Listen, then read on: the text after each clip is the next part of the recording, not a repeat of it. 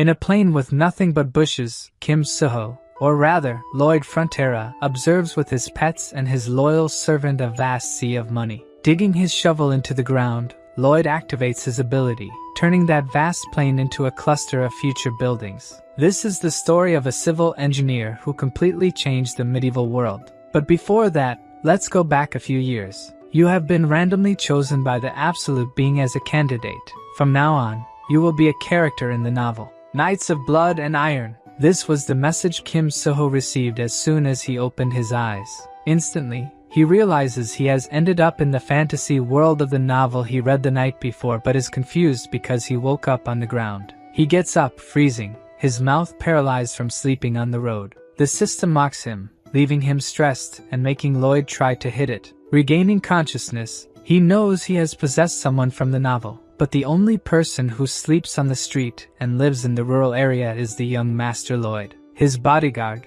who was searching everywhere, finally finds him. He is none other than the protagonist of the novel, Javier Azrahan. The protagonist recognizes him immediately, as he looks exactly like the illustrations in the novel. In the novel, Javier's reputation as a swordsman spread throughout the continent, but initially, he is just an anonymous knight who works in the countryside. When the protagonist finds out he is the vagabond Lloyd, he becomes extremely irritated. Seeing this, Javier says he never called him a vagabond, but is glad he has self-awareness. Back at his family's mansion, Javier is warming the fireplace, asking if Lloyd really can't remember what happened. Apparently, he drank until he was completely drunk, destroyed the bar, managed to get back home on pure instinct, but ended up fainting on the way. The protagonist, freezing, observes the ground. Although it's warm, the environment is still very cold, as expected in a fantasy medieval world. Before leaving, Javier says he will report the bar incident to Lloyd's father and is questioned by the protagonist about his family's debts. He knows the whole story from the novel, having read it in one night in his apartment. He also knows Lloyd's family's fate. The Baron and Baroness were killed by scammers, and vagabond Lloyd died vomiting blood. The protagonist is furious at how Lloyd has been living until now. It's even worse than his past life in Korea. The next day, his mother asks if he really destroyed things at the bar last night, and asks him to apologize to the owner this time. The protagonist thinks the body owner should apologize since he didn't do anything, but still says he will apologize. His words truly scare them both. They never imagined he would apologize to anyone. In the city, a man working with hay sees Lloyd and his guard walking through town, so scared of him that he hides behind the cart. In fact, this happens to everyone in town. Even children are instructed not to make eye contact with him. His mere presence disgusts the villagers, but this is something he already knows. He wonders why Javier is following him. Javier says the Lord asked him to prevent any accidents from happening again. In short, he's there to protect the villagers from Lloyd. The protagonist wonders if he should try to clean up his image first, but the more urgent matter is to make a lot of money to settle the family's debts so he can enjoy a good life. He checks the system for any hacks he can use, but only finds 2 useless abilities. Javier asks where Lloyd is going since they are already in front of the bar. The protagonist says he got distracted and didn't realize they had arrived, but Javier is still very suspicious of his actions and suspects he is lying. As the protagonist enters the bar, Javier thinks he's different from the night before, as if he's become someone else. Inside the bar, we see that Lloyd indeed caused a mess the night before. He apologizes, but it only puts the bar owner on high alert. Seeing that the bar owner is scared because he's speaking formally, he tries to be a bit more arrogant, but it seems his apology didn't work very well. Outside, Javier says it's normal for the bar owner not to accept his apologies, since he destroyed all his furniture and decorations that took so long to acquire. He says the bar owner will only be satisfied after receiving compensation, but the protagonist has several family debts to settle. Javier continues, saying the bar owner's mother's condition has worsened due to the winter cold, but this gives the protagonist a brilliant idea. As if a light bulb had finally lit up in his head, he remembers that there's no concept of heated stone slab floors here. If he could make one in this world, it would definitely sell well. This is something Lloyd could never do, but with Kim Suho's knowledge, it would be possible. In Korea, he studied civil engineering and even managed to build a house while in the army. Excited about the new idea, he tells Javier he'll go back to the bar, but as he's returning, he receives a notification from the system saying his real journey has begun, and now he had RP points to earn from people. At first, he doesn't quite understand what it means and imagines it must be similar to XP. However, unlike XP, he doesn't gain it by killing monsters but by improving his relationship with characters, so he takes the opportunity to test how it works on Javier. His impression level with him is at -30, finding this number very low. He tries to compliment him by saying he's handsome, but this only makes the impression even more unfavorable, now at -31. He decides to set this aside for now to avoid irritating him and proceeds to the bar. At the bar, Lloyd is trying to make a contract with the owner. The contract states that he will build something to pay for the cost of all the items he broke. The owner obviously becomes wary and suspicious of his actions, even using a mental barrier ability against the protagonist. Since his reputation is completely destroyed, he can't simply try to transform into someone else to redeem himself. Instead, he uses his reputation as a vagabond to make the bar owner sign the contract. Now with the contract in hand, Lloyd says it was an excellent choice to negotiate with him, while his bodyguard looks at him with suspicion of his actions. Outside in the bar's yard, he's measuring the site with a shovel. Javier asks if he's trying to establish a new pattern of misconduct, since he threatened the bar owner to sign the contract. The protagonist says he's judging him based on what he did in the past, but now things are different. He will make them smile in the end. He starts digging and thinks that the reason for their smiles will be the foundation of his future money. He begins digging a hole and flattening it, hitting it several times to make it smooth. Then he constructs the house structure using wood from the mansion's warehouse. A week later, the foundation of the house is almost ready. He just has to use the red clay by the river to create the exterior. However, he's not an inexhaustible machine. His body is still physically weak. Javier is truly impressed that he is keeping his part of the contract with the bar owner. Even though he's exhausted, the protagonist says he has no time to rest and continues his work. He prepares to cut the wood but is stopped by Javier, who takes the axe from his hand and asks what needs to be done. He tosses the wooden planks into the air and quickly cuts them into perfect shapes. The protagonist is impressed, giving him a thumbs up. This is expected from someone about to become a sword master, and he compares it to modern equipment. He boldly asks Javier to help him dig, which obviously annoys him since instead of thanking him, he's asking him to work more. But the protagonist convinces him, saying that if they finish quickly, he'll be able to satisfy his curiosity about what he's doing. With no other choice but to help him finish faster, Javier starts working with the protagonist, and shortly after, they complete the house. He questions him about the symbol on the plaque, but the protagonist says it's his logo. Then he calls him to check what kind of problem he caused, lighting the fireplace and calling the bar owner and his mother. Both seem to love the warm room. The old woman says she feels like her joints are loosening, while the bar owner wonders how he did it. The protagonist thinks it's normal for people in this world to be surprised by this. It's the power of the Andal floor technique, a Korean method for heating rooms. Javier is impressed, seeing that he really managed to make the two smile. Even though he still doubts Lloyd's intentions, it's undeniable that because of him, two people are happy. Javier's impressions of the protagonist increased by 2 points, earning him 36 RP points. The protagonist even jokes a bit with his bodyguard, saying he was probably thinking, how could trash like this think of that? Even though he spent a bit to build this house, it doesn't matter, as this model house will be the showcase of his new money source. A few days later, people were lining up to experience the sauna. Those coming out all sweaty only made those who hadn't entered yet more curious about it. The protagonist takes this opportunity to try to sell his idea. He created 2 different plans, Type A, which is a separate construction, and Type B, which remodels the existing house floor, also offering a 10% discount if they buy both constructions. While the protagonist is using his cunning to sell the contracts, his father appears, asking what he's doing. The protagonist becomes apprehensive when he sees him, and already in the mansion, they are having dinner facing each other at the table. It's not like he's avoiding him, but it would be problematic if he forbade him from working on the constructions. His father decides to listen to what he has to say and asks what he is plotting this time. He tries to act as Lloyd would and says that the only thing he did was build a heated room for the bar owner,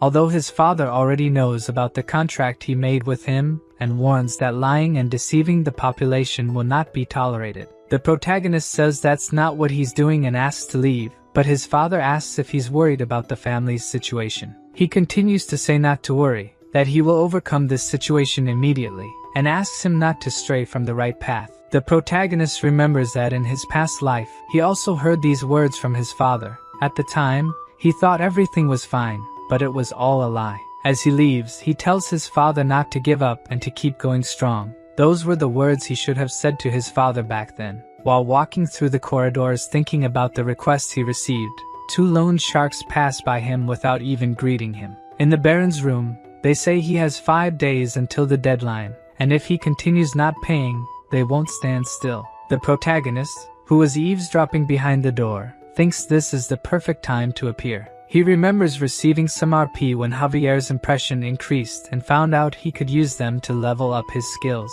A sensor scans him completely, analyzing all the skills he possesses. The system says he's smarter than he seems, and the protagonist, angry, says it's obvious since he was a high-achieving scholarship student. The 2 skills he acquired based on his current knowledge were basic measurement and basic design. Even though he doesn't quite know what they mean, he buys both. Basic measurement is activated, and his eyes begin to glow green. As soon as he looks outside, he can calculate the land area simply with his eyes. The design skill creates a screen in front of him capable of drawing models quickly, much more useful than doing it on paper, for example. Even though the work will definitely become easier from now on, there's still a construction problem since he doesn't have enough manpower, and he thinks that having a backhoe or heavy machine would make things much easier. The system says it's possible to summon one, making the protagonist quite excited, but it costs 50 RP to summon a random fantasy species, and he only has one.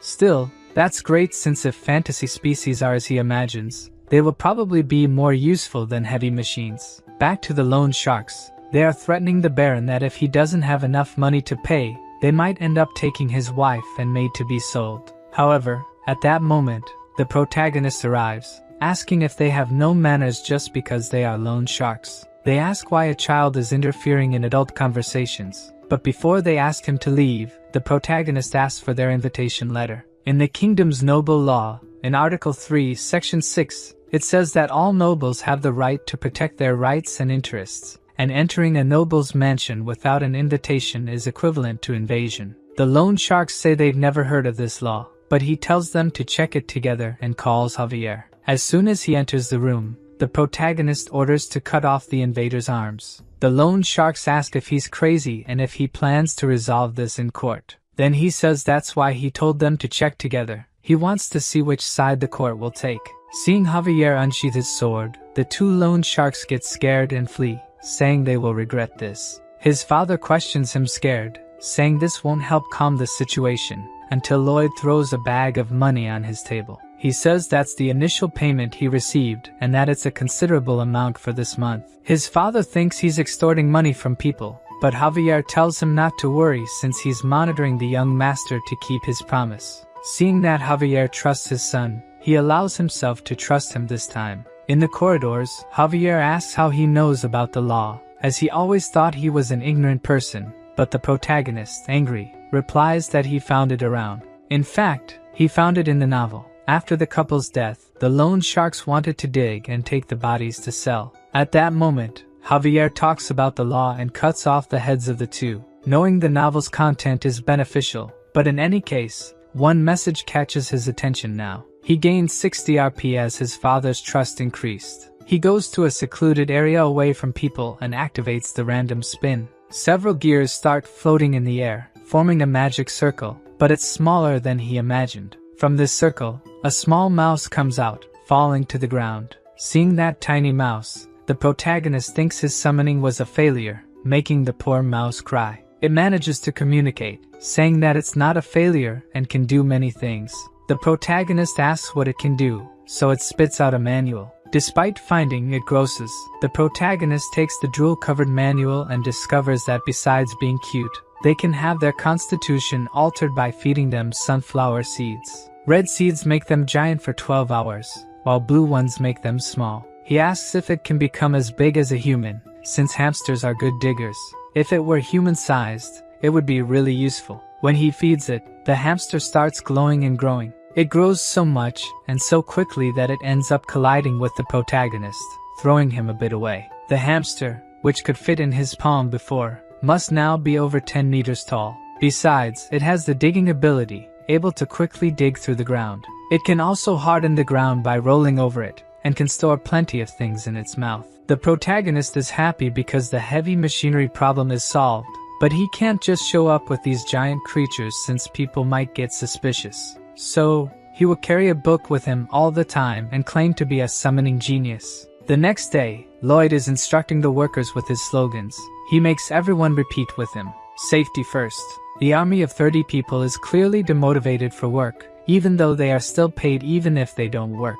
The protagonist wonders why the Baron didn't fire them before, but this works better for him since there won't be additional labor costs. To try to motivate them, the protagonist gives a motivational speech, pointing at a handful of dirt, saying he spent the night digging it up and they should take it to the constructions. In reality, it was Padong who did it in 30 minutes. But even with a speech, they are still not motivated at all. He even thinks it's a normal reaction since people don't like to work. Then he is interrupted by the senior knight Nauman, who asks what he just ordered his troops to do. This man appearing there was something he expected. There are 3 knights living on this property, Newman, Bayern, and Javier. In the beginning of the novel, Bayern and Javier remained loyal until the property collapsed. But this man in front of him was the first to betray the Baron. Lloyd asks what he's doing, and he says he can't believe he's giving his soldiers dirty work. And as the head of the knights, he can't accept that. The protagonist says he got approval from the Lord,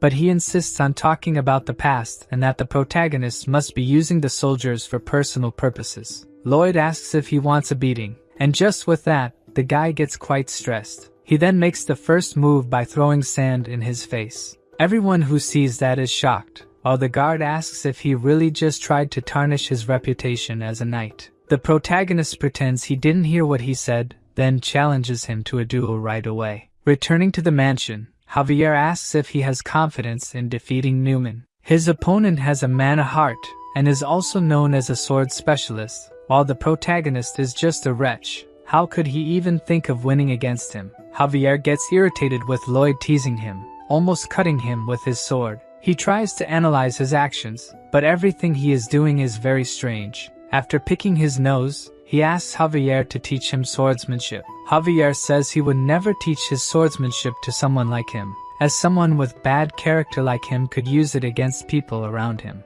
The protagonist knew he wouldn't teach his swordsmanship right away, so he proposes to cure his insomnia. Javier wonders how he knows that, as if he's answering him in his head. The protagonist says he read it in the novel. In the novel, the ranking of the knights is divided into 4 levels. Javier's level is expert swordsman, and he will soon rise to the highest level, master swordsman. And the reason he can't sleep is that his nerves are superhuman. He agrees to the contract with Lloyd, but he will only teach swordsmanship if he can make him sleep, and says that he has already tried several ways to cure his insomnia, from cognitive behavioral therapy, herbal remedies, aromatic therapy. Even after saying all that, in a few minutes, he was already sleeping like a baby, hugging his pillow. The method the protagonist used to make him sleep is the same as teachers do in the classroom. He talked so much that at some point he just fell asleep. Now that he has fulfilled his part of the deal, all his sword techniques will be his. The next day, Javier, now refreshed from having a good night's sleep, tells the protagonist to start training with 50 laps. And surprisingly, he starts running without complaining. He completes 1 lap and says he hates doing it, but by the 2nd lap, he totally changes and says he surely didn't expect him to do it without complaining. By the 3rd lap, he unmasks his plan, saying he would say something like, "You don't have talent for this," and ignore the training. While he's being totally annoying to Javier, he gains a skill that asks him to hit himself, but he tells the system to discard it. It would be a lie to say he's not tired, but this is nothing compared to his past life. He had no family and woke up alone every day. At work, he carried bricks up to the 4th floor of a building every day, and at night, he unloaded trucks. All this just to survive, hoping that one day it would get better. Compared to that pain and despair, this is nothing. Seeing that determination and sincerity, Javier decides to teach him his sword technique. In the mansion, Newman talks to the Baron. He is disappointed that his son dared to insult someone who has protected his family for so long. He had hoped that he was becoming more rational, but it seems he was mistaken. He says it's his duty not to cancel the duel, but asks him not to hurt him so much since he's still the heir to the estate. Newman says he accepts his request, but his true intentions are entirely different. He plans to kill him in the fight, and if the Baron complains, he will kill him and his wife and make it look like suicide, all as he had planned. 1 month later, the long-awaited battle begins. The Baron and the Baroness, with their servants, watch anxiously. Newman asks if the protagonist is prepared. He, carrying only a shovel, says he should be prepared to take a beating. Everyone watching the fight from outside wonders if he's really going to fight with a shovel. Javier says he personally asked the blacksmith to forge it. His father is deeply disappointed, thinking he's playing around with a serious situation. But Javier, who has been following what he's been doing for the past month, doubts that he's just fooling around. Early in the morning, he did the basic training without complaining. Then he went to the construction area to teach the residents about Andal, and then practiced swordsmanship until falling asleep at night. Someone who dedicated himself so much for a month couldn't be just fooling around. Javier is sure he's taking the fight seriously. The Baron initiates the duel between them, and the protagonist starts the combat with a pretty mediocre stance. Newman, who was already pissed off with him, is the first to attack but has his first attack defended. Both his father and Javier are impressed that he managed to defend an attack, and it wasn't just luck, since he continues to defend all the subsequent attacks. Javier is impressed with the extraordinary efficiency of his movements. It's like a sword technique evolved over many years. In fact, it's called modern combat, bayonet charge, something every Korean man learns in the army. Even using the shovel as a weapon wasn't random, since in addition to being able to use the shovel to defend himself, he can also use it to attack. For this combat, the protagonist came 100% prepared, first preparing the shovel, second, the basic sword technique, and finally, a tool synchronization ability for excavation. He managed to buy this ability thanks to Javier and his parents. Then, Newman shows why he is a Baron's Knight. He starts accelerating the state of his own mana using his mana heart. He truly prepares to attack this time, advancing almost instantly towards the protagonist. Even Javier says it's impossible for an ordinary person to block an attack from someone who has a mana heart. That's if he were an ordinary person, of course. Even though he attacked with all his strength, aiming to kill, the protagonist manages to block the sword. Newman is confused, feeling as if his body had sunk. This was the fourth ability he prepared, Azrahan's core technique, the technique that made Javier the strongest man in the novel. He realizes that his attack's mana was absorbed, immediately pulling out his sword, but the protagonist takes advantage of this opening to land a blow on his face. The impact is so great that he sees one of his teeth flying, and then he is hit by another attack. Everyone around is shocked. Lloyd really managed to win. His father ends the duel, but this isn't enough to quench Lloyd's anger. He continues to beat him while he's on the ground. His father gets angry, telling him to stop trying to tarnish the knight's honor. As some of the soldiers try to stop him, saying that the duel is over, the other knight from the family remarks that he's out of control. Lloyd claims to have calmed down and asks the soldiers to release him, only to hit him again immediately afterward. Javier, who is observing more closely, notices that he's hitting only in places that would cause almost no wounds, and the calm expression on his face indicates that he already knew this would happen. 15 days before the duel, the protagonist came asking him to teach the mental technique Azrahan. This startles Javier, since this technique was created by him, and supposedly no one else should know it. He confirms if this technique can attract mana from the surroundings and convert it into one's own. Javier asks how he knows the technique, but the protagonist shamelessly lies, saying he talked about it in his sleep. Javier says he can't teach the technique because it's still incomplete, but the protagonist claims he can complete it. He explains that if he absorbs external mana and puts it in the mana heart, the mana heart will simply reject it and explode it out, as they don't mix. He should concentrate it separately, and then move it around the mana heart.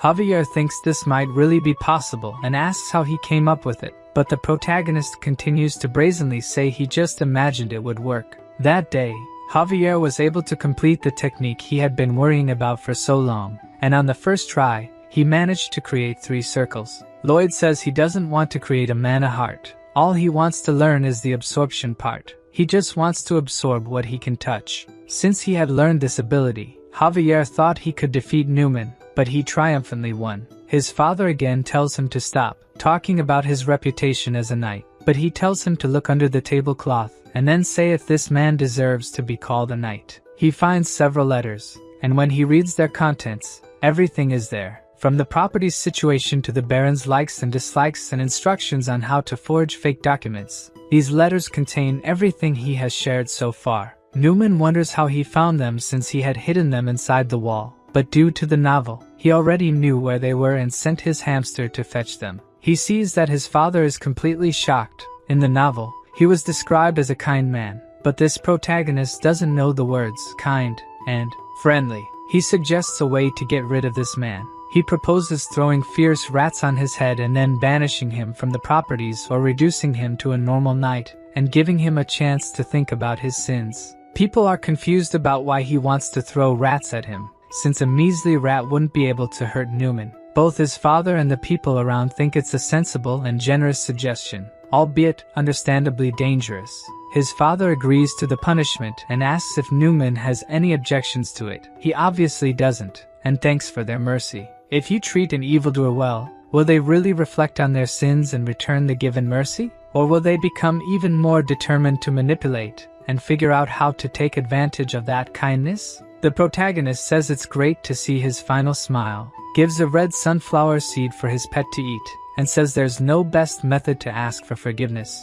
The rat thrown into the air grows to a colossal size, falling on top of Newman, probably killing him. With this, the rotten apple of his lands has just fallen. The next day, his hamster digs a path in the middle of the city. Javier asks what he's doing, and Lloyd replies that he's preparing the way to build a road. The engineering unit, previously shy and unwilling to work, has now become surprisingly efficient. He mentions that in ancient times there was a city called Rome, where people loved roads and even created a road system called the Appian Way. He wants to build something similar, a road that stretches from the Baron's house to the eastern coast. Javier questions again why he's building a road, but the protagonist tells him to just watch quietly and see the rising popularity of roads. However, everything seems very strange to Javier, so he asks where he suddenly learned to do all this. He asks if he's really his young master Lloyd. When the protagonist saw this guy's personality in the novel, he knew something like this could happen.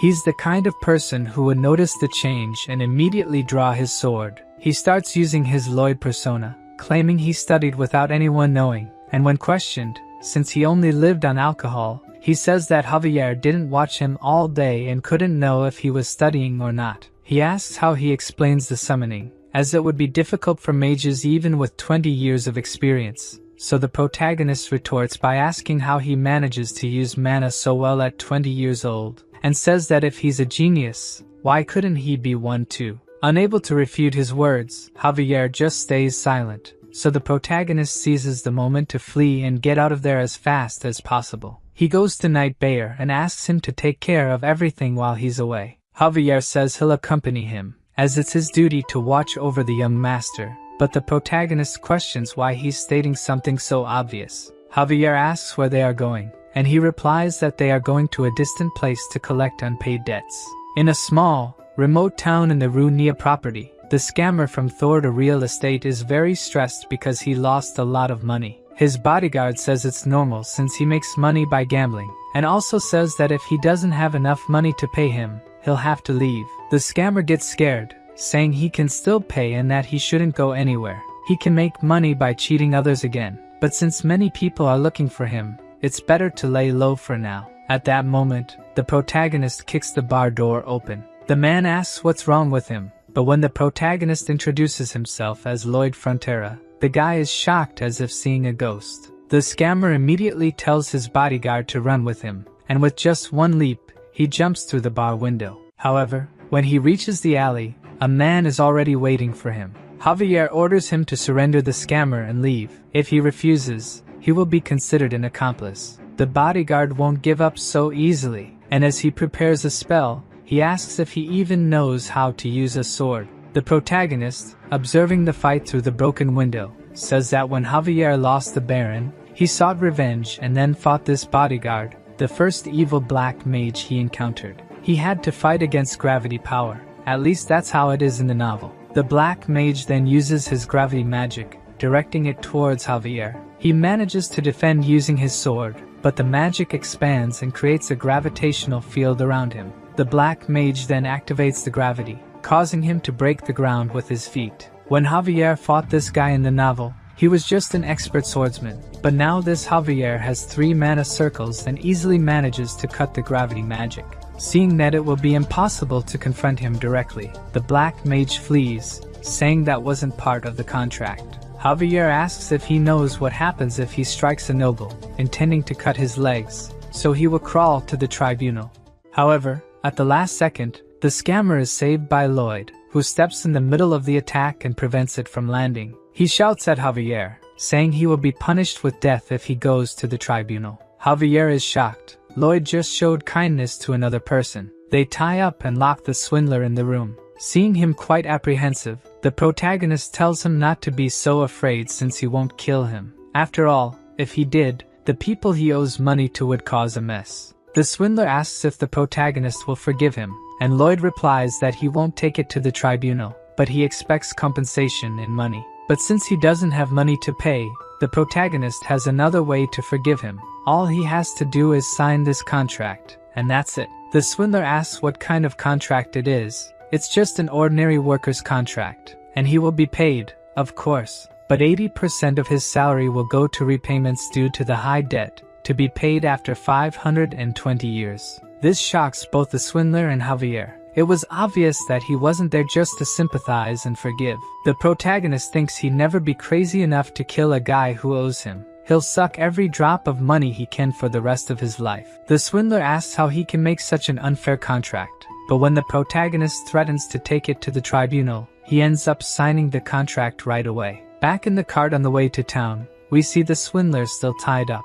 Javier mentions that due to this guy's money, they won't have to worry about interest for a few months. However, the protagonist corrects him, saying he'll use all that money to invest in labor costs since the 30 soldiers aren't enough. A few days later, we see the protagonist recruiting employees. The line is so long that it extends for several meters. He asks Javier if these people really hate him. He's sure they do, but due to selling the Diandal for a lower price and being firm in punishing the traitor, people have started to see him as trustworthy and capable. The man in front of him asks where to sign the contract but thanks him first since his son used to get very cold in winter. But thanks to him, he doesn't have to worry about that this year. The protagonist even feels ashamed, as he's only satisfying his greed. The man continues, saying he has relatives from another town who would like to buy the Andals. The protagonist expected this to happen, since he didn't build the Andal for nothing. Now he'll raise the price under the pretext of travel expenses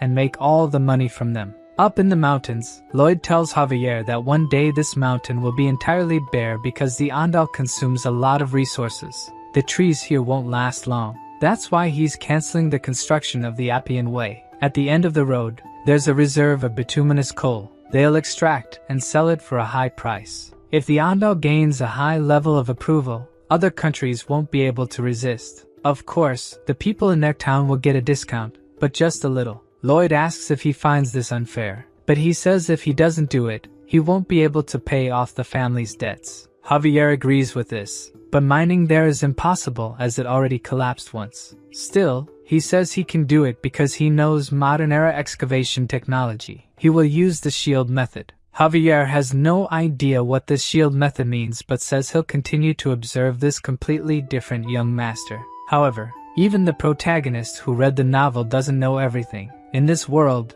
there are hidden dangers, and within the cave are thousands of creatures just waiting to emerge. Lloyd clasps his hands and performs magic, casting it upward and summoning a high-level apartment. A huge building appears from the sky, falling behind him. At least that's what he would like to do, but the only magic he uses is on his finger to design faster. Tired because this project is taking too long, he thinks he would like to summon 100 undead workers who don't need a salary. Due to the incident with Newman, he gains 639 reputation points due to favorable impressions from people. He upgraded his basic design skills and basic measurement skills to intermediate level, gaining new functions. Arriving at the mine entrance, he reflects on how he's supposed to dig there. He activates his intermediate measurement skill and can scan up to 5 meters. With this ability, he can find the safest path, but the problem is how to unearth the entrance quickly. Humans will take too long and get tired easily, and Padong is sick of the road project. He sees no other choice but to randomly draw a new species. He activates the mini portal again, which makes quite a noise, and a mini snake comes out of it. Seeing this cute snake, it seems apparently useless on the outside, but he remembers that was the case with Padong too, and asks if it grows big with sunflower seeds. He asks her to demonstrate her skills, and weeks later, he sees that she is much more useful than he imagined. She can eat the earth in front of the shield equipment, then she digests the food, and at that moment, Javier prepares for the attacks. She excretes steel, and Javier is in charge of cutting them, which are then used to build the terrain's support structure. Javier questions why he's cutting the poop of a giant snake, but the protagonist doesn't care and orders everyone to move forward, pushing the iron shield. Even though he installed oxygen tubes, he still feels a bit dizzy, but if it weren't for them, he would have probably passed out inside. Seeing that he's starting to get tired, Javier tells him that he also needs to rest with the other workers, but the protagonist says he's the site manager and needs to oversee the operation and act responsibly. In Korea, the people in charge of the work were the kind of people who didn't even show up on site. He hated those people and promises never to be like them. So, he uses his ability and detects luminous coal ahead. He cheers everyone up, saying they're almost there, and thanks the little snake because thanks to her, they were able to do this 10 times faster. While the protagonist explains that after they reach the coal, they'll have to dismantle the shields and expand the space, they start hearing a noise coming from the ground. Alarmed, the protagonist uses his ability and sees a small hole that wasn't there before, and this hole begins to grow larger until a giant ant emerges from it. Javier immediately cuts its antennae, and Lloyd uses his shovel to crush its head. The sudden appearance of this monster surprised him since it's something that didn't appear in the novel. But this is not the time to relax because an ant never walks alone. Thousands of ants begin to appear, and the protagonist evacuates everyone outside, while Javier manages to hold several of them, cutting them into pieces. If there's an ant colony, there can be from 200 to 1,000 monsters there. Javier is running out of breath. He won't be able to hold them all, and the path they made is so well structured that it won't collapse unless they use dynamite. The situation seems very complicated, so Javier slaps Lloyd's face to snap him out of it and not panic, who is thinking incessantly for a solution, comes up with another brilliant idea. He tells Javier that they will attack head-on and enter the ant tunnel, even though he thinks it's absurd. There must be some reason behind it, so they proceed. At the mansion, the Baron receives the news that monsters have invaded the mine and that his son and Javier stayed behind. He quickly puts on his armor set and tells them to go immediately to the mine. Meanwhile, Javier continues fighting the ants and asks how much more they have to face. The two are completely surrounded by the ants. The protagonist knows that Javier is reaching his limit. He uses his ability to locate methane gas somewhere underground, knowing that if they can find it, they can create a large-scale explosion to deal with the ants. He manages to locate it and starts digging to unearth the methane gas, with Javier protecting him.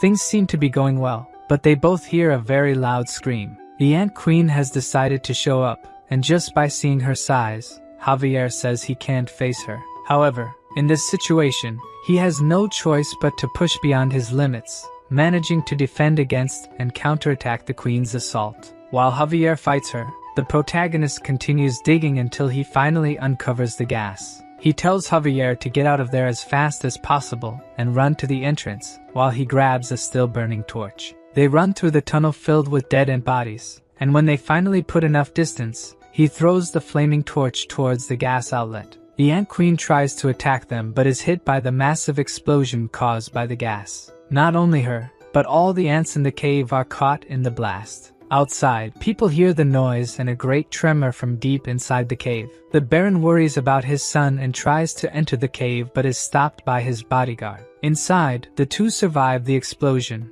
but Javier and the snake have fainted. To make matters worse, the entrance is blocked. Realizing they will soon run out of oxygen, the protagonist uses his ability to see through the wall. He sees no other option but to start digging. Javier, who managed to keep some consciousness, sees him working to get them out, and as a result, he builds a stronger bond with him. Seeing that he has nothing more to lose, he asks the system to enhance his abilities. The system reanalyzes the abilities he possesses, combining all these skills to create the core technique Azrahan. When the ability is created, he feels immense power coursing through his body. Even though he doesn't have a mana core, he can feel the mana circulating around his core. His mana increase went up to 120%, and now he has plenty of RP to spend, so he keeps increasing it until his technique reaches level 10. When it reaches level 10, it evolves, and he starts feeling 2 mana circles circulating around his heart. Now his mana increase is at 200%, and he also gains 2 new abilities, one that prevents fatigue for 10 minutes, and another that triples his mana for 20 minutes. He activates his fatigue-preventing ability and begins digging tirelessly towards the exit. After digging deep into the excavation, he finally sees a hole indicating the way out, but he is still 5 meters away. He doesn't give up and keeps digging until he reaches 3 meters away, but his oxygen runs out, and he falls to his knees, exhausted. Then he activates his other ability, Power Extension, and continues to hold on firmly to the excavation, but its limit is 20 seconds, which is not enough time for him to reach the exit. Already feeling hopeless, he thinks that as the son of a noble in a remote area, he just wanted to live a quiet life. Unfortunately, he is about to die after exerting so much effort. When he was about to accept his fate, Padong appears, making a small hole. This small hole is enough for him to breathe and regain his strength. Even though he is tired, he still gets up, clinging to the hope that a peaceful life as a noble awaits him just ahead. Inside the cave, the Baron's group explores it, even the deep parts, in search of the two, until he sees his son carrying Javier on his back, who surpassed the limits of his own body, was able to create a third ability that allowed him to endure until there. Seeing that he has finally achieved his goal, the protagonist faints, being embraced by his father. The next day, people in the city talk about what happened. Those who thought Lloyd was just a spoiled brat are impressed by his determination and courage to stay there, fighting against the ants and rescuing all the workers. Back in his room, Lloyd sleeps under Javier's watchful eye. As soon as he opens his eyes, the system's message saying that people are impressed with his courage and heroism appears in front of him. He quickly becomes a hero and gains 500 RP for it, which makes him very happy, of course. The next day, the workers are even more motivated in mining, and when they see Lloyd arriving, everyone starts greeting him and thanking him for saving them. They now see him as the person who saved their lives and think he's different from other nobles. 2 weeks have passed since the incident, and even though nothing has happened, the protagonist still decides to prioritize safety and conduct sweeps around the mine. Javier asks why he's personally doing these dangerous things when he could just send one of the workers. But the protagonist calls him an idiot. He should be responsible for the dangerous tasks, so they won't say anything even if he spends a lot of money. They reach the end of the tunnel, and Javier tells them to go back.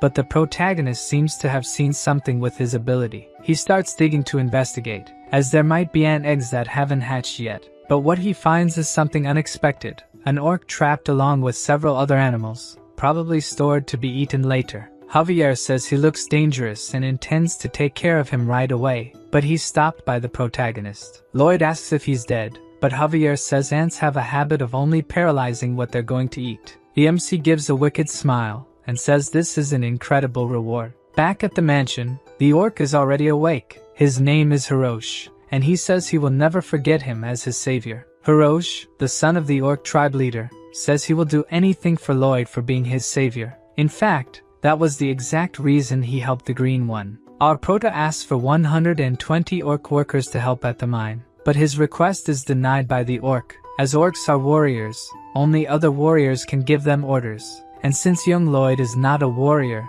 he couldn't give orders to the orcs even if they provided workers. In the orc tribe, it's necessary to bring the head of a monster ant when one becomes an adult. Hirosh made a mistake in the tunnel and ended up being paralyzed, but of course, our MC wouldn't let this opportunity pass so easily. Before anything else, he congratulates him for becoming an adult orc. Hirosh, crestfallen, says he couldn't catch a monster ant, so the protagonist says they caught the ant queen together, showing her head pinned to the wall. The Hulk says he doesn't remember catching such a big ant, but the liar says it was a truly surprising sight because when he entered the ant tunnel, the queen was trembling with fear. While Javier listens to his disgusting lie, the orc believes that they are both excellent warriors and that they together caught the queen. Lloyd mentions the 120 workers again, but this time the orc says he will recruit them. A week later, in the Steel Sand Tribe village, the protagonist, who had made a long trip there, finds out that the orc leader refuses his request.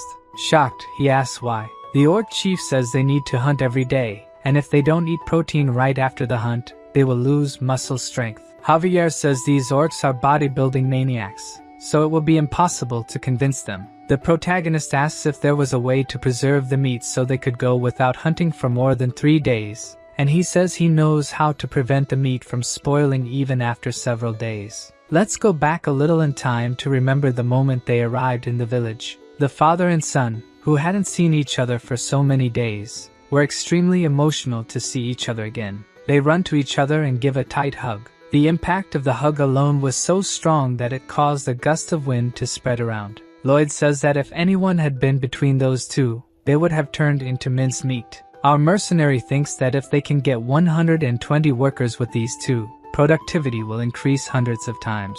But that wasn't the only thing that caught his attention. When Hirosh brought the Ant Queen's head as a celebration, the orcs were using massive gold objects for squats. Lloyd is shocked and wonders where they found those. It's as if they stole or took them from somewhere. Because of this, he makes a deal with the orc tribe leader to get both the labor force and the treasures. Javier is reading the contract and discovers that they will build a stone-cold storage warehouse. Not knowing what that means, he asks Lloyd. The royal family preserves food using ice magic. What they are going to do is similar, but they won't use magic. To make it, they will need a special stone called granite. It is a very resistant stone and will be difficult to extract. Normally, one would use dynamite to extract the stones, but right next to him is a human dynamo. From Javier's look, he already knows he will use him again. In one of the main episodes of the story, in the city of Namrum, the entire population was trapped in a magic barrier, and within this city were thousands of refugees that Javier needed to save.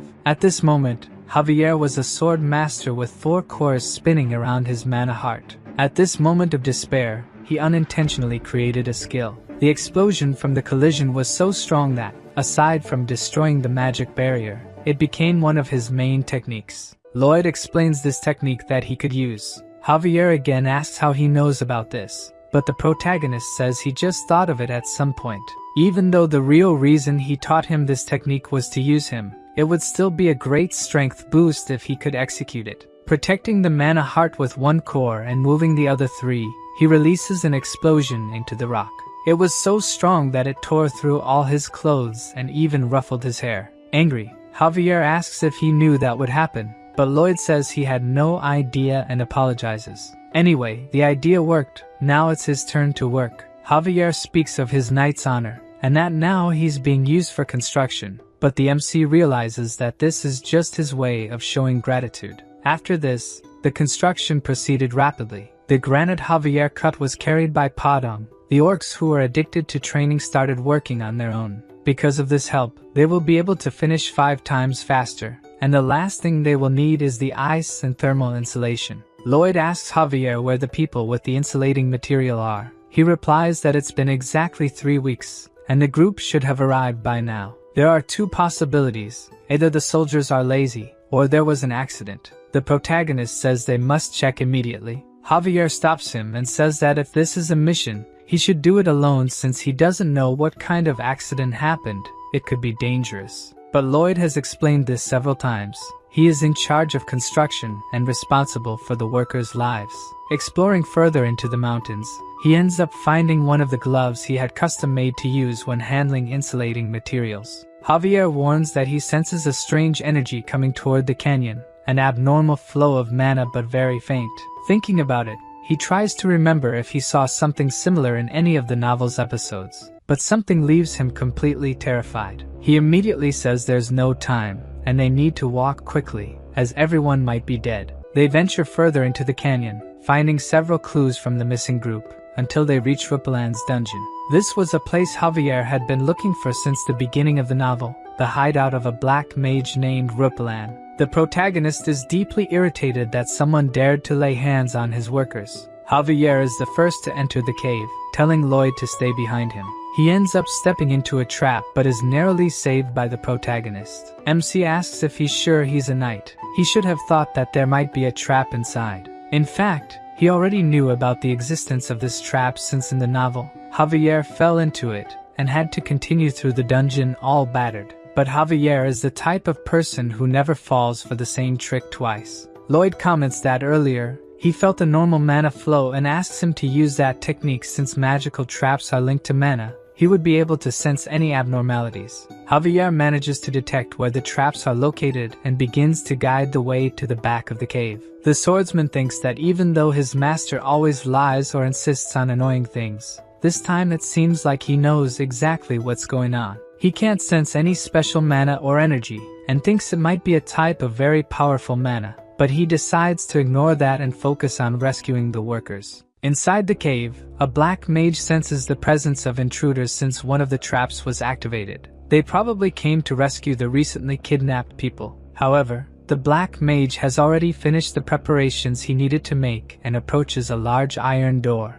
Opening it, the 5 missing workers are there. He grabs one of them by the hair and starts dragging him, throwing him into a magic circle of blood. This is the magic circle that connects to hell. Using a scythe bathed in blood for 100 days and a young human, he will execute his spell. Before he can hit him, the black mage hears a shout telling him to stop. At the entrance to the laboratory, he sees Lloyd and Javier ready to attack him. Surprised at how fast they got there since there were hundreds of traps in the cave, the mage automatically uses one of his spells. 2 iron doors close around them, trapping them in that small space. The protagonist already knows what's coming and holds his breath as a sleep-inducing gas starts to fill the area. Lloyd uses his ability that makes him tireless for 10 minutes and starts digging quickly into the ground to make a tunnel. He doesn't need to worry about Javier since he is already immune to all medications to treat his insomnia, so sleeping pills don't work on him. Seeing Lloyd digging a hole under the door, he looks like a giant mole. Javier will keep that memory to tease him later. When the MC finishes digging the hole, he calls Xavier to finish it, preparing a magical explosion to surprise the black mage. The big explosion works, and the black mage is totally shocked to see that. Observing the protagonist emerge from the hole in a monstrous way, he decides to summon a creature to fight. A 2-headed monster comes out of the circle. Even though it's one of his failures, this monster is still very strong. Seeing this giant creature in front of him, Lloyd tries to tell Javier its weak point, but using the explosive wave, he manages to make a cut that tears the monster in half. Even the MC is impressed, since he didn't know he could use the explosion as a propeller to cut. This is a technique that doesn't even exist in the novel. Seeing the swordsman easily deal with his monster, the black mage goes into despair as he can't defeat them. The protagonist approaches him and asks how he intends to compensate for delaying the construction by 2 weeks due to the soldier's abduction. The black mage kneels, begging for forgiveness. In his mind, all he thinks about is surviving, but the protagonist doesn't care about the apology and asks about the compensation. With no alternatives, the black mage offers all his magical items. Lloyd is quite pleased that all the items will be his, while Javier rescues the soldiers. The MC asks what he was going to do with the kidnapped soldiers. The black mage was studying the resurrection of the dead, trying to bring back his deceased wife and son. He worked as a mage in the Lord's mansion, but one day the Lord tried to take them away from him, so the black mage planned to escape with his family. Lloyd interrupts his story right in the middle. He is not interested in hearing it at all. The protagonist asks if the black mage really thinks that bringing back his wife and daughter after killing hundreds of people will be good. Due to his selfish goal, he ruined several other happy families. He can only be judged as a serial killer after doing that. Lloyd says he will come back later to take the magical tools. While turning his back, he asks him never to hurt anyone again. The black mage is amazed by his kindness and thanks him several times for sparing his life. In the novel, Javier also forgives the black mage and forces him out of the laboratory.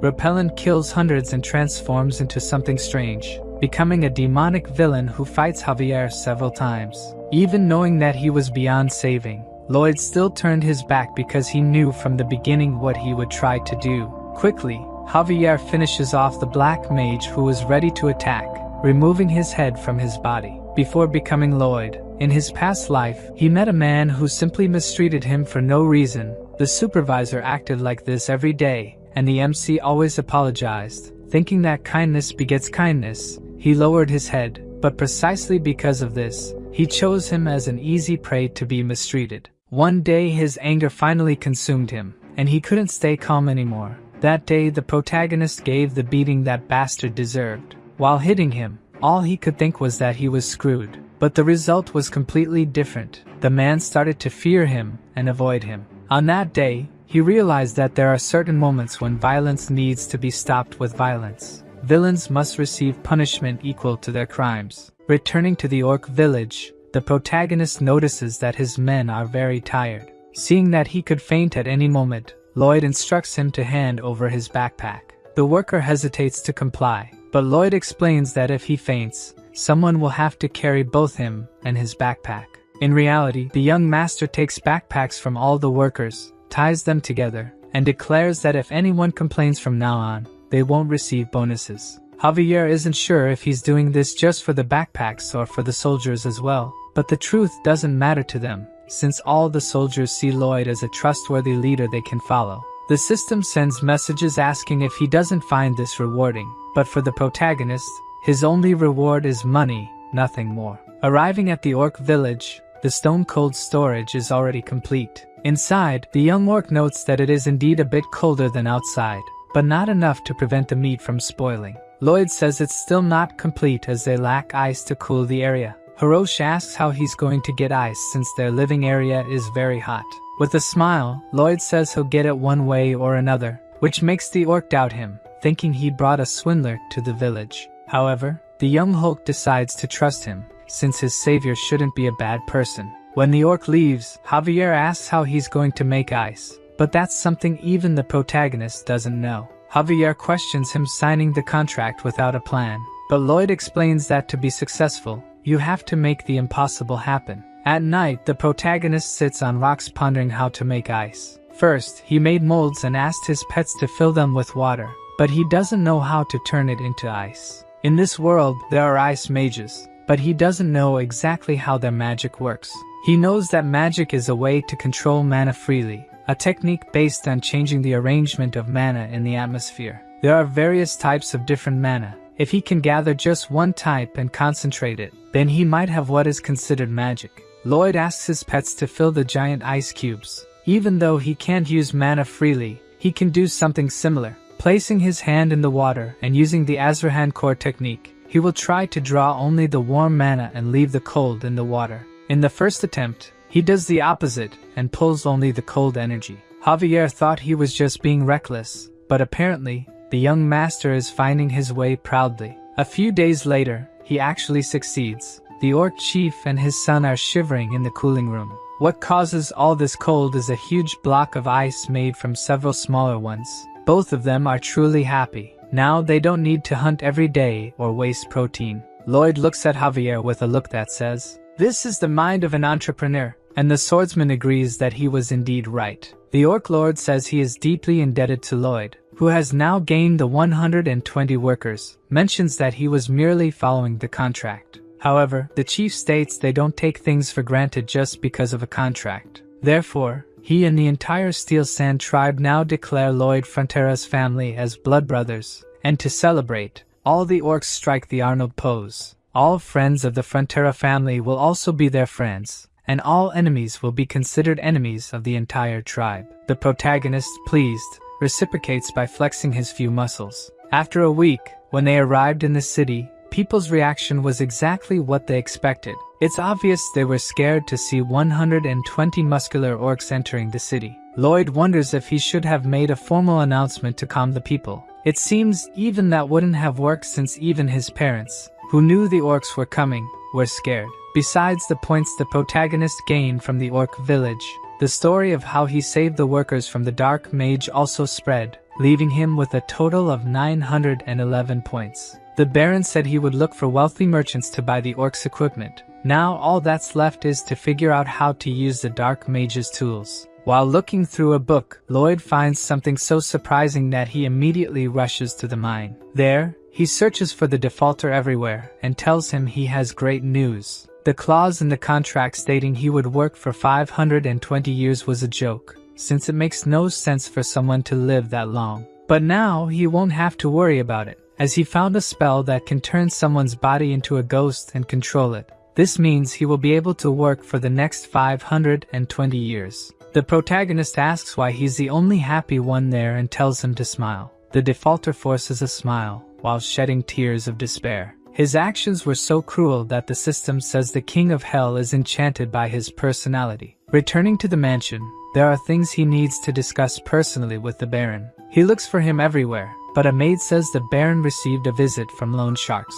At that moment, Lloyd's expression changes completely. He definitely has something planned for them. In the meeting room, the loan sharks are trying to convince the Baron to hand over the mine in exchange for paying only 10% of the initial debt. While he is silent, thinking about it, the protagonist knocks on the door asking to come in. This time, Lloyd arrives quite friendly to talk to them. They immediately show they have the contract, and that he won't be able to expel them from the house again. However, he continues with his act and humbly asks to make a suggestion. They refuse, but Lloyd keeps talking, leaving them quite irritated. Lloyd goes on and says that if he doesn't make suggestions, it will leave him a little irritated. At that moment, behind him, the young orc appears in fury, asking who made his brother irritated. The two loan sharks are terrified of the orc, but Lloyd tells him not to worry, as they will accept his suggestion. After the meeting, the two loan sharks run out of the mansion. Lloyd tells his father that he would like to make the debt disappear, but since that would be a crime, they must be content with this outcome. He also mentions that the extraction of bituminous coal is going very well. However, now they have another terrible problem to deal with. Orcs eat 10 times more than a normal person,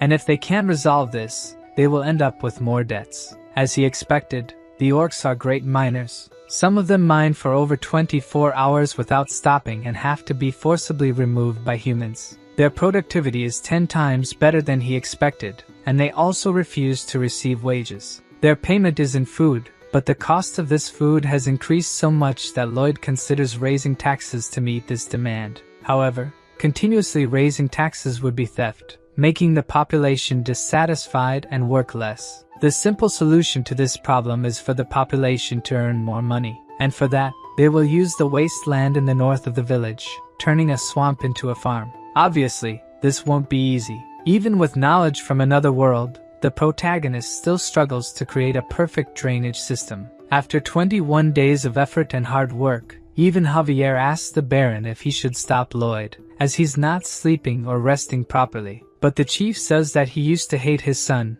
as he was worthless. But now seeing all his effort to achieve something, the only thing he can do is respect and not get in his way. When night fell, Lloyd finally managed to create a perfect drainage system. Now, tax money will flow like water. He lies on the ground extremely tired, but compared to the overtime and sleepless nights he used to endure, he can handle it. At this moment, a notification from the system appears in front of him, adding a new option to the design ability, allowing simulations using data obtained through measurement. Lloyd does a quick test, activating his ability on a distant mountain, and when he modifies the structure in an abnormal way, it breaks. He's angry that the system only mentioned this now, after a month of working like crazy. Arriving at the swamp, he starts the first phase of the wetland recovery project. The first step is to have his pets drink all the water from the land.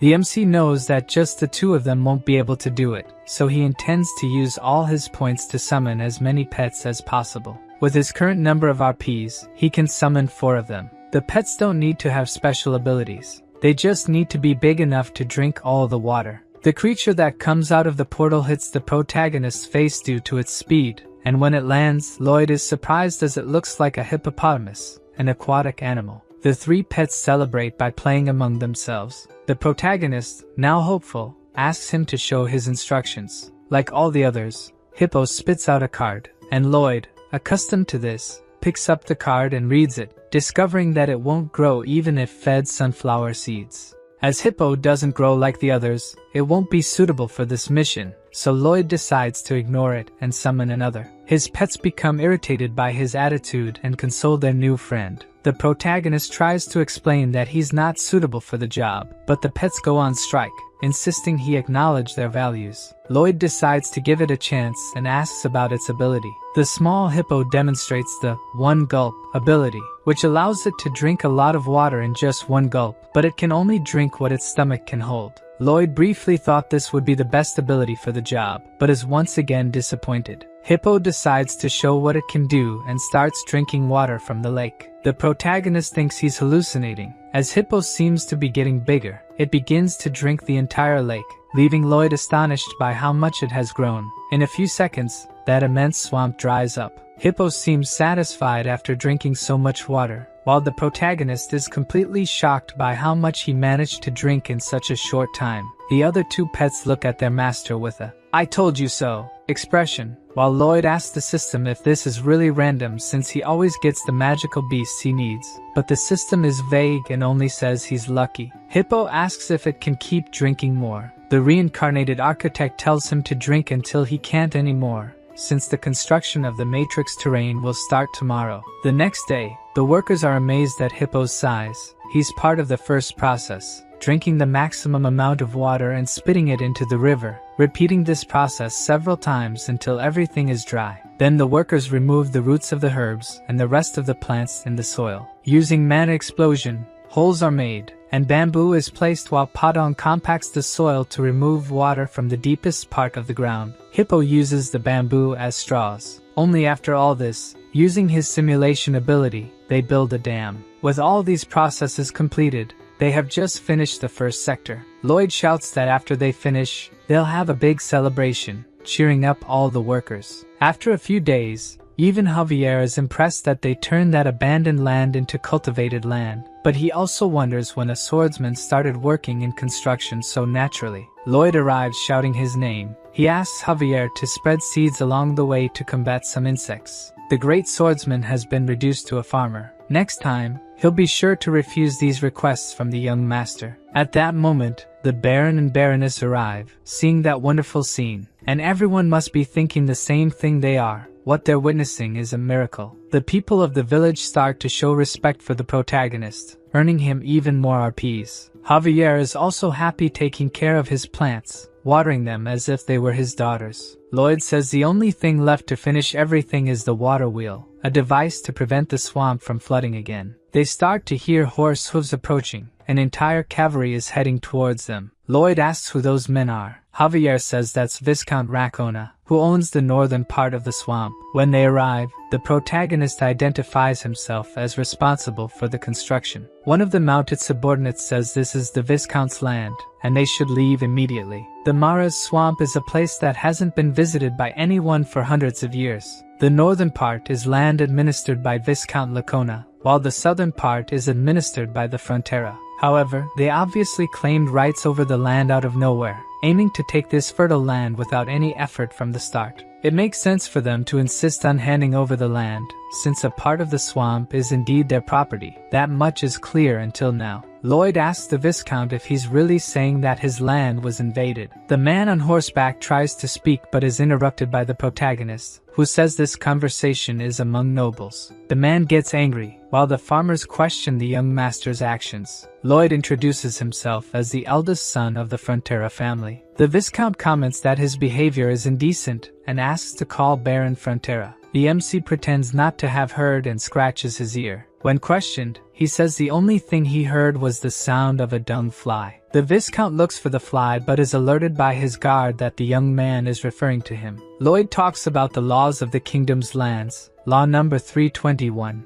a special law about cultivating wasteland. If wasteland is abandoned for a long time, it's possible to establish ownership of the land. If left unattended for 100 years without residence or cultivation, it's considered land without an owner. To be recognized as property, the land must meet one of 4 requirements, and one of them is to have a harvest of at least one specific planting. At that moment, Javier remembers his conversation with Lloyd some time ago, where he mentioned that the seeds are to rid the land of pests. The protagonist congratulates the Viscount on witnessing the first harvest in the history of the Mares swamp. Realizing that he had already prepared himself, the Viscount feels deceived. Lloyd kindly gives the cabbage as a gift to him and orders the cavalry to leave his territory, or else they would be considered trespassers. Seeing them all leave disappointed, Javier asks if he received a prophecy that these people were coming. In reality, this isn't the first time the protagonist has dealt with people trying to take advantage of others' efforts. All the farmers are also satisfied and celebrate that the young master managed to protect their lands. However, he continues to maintain his mercenary pose, only thinking about money, and tells everyone to get back to work. Late at night, the protagonist sits watching the crops being hit by a huge storm. With summer ending, autumn brings rain. Even though he has used simulation hundreds of times, he shouldn't let his guard down and observe until the end. By morning, the rain has passed, and with it, the worry. Thanks to his great invention, that land didn't turn back into a swamp, and he even gained achievement points from the system. Now that the first thing is done, he will move on to the next step. Meanwhile, in Viscount Lacona's territory, he might be indignant with the situation. If they continue planting for 2 years, the land will officially be theirs. The swamp is the land where golden eggs will hatch. Even his stomach is hurting from having to give up his precious land. He can't let this fertile land slip from his hands and asks his executive to call the dye workshop supervisor. A few days later, Lloyd wakes up from his bed with a severe headache. Perhaps the long days without sleep have finally caught up. Even so, he can't just lie in bed, as there's much to do. The problem arises when even Javier wakes up strangely. He's also experiencing the same headache, making the protagonist realize that this isn't just a coincidence, but something intentionally done by someone. It wasn't just the two of them who were affected. The maid Emily, Mr. Alap, the boy in charge of the cows, and the cows themselves were all affected. In summary, this is affecting everyone in the village, humans and animals alike. The animals with better instincts refuse to drink water, leading the protagonist to believe that the water must be causing this. Lloyd's greatest weapon in this world is his knowledge, but after the incident with the ants, he realized that not everything is as it seems. Expecting the Viscount to take action, research was done on his territory, revealing that his main source of income is dye technology using the Ladona fruit. The problem is that this fruit can be toxic to humans. Due to his envy and greed, Racona, without a doubt, sabotaged the village's water. Inside the mansion, Baron Frontera is shocked by a proposal. The Viscount's subordinate demands half of the wetlands, promising they would stop dumping dye waste into the water. The protagonist's father calls it blackmail, but that's exactly what he planned to do. Even if taken to court, it will take at least 2 years for a verdict, and with all the legal fees and the cost of new clean water, it will be very expensive for him. At that moment, Lloyd enters the room, telling his father that their parasitic neighbors are tampering with the water. The door slams in the subordinate's face, who complains to the protagonist for insulting his master. With a look of anger, the protagonist remarks that he didn't know trash parasites could understand humans. Humiliated again, the knight cannot contain his anger, drawing his sword and challenging him to a duel. Shortly after, we see the same scene again, with Lloyd beating someone who has already surrendered. After the person cries and begs for mercy, Lloyd pretends to be satisfied, only to beat him again shortly afterward. The Baron warns his son that the duel is over, but his expressions show he's quite pleased with what he's doing. After being beaten, the subordinate returns to his master, who calls him trash for being beaten by the incompetent son of the Baron. However, upon reflection, the subordinate did a good job because the Frontera can only take the case to court, and they can use this public beating to delay the process by 3 or 4 years. At least, that's what the protagonist thinks the Viscount is planning. However, as a Frontera, he will resolve this using his own methods, rallying the population to defend their lands from greed. First, to solve the water problem, they build a reservoir using hippo to bring water from a local river before it becomes polluted, filling the reservoir. Javier says it's a good solution, but they'll have to do it every day without rest. Lloyd says it's only a temporary solution. The real plan is to build a water supply system. To do this, infrastructure will have to be built to bring water from Lake Kapua in the eastern mountains, which will be a massive undertaking in terms of work and costs. However, the protagonist knows exactly how they will recover what was spent, multiplied by 100. Months later, the Viscount is extremely anxious about something. The manager informs him that the eldest son of Baron Frontera is requesting an audience to help solve recent problems. Inside the room, Lloyd sarcastically remarks that he's doing very well and is there to help with his problems. The Viscount tries to play dumb, saying he has no problems, but Lloyd insists he could save his dye workshop from bankruptcy. At that moment, the Viscount understands that the crisis he's facing is the fault of young Frontera. But before he says anything, Lloyd explains that due to the waste he dumped in the river, they had to bring water from Lake Kapua. Workers had to dig a long path of land, laying pipes for the water to pass through. In the middle of the route, they came across a huge valley, and their only alternative was to build a Roman-style aqueduct. For this, Javier had to blast a lot of limestone, as it's a material used in construction.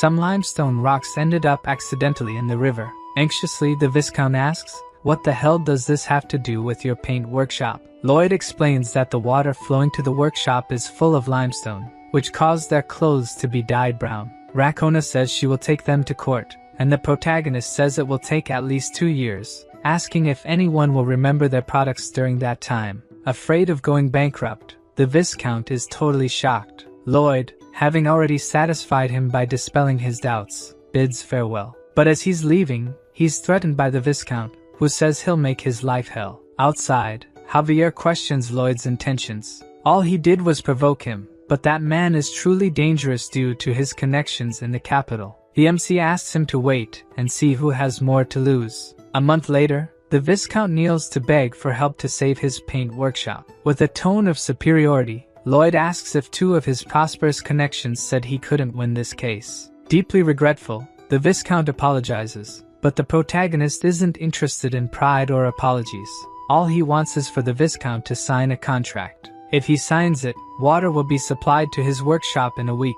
Seeing the exorbitant amount he'll have to pay, he asks why someone would put a price on water. The protagonist finds it strange, as he was the one who taught him that water isn't free. Startled, the Viscount sees no alternative but to sign. Even his father is scared to receive such a large sum of money every month. With a cynical expression, he says the Viscount is a very generous man. Javier thinks that the Viscount started the battle. But now, the protagonist seems like the devil himself. That contract doesn't have a specific end date, which means he'll take everything from the Viscount until he dies. In fact, knowing Lloyd's personality, he'll be draining his money for generations. Like a demon king, Lloyd wouldn't let this slide with just a pat on the back. If he could exchange blood vessels for money, he'd rip them all out.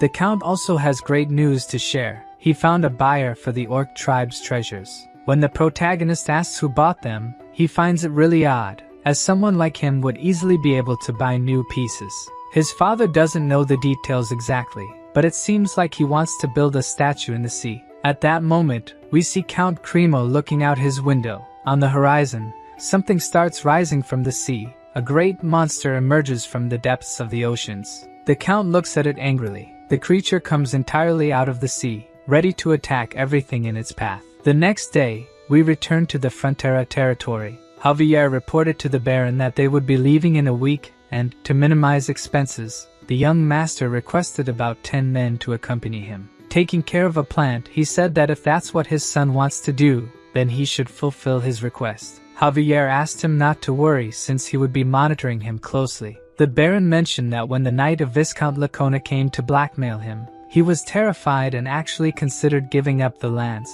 However, after seeing his son and the efforts of the people, he found courage. The Baron said he had always been an indecisive and incompetent lord, but Javier disagreed, saying he was the opposite, a welcoming and kind person, more so than any other noble. Despite appreciating his subordinate's words, he still couldn't say he was a good lord because of it. A leader should have firm principles and be willing to act, just like Lloyd. Javier knew that the only principle that guy had was money, but he was starting to doubt if that was so bad. The Baron stated that Javier's mission was no longer to monitor but to protect him since he was the heir to this land. Javier accepted his request, but even though Lloyd had miraculously revived the family's fortunes, he would never be able to like him. In the past, the Baron rescued him and asked what he would like to be when he grew up. Young Javier said he wanted to become a knight so he could protect him. Since he survived the winter alone, the Baron was sure he would become a great knight. On that day,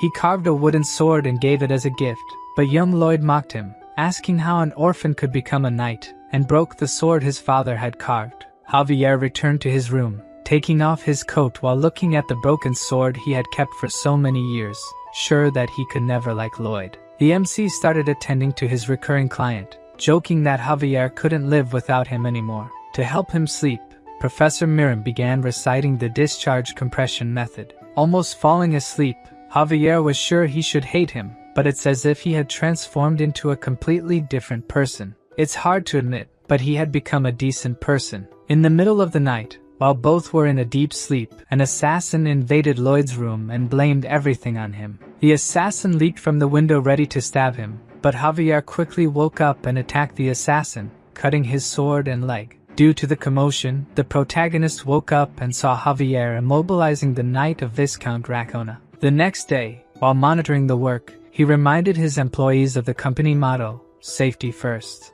Javier arrived, saying he handed the assassin over to the Viscount. He probably tried to target him because he was fired, as Racona is paying a lot for the water. The protagonist said it made sense since he was a well-paid knight, but all he did was get beaten up by his brother. Realizing that his master already expected something like this to happen, Javier asked why he didn't take any precautionary measures. Lloyd was confused by his question, wondering why he should take precautions when Javier is his bodyguard. Thanks to him, the protagonist could move so freely. When you think about it, it should have been impossible for a 5-year-old boy who lost his village in a monster attack to survive the winter. But he did and even became a knight.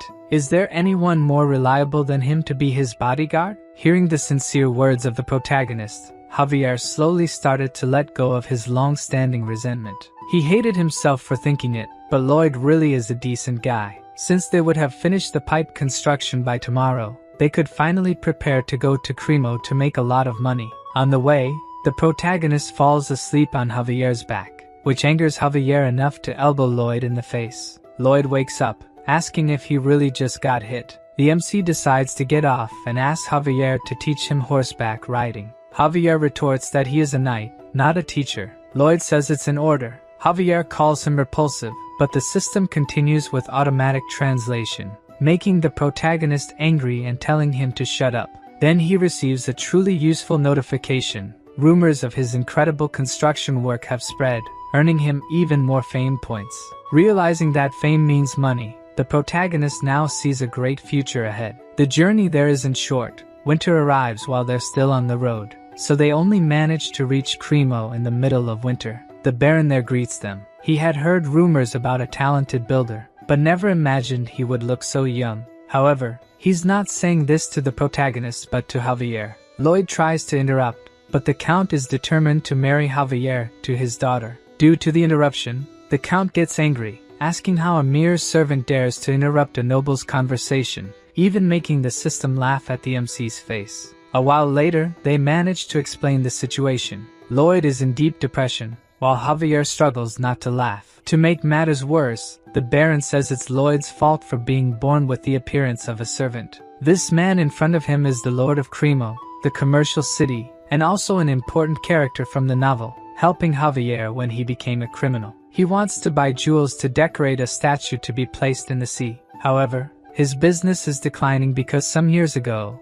a monster appeared on the coast, the Giga Titan. Although it never attacked, it remains a source of fear. In fact, he had read about it in the novel. As people in this era lack ways to attack in the water, Cremo continued to decline until it entered a crisis. He thought Javier could help, but the work ended before a solution was found. The Count researched how to scare off this creature and found out it fears mermaids, as they are its natural predators. So, he wanted to build a large mermaid statue far out at sea but gave up on the idea because raising the seabed to build a statue obstructs boat passage. The protagonist sees this as an opportunity and says he will build the support for that statue. By combining a friction pile and a crate, it will be possible to raise a column to place the statue. With Javier, he goes by boat to where he wants to place the structure and dips his head into the cold water, activating his ability. The ocean floor is flat, making construction easier. However, he can't bear to stay submerged for long as the water starts freezing his face.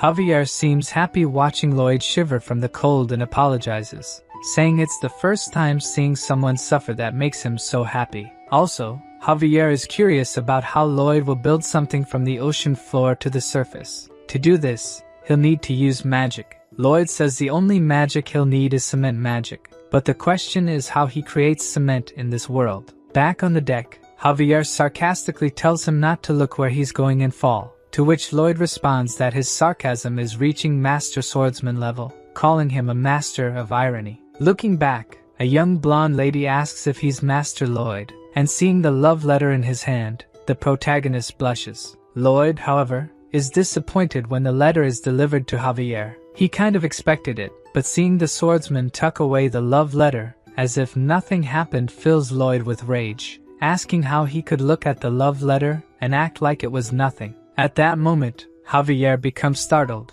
realizing that the protagonist has never received a love letter. He doesn't know what to say to console him, and wishes for him to stay strong. Consumed by hatred and envy, the MC tries to tell himself that he isn't feeling this way while working on the pillar project. The Count appears, saying he managed to gather most of the materials Javier had requested, except for volcanic ash. Ash is the main ingredient in Roman cement, and the advantages of making this cement are obvious since its structures have stood for over 2,000 years. To obtain ash, they would have to go to a volcano, but even the Count doesn't think they have that much time. The protagonist says he will find another way, giving up on making Roman cement and focusing on Portland cement. This was the cement that gave rise to modern cement. The MC knows roughly how to make it but not the specifics, so using his brain, he will experiment with all possible combinations and figure out how to make it. However, even after 129 samples, he still hasn't made a strong enough cement. Seeing his master exerting so much effort, his pets become sad, trying their best to get him out of the house a little. He shouts that he's busy but remembers a little dog he had in his past life. At that time, it was his only family. After its death, he regretted not playing more with it. Lloyd then hugs his pets and says they are more important than the research. While walking through the streets at night, Lloyd apologizes to them. Until now, he has only been giving orders as if they were machines, but if something happened to them, he would regret it deeply. Seeing his sincere feelings, the pet's relationship with the protagonist changes, and now they start to consider him part of the pack. Even the system congratulates him on one of their evolutions. The pets themselves ask for his sister Cobra to evolve. She starts to glow and float,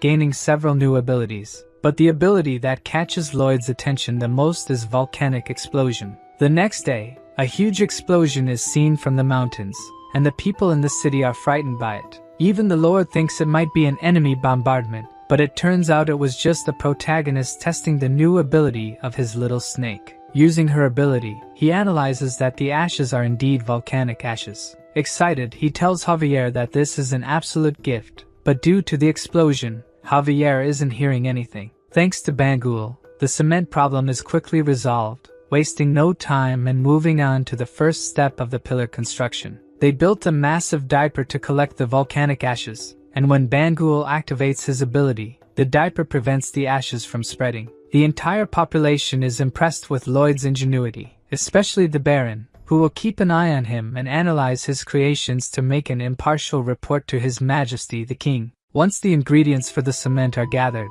it's time for the second step. A large coffin to pour the cement into is made and placed in the sea, using Hippo to quickly remove all the water from the coffin. The third step is to cover the bottom of the coffin with wooden stakes to anchor it, obviously done by Javier since he is the strongest. He quickly finishes using all the stakes and asks when more will be brought, leaving the protagonist impressed that he hasn't complained so far. Reminded of his duty, Javier drops the hammer and walks away, but as usual, Lloyd uses emotional blackmail to make him come back to work. When the protagonist finishes the morning training, he uses Bangle's steel manure launcher to build the tower structure, finally pouring the long-awaited cement. Once the cement dries, they dismantle the wooden coffin, completing the first large artificial maritime platform. Lloyd explains to the Lord that they made it 50 centimeters higher than sea level to give the impression that the mermaid is floating. The Baron is still hesitant, and doesn't believe this foundation can support the weight of the statue.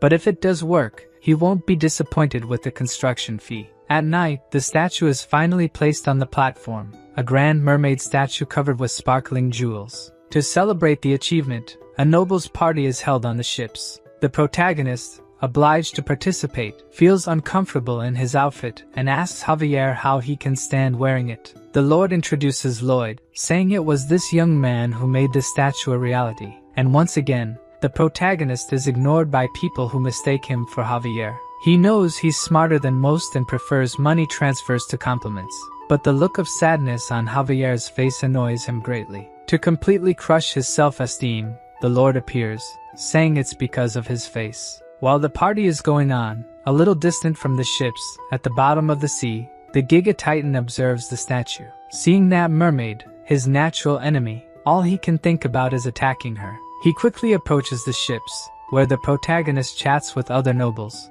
and Javier captivates all the women present with just his presence. He goes to the edge of the ship and drinks his wine peacefully, but he feels a slight tremor in his glass, causing him to look towards the sea. At that moment, the protagonist approaches, asking what he's doing. Javier thinks something is coming towards them, something fast and about the size of 2 ships, making the protagonist realize exactly what it is. He approaches the Lord and speaks quietly so only he can hear, that the Giga Titan is approaching and they must evacuate everyone. The Count calls his knight and asks if he feels anything strange in the sea, but he says no. Since he has reached the level of Sword Master, the Count trusts his senses, but the protagonist knows that Javier's senses are even sharper since he is the main character. The Lord continues, saying that the Giga Titan has never attacked them in all these years, but Lloyd says that now he has a reason to attack and looks at the large mermaid statue. At that moment, the Lord realizes what is about to happen and orders the anchors to be raised and the boat to be moved away from the statue immediately.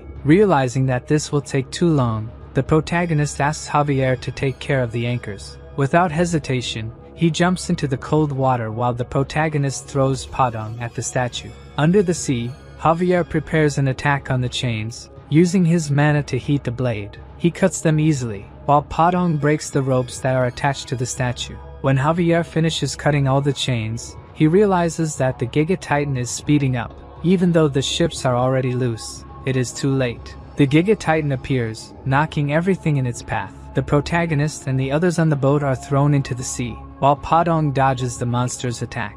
Javier uses a mana explosion to quickly get out of the water, saving Lloyd from falling into the sea, while the statue is hurled into the city, destroying everything and almost hitting some people. The people thrown into the sea are in despair. The protagonist knows there won't be time to save everyone, but has a brilliant idea. He uses Hippo to drink the seawater and pull people along. Meanwhile, the Giga Titan emerges from the sea and heads to land to destroy the entire city. Javier tells his master that they should try to stop it, but the protagonist is already fleeing to the other side. Lloyd says that trying to stop something that big is foolishness. He will only die trying to do that. Many things are happening at the same time. The Lord orders his subordinates to rescue the men at sea by throwing ladders from the ships that have not yet sunk. Meanwhile, in the city, the gigantic Titan continues to destroy everything. Javier asks if Lloyd is really going to ignore the people who are in danger, but his only concern is to get the money. Lloyd says they didn't come there to fight a giant thing but to keep the peace. At that moment, Javier is disappointed with his master. He thought Lloyd was someone who always fought to protect others, but now he sees who he truly is. As a gentleman, he would never abandon people in distress. Lloyd tries to warn him that if he tries to fight that thing, he will die, but Javier doesn't listen to his orders and heads towards the monster. Using his blade board and mana blast, he quickly approaches the coast. The soldiers shoot cannonballs at the gigantic Titan, but they are only reflected by his armor. The soldiers are scared as not even a scratch is made. The monster prepares an attack by opening its armor, and the wind power that comes out is so strong that it destroys the attack towers. The monster's real concern is not the soldiers but the supposed mermaid that it believes is still alive.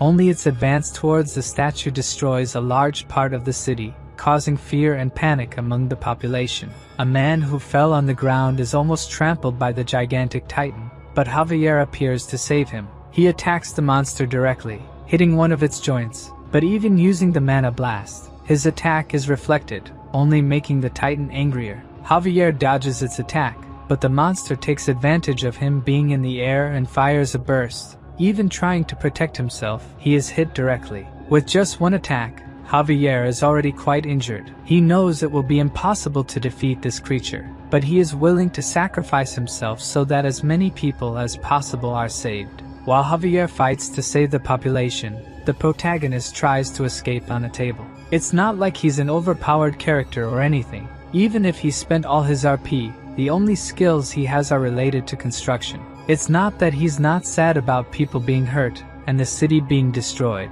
but he can't do anything. However, when the protagonist says these words, something clicks in his head. He realizes he must return immediately since the Lord hasn't paid the construction department's commission yet. While Lloyd advances quickly to the city, Javier fiercely fights the creature. Dodging its attack, he thinks that as monstrous as it is, it's still an animal. Its weak point is probably in the eye. However, even using the mana blast and attacking the eye directly, nothing happens to the monster. With nothing else to do, Javier is attacked by one of its antennas, but Hippo appears just in time to save him, releasing all the water and returning to the protagonist's head. Lloyd is extremely angry because the giant lobster dared to interfere with his cash flow. Javier takes advantage of the opening his master created to attack the monster, but once again the attack is only repelled by the armor. He becomes scared since he can't get through this thing. At first, he thought he could win, but now he knows it's impossible.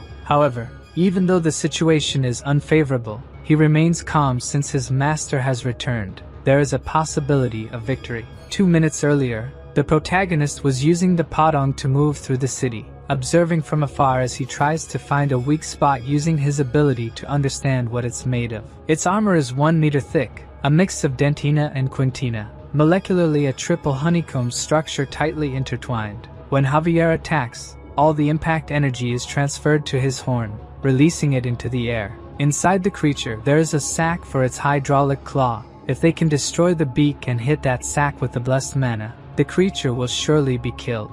Javier asks what he should do, while Lloyd gestures to cut the horn with his hand, but the swordsman doesn't understand anything and asks if he's gone crazy. The protagonist then decides to shout, explaining that he should cut the horn, while Javier elegantly dodges the attack from the giant lobster, knowing that cutting the horn won't cause lethal damage, but his master wouldn't ask for it without a plan behind it.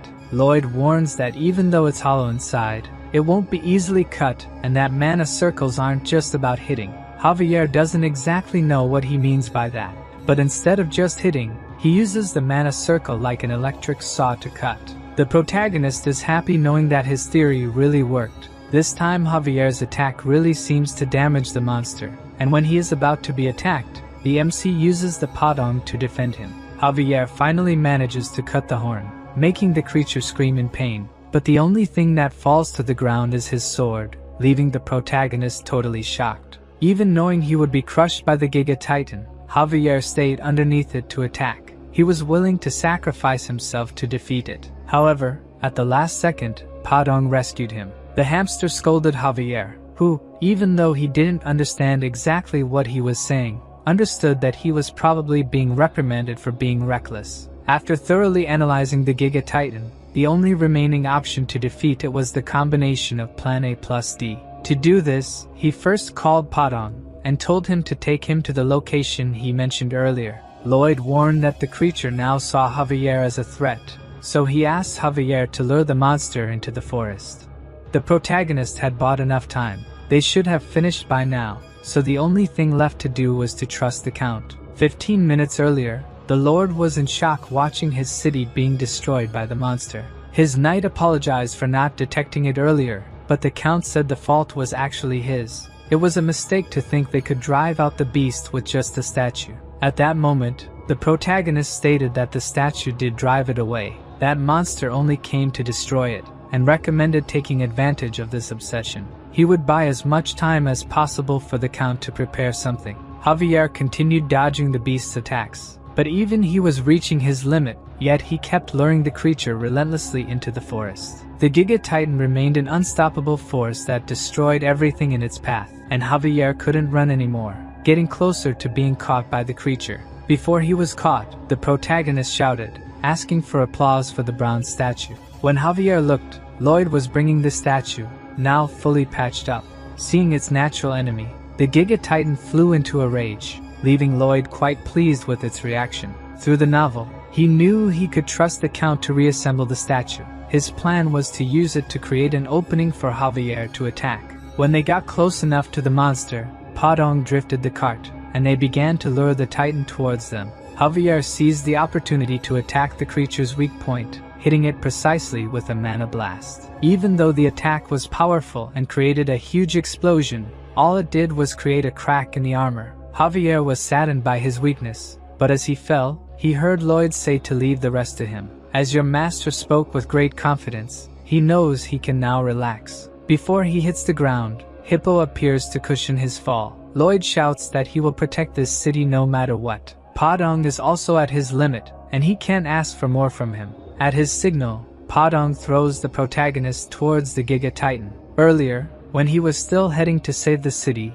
he thought of some plans to attack it, deciding he should use the mana blast. The problem is, for that, he would need to have a triple circle heart, and currently, he only has 2. Using the system, he starts to evolve his technique, but unfortunately, he doesn't have enough points to evolve to the final level. Even though he had decided to stay out of the fight, he wonders what the hell he's doing hanging there, while deciding whether he should try to punch it using mana. The notification that he gained 5 approval points from Javier appears, and with that, he has what he needs to create the 3rd mana circle. Now confident, he prepares the attack using 1 circle to protect the heart and the other 2 to collide, but the monster ends up breaking a mountain with its paw, and one of the stones coincidentally hits the protagonist's head. Due to the impact, he loses his senses, not knowing what to do anymore. He uses the 3 circles to collide, creating a triple circle mana blast that is so powerful it explodes the entire creature. From the city, people see that huge smoke. The creature is now completely dead. Lloyd's pets try to wake Javier up. Slowly, he gets up and sees the Giga Titan on the ground, impressed that he actually succeeded. However, Padong is not happy at all and tries to get Javier's attention. He follows the 3 desperate pets, finding Lloyd a little further ahead, with a bleeding head and lifeless eyes. He gets close and listens to his heart. However, Lloyd has no heartbeat. A carrier pigeon flies to the Frontera household, where the Count retrieves the letter and is completely startled by its contents. He immediately mounts his horse and sets off towards Cremo. In the letter he read, the Lord of Cremo mentions that his eldest son, Lloyd, admirably completed all the construction work they needed, but after the party, the city faced great danger, and at that moment Lloyd and his guards sacrificed themselves to save countless lives, leaving Lloyd in an unusual coma state. The Baron hurries to Cremo, worried about his son, yet recalling all the moments he shared with the new Lloyd, who never called him father, only Baron. For a moment, Frontera doubts if that young man is truly his son, but before he can dwell on it, a monster appears on the road. The knight dismounts and instructs the Count to continue while he faces the creature. He defends against the beast's first attack, apologizes to the Count, and promises to meet again in Cremo. The knight and the monster attack simultaneously, but the wolf is too strong, breaking the sword in half and biting the swordsman's shoulder. Undeterred, the knight continues to fight, even as he's overpowered. Just when he thinks he'll die, the Baron and Baroness appear, aiding him in defeating the wolf. The knight feels ashamed for not handling the creature alone, but the Baron reminds him that he's a vassal, and it's his duty to protect his people. Suddenly, the Baroness notices something alarming, a pack of wolves approaching. The knight, despite his injuries, stands his ground against the wolves, while the Baron and Baroness lose hope. Then Javier arrives, swiftly dispatching the wolves and offering to escort them, asking if anyone is hurt. The Baron's knight knew Javier was skilled, but wonders what made him so powerful since arriving in Cremo. The Baroness asks if Lloyd is alright, but Javier can't say for sure if he's alive or not. He explains that after the giant was defeated, Lloyd had no heartbeat. Worried that he would lose his new home, Javier was suddenly relieved when Lloyd's pulse returned.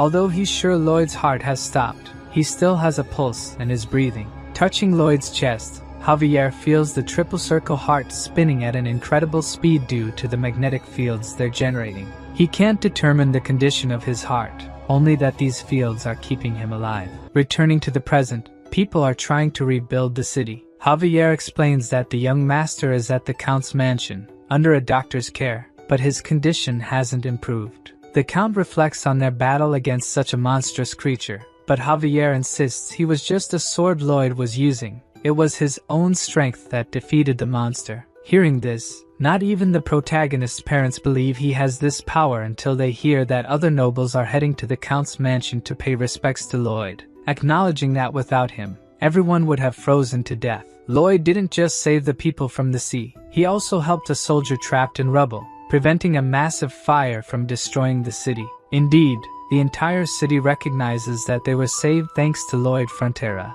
and everyone outside the Baron's house pays homage to him. A man tries to start an argument, blaming Lloyd for the incident because of a statue he made, but he's beaten by the crowd, who are quite agitated. In the room, the protagonist finally wakes up, his head hurting, and some system notifications are in front of him. He remembers using the triple mana blast like an idiot, and wonders if he's really alive. The system confirms he is, prompting the protagonist to ask how, since his heart should have exploded. At that moment, Javier enters the room and is shocked by the scene. Lloyd is happy to see him, immediately asking how much they will be paid for the construction. For a moment, Javier is disappointed that these were his first words, but he's happy soon after because Lloyd seems healthy. The Baron and Baroness rush into the room, embracing their son who has just awakened. Whether he is the true Lloyd or not doesn't matter now, they are just grateful he's alive. In the royal capital of Magenta, a servant reports to the king about the letter from the Count of Cremo. The king is intrigued that such a man exists in his kingdom, and instructs his subordinate to send a message to Baron Frontera to bring his son and guard. The Royal Highness, Alicia, declares that she will meet this man and evaluate him herself. Returning to Cremo, the system states that your great courage, wisdom, and self-sacrifice are spreading throughout the kingdom. Thanks to having taken your social position, he gained 1,500 RP. Additionally, he also obtained a mana heart, which explains why he has so much energy even though he's been in a coma for a month. Now that he has become the owner of a mana heart, digging will be much easier. The system questions if that's the only way he can think of using it, but the protagonist wonders if he's underestimating the world's builders. Since his mana heart emerged abnormally, it has unique properties. He gained the ability of neutralized shock, which literally means he can use the triple core explosion whenever he wants. Now the work in the mine will be much faster. The protagonist explains that the mana heart needs to be protected from the impacts caused by blessed mana. It acts practically like an ammunition depot, which is why he must protect the mana heart using one of the circles. But at that moment, he didn't have a mana heart, so he was able to survive the shock caused by the explosion. Who would have thought that neglecting mana heart training would end up being beneficial? At that moment, the Lord enters the carriage, saying they must leave immediately. As he watches the Lord go to sit down, the protagonist gives a look as if planning something. The carriage continues through the city streets, and looking out the window, Lloyd wonders how much it will cost to repair the buildings and streets. The Lord says it's hard to say, but it will probably take a month of the city's budget production. Upon hearing this, the protagonist plays his card and says that if the Giga Titan had not been defeated,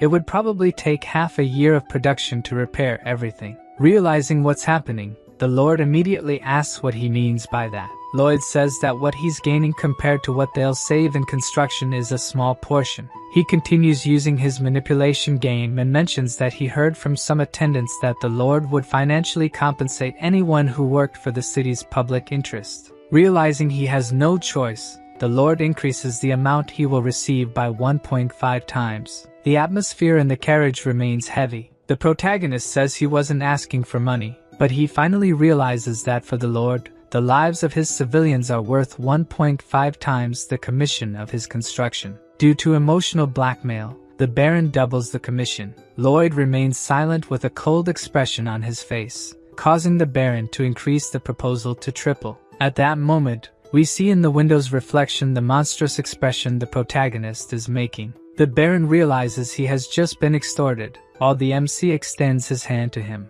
Now with a completely friendly atmosphere, he appreciates his generosity, and says he will make good use of the special compensation. The Lord shakes his hand, though he finds it very strange since he was definitely just extorted. Still, he can't bring himself to hate him. The Count's carriage passes through the crowd, who are shouting incessantly that Master Lloyd has arrived.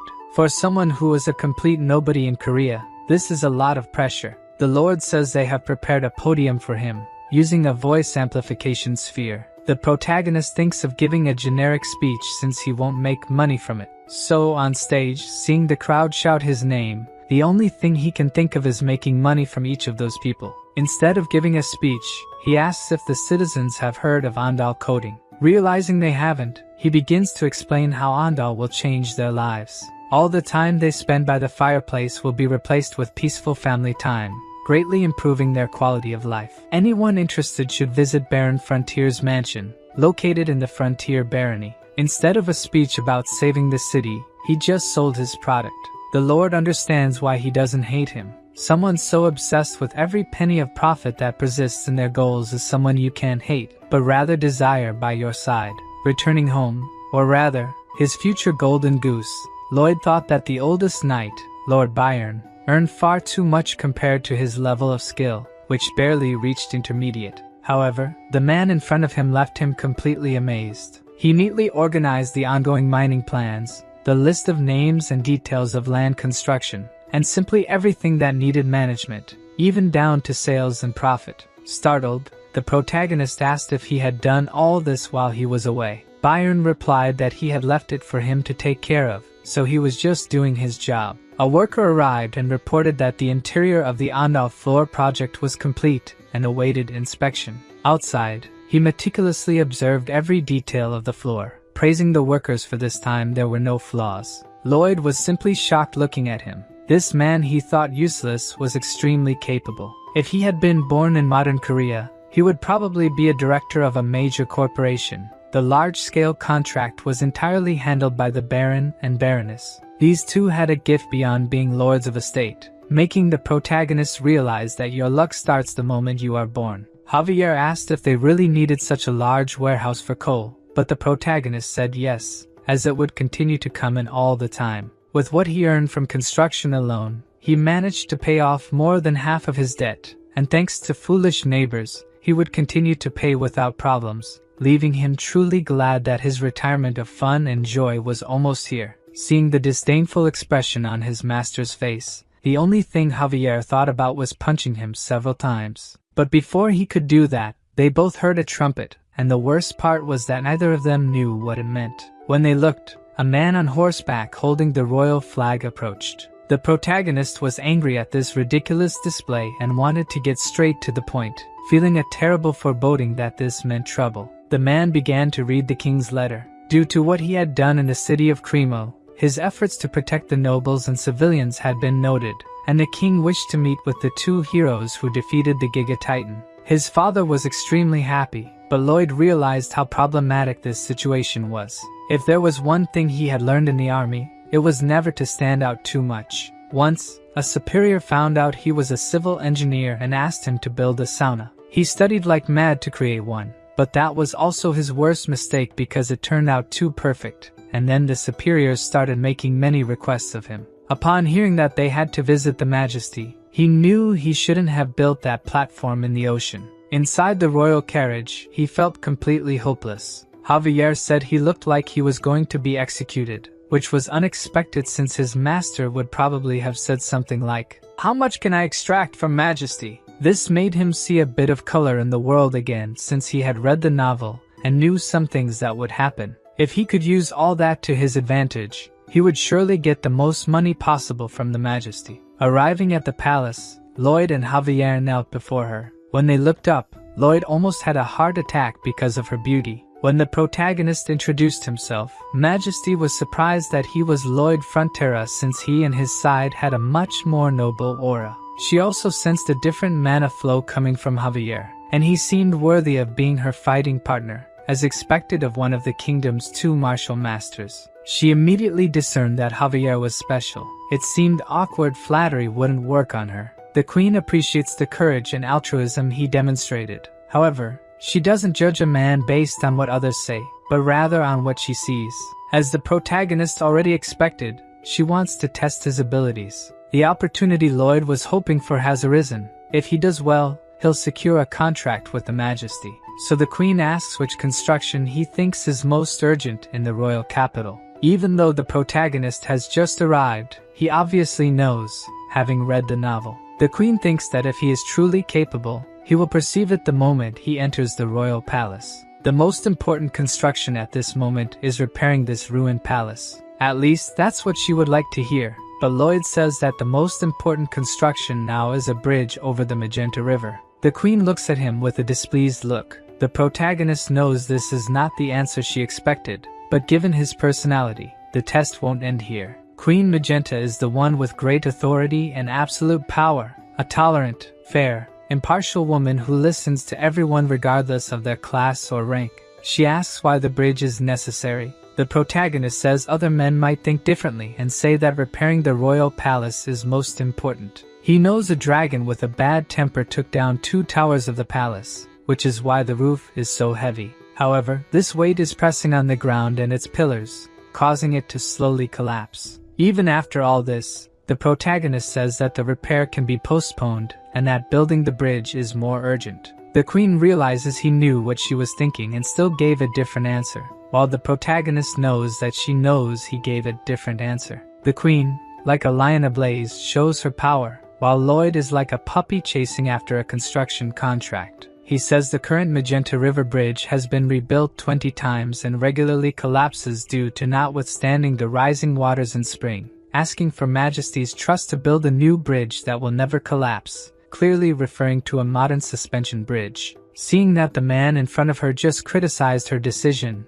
the Queen starts to like him and asks to hear more about this bridge. Majesty took the bait, and Lloyd lets out his demonic laugh. He knew from the start that the Queen despised sycophants and placed trust in those who were strong in their words. However, eventually, she will be betrayed by someone she trusts and will lose one of her arms, becoming the assassin tyrant, but that's a story 3 years in the future. The Queen asks what he will do if the bridge collapses. In his mind, Lloyd would pack his things and leave the country, but he ends up betting his head on it. In return, as long as his bridge stands, he would like to secure a position for his family. The redhead, who hadn't shown anything until now, gives a small smile and accepts the proposal to build a bridge. Lloyd reaches into his pocket and pulls out a contract. The Queen asks if he doesn't trust his words and is impressed that he prepared a contract in such a short time. Humbly, the protagonist says that this contract states if he doesn't build a bridge honestly, she can do whatever she wants with him,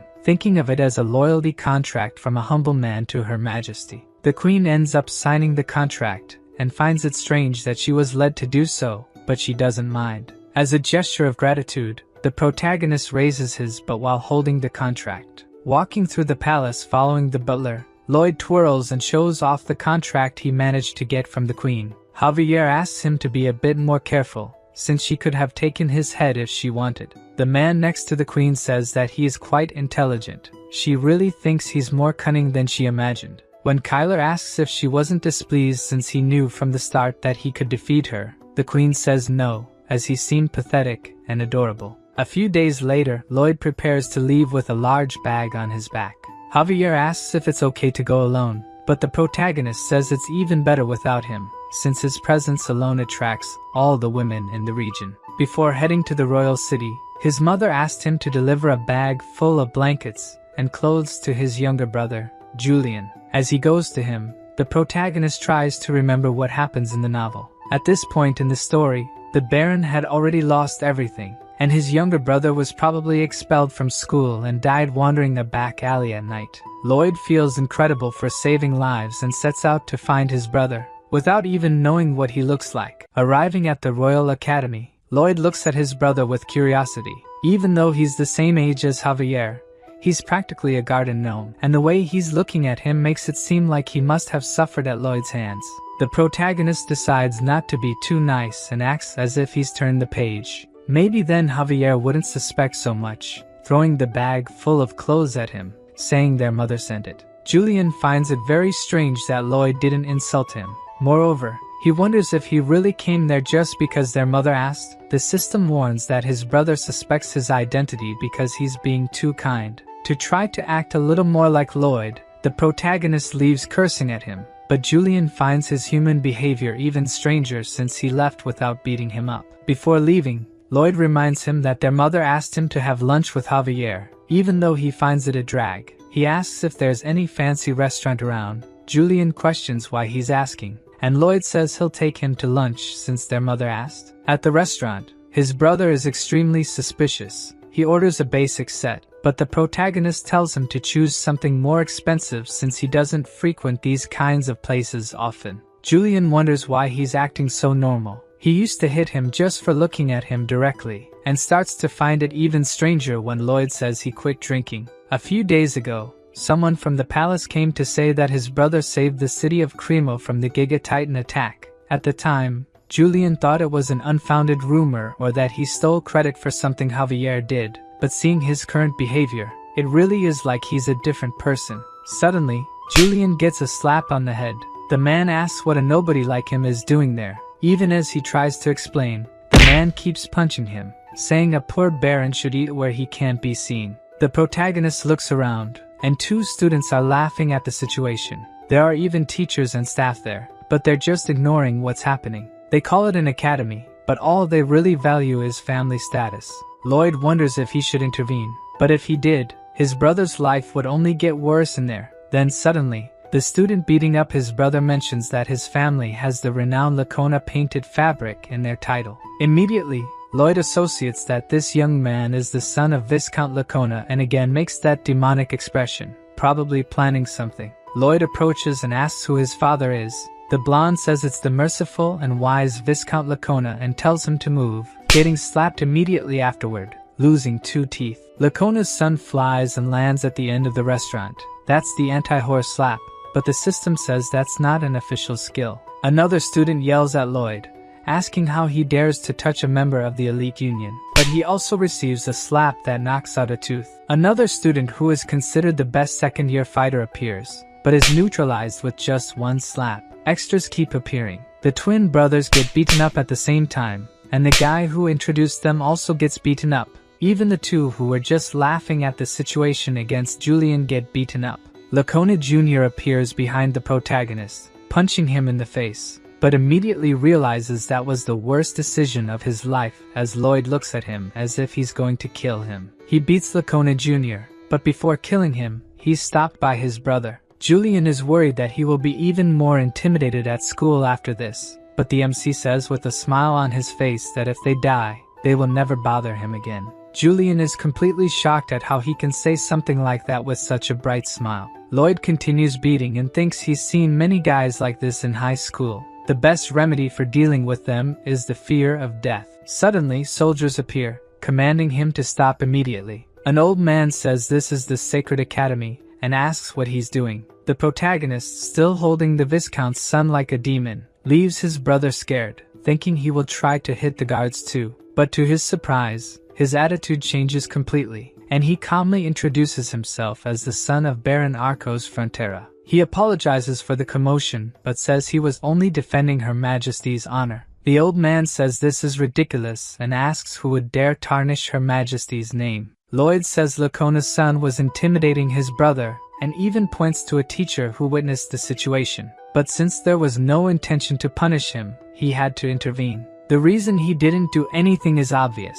The staff of this academy has been bought by the nobility. There's no way the administration of the academy doesn't know what's going on, but they will just ignore these cases. The old man asks what all this has to do with Her Majesty. The protagonist says that insulting his brother is the same as insulting him and even insulting the queen since he is a royal guest. As soon as the old men see the royal symbol, they all immediately kneel before His Highness. Lloyd says they must have understood the situation and is leaving. However, the old man plans to punish Julian since the royal invitation is temporary. But when he looks at Lloyd's face, he again has that demonic expression, leaving the director totally scared. In the corridors, Julian asks where they are going. Lloyd replies that they are going to the administration office to ask for a leave for him. Obviously, he hates this situation and asks how much more he intends to ruin his life. But Lloyd responds that this place will soon not be good for studying, and he should take the opportunity to rest his mind and keep his body in shape. At the palace, Javier explains to Julian that if Lloyd has a plan for him, then he should trust it. He also explains that the plan to defeat the Giga Titan was entirely made by the young master. Furthermore, he managed to open water channels, develop quarries, and become friends with wild orcs. The brother he knew became another person. Lloyd listens to the whole conversation behind the door and is happy that Javier trusts him so much. Soon after, his illusions are shattered as they begin hurling insults at him. Julian asks if he really thinks someone can change so suddenly. Javier is sure they can't and has convinced himself that Lloyd is an imposter disguising as the young master. The protagonist is worried because he could be discovered at any second. Julian asks if they could have used black magic to do this. Javier responds that it's a possibility. He has even seen the theory in a book. Because of this, he investigated if there was any abnormal mana flow in Lloyd's body. The protagonist wonders when he did that, leaving him extremely worried about being discovered. Fortunately for him, Javier doesn't feel anything unusual in his body. Javier tells him to forget about it, saying it's just an exaggerated theory. The MC knows that Javier is probably sensing his presence behind the door. It's a way of saying he suspects his identity. Julian mentions it's the first time he's heard about the family debt. He thought only he was having difficulty with studies, but Lloyd managed to get their family out of that situation, so he deserves some credit at least. The protagonist, having just earned RP points from his brother, thinks that now Julian will be his golden goose. He enters the room calling Julian to join him. As he mentioned earlier, they will train his body with manual labor. Lloyd explains the first step in making bridge suspension cables. First, spread the clay and beat it until it becomes a 90 centimeters pizza. Then fill it with dirt and rocks and give it to the snake to eat. It will excrete the molten metal, and Padon will unite and wrap it. Then everything will be ready to make the cables. The MC hands him the shovel and says the tutorial is over. This task is crucial in construction, and if it's done wrong, the rest will be a mess. Julian asks why he's giving such an important task to him, but the reason is obvious. He's a Frontera, so he should be intelligent and responsible. Outside the palace, Lloyd knows that the modern bridge is a great idea, but even with all his knowledge, it would be impossible to make it perfectly. This means he'll need to borrow knowledge from this world. Before he can ask for anything, the master craftsman denies his request. Lloyd already knew this old man was stubborn and would only work on projects that caught his attention, so he had prepared to visit him, innocently showing the project of building a new bridge. As soon as the dwarf sees his project, he immediately tells him to wait. If he builds something like that without the exact rigidity, it will break. The MC says when the bridge collapses, everyone on it will die, and as he's decapitated, he'll scream that the culprit was the great Cortigus, who didn't help make the trusses. The dwarf asks if he's trying to threaten him, but Lloyd says it's just an appeal to the conscience of a great master. He ends up relenting and asks to see the drawings. Upon closer observation, he is fully aware that he is the only person in the kingdom capable of doing this. The protagonist continues with a killer look and says that's why he asked for his help. The dwarf says this has caught his attention and decides to help with the project. With Julian working on the cables and the royal workshop working on the trusses, the only thing left to work on is the suspension of the towers. Lloyd and Javier use a mana explosion on the ground but are suddenly stopped by nobles who accuse him of stealing the Majesty's treasure. The protagonist is obviously confused, but it seems this was planned for a long time, as they personally went to ask for a trial from the Queen. In the meeting room, the Queen orders each side to state their arguments, and the first to speak is the Guild. Victor says that the Magina Bridge was built by the Guild's previous leader and has stood for over 30 years. He explains that in its structure, wedge-shaped columns were made to slow down the strong water current, making it practically impossible to fall. Lloyd knows that it will eventually fall, as this is information from the novel, but he cannot reveal future events to others. Boldly, he asks the guild leader how much they were paid to say that. His scandalized reaction makes the protagonist absolutely certain that he is being paid, and he recalls that in Korea, when a politician and a businessman meet, either the politician takes money from the businessman, or the businessman bribes the politician. In this case, it's the latter option. They strip away all negotiating rights and monopolize the budget. His accusation without proof ends up irritating the Queen considerably. She says that accusing someone without proof in her presence is unacceptable, and immediately sends Lloyd to royal trial. He is tied up, and his head is placed at the Reaper's aim. The Queen says he insulted her and her vassals with lies and must restore his honor. Seeing that scene, Javier prepares to enter combat as needed. The Queen asks for their final words, and Lloyd says they must exterminate the entire bloodline of the guilty party. Javier becomes even more worried about the situation. The Queen asks her two vassals if they agree, and they fully respond that it is the right thing to do. In that situation, Javier is ready to attack, but before he does anything, the queen says they must prove the innocence of her vassals and immediately orders 4 mages to circulate the guild leader. As if he knew this would happen, Lloyd has a smile on his face. The Majesty orders the confession spell to make them tell the truth. David becomes completely desperate, asking her to wait a bit. Seeing the two hit by the spell, Lloyd starts laughing like a psychopath, and the next day, the 2 men are crucified in the public square. The protagonist made only those 2 pay for the crimes since their families did nothing wrong, thinking of himself as a good and altruistic man for doing so. As a reward for telling the truth, the queen hands over all the kingdom's workers for the bridge construction.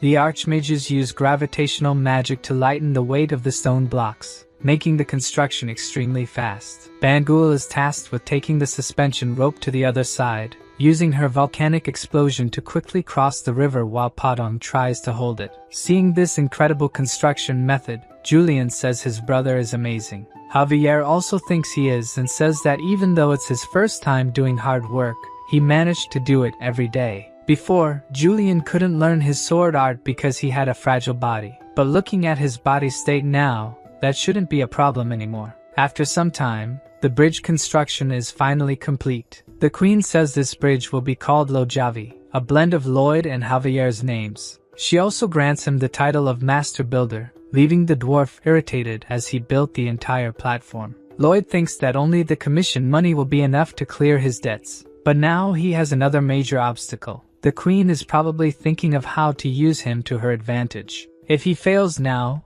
it will break his entire plan of becoming a wealthy and lazy lord, so he will put the plan of escaping work and helping Julian in the academy into action. Returning to the castle, the queen fulfills her part of the agreement and grants a noble title and properties to Lloyd. The castle's nobles were not pleased with this at all. The queen thinks it's natural, since he has sunk other nobles. The protagonist says he would like to ask for something a bit bigger and mentions that if she considers his request reasonable, she may even withdraw the offer of the title and property. This piques the queen's curiosity about what he will propose. Nevertheless, regardless of what the scoundrel asks for, her desire to keep him by her side will not change. The protagonist expresses a wish for a thorough cleaning of the Royal Academy, which is currently rife with corruption, inequality, and despicable behavior. Instead of studying, the students only use their status to harm those of lower rank. The teachers and supervisors are aware of this but choose to ignore it, furthering the social barrier within the institution. Both the headmistress and the nobles present are incredulous at what he has just said. Javier presents the results of a 4-month investigation conducted by Lloyd, which identifies all the corrupt nobles and workers in the academy. Upon hearing this, the nobles claim he is spreading lies and that such things couldn't happen in the Royal Academy. However, this turns out to be signing their own death warrants, as the queen orders the use of truth-telling spells on them, adding more nobles to the public lynching. Inside the academy, the queen is cleaning house with her soldiers, intending to rid her land of all the filthy rats. Lloyd watches from afar, a satisfied smile on his face. Javier asks if his smile is because the nobles are being condemned, but in reality, it's because his plan to get rid of the queen and enjoy a lazy life has worked. Suddenly, the royal bodyguard appears with a message. He can go home whenever he wants, but must attend the banquet tomorrow night. Furthermore, the queen found his plan to dodge work excellent and respects his desire to live as a slacker. Lloyd is a bit shocked to discover he has been in her palm all along. When he sees the swordsman leaving, he asks Javier if he couldn't sense him approaching. The obvious answer is no, since this man is a master swordsman. So let's go back to Lloyd's room. Julian asks if he hit Diego knowing this would happen. Basically, yes, as he already planned to investigate the academy after its construction and trusted the queen's confidence in him for it to work. Julian tells him he no longer needs to pretend to call him a little shit and now sees him as a brother he can be proud of. Lloyd is impressed by his words, but then says it was so bad it made him want to vomit. At night, the celebratory banquet finally begins. The protagonist tries to hide from the queen, but she finds him and insists he come closer. She remarks that hiding like this makes him look like a mole cricket, with Javier fully agreeing and stating he definitely looks like one. Lloyd is annoyed that Javier seems relieved, while the queen again orders him to come closer. The protagonist apologizes and approaches a bit, but the queen insists he come even closer, making Lloyd increasingly uncomfortable. She leans in and whispers that if he changes his mind, he can come see her anytime. This excites our mercenary. As much as lazing about is good, he now has a nest to return to whenever he needs money. As he eats, happy with the new development, he remembers that in 3 years, the queen will become a villain, causing his nest and properties to vanish. It's at this moment that Lloyd hears Kyle say the banquet will continue until sunrise, reminding the protagonist exactly what that phrase means. It's the secret code used by those planning to assassinate the Majesty. The problem is, this was supposed to happen in 3 years. And also, why is the secret code to assassinate the queen coming from the royal guard? A while later, she finds herself in her quarters. The queen looks tired and wonders if she drank too much,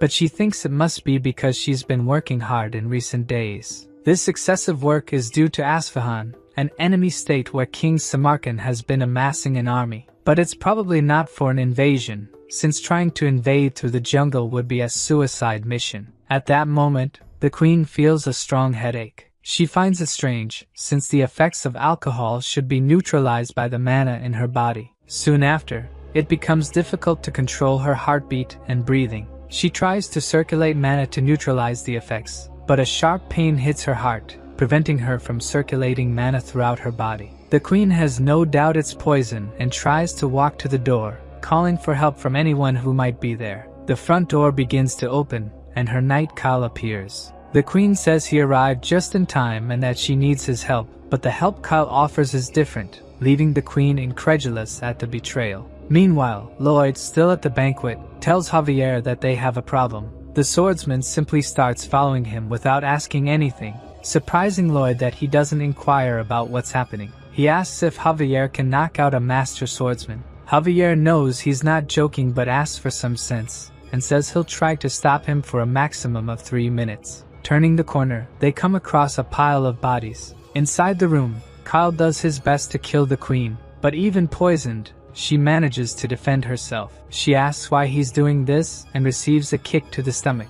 Kyle prepares for a final attack but is stopped by Javier, who approaches quickly. Not giving him time to react, Kyle attacks, but our swordsman manages to defend, surprising Kyle as he stopped his sword using a candelabra. Taking advantage of the distraction of the battle, Lloyd approaches the queen, covering her mouth before she says anything and using the core technique to absorb the poison. Javier continues buying time, but Kyle is not playing around and activates the sword's aura. Realizing that if he completes that, they're in trouble, Javier throws the candelabra, interrupting the aura formation. He catches the candelabra back in the air and uses blessed mana to attack, impressing Kyle with his mana talent. However, he still lacks experience in real combat, and Kyle takes the opportunity to strike while Javier is in the air, cutting his candelabra and his chest. Lloyd continues absorbing the poison mana. The only thing he can do at this moment is pray for Javier to win, or everyone there will die. Kyle knows his cut was superficial but takes the moment to land another blow.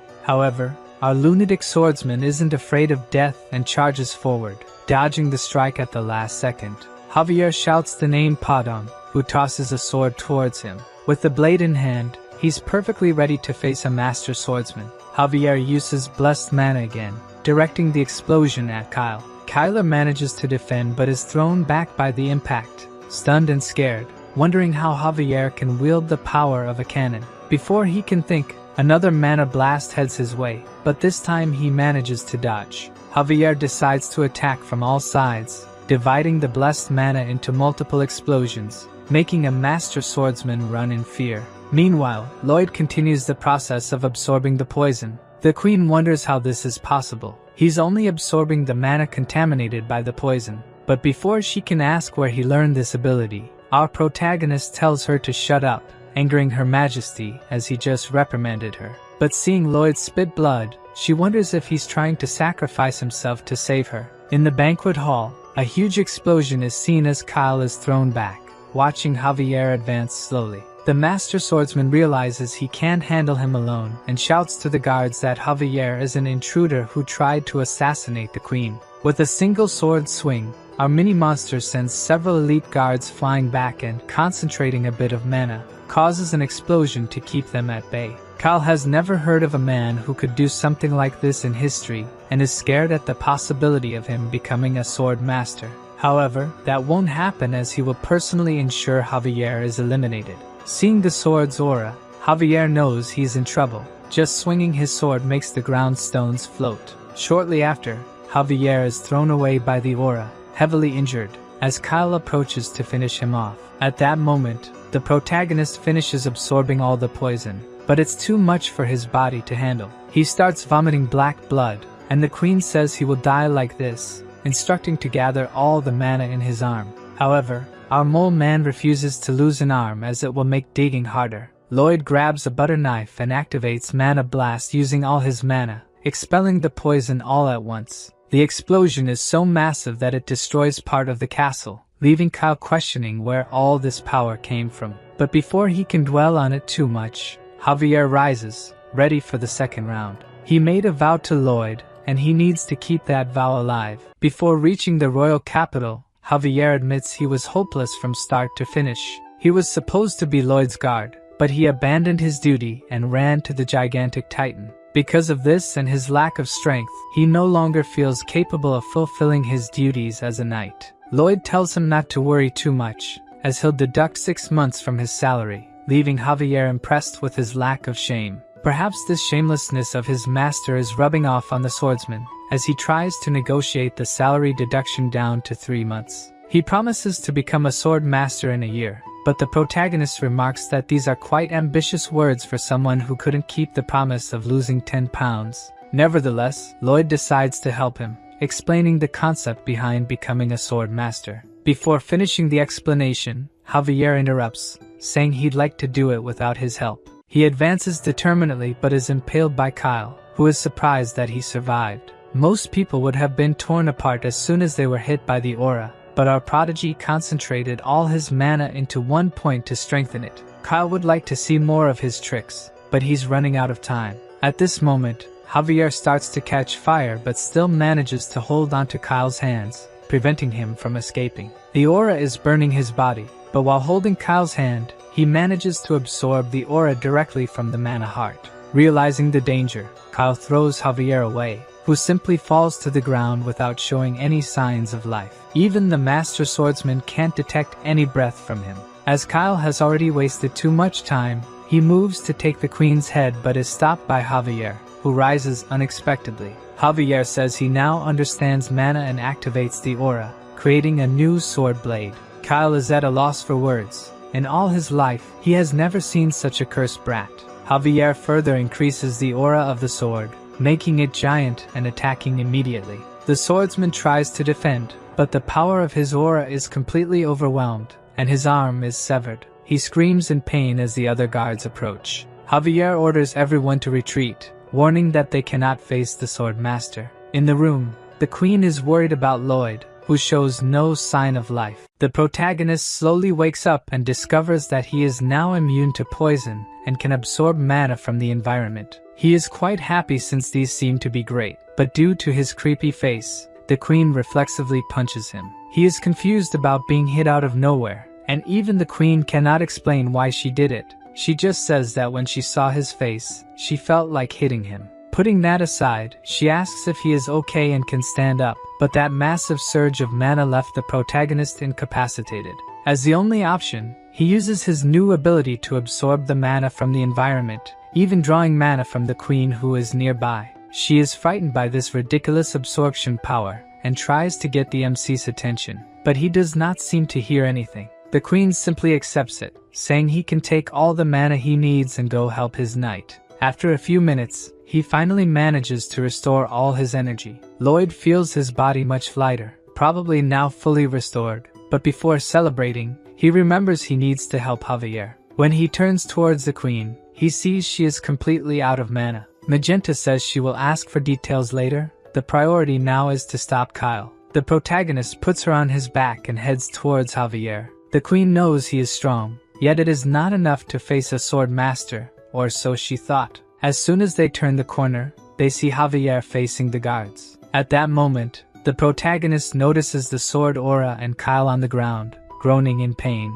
The queen orders the guards to lower their weapons and explains that these were the two heroes who protected her from her guards' betrayal. All the guards line up as the queen states that everyone who attended the banquet must be investigated. Lloyd asks if he really became the sword master. Javier casually says yes, as his master keeps putting himself in dangerous situations. This is his way of fulfilling his duty. Due to all his incredible achievements, the system activates a new function called the praise system. Whenever he does something fantastic, he earns a title, and this title comes with an ability, but he did not expect the boost from the ability to be so great. The system also gives CP, but Lloyd has to beg the system to tell him how to use it, discovering that this CP is used to see a final spoiler. Returning to the room, Lloyd complains of exhaustion, having been unable to sleep the previous night due to the investigation. Julian asks if they found the culprit behind the plan, but Lloyd explains that they used some barrier that prevents the truth spell. Because of this, he will have to stay a little longer in the royal capital since the novel had no information about the murder, besides these events being supposed to happen in 3 years. Julian asks if Javier is still under investigation, discovering that the queen summoned him separately since he became a sword master. Julian didn't know Javier had evolved and is extremely surprised, but Lloyd explains that this is just common thinking, as he was the one who defeated Lord Kyle. At that moment, we see Her Majesty thanking our swordsman for his deeds, offering him a position as a royal knight, since a vacancy has opened up. Julian is worried that Javier might leave them, but Lloyd warns that he really doesn't know the swordsman from the Frontera's family. Javier explains that he is a knight of Baron Frontera and wishes to continue by Lloyd's side. The queen states that this is not a request but an order. Refusing an order from the queen is equivalent to treason. Our honorable knight only asks for permission to send a farewell letter to his baron, making the queen realize that he would rather die than serve her. Understanding that she won't be able to have Javier by her side, she allows him to remain a knight of the Fronteras. Javier thanks her for her mercy and heads towards the exit. He meets Julian, who asks if he will leave the family, but Javier asks him not to worry because he will continue to be their knight. The queen realizes she truly isn't lucky with people from the Frontera's property. Finally, night falls, and Lloyd is lying on the grass, checking the abilities that titles offer. Many of his great achievements have earned him titles, and his most recent one was gaining the queen's trust. All these titles grant CP, character points, but they are only counted in the system once a month on the full moon. Seeing the moon shining in the night sky, the CP is finally accumulated, and he decides to see a final spoiler. As he activates the ability, the space around him becomes dark, until suddenly the darkness is replaced by flames. Walking a bit, he realizes he's at the Frontera's property, but the beautiful place is completely destroyed, and people are dead. Lloyd starts running, asking what kind of ending this is, trying to get any information from the system, but what he finds further ahead leaves his mind completely disturbed. The protagonist sees Lloyd and Javier staring at two bodies on the ground, immediately recognizing them as the Baron and Baroness. Illusion Lloyd is desperate, apologizing for not being able to protect anyone, making the protagonist even angrier with this ending. Suddenly, he hears a noise coming from behind, and when he turns, he is faced with a swarm of insects. Javier walks up to him and prepares to attack the swarm of locusts with his sword aura. He lands 3 strikes, making the protagonist think he's really gotten rid of them, but the swarm is much larger than he imagined. At that moment, Lloyd wakes up on the lawn, utterly speechless. He asks if what he saw was real, and realizing that it's all really going to happen, he heads straight for the queen. In the spoiler, he said that if he had arrived a little earlier, he could have avoided this. But Lloyd doesn't know how early he needs to arrive, so he decides to go as fast as possible. He goes to the queen's office and tells her that all regions will be reduced to dust. This is the work of the enemy nation. They are trying to set up a domino effect with monsters, driving the monsters out of the jungle and making them migrate to the west region. In the book, this was supposed to happen in 3.5 years, but now is not the time to think about the future. The queen was already aware of Asfahan's movements and thinks this is really possible, but the bigger question is how the protagonist knows about their movements. At that moment, Lloyd thinks he screwed up but manages to quickly come up with a lie. He says that due to his blood bond with the orcs, he got information about Asfahan, about the assassination attempt. He simply saw Kyle acting suspiciously and decided to investigate. Regarding the mana he absorbed, destroying the surroundings, he simply says he learned from his knight Javier, who is a genius, and as he is also somewhat clever, he has decent control of this ability. The queen realizes that everything he said makes sense, but it still seems like he just made it up. At that moment, his title activates, giving him the ability to make the queen believe 100% in the protagonist. Lloyd thanks her for her generosity and says that as soon as he can stop the attack,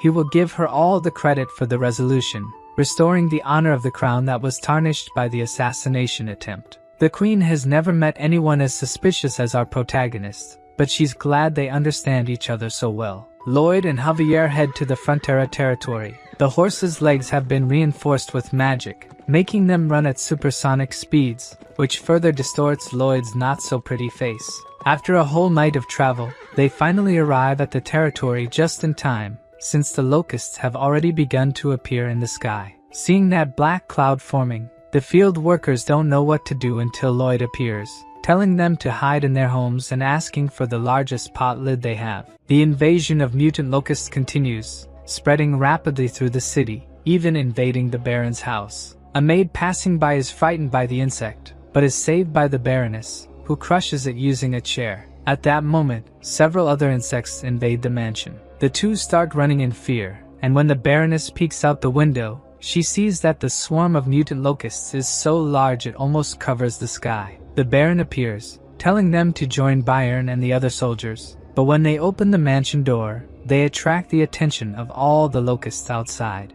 Byron runs through the city, calling his soldiers to mount a defense at the Baron's residence, but he realizes that all the villagers are in danger. This leaves the bodyguard confused. Should he protect the Baron or the people? Byron recalls a conversation he had with his master, where the Baron advised that if the property were ever in danger, prioritize the people. The knight goes to save a citizen who is being attacked, but ends up completely surrounded. He knows it will be impossible to deal with all these locusts alone. Fighting the invaders alongside the Baron are the orcs. Being a tribe of warriors, they uphold the oath with their blood brothers. Everyone fights relentlessly for their lives or for the lives of others, and when all seems lost, people start hearing sounds that draw the locusts' attention. Lloyd shouts, saying they should be in a natural history museum, while holding a pot lid for Javier to bang. The impact sound on the lid attracts the locusts' attention, making them stop attacking the city and start chasing them. Javier notes that they are following in a regular manner, as he had said. Lloyd says they should circle the entire city and attract every locust that is destroying it. The protagonist orders his swordsman to hit the lid harder but gets annoyed when he realizes Javier is enjoying it. Thanks to the novel, he knows that locusts are attracted to this kind of loud noise, and he doesn't plan to stop just at his properties. He intends to save the Laconas from the invasion. Javier is surprised that he is helping the neighbor even in a critical state, but Lloyd simply doesn't want to lose his water supply. In the Viscounty, Lacona is desperately trying to survive the invasion, until Lloyd simply appears, destroying part of the house, telling Lacona not to even think about delaying the water bill this month. Javier asks if his plan was to lead them through the buildings and concentrate the swarm even more, but the protagonist just wanted to be a jerk like the Viscount. While attracting the locusts, Lloyd repeatedly shouts his name and that of Frontera. The swordsman tells him to save his strength and stop shouting, but again,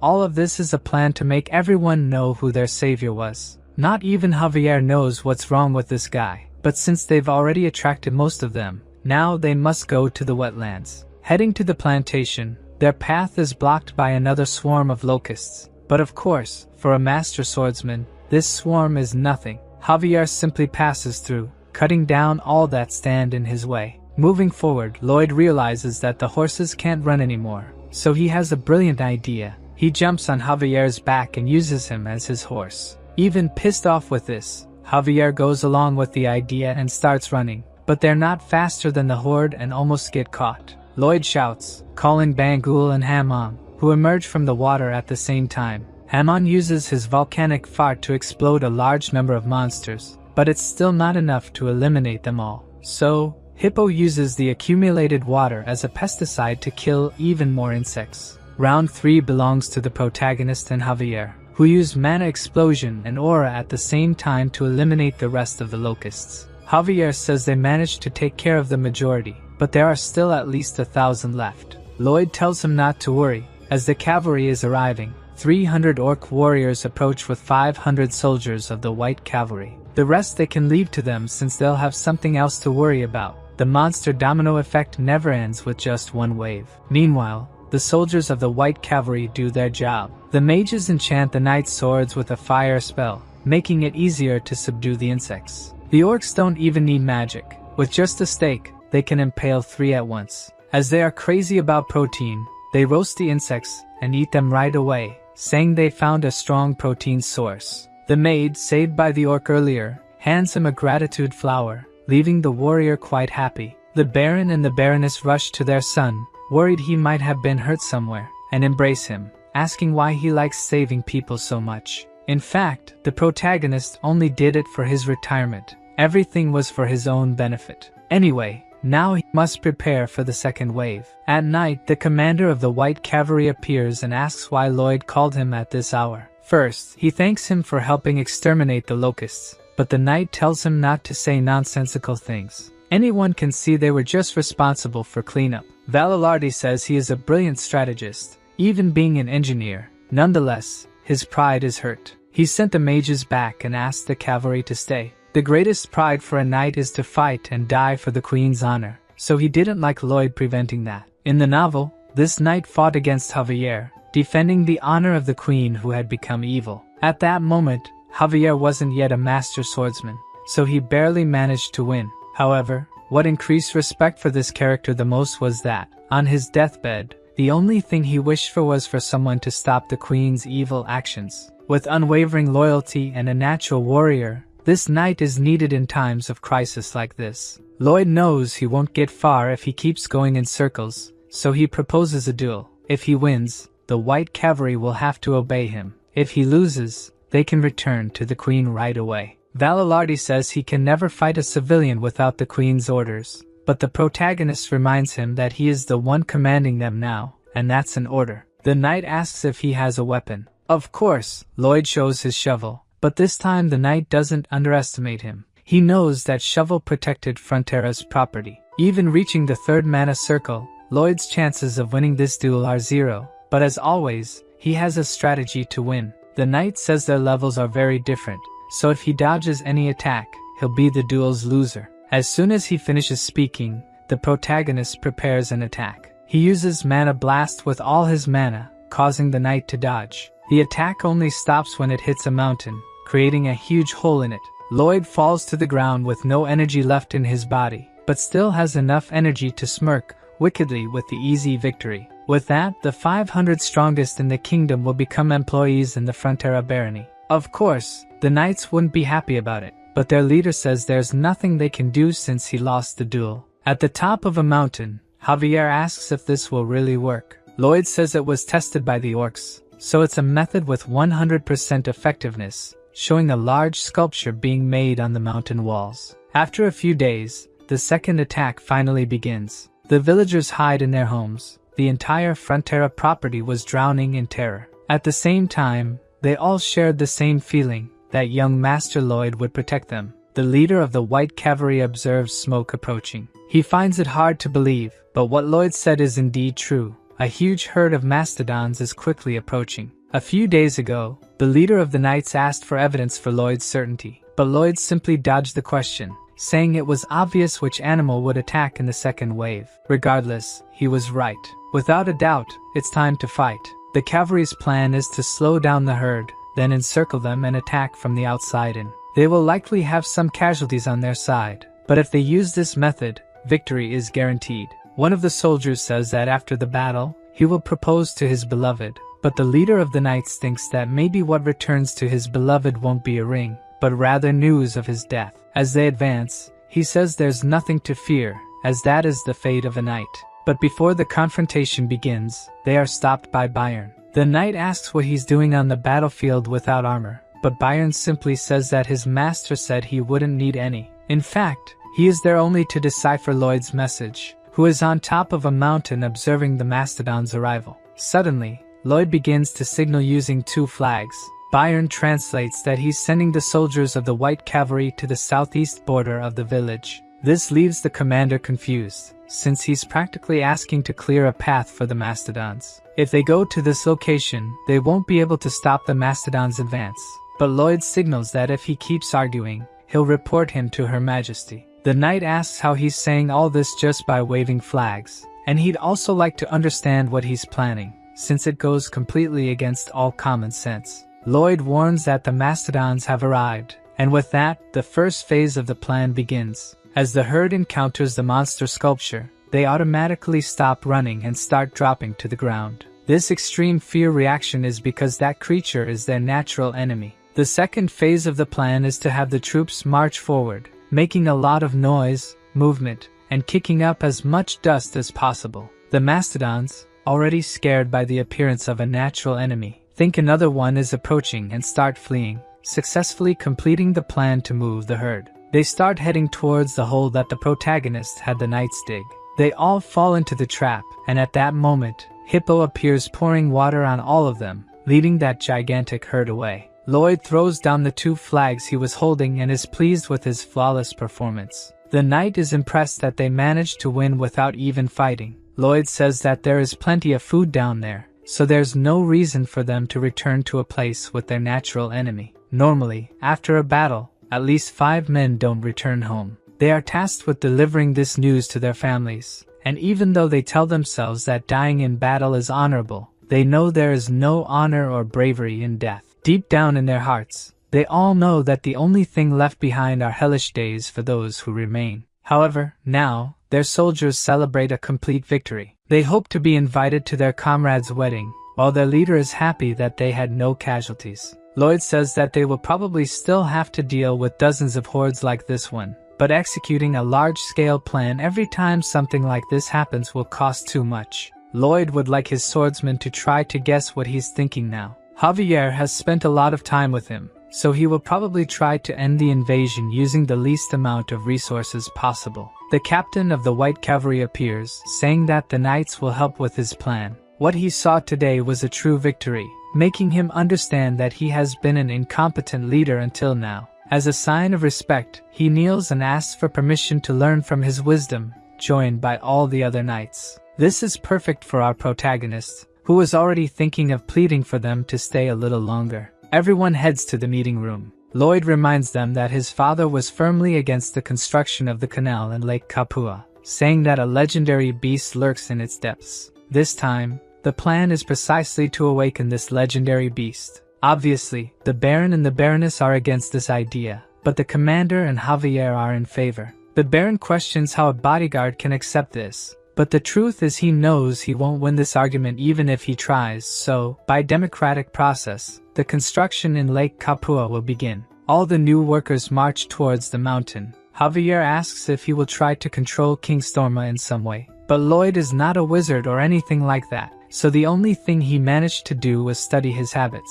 The only things he found out are that he's a beast as big as a mountain and that if his habitat is damaged, he will let out a roar before starting repairs. The protagonist's evil plan is to destroy a part of the lake every day so that his cries scare off the monsters coming from the eastern mountains. Javier thinks his master is a demon since he will torment a beast that was quiet, but questions what would happen if the plan went wrong and King Storm attacked. Lloyd says he would have to give his all to defeat him, and that he would be the one shouting day and night to scare off the monsters. Finally, Lloyd arrives at the lake. He uses his ability to analyze the terrain and figure out where to break to avoid causing a flood, but since only he can see the ability, to others, it looks like a lunatic waving his hands in the air. Meanwhile, at the bottom of the lake, the monster senses the presence of humans. Last time, he let it slide, but if they interrupt his rest again, he will kill them all. A few days later, while Lloyd walks through the village, he ends up seeing a very intriguing scene.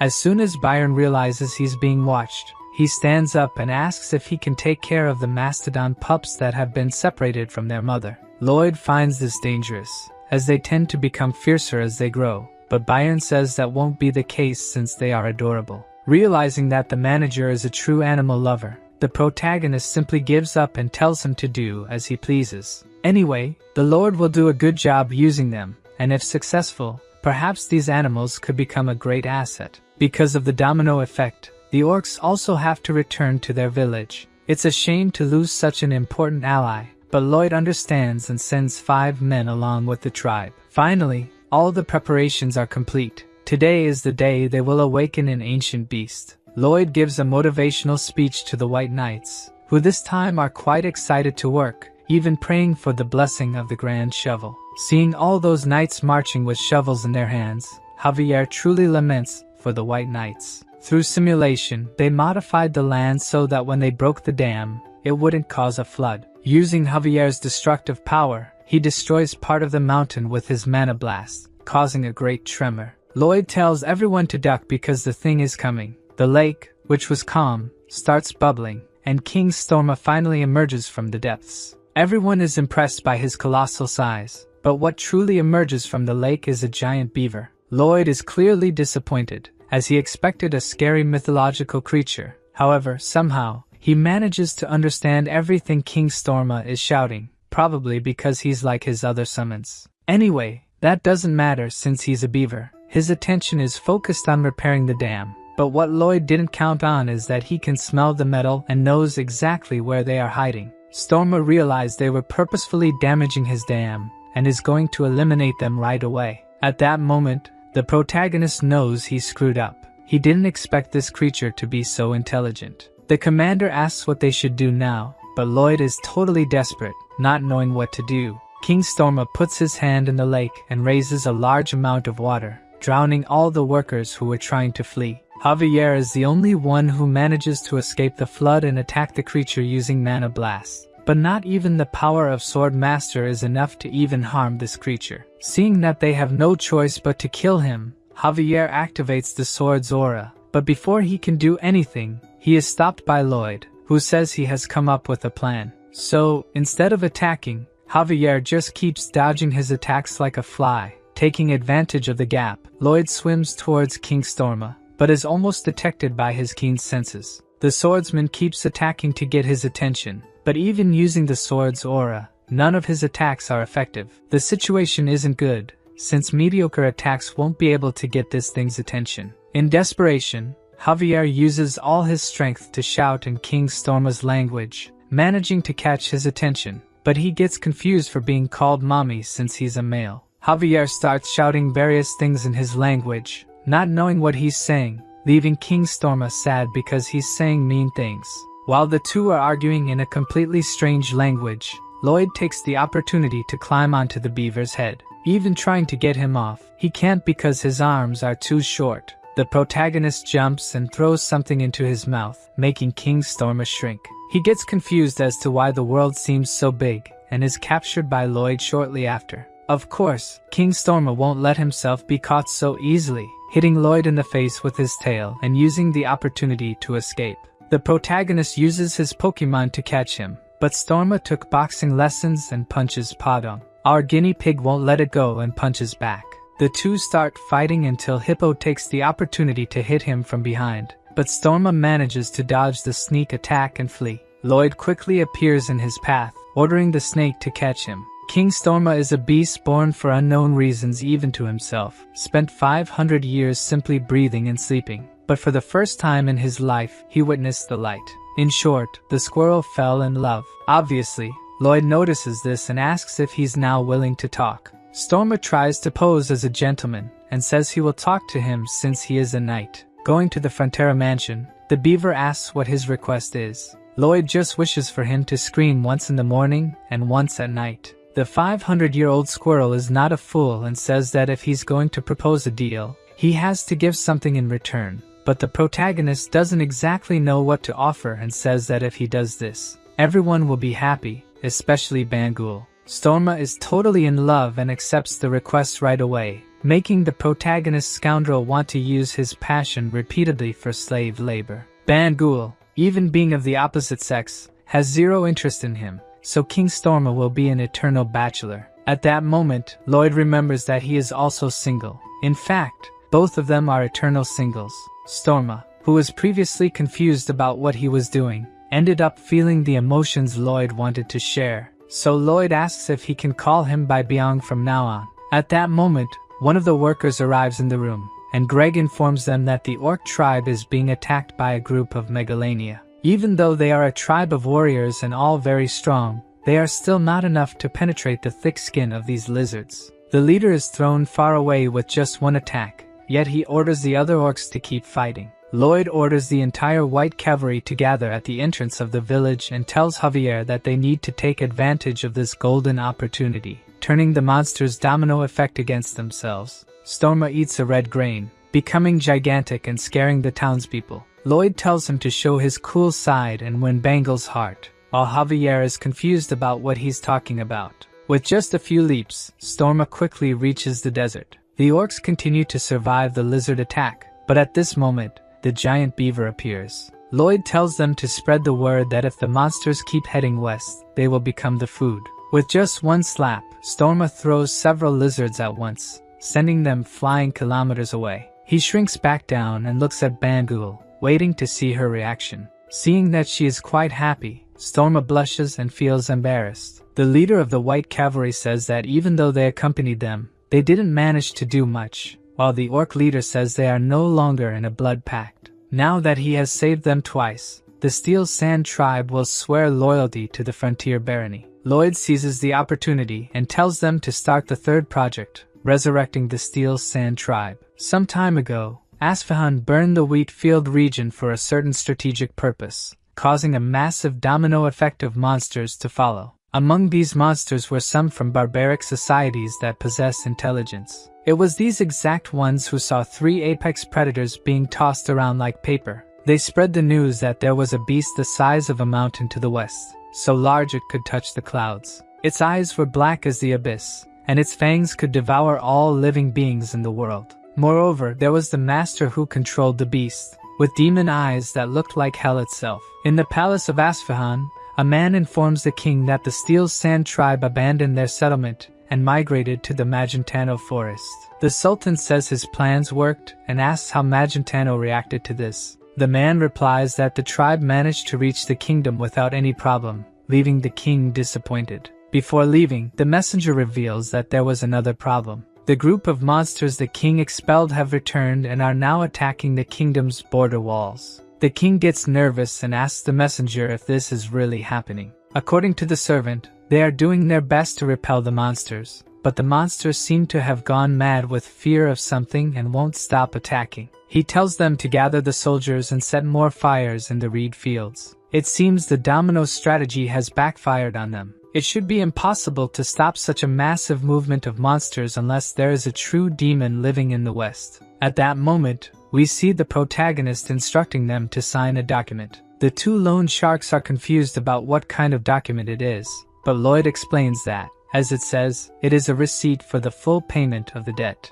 The loan sharks are shocked, looking at the huge check, but the MC asks what they are doing, tells them to sign it quickly, and get lost. As the 2 idiots leave, the Baron arrives. He asks Lloyd if their enormous debt was really paid off. Lloyd shows the Baron the payment receipt, and even suggests putting the receipt in a frame. In tears, the Baron hugs Lloyd and apologizes for making his son pay his debt. He reveals that he doesn't even know if he deserves to be the father of someone like Lloyd. Looking into the Baron's eyes, Lloyd asks if he really loves his son. To the Baron, this is a silly question because he is certain that he loves him. So the protagonist says that this is enough to make him his father. While walking through the mansion's corridors, Javier finds him and says that the tribe's relocation went well. Lloyd takes the opportunity to tell him to take the day off. With the tribe's relocation, they might buy some time if the domino effect returns. His debt is also paid off, so he has nothing more to worry about.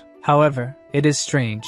Our protagonist would normally be jumping with excitement when the debt was paid. For the first time in a long while, Lloyd lies down on his bed to rest. He remembers the Baron crying when the debt was paid, but this memory triggers another memory he would like to forget. He remembers his real father in Korea, crying and apologizing for making his son suffer. The protagonist says he managed to take care of all the problems in that world, yet he still feels guilty for not being able to help him in any way in his world. Javier hears his master's muffled sobs behind the door, while the protagonist, for the first time, cries as Suho and not as Lloyd. A few days later, while the MC is walking through the village, he is greeted by the villagers as if he were some kind of celebrity. Suddenly, Mr. Byron appears, saying there are problems, and Lloyd gets excited to hear this. According to Mr. Byron, many people are coming from the south. Lloyd is curious if they could be enemy soldiers, but it turns out all those people are refugees. The MC goes to meet these people, and the refugee at the front of the group asks if Lloyd is the lord of those lands. The protagonist explains that he is the son of the lord and asks who they are. The refugee introduces himself as Nicholas, the chief of Sortie village, and says they are subjects of Baron Certino to the south. Until recently, his father was the chief, but he stayed behind, so the rest could escape. His father protected the barony with the lord until the end. It all happened very quickly. Lloyd interrupts Nicholas and asks what happened and if it has anything to do with monsters. Their lands were attacked by giant beetles, and their only option was to flee there. Javier comments that the domino effect affected a much larger area than they had calculated. The protagonist knows that all areas near the jungle were affected, but his was probably the only one still intact since, besides giant summons, they have a master swordsman and the white cavalry. To the north, the refugees would find only the sea, to the south they would reach another country, and to the west of Cremo, it would be too far to go. So, they would probably head to the center, where Frontera and Lacona are, making Lloyd worried about the number of refugees that could go there. They beg for food, even if only for their children. Javier comments that they won't have enough space to accommodate everyone, but the protagonist is quite excited about all this. Obviously, the swordsman is scared, asking what he is thinking in this situation, but Lloyd asks how much he thinks they will start earning when they tax all these people. Javier gets angry, asking how he can think of taking money from these miserable people, but the protagonist ignores him and orders Mr. Byron to prepare some of the cooks to feed them all. While the young master goes to report all this to the Baron, the knight asks Javier not to be so angry. Even though he makes those bizarre expressions and can read people like a book, Lloyd is a good person, so it's better to see what he does before getting angry. The Baron is frightened to learn that more people will come in the future. Although he wants to help everyone, the current food stock is not enough. Lloyd is confused and asks what he is talking about, since they should have enough to feed everyone for now. Initially, they were stored to be used as fertilizer, but there are several warehouses with tons of them. Obviously, the Baron says that giving locusts to people is a bit bizarre, but when he notices, his wife is already eating one of them. She says they taste like shrimp and there shouldn't be a problem since the orc warriors eat them too. The problem is that the smell of the insects is quite bad, and she asks to be in charge of the kitchen. Soon after, tents start being set up for the refugees. While they are still finishing the first set of tents, more refugees arrive in droves. The protagonist tells them to hurry, or everyone will freeze to death in the winter. While the workers set up the heating system, the Baroness explains how to prepare nutritious meals using locusts. The other cooks say the smell is very strong, but the Baroness shows the legendary recipe book, leaving everyone astonished, since this book is the obsession of all aspiring cooks. Looking at the construction of the tents, Lloyd realizes there won't be enough space for everyone. Even if they expand the houses to the northern mountains, it won't be enough. At that moment, he sees a child crying, wanting to go home, reminding him of the day he had to move as well. At the time, his parents were happy while mentioning "our home" in their sentences. Unfortunately, he will never see that smile again. Even if it was a small and bad house for others, it was where he had the best moments of his life. Lloyd tells the boy not to worry since they will have a new home soon because the legendary architect, Lloyd Frontera, is there. Hearing this, Javier feels a bit relieved to know that his master is not a complete jerk. Lloyd says this will be the biggest project they have ever done, and he will solve the space problem by creating apartments. It's a common type of building seen in South Korea, and based on the current circumstances, this would be the most effective type of construction to house everyone. The necessary costs are also reduced due to standardization, and having units in all directions optimizes insulation. On top of a mountain, Lloyd analyzes the surrounding area using his ability. The construction of the apartments will bring significant changes to his lands, and these changes will bring rivers of money. This will be his last job. After that, he will enjoy a lazy life for the rest of his days, finally achieving humanity's ultimate dream of becoming a wealthy, unemployed person. He won't even need to manage the state. He will just dump all the work on Mr. Byron. Lloyd begins the meeting about the construction of the Hive apartments. Javier immediately objects, as he suspects there are many hidden motives behind this. Mr. Byron also looks uneasy, saying he dreamed of a demon slaver working him to death. Lloyd tells everyone to look at the documents. This is a tulu, an ancient building design found in Fujian in the east. Each generation has a room and a hall, and in the middle, there is a dining plaza with shared facilities. The protagonist's idea is to build them in square shapes, since they are faster to construct than circles. Another essential aspect of the construction is that it will become an impenetrable barrier, protecting the Frontera estate. Then the questions about the construction begin. Javier questions the necessary income to do this, but the protagonist ignores his question. However, when the Baron asks about the necessary funds, Lloyd responds extremely politely. After the questions, Lloyd jokes with Javier, who got angry during the meeting, but for a moment, he decides to be serious. Even our legendary engineer is scared. He doesn't know if he is really capable of doing such a project, but he can't show weakness to others and must always appear fully confident in what he is doing. The only person he can be truthful with is his bodyguard and friend. Javier gets upset, asking if he is just an emotional trash bin, and from the look on our protagonist's face, that's exactly what he's saying. The two then go to the Viscounty of Lacona. Diego, who was expelled from the Royal Academy, walks sadly through the corridors until he comes across the guy who beat him up. The young man, still missing 2 teeth, screams in fear when he sees Lloyd, but the protagonist tells him not to be so afraid since he is there to help him return to the academy, though that will depend on his father's actions. The Viscount is shocked, asking if he really wants to increase the price of water. Besides expelling his son from school and profiting from selling water, this bastard wants to earn even more. But of course, the Viscount won't just hand everything over to him. Perhaps because he is still young, he doesn't know how business works, but this contract has a fixed price, and he doesn't have the right to increase the price of water. Of course, our swindler had thought of this and takes a magnifying glass out of his overalls, showing tiny hidden letters that say the water price is subject to change. The Viscount gets angry, calling him every name possible, but Lloyd says this is a fair trade and that he too will profit immensely. Since 17 states were destroyed because of the domino effect, before the refugees went to the Frontera estate, they had to pass through the Viscounty of Lacona.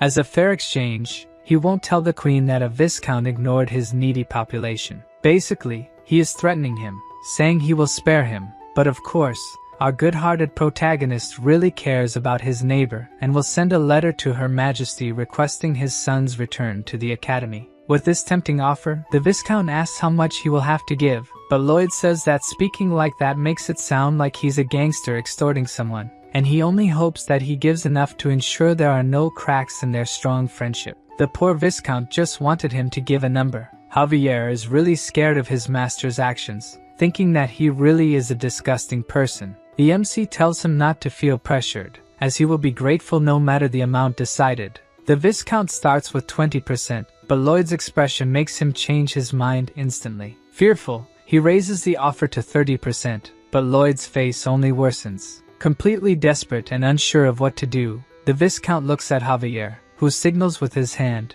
indicating 5, increasing the offer to 50%. Even so, Lloyd is not at all satisfied with this amount, leaving the Viscount confused, asking if he wasn't supposed to increase by 50%.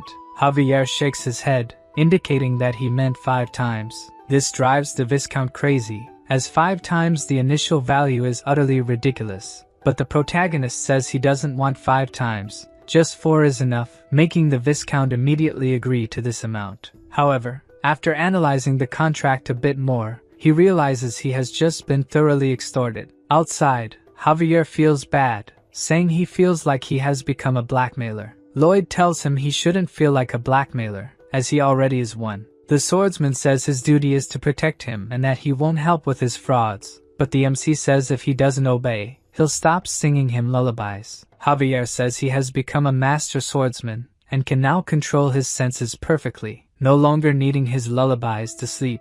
When night falls, the swordsman can't sleep alone and goes to Lloyd's room, begging for the lullabies. The protagonist asks if he has heard of sleep hygiene, which involves repeating a certain routine to form a sleeping habit. implying that Javier won't be able to sleep without his lullabies. He sings the swordsman to sleep and then starts his tasks for the day. Lloyd was lucky with the construction of the Andal, as it was knowledge he already had, but the apartments are different. Never in his life has he built one, meaning our protagonist will test all simulations until he finds one that works. A few days pass, and Lloyd is stressed, giving various orders for Mr. Byron and others to carry out. At night, he continues testing possibilities for his new project. Even Mr. Byron is worried about the increasing number of refugees, but Lloyd tells him to accept everyone. He's running out of ideas to ensure his project doesn't collapse. He refuses to reduce the number of floors in the apartments, and at this point, his body is showing signs that it won't hold out much longer. The next day, Mr. Byron explains that the 4 months they have to build the apartments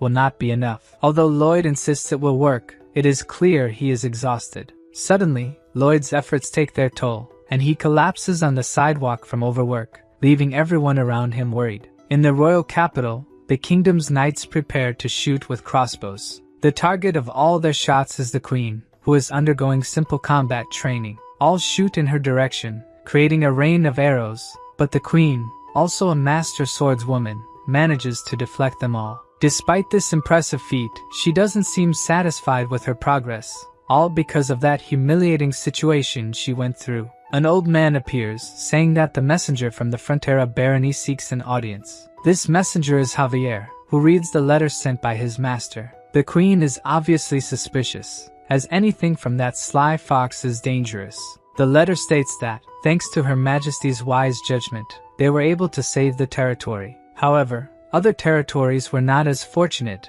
and left many refugees homeless. Since the Great Queen is known for sympathizing with the commoners of her vast kingdom, Lloyd decided to follow her will and shelter all the refugees, but he ended up running out of money. The shamelessness of our protagonist surprises the Queen, but she had anticipated something like this and was considering sending supplies. However, as if reading her thoughts, Javier says they will need 3 times more than she has in mind. She is shocked, as 3 times is a staggering amount, and she even questions whether Lloyd has gone mad. Once again, Javier responds to her thoughts, saying he has not gone mad. The protagonist explains the idea of the apartments, which will serve as housing for the homeless, and again mentions that he does not have enough money for this. Her Majesty says she understands the message he is trying to convey, but cannot arbitrarily use a large amount of money and will need to speak with a financial expert first. At this moment, Javier, who had already read the first letter, pulls out a second one. It states that the buildings will be designed in such a way that they function as a fortress, preventing attacks from enemies and monsters coming from the east. Since the defense is directly against the enemy state, everyone who agrees with this plan will definitely gain a much better position within the kingdom. The Queen sees no problem with having a fortress city, as there is indeed a possibility that the Frontera territory could become as large a commercial center as Cremo. The Queen decides to provide the money, but Javier comments that he would love for her to send the dwarf Corjudas as well. Meanwhile, our protagonist is unable to work, and Greg is in charge of commanding while Lloyd is absent. So you asked me, who is Greg? In the beginning, he was just another lazy soldier, but he was always around, even participating in extremely dangerous missions and difficult and meticulous tasks. He is someone who gained responsibility, did his best, and finally was reborn as a true man. This is the kind of person Officer Greg is. When he leaves the tent, he ends up meeting Emily and asks why she didn't take a break like the others. Greg tries to take the sheets she is holding, but fails, yet the two seem to be having a lot of fun while doing this. At that moment, an orc who is in love with Emily sees this scene. The warrior is completely disappointed by this, while being teased by the other orcs, who say that a human would never like an ugly and muscular guy like him. The orc gives up on his love, throwing the bouquet of flowers on the ground. But this will not be the end of the orc's love story with Emily. In his bed, Lloyd finally wakes up. Due to days of relentless work, he is quite exhausted, and to make his situation worse, payday is approaching. Byron comments that they can delay the payment a bit, but something like that is inadmissible to our protagonist. All those people worked so hard waiting for payday. He could never do something as terrible as delaying it. Lloyd says he would rather die than commit such cruelty, leaving Byron very worried and looking for a doctor. At this moment, our great swordsman returns with the money, making Lloyd resurrect from death like a greedy phoenix. After several days of hard work, the Honey Pot Apartment Complex 101 is 70% complete. They managed to create a large plane to build the buildings. The protagonist uses his ability to create holograms of the apartments, running various tests to see if they are truly stable. The first test is a landslide, then he creates a typhoon, and for the final test, Lloyd summons a meteor, leaving the system confused and asking what he is really testing there. The truth is that Lloyd did this purely for fun, making Javier think that he has finally gone mad. Javier informs that Cortigos and 30 more dwarves have finally arrived. Even though he is very intelligent, an apartment is a complex and detailed structure, so it cannot be built randomly. Therefore, he plans to build a cement mixer to help maintain the quality of the cement and prevent the entry of unwanted elements into the mix. The dwarf complains that they have just arrived from their journey and are already receiving orders. But Lloyd makes that face and says that there's nothing better than showing a project first. With the dwarves in charge of the construction, he and Javier need to use mana explosion to soften the ground, leaving Padong in charge of turning the cement mixer. The orcs are also involved, twisting several metal bars with their bare hands. Lloyd pours the cement into the molds, explaining to Mr. Byron how to avoid leaving air pockets in any corners. Everyone does their job, and in a short time, the first apartment is almost complete. From this point, Lloyd asks Mr. Byron to take over the project. Now that everyone is accustomed to the work, Lloyd needs to worry about other problems. The heating system works via a steam boiler. All that hot steam rises through pipes connected to the radiators in each apartment. However, there is a problem. The higher it goes, the more heat loss occurs in the system, leaving the top floor without heating. The protagonist spent the entire night studying how to solve this problem, but the only idea he had was to use a material found only in this world. There is an episode where Javier faces a dragon. As the name suggests, this is a legendary creature, and just its breath is enough to take any knight off the map.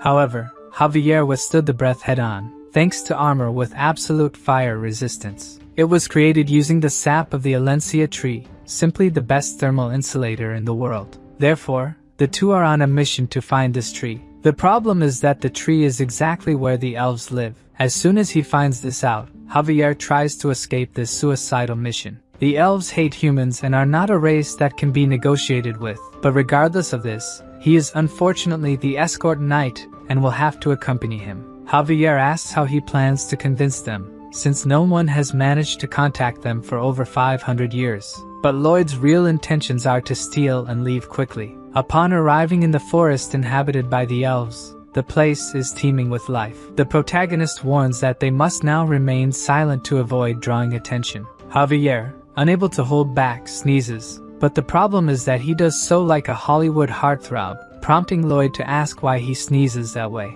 Javier explains that because he has a handsome face, everything he does looks beautiful, but that's something Lloyd wouldn't understand, leaving the protagonist incredulous that he actually said such a thing. Lloyd questions how a sword master can hold back a sneeze, saying he is imperfect for not even being able to hold his own crap. But Javier is used to these jests, and retorts that Lloyd mentioned crap because he has nothing to say about his face. The protagonist gets so angry that he tries to hit him, but this only makes Javier happier. Lloyd gives up trying to strike him and continues on their way, but the earlier shouting has already caught the attention of all the elves in the forest. Javier says this is not good, but Lloyd had expected something like this might happen. Things just progressed faster. The elf women start shooting simultaneously, but the sword master easily deflects all the arrows. Lloyd takes advantage of the distraction and says he will get the sap from the tree, leaving his bodyguard to deal with all the elf women alone. Since the protagonist is just ugly, they decide to focus on the handsome man, using the leaves of the trees to move around. Javier realizes his master was right. The elf women love plants so much that they can harm them, so they developed a special way of stepping. To escape their arrows, they must use the plants they love so much against them. However, even using a tree as a shield, Javier still finds it difficult to dodge all the arrows and fleas, but he realizes they are intentionally leading him somewhere. Meanwhile, the protagonist finally finds the tree. Since all he needs is the sap from the root, Lloyd starts digging to avoid being noticed by any passing elf. Javier is led to the middle of a lake, with no trees to use for protection. The elves attack from all sides, but for a sword master like him, a rain of arrows is something easy to handle. Leaving the elf women with no options, they use their special weapon, Malika. An elf woman looking like a truck of pure muscle appears. Her bow is so large that it has to be planted in the ground to be used. The shot is so powerful that,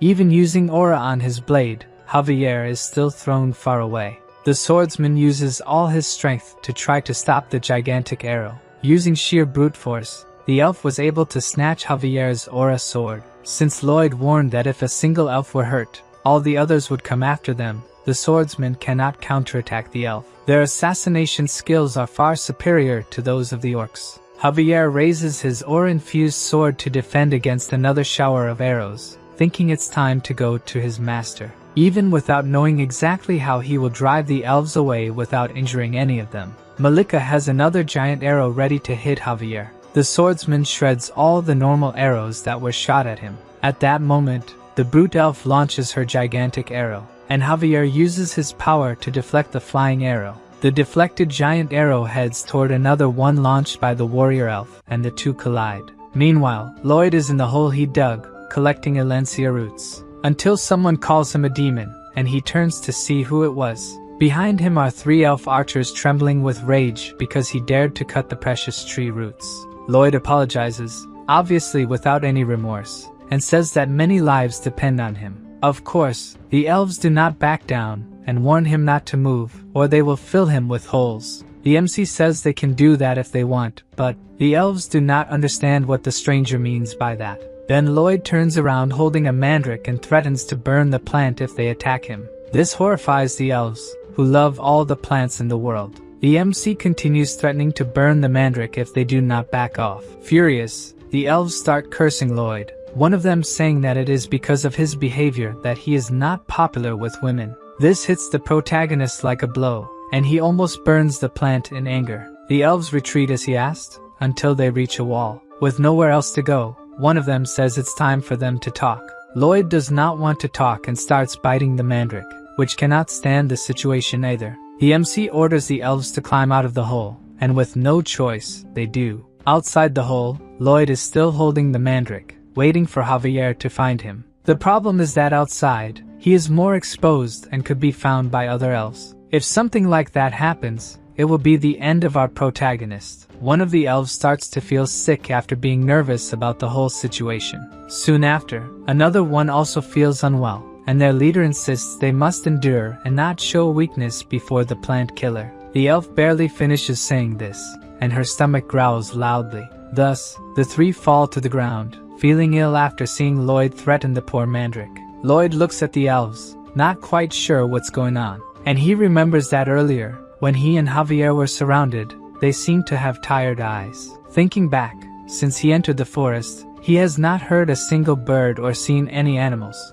With the monster domino effect, they all move to the end of the mountain range, leaving the forest completely empty. Since the elves refuse to harm any plants, it means they only eat meat. In other words, these elves are starving since all this began. Back to Javier, the swordsman is exhausted from the battle, and on the elves' side, the same is happening. Both sides are exhausted. Javier finds it strange that they tired so quickly, given their skills. But thanks to this, he might be able to force his way through them. Even tired, the elf archer fires one more giant arrow at Javier. The warrior does not back down from the arrow, hoping his master is safe. Javier manages to get past the elf archer's encirclement. Their leader yells at her companions not to let him escape, but her subordinates are sprawled on the tree branches, too hungry to pursue. Except for Malika, who, even sharing her meat with her companions, still has the strength to chase Javier. She does not give up and continues shooting her huge arrows at the swordsman. Javier tries to hide from the arrows, staying behind a tree. But Malika appears, coming towards him carrying the arrow like a spear. Javier narrowly manages to dodge the elf's attack. While dodging successive attacks, he thinks only that he should be protecting his master. The other elves also launch arrows with their last strength to help their companion. Focused on escaping and getting to Lloyd, Javier manages to support himself on leaves, just as the elves do to evade them. Seeing this, the elves think he is a monster. This was a skill they took a century to learn. Using the skill, the swordsman manages to distance himself a bit from the arrows. But Malika is preparing a new attack, using 2 arrows at once. Javier's last jump propels him above the trees, and he can see the Alencia tree, where his master went. From above, Javier shouts for his master, hoping to be heard. On the ground, Lloyd is with the other elves having a kind of barbecue and turns when he hears Javier's voice. The swordsman finally found his master, and he is in a very different situation than he imagined. Lloyd asks what happened to him. By his appearance, it is as if he has been in a war. The MC turns to the elves, teaching them the ideal point to savor pork. He turns again to Javier and invites the swordsman to eat with them. Lloyd introduces Javier to the elves calmly, saying he is his servant, while Javier has not yet accepted the situation. Javier is also introduced to Muira, the tribe leader of the elves, but he has no reaction, as he has been fighting the elves until now. Muira takes the opportunity to ask Lloyd if there is room for one more person, and he agrees. Then she calls Malika, who is hiding behind a tree, to join them. Malika sits down, squeezing Javier, and Miura reveals that her companion is starving. Lloyd, pretending to be a good guy, says she can eat as much as she wants, although they did not bring much food. For the elves with their bows pointed at them, just the smell of meat has to be enough to satisfy their hunger. Looking closer, the poor elves are weak and salivating at the smell of the food. Taking advantage of the conversation, the MC says that the male elves doing the housework while they do the rest of the work must be starving. Hearing this, they burst into tears, remembering their poor husbands. Lloyd continues, asking how the younger elves and the elderly will survive without anything to eat. Miura says they will be the first to not withstand it, and will return to the great Mother Nature. Even Lloyd is crying, not out of sadness for their lives, obviously, and he proposes a deal to the elves. Miura, even though she is moved, tells Lloyd that elves do not make deals with humans. But to him, this is nonsense because they made a deal to save the mandrake, and they also accepted eating the meat he brought. The elf leader silently reflects on the deals she made without even realizing it. Lloyd reveals what he has to offer to the elves. First, the chance of survival. The leader does not understand what he means by that. Then, the MC explains that he is offering unlimited pork and charcoal to cook the meat. Of course, he does not mention that the charcoal is made from trees, as that would displease them. This time, the offer seems more attractive, but the leader still says nothing. Lloyd reminds her that the slices they are eating were dried by him, but with the deal, they could eat juicy pork. Finally, the leader opens her mouth and asks what he will want in return. The MC reveals that many lives depend on him and will suffer from hypothermia if she does not accept the deal. All they need is the Alencia tree sap once a month. He will explain a way for the elves to extract the sap without harming the tree. Lloyd also thinks that transportation would be faster if the elves were divided into 2 groups. One to transport the meat and another to help with house construction, as this would help both sides survive. The elves are outraged and say their leader should not accept the deal, especially because humans are liars. The leader remembers her mother saying that humans live short lives and therefore try to make the most of it, being capable of horrible things. She should only trust a human if she believes he can be a true friend. A silence falls over everyone around the campfire as the leader ponders what to do. Finally, she refuses the deal, saying she would only make a deal with humans who are friends. The MC realizes that even though they are starving, it will be difficult to make a deal with these elves. Lloyd wonders what it means to be a friend. In his original world, he was always alone, dirty, ugly, and poor. When he joined the Traditional Architecture Research Club to learn something, they laughed at him behind his back. People said he was too poor and always ruined the atmosphere of places. He learned to accept these insults and tried to learn, aiming to use that knowledge to escape poverty. Until one day, someone told him not to take what people said into consideration, because he had better results than others and was also better at duties. This person was eating Korean barbecue with him, and said the MC could eat as much as he wanted, since all he could afford to eat was canned tuna. Hearing something like that made the protagonist freeze. The other guy looked down at him, smiling, as if he was doing a good deed by feeding a stray dog. This made him cry because that good deed of feeding a dog was very delicious. Lloyd did not mind that the guy thought he was superior and continued asking for more portions of meat. Thus, that guy became his best friend. Precisely because he has that kind of friend, he thinks nothing good comes from friendship. Lloyd takes out more meat from his backpack to offer to the elves. Their leader looks hypnotized by the meat, as if it had something special. After they savor a little more of this delicious feast, Miura accepts the deal with Lloyd in exchange for more meat, without even consulting the elders. After 500 years without contact with humans, the Everglow elves signed a contract with the Frontera barony. On the way back to the barony, Javier is annoyed, thinking that if everything was resolved just with stakes, he was not necessary on this trip. The people of the barony look at the passing elves, admiring Master Lloyd's ability to make deals with other races. The elf leader notices that everywhere there are things made of plants, which seems cruel to her. Lloyd, who is ahead of her, says that there are also tribes that abhor eating animals. There are many races and religions with different values. He says he believes in a world where people cooperate for mutual benefit, committing to some values. She understands what he means, but in her heart, accepting these differences is still difficult. The MC tells her he knows it will take time for her to accept these things, and she can think about it while eating a steak. The leader salivates just hearing those words, as if she would understand everything better by eating.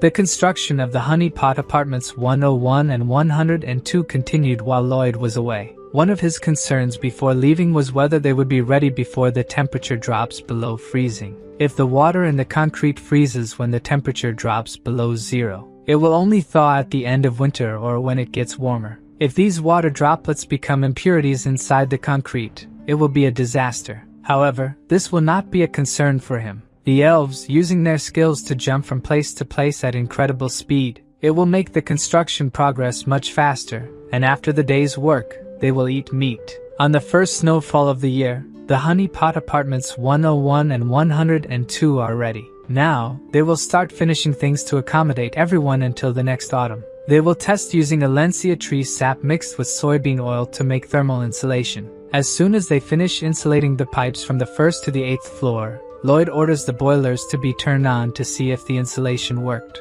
As soon as they turn on the boilers, Lloyd and the others start sweating inside the apartments. The plan was a success. Leaving the apartments, Lloyd orders preparations for people to move into the place. Javier argues about the priority of the moves, but Lloyd wants people to move in as soon as possible since it has started to snow. The lack of attention he receives from his master makes Javier red with anger, as usual. The MC tells Byron that the priority for moving is families with children, then the elderly and the sick.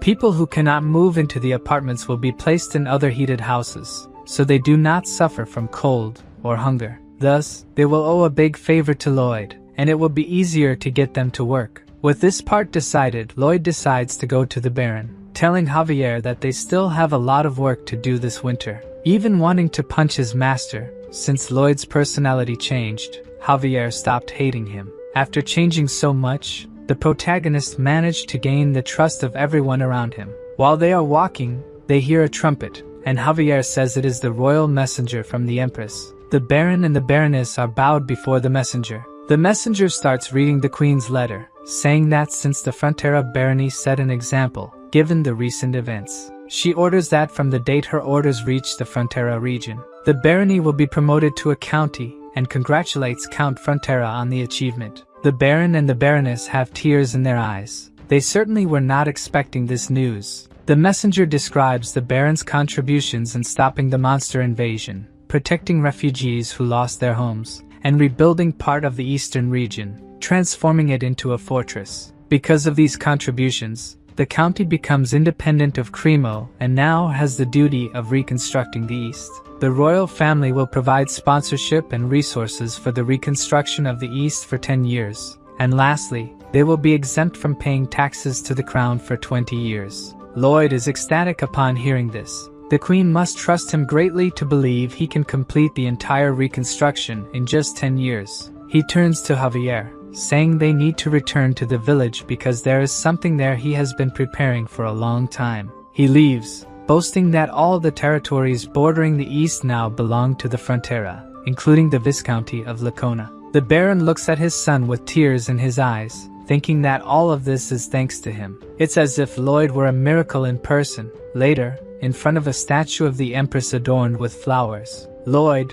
the Baron, Byron, and other villagers are dancing around it and shouting "Long live Her Majesty." Lloyd still urges everyone to shout louder so that Her Majesty can hear them. The messenger observes the entire scene as if he were watching a group of lunatics, and then tells the Empress that they did this all night long. The Empress is embarrassed to hear this and orders them to stop. Returning to the county, the Viscount of Lacona is riding desperately to find the Baron, who has now become a count. He arrives at the mansion and kneels before the Count after being summoned. The Count asks him not to be so formal, as he is getting used to the new title. To please him, the Viscount says that no one deserved it more than he did, but inside, he is cursing the Count, thinking he was the only one who shouldn't have received this title. At every banquet, the Viscount always made fun of the Count. As the Viscount thinks the only thing the Count is good at is being kind, he believes the Count will soon lose the title, so he just needs to endure the situation for now. The Count reveals that he received an imperial order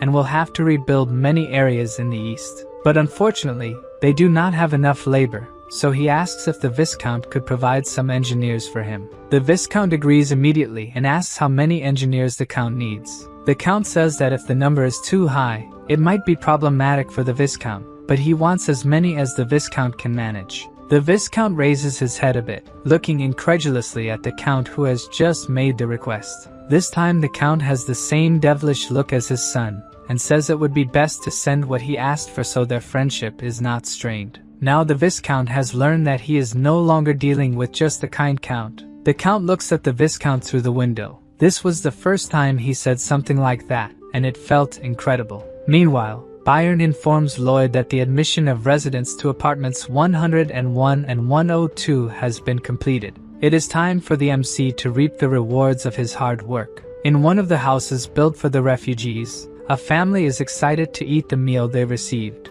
except for the father, who now sees himself as useless for not providing for his family anymore. He wonders how long he can endure living in this situation. Then he hears people shouting Lloyd's name in the streets. As the MC walks, many people thank him for everything he has done for them. Lloyd treats these people so well, it is as if he is completely out of his mind. Because of this, Javier knows that all this kindness means his master wants to extract something from these people. He barely finishes this thought when a table is placed in the middle of the settlement. Lloyd sits down and smiles, explaining that it is now time for these people to pay their debts through work contracts. The people around him do not understand what Lloyd is saying, but to him, it is very simple. Nothing in this world is free. Javier no longer knows if his master's actions are right or wrong and does not try to interfere. The father from before is the first to say something, asking if he will have a job if he signs Lloyd's contract. According to the good master Lloyd, if he signs, he will even get paid for working overtime. But after signing and receiving the first salary, the worker will have to buy things with his own money. The worker, who does not want to live depending on anyone's goodwill, asks the MC to read the contract for him. Lloyd tries to explain that the contract will exploit him to the maximum but is interrupted. A young woman is also interested in the job, and of course, the contract also accepts women. Quickly, a line of workers forms in front of Lloyd's table. He is already thinking of a new project to provide food and land. He plans to cut parts of the eastern mountains and use Gabians to build farms. The problem is that Bangul has not recovered from the work on the apartments. Making her work so hard makes Bibian even angrier at Lloyd, and he kicks the master. After thinking for a few days, the only option Lloyd could come up with was that he needed to summon another pet. Even though he was constantly mocked by the system, Lloyd acknowledged that he always received the ideal pets for what he needed. Padong and Hamong, who were with him, waited eagerly to have another friend. With nothing to lose, the MC asked the system to summon a creature capable of helping him build his dam. The system opened a summoning circle, but Lloyd noticed that something was different this time. Instead of a new pet emerging from the magic circle, a flame appeared and hit the protagonist. With his hair burned, Lloyd asked if the world system was no longer on his side. All the previous summons were just coincidences to make the MC more confident that he would always get the ideal pets for what he needed. Lloyd was furious because someone as manipulative as him should have already understood how this system worked. Even so, he was induced by the system to try his luck again, and started another summoning. The only difference this time was that the explosion was much bigger than the first. Lloyd was overwhelmed with rage and tried to fight the system in vain until he was warned always to try 3 times. and on the third attempt, predicting that there would be another explosion, the MC and his pets threw themselves on the ground to protect themselves. Lloyd noticed that no explosion happened and went to see what he had summoned. Finally, a creature came out of the magic circle, but it looked more like a raging monster than anything else. So, the only thing the three could do was run away before being devoured by the monster. Lloyd went desperately to Javier, who was sleeping peacefully, to get rid of the creature. The swordsman killed it with just one blow and could go back to sleep. Meanwhile, the MC was even angrier at the system, saying he would never summon again. Then, the system showed that he had unlocked the bankruptcy skill for being deceived 3 times and could now choose a skill as compensation. A list with hundreds of skills opened for Lloyd to choose from, each more useless than the last. Until, looking more closely, one of them caught the protagonist's attention. With the ability to get spider webs, Lloyd would have a strong and elastic thread that would also take time to wear out from the sun. Decided, he selected in the system window that he wanted a creature with this ability. Another summoning circle appeared, emitting a very strong light. The light was so strong that it disturbed Javier, and it caught the attention of the workers, who saw something strange. Above, there was a small dot descending very quickly towards them. From the color and feathers it was shedding, the workers wondered if it was an angel falling. But in fact, the angel was Lloyd riding his new summon, Goming. The workers celebrated Master Lloyd's new summon. Lloyd continued his ride. He thought it would be a spider due to the type of ability, but it was more beneficial that a bird appeared. To the workers, it was as if Master Lloyd was blessing them from above. With Goming, he intended to promote himself as a prodigious summoner and increase his followers. Goming's main ability was to get spider webs, but it could also spread webs, create a nest, and bombard with poop. Additionally, it released spider webs behind its backpack. From Lloyd's tests, the webs were very resistant and could only stretch a little. He asked Goming to go to a nearby plane to make a net with the web-spreading ability. But Goming didn't like his master's idea and went elsewhere. The bird stopped abruptly in front of a snowy mound, causing his master, who didn't expect this, to fly face first into the ground. Lloyd got up, furious with Goming, asking what the bird was doing. Goming sat on the ground, chewing a branch, and told Lloyd he was lazy. Now, Master Lloyd would have to figure out a way to make his new pet work for him. The previous night, right after Lloyd had summoned Goming, he asked if his new summon could show how it produced the webs. But Goming just sat on the ground, with no desire to do it, and asking why someone like him had to work like a slave. From that moment on, Lloyd realized that his new pet was not like the previous ones. Padong went to Goming, trying to be friendly with the new little friend. And he said that Goming could build the infrastructure of society, improve people's quality of life, and find satisfaction after doing so. The new pet could be an existence capable of bringing happiness to the world. After this speech, Goming felt a bit more motivated and said he would try to do it. The next day, when he was supposed to be helping Lloyd, he got lazy again, leaned against a tree, and didn't want to do anything. Seeing that his colleague's determination didn't last even a day, Padong went to him again, encouraging Goming to work together. The bird decided there was no reason to keep working. He believed the world would continue to develop without his help and that Lloyd, the idiot who summoned him, would keep feeding him. Lloyd was so irritated by what Goming said that he considered cooking the bird. The little Padong did not give up trying to convince his colleague to work a bit, but the little one's words did nothing to encourage Goming. Instead, he threw the branch he was chewing in the direction of the guinea pig.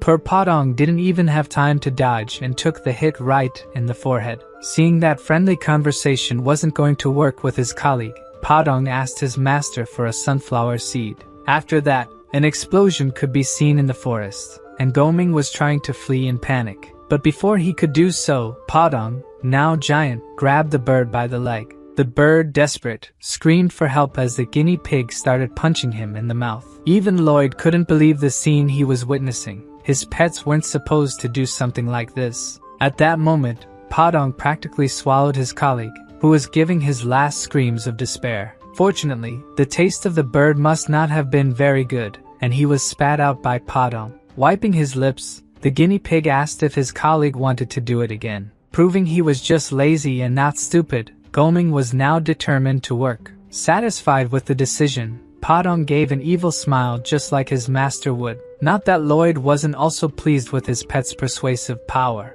Back to the works. The first step was to dig a trench. Step 2 was to have Bibyang sift the fine sand with a giant sieve. Step 3 included using Goming's labor. After filtering the sand, the plan was to have the bird weave webs in a mesh pattern. In step 4, Padong encouraged Goming not to become lazy again, while Lloyd shouted from atop the bird for the white cavalry to start their part. Lloyd's loyal followers were in position, fully dedicated to their master. Step 5 was to use the sand to cover the web and repeat the process until everything was covered. In step 6, after covering all the sides, they would pour stones and gravel into the gabion. Monitoring the work from above, Lloyd noticed that the first section was ready. At this rate, they would finish before spring. Once they sold the land to the refugees and the construction of the apartments accelerated, everything would be ready by the following year. With this, Lloyd's dream of ending his life as a worker was close to coming true. The days passed with everyone working hard to finish Lloyd's final project. Not long after, the construction of the county's terraformed farm was completed. And with that, Lloyd, lying in a flower field, earned the title of Leader of the Tired. To enjoy his new retired life, Lloyd spent the day playing chess. His opponent was none other than himself. Javier appeared, asking if he really found this fun, and Lloyd tried to hide that he was enjoying his new life. It was the first time Javier had seen Lloyd play since that day, and according to the master, there was nothing left to do. They had already improved the wizard's magic, and now their work was much more productive. Everything was going well. This phrase triggered some old memories of his original world. In them, his father said that he should always reconsider if everything was going well. Remembering his father's words left the MC petrified. Then, Lloyd decided he needed to do something before putting Javier to sleep. He needed to be sure that everything was indeed going well. Alone, he invoked the system that gave Lloyd the option to get a spoiler of the story's end. And to make sure the future was secure, he selected that he wanted to see this spoiler. Suddenly, Lloyd finds himself alone in a completely dark place. Gradually, the darkness is replaced by what appears to be his room. When Lloyd turns around, he sees himself lying in bed with Javier standing next to him. It seems Javier is giving some kind of massage to Lloyd, but he soon realizes this massage isn't normal. Javier is using magic, and from what Lloyd can tell, if Javier continues doing that, it will kill his future self. Worried, he approaches Javier, asking him to stop before his other self's heart explodes. But as he gets closer to the swordsman, he notices that Javier is in tears, desperate, in a way Lloyd has never seen. The Lloyd of this future is very weak, with a cadaverous face. Seeing himself, Lloyd wonders what happened, what could have led him to end up like this. Meanwhile, the other Lloyd asks Javier to stop his efforts, as both know it's useless. But Javier doesn't stop. He remains determined to do everything he can to keep his master alive.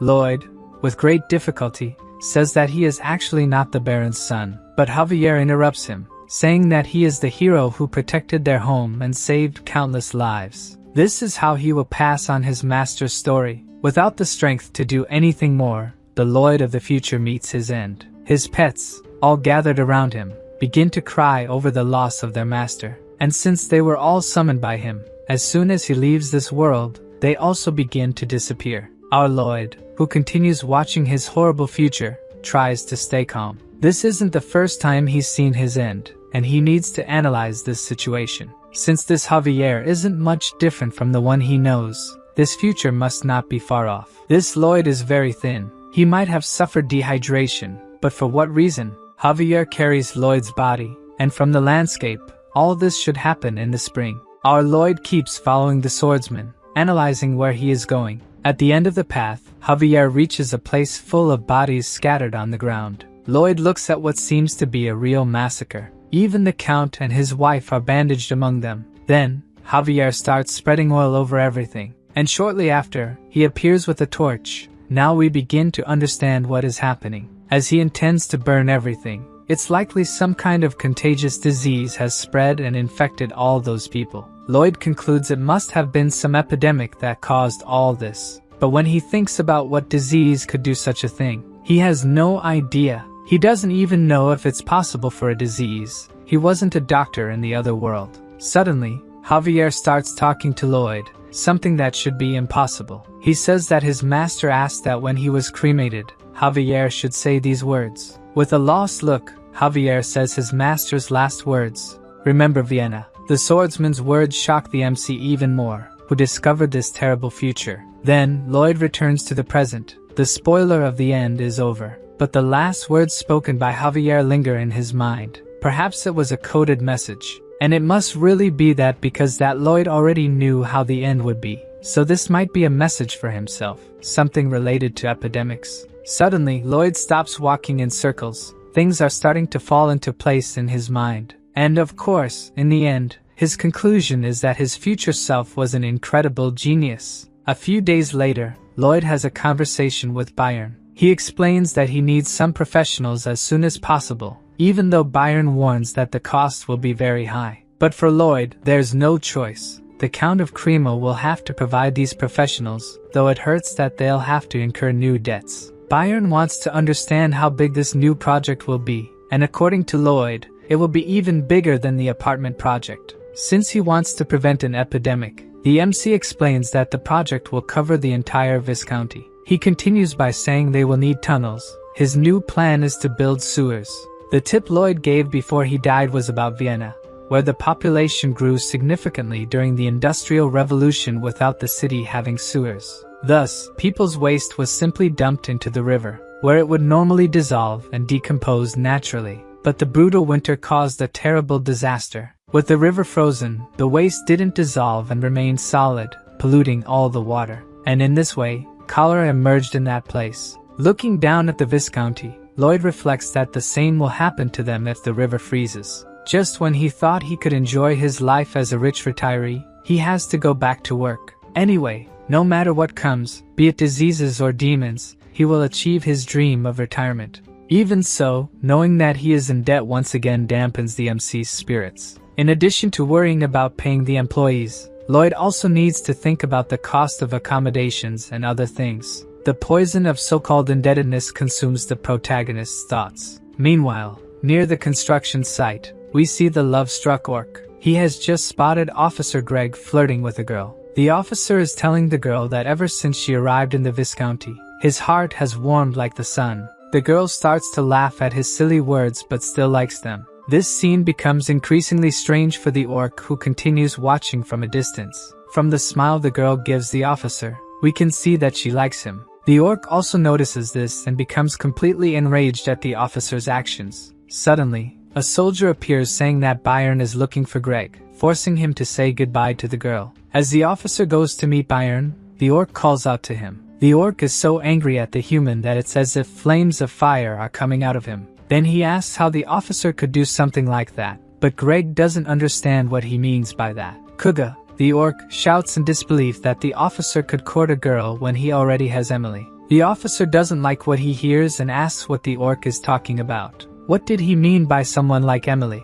Kuga can no longer contain his anger and tries to punch the human in front of him. The problem is that Greg dodges and punches the orc, sending him to the ground. It takes a few seconds for him to understand that he has just been punched by a human. According to the officer, the orc's weak punch wouldn't have enough power to hurt him, especially now that he can use mana. After a lot of training, the Viscounty soldiers learned to use mana, but they used the power to build Lloyd's projects. Recovering from the blow, Kuga gets up, ready to counterattack the human. Officer Greg is also in an attack position, equipped with his mana. Thus, the two charge at each other to resolve their dispute. But before Greg could attack, Byron appears saying that he is too slow. Neither of them saw Byron arrive, such is his skill. The knight is not at all pleased that the soldier took so long to come to him, and thinks the subordinate was just lazing around. As they walk, he explains that the officer will be sent on a work trip because he trusts him despite his mistakes. Byron continues to reprimand the soldier, who is focused only on staring at the orc. Kuga, in turn, stares back, not admitting defeat. From their faces, this doesn't seem to be the end of their conflict. At the Frontera mansion,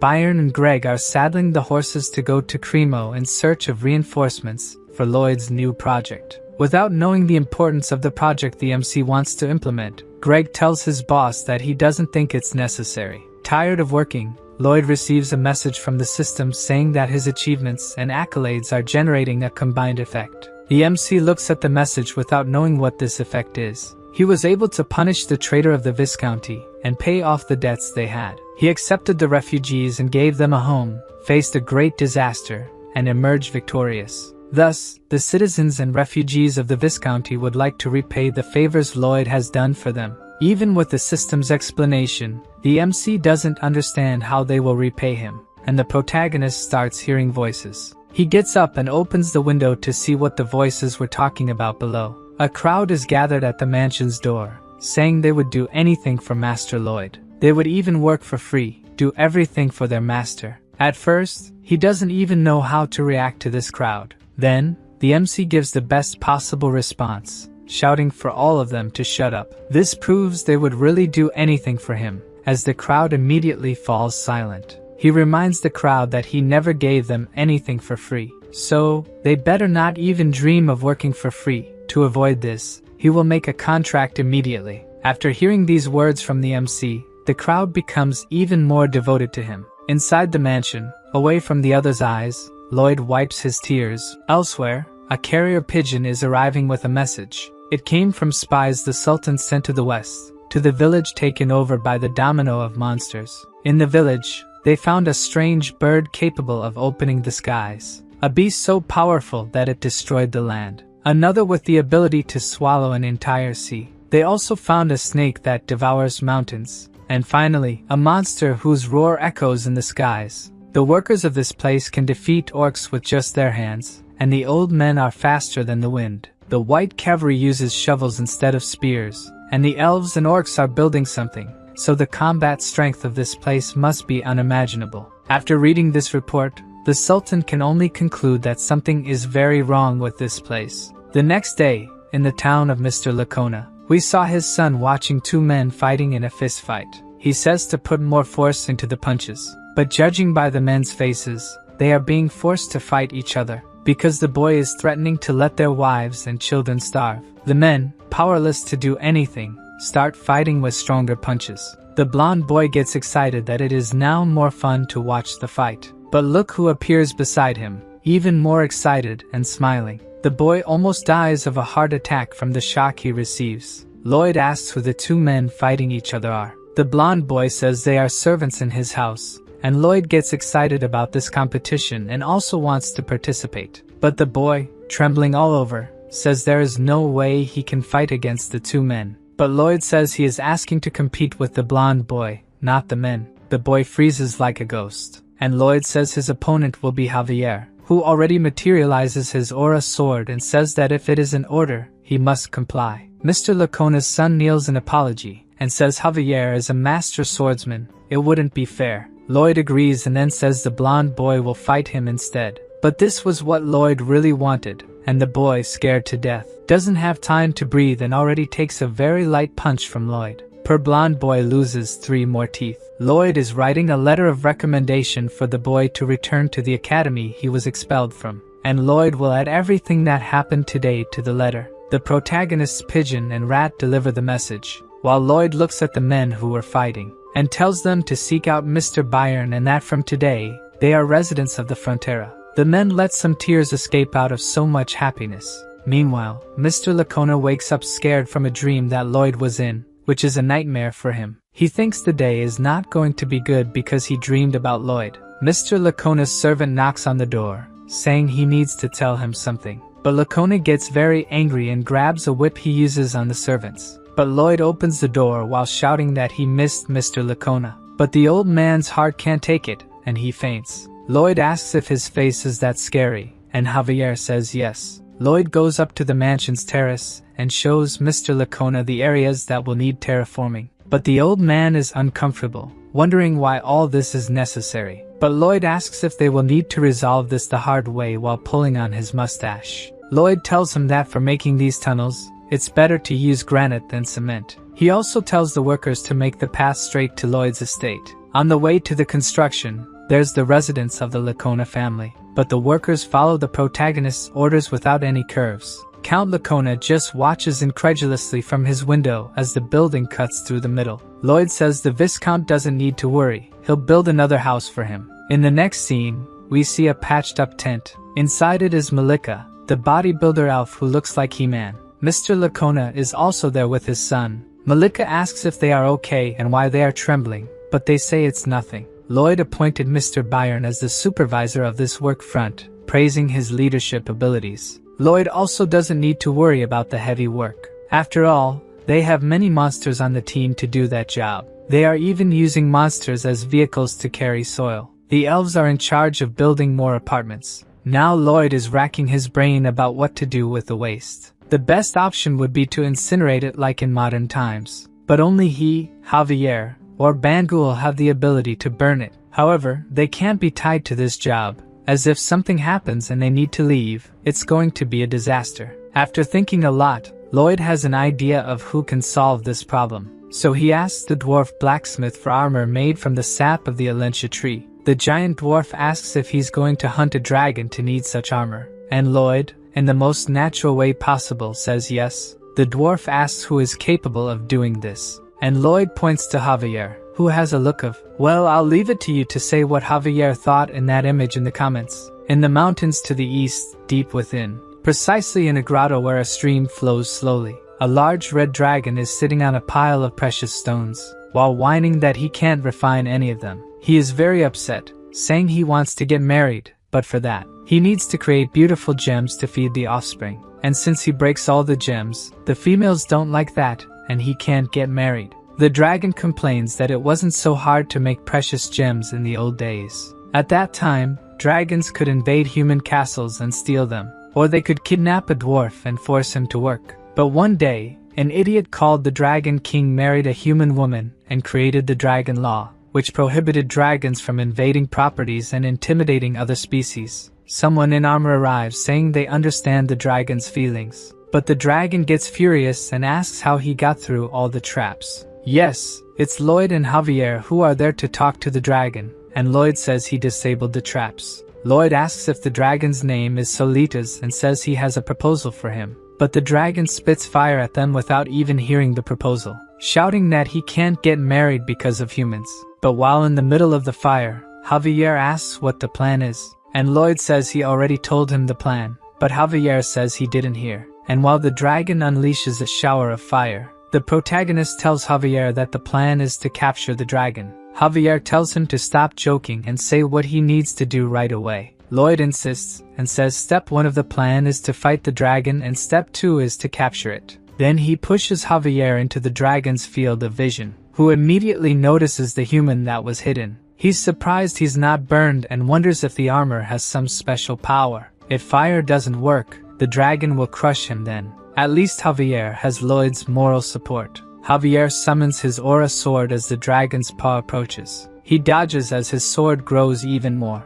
The dragon tries another strike, but Javier dodges again, making the dragon even more furious. Javier finds it strange that the dragon seems weak and that he can really win. But in reality, it's Javier who is a monster. Lloyd, with a smile, says he knew this would be easy. In the book, Javier won the fight against the dragon even though it was difficult. So now that Javier is much stronger, it's going to be impossible for the dragon. The dragon is scared of Javier's new technique. He simply used the elves' technique as a base, and now with Mana Blast, he can jump in the air. Almost like Sanji's technique in One Piece, he goes after the dragon. He says he needs a powerful attack to hurt the strongest creature in existence. So he uses Aura Blast and charges a powerful attack on his sword. The attack hits the dragon's chest, making it immobile. The attack creates a small hole in the dragon, who watches as the attack disappears. From the dragon's despair, he had never taken damage from anyone. He starts thrashing in pain while Javier watches from afar. As Javier prepares to start the fight again, the dragon asks for calm. Lloyd explains that now that Solitas has experienced fear, Javier is like a monster to him. Before Javier attacked the dragon again, the creature asked him to wait a moment because it had something to say. Thus, the knight did not attack, waiting for what the dragon had to say. But he was deceived by the dragon, who took advantage of the pause to strike the swordsman. The problem was that when the dragon raised its paw, it realized the knight wasn't crushed beneath it. Then, Javier appeared behind Solitas, who had no chance to dodge this attack. The explosion of mana that the swordsman used hit a very small area on the dragon's back. Even so, Solitas roared in pain, as if he could be defeated with just one attack. Javier continued attacking the dragon relentlessly, not giving it any chance to counterattack. As the fight had been going on for a while, Lloyd lay calmly on the ground, watching. Everything was going as planned, and he knew what Solitas would do next. The dragon blew a puff of smoke in Javier's direction. It seemed like he had a plan in mind when he launched this attack. Covered by the smoke, Solitas took advantage of the fact that no one could see him and transformed into a human. Then, he ran away in fear, trying to get as far from Javier as possible. He hid behind some rocks, thinking he hadn't been noticed by his opponent, and he used some kind of mental power to teleport out of the cave. But before he could do that, a lightning bolt appeared out of nowhere and struck him on the head. He fell to the ground, thinking he had set up the anti-teleportation trap himself, and felt like a complete idiot. Then, the dragon realized someone was approaching him. Lloyd arrived politely and introduced himself again as the son of Frontera, and Solitas tried to disguise, telling the MC that he was not a dragon at all. Lloyd just smiled at him without saying anything. It was obvious that he was the dragon. Disguising, he said he didn't know how he ended up there, while Javier approached from behind him. Stealthily, the knight launched another mana attack on the dragon. Hit in the middle of the back, he screamed like a little girl for being attacked. Lloyd told the dragon that humans don't scream like that when attacked, but Solitas was more interested in knowing what they wanted. Then, Lloyd reminded him that they were there to make a great offer to the dragon, who asked, crying, why they attacked him instead of talking to him. But he was reminded that he was the one who attacked first, and Javier only counterattacked. With no way to escape from these humans, Solitas inquired about what they had to offer. Finally, Lloyd saw that his negotiation would progress from that point. In the novel, the MC noticed that Solitas couldn't contain his anger, but it wouldn't be possible to talk to him, so Lloyd had to use another means. Even with the dragon calmer, it would be difficult to negotiate if his pride was hurt, having been defeated by a human. Then, Lloyd shouted at Javier, calling him a reckless idiot. He belittled the swordsman, showing that he had the audacity to hit a wise dragon. This attitude from the master caught Javier by surprise. He had no idea what Lloyd was saying, and Lloyd didn't stop, stating that if the dragon weren't magnanimous, the two of them would have turned into barbecue. Finally, he asked the swordsman to kneel and raise his hands, asking for forgiveness. Surely, Javier wasn't in the mood to do what his master had just asked, and Lloyd kept pressing, ordering him to kneel immediately. With no choice, poor Javier was forced to do what his master ordered. While kneeling, the MC asked Solitas to sit so they could start talking. Completely on his knees, he asked to ask a question to the Lord Dragon. Finally, Lloyd abandoned the polite smile and went straight to the point. Solitas' desire was to get married, wasn't it? The dragon blushed and asked how the human discovered that. The MC didn't answer but said the dragon couldn't get married because he couldn't refine jewels. Once again, the dragon didn't understand how someone could know this, nor how he was found. Then the protagonist made his proposal. He would help the Lord get married in 10 years. This speech made the dragon so happy that he didn't even question how Lloyd would do that. Quickly he came back to himself and wanted his questions answered by the human. But Lloyd kept saying things that made him blush. Like dragons, they could send love letters telepathically to each other, or even make a heart with their tails illuminated by moonlight. With Solitas seduced by the idea of romance, the MC soon presented a contract for him to sign, showing that he could just sign at the end without even reading what was written. As soon as he heard the dragon sign, Lloyd's expression became demonic again. He took the contract from Solitas' hands before the ink could dry. Then he reminded him that there was a very interesting dragon commandment. If any dragon dared to break a contract with humans, he would be burned by the Dragon King's breath. At that moment, Solitas' instinct told him that he had just signed a contract with a real demon. Back in the county, the farmers noticed that Master Lloyd had returned from his work trip, and as always, he brought something new with him. They thought Lloyd would bring a dragon, but instead, they just brought a weary young man. After all, there was no way to bring a dragon. Walking ahead of Solitas, the MC celebrated that he had just conquered his dragon. Lloyd introduced the young man to someone, but the person wasn't convinced he was a dragon. He explained that the dwarf could confirm by looking at Solitas' body, which exuded smoke. The dwarf asked if the dragon was really bad at crafts, and he confirmed. By Lloyd's contract, Corgidus would teach him how to make jewels, and in return, Solitas will incinerate the waste from the sewage facilities once a day. As a legendary creature, he was not at all thrilled to have to incinerate human waste. Knowing this, the MC said it would be difficult for such a grand creature to accept doing that. For this reason, he pressured him to sign the contract. Otherwise, Solitas would lose the chance to learn how to make jewels. And not knowing how to produce jewels would make it much more difficult for him to get married. Despite being proud, this couldn't be more important than the chance of marriage. Totally bound to the contract with Lloyd, the dragon surrendered and called for the dwarf. Humbly, he said he would be in Corjutus's care. Being a dwarf, he never thought he would have such a majestic student as a dragon. According to Solitas, dragons are indeed more powerful in terms of power. But the dwarf is definitely the best when it comes to craftsmanship. So he asked Corjutus to teach him. From afar, Lloyd thought that no matter how silly he was, the dragon was still quick to adapt to the situation. Corjutus accepted the disciple but warned that he might be a bit harsh with him. The dragon didn't mind. He had already decided he would do everything to improve his skills. Then the dwarf's face turned scary, and he ordered the student to stop loafing and go get the materials. Solitas almost cried and asked if the dwarf was really talking to him, and Corjutus retorted for him to go quickly. Frightened, the new disciple ran off to do what his master ordered. Meanwhile, the MC was satisfied that in this contract, both parties would benefit. Solitas managed to trade his pride for the best education that exists in the world, and Corjutus could enjoy being the first in the world to abuse a dragon. Lloyd lost count of the experiences he had with contracts that were unbelievably disadvantageous, but he had to sign them. Those who offered these contracts must have known that he had no choice but to sign. For the MC, this was nothing short of violence. In a real contract, both parties must benefit. However, he didn't take his eyes off the jewels that the teacher and student discarded on the ground. Even though both benefited, there was no problem if he managed to gain a little more. Leaving with the jewels, a system message appeared saying he had managed to transform another tragic destiny. Solitas' fate was to lose his horns in the fight against Javier, and leave it extremely wounded, having received fatal injuries. After returning to his lair, he would die alone and never be found. Which is a bit different from what Lloyd knew, because in the novel, the dragon just appeared fleeing to his lair. If it weren't for the MC, the Frontera couple would have the same fate too.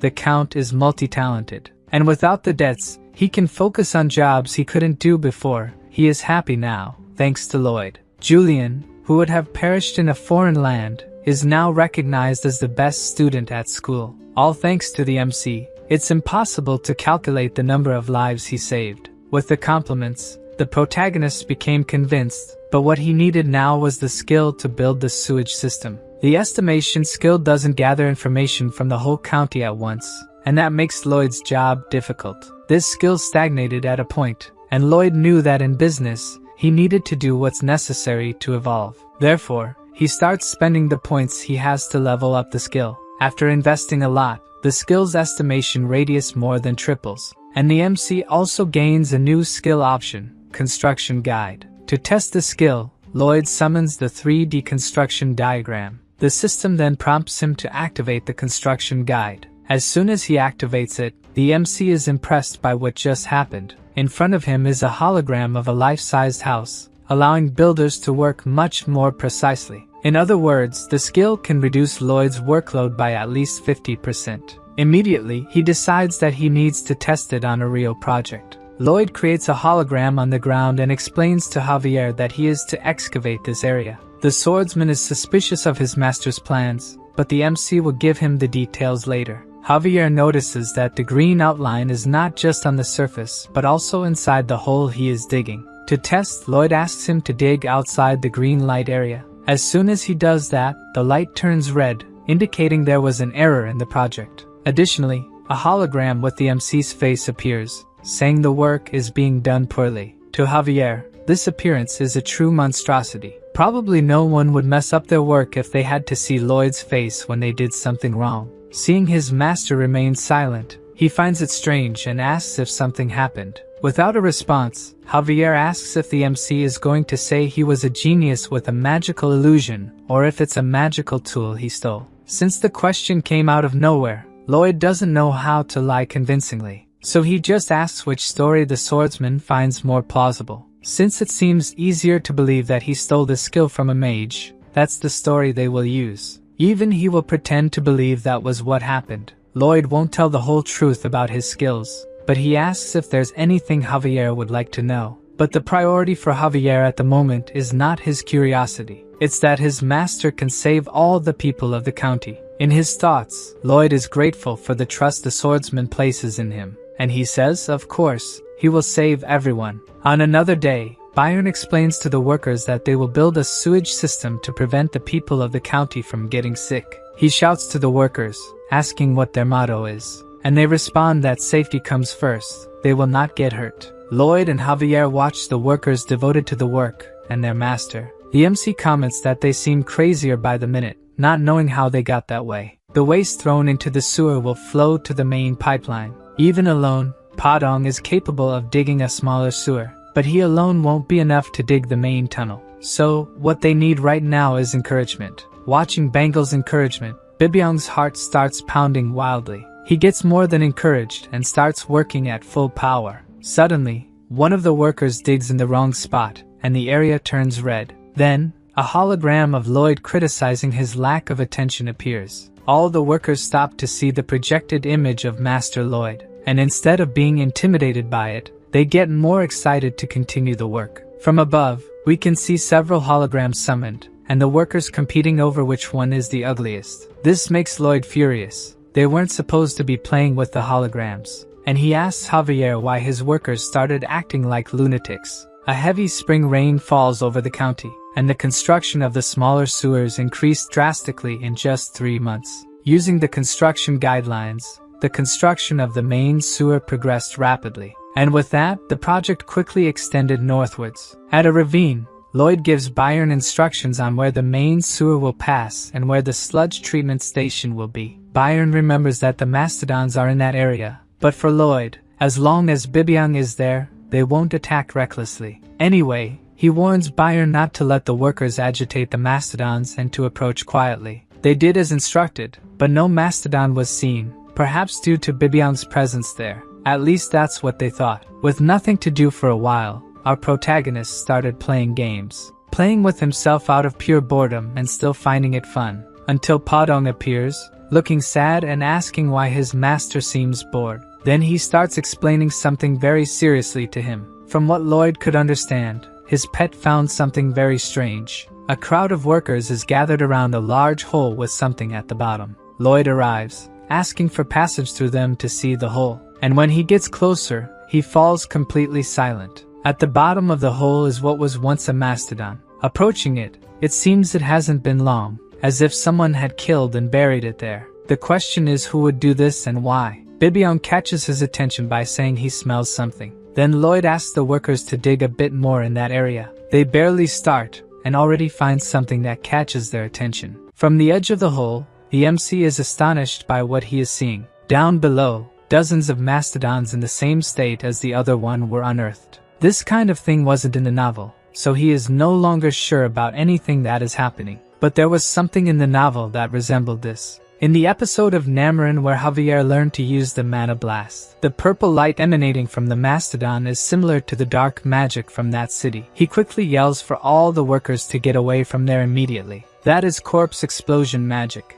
All the workers run desperately to get away from the hole. But before they could get very far, a large explosion happens behind them. Lloyd, who is behind them, realizes that the flames aren't stopping from approaching. If it continues like this, they won't escape. So he stops running, determined not to let any of his workers get hurt. He doesn't know if his plan will work, but he will try to use the impact of his mana explosion to neutralize the other one. Before he could put his plan into practice, Bibyong appears in front of him, trying to protect everyone from the explosion. From the ground, Lloyd desperately yells to his pet that this could be his end. Far away, while practicing his skill, he notices the explosion. The wise dragon thinks it must be the invocation of a necromancer. The magic must have used a creature larger than a human. Thus, the scammer Lloyd must be in trouble, but he is not sure if he should help him. On the other hand, he sees someone who doesn't think the same way. Nearby, Javier is running, trying to reach his master as fast as possible. Since the swordsman went to Lloyd, The dragon doesn't think he would be of any help, as he knows how strong the knight is. Back at the explosion site, Bibyong is unconscious, and the MC is trying to wake him up. The workers, thrown to the ground by the explosion, look back and see something sinister. Even Lloyd is worried about the scene he is witnessing. At the explosion site, mastodon corpses are floating, as if they had turned into some kind of zombies. The herd of zombie mastodons descends to the ground, and Lloyd, holding the still unconscious Bibyong, doesn't know what to do to protect his workers now. The herd must have been buried deeper than the bodies that exploded, and their number is much larger. As if it weren't bad enough that these creatures have come back to life. One of them screams as if commanding the others. Then the whole herd starts running towards Lloyd. Realizing it will be hard to escape them, the MC yells for the workers to run away, and they waste no time trying to distance themselves from the pursuing herd. Further away from the workers, Lloyd notices something wrong ahead of him. The leader of the white cavalry gathered his men, wanting to stop the zombie mastodons. He shouts that his men and he will fight to protect the people and Frontera County. Knowing that this won't work, the MC orders them not to do it. Fortunately, he is heard, and the cavalry retreats and resumes fleeing. Running, Lloyd thinks about what he can do to keep distance from their pursuers. He spots Byron and asks where they are. The knight reveals they are in the field, but we don't know who they are. Then the protagonist calls Podong to delay the mastodons. The guinea pig distances itself from its master, heading towards the zombies. As it approaches, the mastodons become alert to the new enemy. Podong is much larger than the resurrected ones and prepares to attack. He hits one of the mastodons with the Podong explosion, and the creature is thrown into the middle of the herd by the force of the attack. The guinea pig continues attacking, landing elbows and kicks capable of sending its enemies flying. The mastodons don't just take hits, they also attack, momentarily forcing Podong to retreat. Then he starts preparing a new attack. Podong delivers a series of blows to the mastodons, with names like Plum Blossom Fist. From afar, his master watches in awe at the guinea pig strikes. Despite the attacks, they don't retreat and hit Podong in the belly. Several other zombies join in to attack, pushing him back. But that won't be enough to defeat him. The guinea pig manages to throw all the attacking mastodons into the air. He barely does this when another creature appears, sinking its fangs into the fighter's leg, even giving his best to fight against the entire herd. They are too numerous, and little by little, Podong is being overwhelmed by them. Suddenly, Lloyd's voice echoes, catching the creature's attention. The shout was so loud that they stop to see what's happening. Lloyd is at the end of the ravine with a small mastodon. He tells the herd that he has one of their calves, and that he will turn it into ham in just a few seconds. This definitely caught the attention of the zombie mastodons. The MC continues his threat, saying that the herd must be feeling nervous and irritated right now. If they don't get to Lloyd soon, he will tear the calf apart. Then the herd starts screaming, wanting to save their calf, and they run towards the protagonist at full speed. Lloyd's plan worked, and he managed to get their attention. He grabs the calf and runs. The calf, which is actually named Pending or something like that, wasn't part of the herd. In fact, it was one of the calves under Mr. Byron's care. From the hint given in the novel, mastodons are docile creatures that don't attack humans, unless their calves are in danger. In that case, they become true beasts. Faster than the zombies, Podong catches up with his master, and Lloyd says they will head through the valley, and asks the guinea pig to lead them to the forest to hide until everything is over. The ravine is empty after the zombie mastodons go after Lloyd. Only the workers remain there, feeling saved once again by Master Lloyd. Meanwhile, in the forest not far from there, Goming is being lazy again, sitting on a branch and humming, until suddenly, a hand appears and captures the poor bird. The hand belonged to Javier, who needs Goming to grow up to take him north. Back at the ravine, Podong is still running from the zombie mastodons. As he is very tired, the zombies are slowly catching up to them. To buy some time, Lloyd prepares a mana attack, and launches it at his pursuers, hitting one of the leading mastodons. A purple light starts radiating from within the creature, and another purple explosion occurs. Before the smoke from the explosion dissipates, several zombies pass through it without a break. Lloyd thinks about what he can do. There are many of them, and attacking the mountain might injure himself and his companions. Suddenly, Podong looks very scared, and abruptly stops running. When Lloyd and the calf look ahead, they realize why he stopped. The guinea pig has nowhere to run. There is a mountain in front of them, Lloyd needs to think quickly about what to do, or they will be trampled by the gigantic zombie herd. The MC uses his search ability, trying to find a way out of that place. But just as he thought, Padong isn't able to climb the embankment due to his weight. Lloyd is panicking as the herd gets closer and closer. He tries to calm himself by thinking about his past experiences and what he has learned to do something. Padong calls out to his master, not knowing what will happen to them, and Lloyd asks him to stay close to the wall and hold the mastodon calf tightly. He was worried that using the triple core mana explosion might kill him,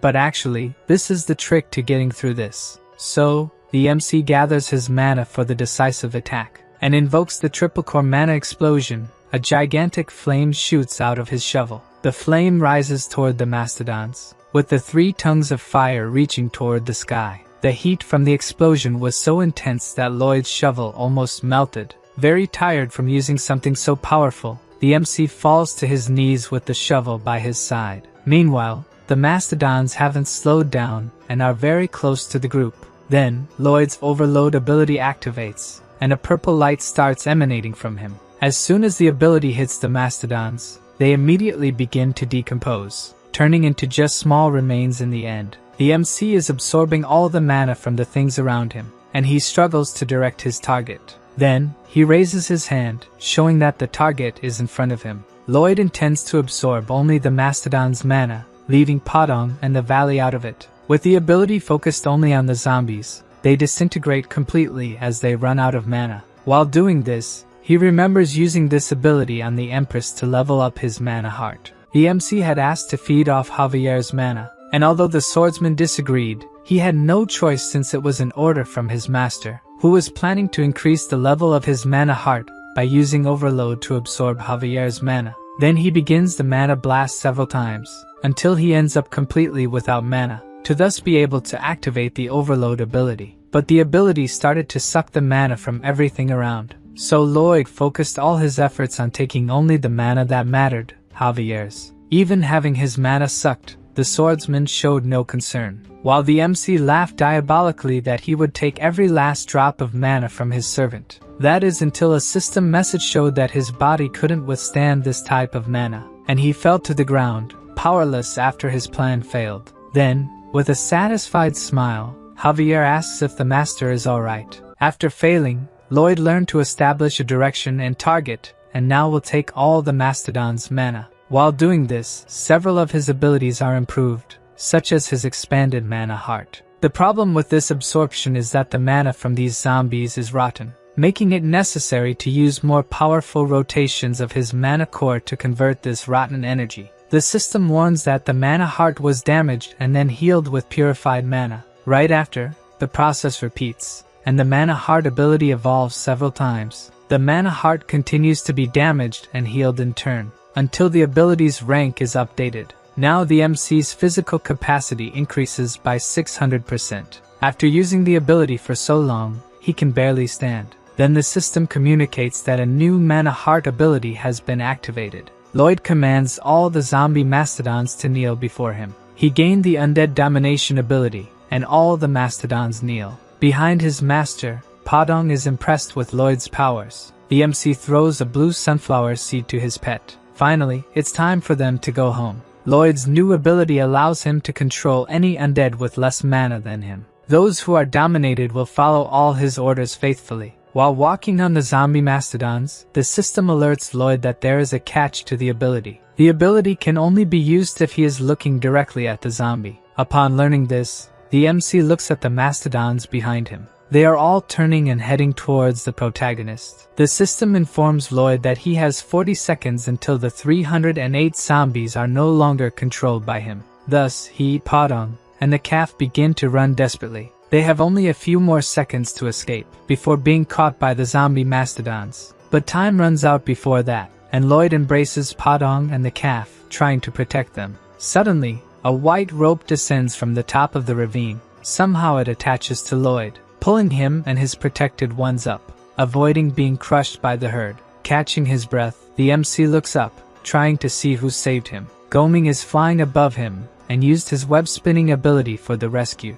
And mounted on the bird is Javier, who has finally arrived. the swordsman activates his aura sword ability, commanding Goming to start the attack. Even though he's completely disheartened about having to do this, he does what Javier wants and flies higher, getting very close to the walls of the ravine. Standing on top of him, Javier uses the aura sword to destroy the walls. All this happens while Lloyd is trapped by the web, swinging from side to side. Javier's attack on the walls causes hundreds of rocks to fall towards the herd, which, when hit by the rocks, explode. From above, the swordsman continues to make more rocks fall, while a large purple explosion takes over the ravine. Lloyd watches in awe at what Javier managed to do in such a short time. After Goming takes them far from all that, they are finally safe. Still catching his breath, Lloyd thanks the swordsman for saving his life. Contrary to what he expected, Javier is not happy and asks how his master can still be smiling. Lloyd is silent, not quite understanding what he meant. As an escort knight, he believes he should be by his master's side if something like this happens. And he still remembers that the MC used himself as bait to evacuate the workers while riding on Goming. But Lloyd says it wasn't quite like that. He was trying to lure them to take them all out at once. Then Javier questions whether his plan worked. Knowing the outcome, the MC asks what exactly Javier wants him to say. The swordsman yells that his master should worry about himself at least once. Without the master, the apartment and sewer projects would end. Even the lives of the villagers would be in danger. The MC needs to take care of himself because countless lives depend on him. So Lloyd asks if that's what Javier meant. That some people might die as long as he is alive. But the swordsman explains that's not what he meant. He just doesn't want his master to keep taking risks. But Lloyd shouts angrily that if he hadn't done what he did, people would have been hurt. One shouts what they think should have been done to the other, while Padong watches the two worriedly. The MC continues to say that he is the most important person in the county, and the people there are his responsibility. So, who else but him should protect these people? Javier asks if he will continue doing these dangerous things in the future. Of course, Lloyd won't stop and will take more money as a benefit for taking risks. The swordsman gives an enraged look to his master, but then calms down and tells him to do as he pleases. Javier will stay by his side anyway. After that, the system informs the MC that his affinity with him has grown, and now he has gained Javier's respect. From now on, the swordsman would be willing to die for his master. Knowing this, Lloyd gives a smug smile to his loyal servant. What they need to figure out now is who summoned the mastodons. It could be retaliation from Asfahan for the monster Domino, but as far as the MC knows, there is no necromancer there with the power to do this. Based on the information from the novel, the only mention of using dark magic was regarding the walls of Namarin. For now, it's better to stop the work there and look for clues. Lloyd's guess comes from the chapter about the walls of Namarin. If he's right, he just needs to find evidence, and he can hold them accountable for all the property damage. Sometime after the attack, the workers are digging a huge hole for Lloyd. He continues trying to find evidence, even though it's like looking for a needle in a haystack. Somewhere in that hole should be a conductor used in dark magic to control things. Suddenly, a soldier appears on horseback calling for Master Lloyd. Count Cremo just came from the west, looking for him. In a room at the Frontera mansion, Count Cremo starts the conversation by suddenly talking about marriage. This leaves everyone present at a loss for words, until Lloyd explains that the Count is not his type. In fact, the Count wants him to marry his daughter and, not liking to beat around the bush, got straight to the point. After the MC left, the Count wondered if there would be a better son-in-law than him, and now that he's famous, he must have received several proposals. So he got worried and decided to come straight to the county. But Lloyd explains that he hasn't received any marriage proposals. At that moment, the Count draws his son's attention to something, and throws dozens of letters with marriage proposals onto the table. The MC is amazed at the quantity. His father was waiting until he was less busy to show them. Upon seeing all the letters, Count Cremo says they are all insincere for not coming in person as he did. Before he could continue, Lloyd interrupts him, thanking him for his consideration, and apologizes for not being willing to do as the Count wishes. The Count does not accept this response. The MC is already 27 years old. With the Count's sincerity, Javier struggles to keep from laughing at his master in front of everyone, while the Count thinks Lloyd believes his family isn't good enough. Beside the Count, his daughter has an anguished look. She introduces herself as Count Cremo's eldest daughter, and tearfully says she is willing to devote herself entirely to the welfare and promotion of her family. The way she said it, it appears to the MC that she is being forced to marry a demon. Now Javier is even using his mana to keep from laughing. Lloyd's father joins the conversation, making a request to the Count. He explains that while it's important to take care of the family, everyone's feelings must also be considered. According to him, it would be impossible to spend your whole life with someone you don't love. For the sake of the Count's family, he believes his daughter's wishes should be taken into account. After hearing what Lloyd's father had to say, Count Cremo looks at his daughter, reflecting on whether he respected her wishes, and says he almost made her unhappy for the sake of the family's status. The young woman looks at her father, unable to hold back her tears, and says she loves him, now crying with happiness. The Count confesses he is always impressed by the Frontera family, and that day he learned a great lesson, to live with love. The Count and Countess, who are in love, completely agree with him. When the Count leaves the room, Lloyd sits thinking about what just happened. It seemed like avoiding a marriage with him is a happy ending, and even his parents agreed with that. Looking to the side, Javier is crouched in a corner, trembling. He continued to hold back his laughter until the end at his master's expense. After that, rejections to all proposals were sent. At the palace, a messenger informs the Empress of this fact. To her, this was expected, and even if the Frontera family accepted a proposal, the girl would refuse the marriage. Looking at the messenger who just informed her, the Empress concludes that Lloyd is practically a potato after all. The thought makes her laugh, and the messenger thinks she must be unwell, so she requests potatoes for dinner. In any case, she has to monitor who Lloyd chooses as a partner since they will become the most powerful family. So she asks if there is news of the letter sent to Asfahan. According to the messenger, they did not take responsibility for the monster domino and are still reprimanding them, a clear provocation to Magentano. The old man from Asfahan is waiting for the Empress to be the first to attack. She decides to send a delegation there soon, and meanwhile, all correspondence to Asfahan is prohibited. As for who will be part of this delegation, perhaps she should send a potato with it. Back at the Frontera mansion, a head with inscriptions was found at the extreme north of where the incident occurred.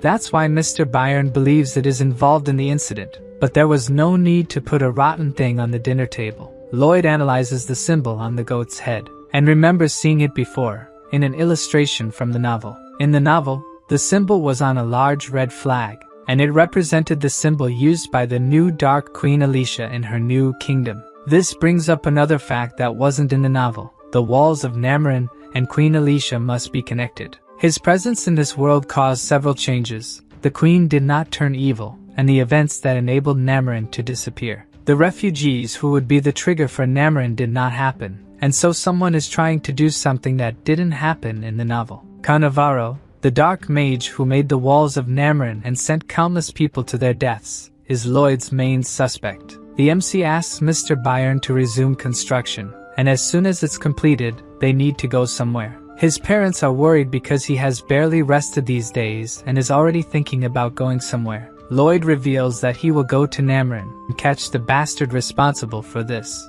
On another day in Frontera County, approximately 6.2 miles north is the Waste Management Facility. Lloyd asks Padong to open the large cover of the facility, and the guinea pig struggles to move it. Then the MC says it's Solidas' turn to do his part of the work. The dragon goes to the edge of the station, channeling his mana, and mentally commands the waste to rise. The mountain of waste starts to ascend toward the station's exit, forming a dense mass with various items united into a single piece. Then Solidas' eyes flash with a red light, and he begins to transform into mist, returning to his original dragon form. Looking at him, Lloyd thinks that one day people will know this story. Solidas channels his firepower before breathing out, and then spits out a great flame to incinerate the waste he had gathered earlier. Back in the MC's thoughts, people will know that Solidas willingly used his powers for human health and hygiene. He will be known as the legendary Solidas, the dragon of fecal destruction. Solidas is annoyed hearing Lloyd say these things. He doesn't want to be known by such a title. According to the MC, being a man of science, he couldn't be good at naming things. With this achievement, the system shows that Lloyd has established the concept of public health and earned the title of Toilet Ghost. Returning from the sewage station, Javier asks when his master intends to go to Namarin. they should go soon. Before going, they need a plan or the trip will be a waste. The swordsman catches Lloyd's attention to look ahead. Several noble carriages are parked in front of the Frontera mansion. For some reason, the MC has a bad feeling about this. After entering the family mansion, his father explains that the rejection letters were not well received, so the nobles sent their daughters hoping he would change his mind. The father also made lists to organize the order in which the girls would meet Lloyd, clearly enjoying it. Deep down, the Count is worried about not having grandchildren and that rumors about his son being defective are spreading. Even the system mocks the lack of romance in the MC's life. In the end, it's not bad to have a line of women waiting for him, but what really matters are their parents, who are waiting for a chance to make an alliance with the Frontera family. The first girl enters the room and Lloyd greets her. As soon as she sees who is in front of her, she becomes completely flushed. She was enchanted at first sight by Javier, thinking he was her suitor. When she finds out that the MC is the suitor, she looks disgusted.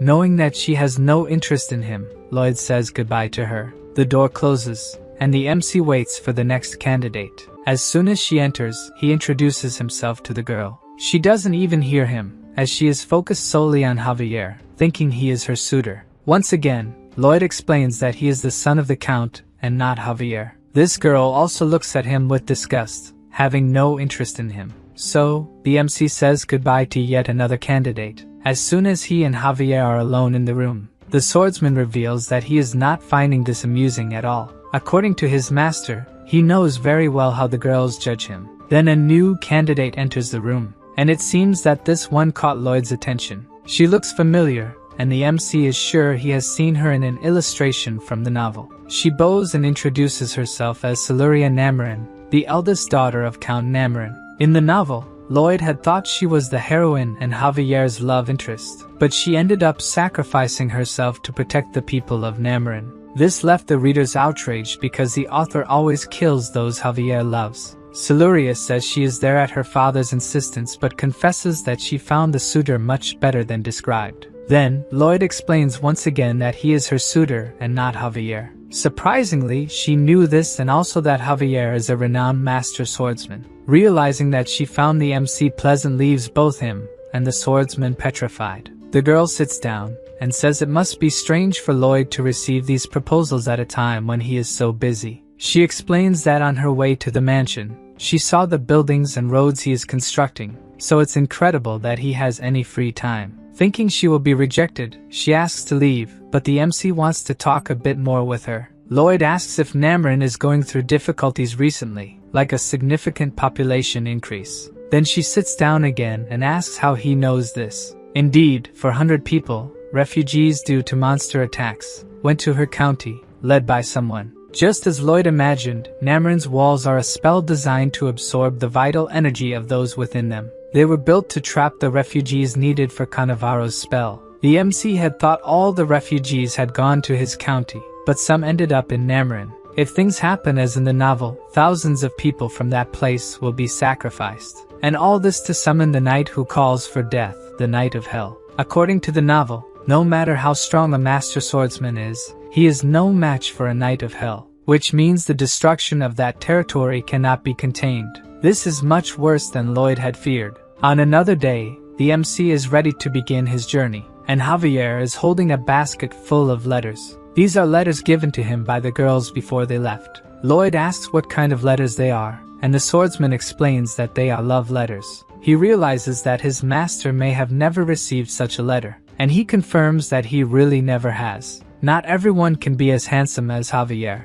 so he kneels to rummage through the letters, and offers one of the love letters to the MC. Lloyd takes a good look at what his servant is offering. For an instant, tension forms between the two. Then Lloyd gives Javier a pretentious smile, and says he wouldn't want a letter that wasn't addressed to him, and that they should leave soon. While his master continues walking, Javier remains holding the letter, kneeling, probably feeling foolish for offering the letter. After that, inside a carriage, Lloyd is explaining to Siluria that there are several ways to use these structures. Since Namarin was built on a ridge, it's natural for the surrounding slopes to erode. Even without securing the marriage her father wanted, Siluria thinks he will be delighted with the presence of someone like Lloyd. This is the perfect opportunity to investigate Cannavaro and still make money with a new project. Almost arriving at Namarin, the MC is confident he will win the dispute against the Dark Mage. Shortly after, the carriages arrive at the county, and through the window, Siluria points out to them the head of the merchant caravan, Cannavaro. She explains that he used his own money to care for the refugees and always takes on even the most tedious jobs. Lloyd stares at the merchant, finally seeing who his opponent is. It's not hard to notice that on his shirt, there's the same symbol that was on the goat head that Byron found. Now the MC knows what this hypocrite looks like, and he plans to deal with him soon. At the mansion of the Count of Namarin, he receives his two guests with a smile on his face. Thinking that Javier is the nobleman, and that his daughter has become engaged to him, the Count praises the swordsman happily. He even asks what the best date for the wedding would be, and the two remain silent, knowing he misunderstood everything. Then his daughter explains that Javier is a knight, and Lloyd is the other guy next to him. Looking at the two, he can't believe it, as the swordsman exudes the dignity of a noble, while the MC does not. Siluria dislikes her father's attitude and reprimands him, saying he is being rude to the guests. He should look beyond people's facades, even if it seems something is lacking. Lloyd is wise and intelligent. At that moment, Javier abruptly turns to see if she was talking about his master. The MC listens silently as she says that he is not there for them to marry, but to solve problems with the county structure. Javier continues looking at his master while the Count is pleased he won't have an ugly son-in-law, and the MC remains silent as the Count is reprimanded again by his daughter. She thinks that due to his appearance, Lloyd must have been mistreated all his life, at which point he almost cries. Being able to see his master in such a situation is so satisfying that Javier is glowing with emotion. The swordsman tries to hold back his laughter while the Count asks his daughter about the foreigner's competence. The two continue discussing the project, and Javier starts laughing, losing control. He laughs so much that he pats the Count on the shoulders. The Count turns to the two, tempted to start the project, but he doesn't understand what is happening, as Lloyd is threatening the servant who won't stop laughing at his master. After all this commotion, still at the Count's mansion, the MC asks Javier to keep an eye on Cannavaro since they both saw the symbol he was wearing. If they find evidence linking the symbol to dark magic, he wants to inform the Count about what happened in his county. Still pleased with what happened earlier, the swordsman agrees, smiling. Lloyd wants to know why he is laughing at a serious matter, but Javier can't forget what happened earlier. For a moment, his master says nothing, and the two remain silent, until the MC can hold back his irritation and tries his hardest to land a punch on the master swordsman. The next day, it's time to explore the county. A man is shouting for people to come closer. It seems he is a clothes vendor offering great promotions. Looking at the pieces, Lloyd realizes that his plans have become complicated. The symbol he wants to link to dark magic is printed on all the clothes.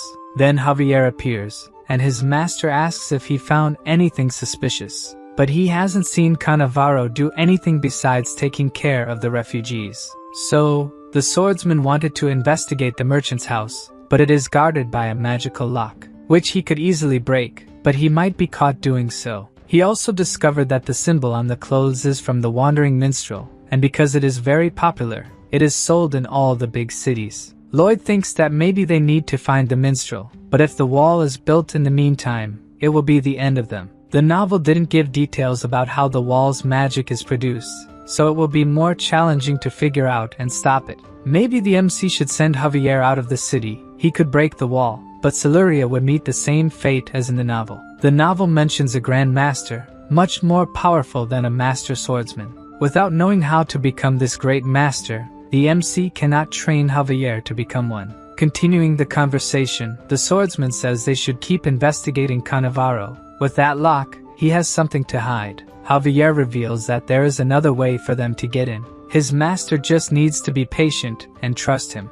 The eroded slopes of Namarin need anchors. These should be buried deep in the ground to stabilize the soil. It would be good to use something like screws, but the technology of this world doesn't support something so precise. Since the delivery of what is needed will take time, Lloyd sends the planning for his project to Corgidus first. While he waits, he will research a bit more about the local topography. Some people pass by him, commenting about a beauty. The MC finds it shameful that they talk about such things out loud in the middle of the city. The girl is at a Cannavaro food stall, and this wasn't in the novel. Getting closer to the stall, there are many people, and he wonders if they are only there because of the girl. He then moves into the crowd to see what they are looking at. As he gets a bit closer, he doesn't quite understand what he is seeing. The beauty people were referring to his serving soup to the crowd, and she looks too muscular for a girl. In fact, the green hair of the beautiful girl gives a clue about her identity. With a disillusioned look, Lloyd concludes that she must be his bodyguard. Suddenly, she glances at the crowd around her, and notices that there is someone familiar among them. In fact, the familiar person is looking directly at her. Javier is shocked that his plans were discovered so quickly by his master, who starts making various gestures, symbolizing that he respects the swordsman's personal tastes. In response, Javier also starts making symbols, to say that he doesn't like doing such things. In fact, he doesn't like dressing as a woman. This is all part of a plan he put into action. Then Lloyd shows that he will keep an eye on him, and withdraws, disappearing into the crowd. Javier is irritated, but for the sake of his plan, he needs to continue with the act. Suddenly, Cannavaro appears, walking behind him. He discreetly asks someone how the preparations are going, and a worker responds that they were completed the previous night. After hearing this, he leaves the place quietly. In disguise, Javier is gradually obtaining information about his target. In another part of Namarin, far from the center, Lloyd is in front of a huge cliff. He climbs a bit, and starts analyzing the predicted fault lines on the slope. As soon as he activates the skill, he realizes he has found something. There is a skull that was buried there not long ago. After finding the skull, the MC looks around for the rest of the body. But he is surprised because he finds something else. Further ahead from where he found the skull, there is another one buried. Curious about this, he looks to the other side to analyze. And in that direction, there is also one, buried at the same depth, all around the peak. Since this is very strange, Lloyd starts to unearth the first one. In another place, Cannavaro is gathered with several people and praises the work they have done. According to him, the revolution will happen on the planned date. Back to the MC, the skull he unearthed is emitting a purple light. This means that someone placed a dark magic mana spell on it, of the same type that initiated the walls of Namarin. Returning to Cannavaro, he is indeed planning the coming of the night from hell. But after finding the skull, the MC does not intend to let these plans come to fruition. So he activates his mana absorption ability, purifying the mana he absorbed. After doing this, the skull becomes white again, with no magic left. Then the MC picks it up, and notices a purple stone fell from it. The stone must be the real source of the magic, while the bones served as a vessel. To discover what kind of stone it is, Lloyd uses his research ability on it, and his eyes light up as soon as he finds out. The stone is so precious that it alone is worth a year of Mr. Byron's salary. Thus, the other skulls might have the same inside. As soon as he unearths another, he finds another stone, and another one shortly after. Lloyd starts to smile madly, digging after discovering the precious stones. All he needs to do is dig a bit, and he will find money. It's incredible. By the end of the day, he even managed to level up a skill by digging, and filled his backpack with 30 precious stones, enough to hire Mr. Byron for another 30 years. The MC's desire to exploit the night for longer makes him feel sick even from afar. Satisfied with his haul, Lloyd wishes all his days were like this. Returning, he even considers raising Mr. Byron's salary. But before leaving, he looks in the direction of the skull.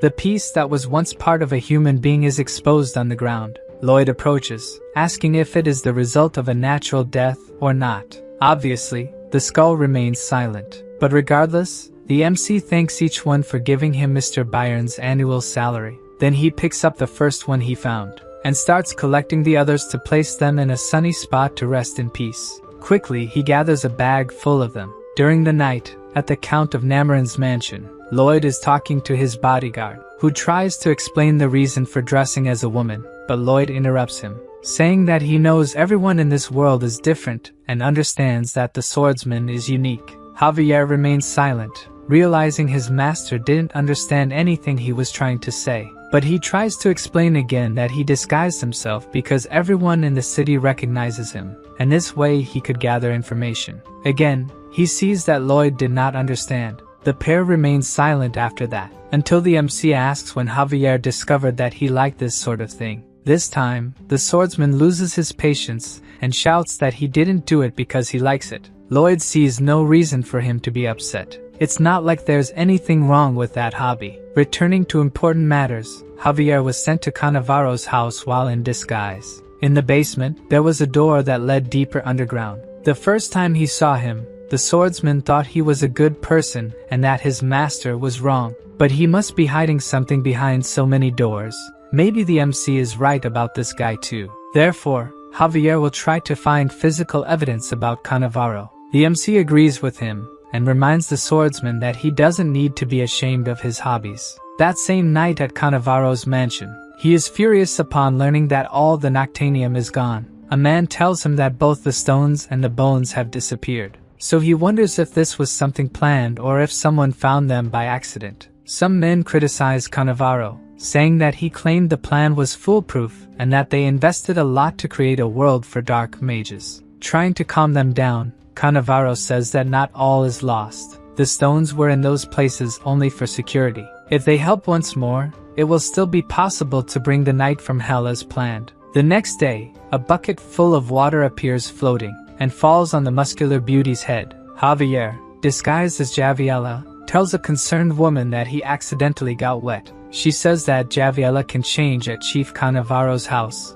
lending one of her dresses. The girl goes to the mansion, impressing the guard with her beauty. In a closet in the mansion, she becomes Javier again. He begins to use his mana control, trying to completely hide his presence in that place. Having done that, he exits through a window to explore the area. With his stealth, he manages to pass without the house servants noticing him. He goes to a locked iron door. The door leads to the second basement, and Javier is not sure how he will open it. As he looks stealthily at the door, Cannavaro is standing right in front of it. The dark mage looks around, checking if anyone else is nearby, and uses his mana to unlock the enormous padlock on the door. As soon as he does this, its gears start to move. Hidden, the swordsman thinks that this lock needs a combination of mana to be opened. In another location, where the stones Lloyd took are, he is pondering if there are more of them scattered around and if the walls of Namarin could be activated with them. The MC cannot let something like this happen. Therefore,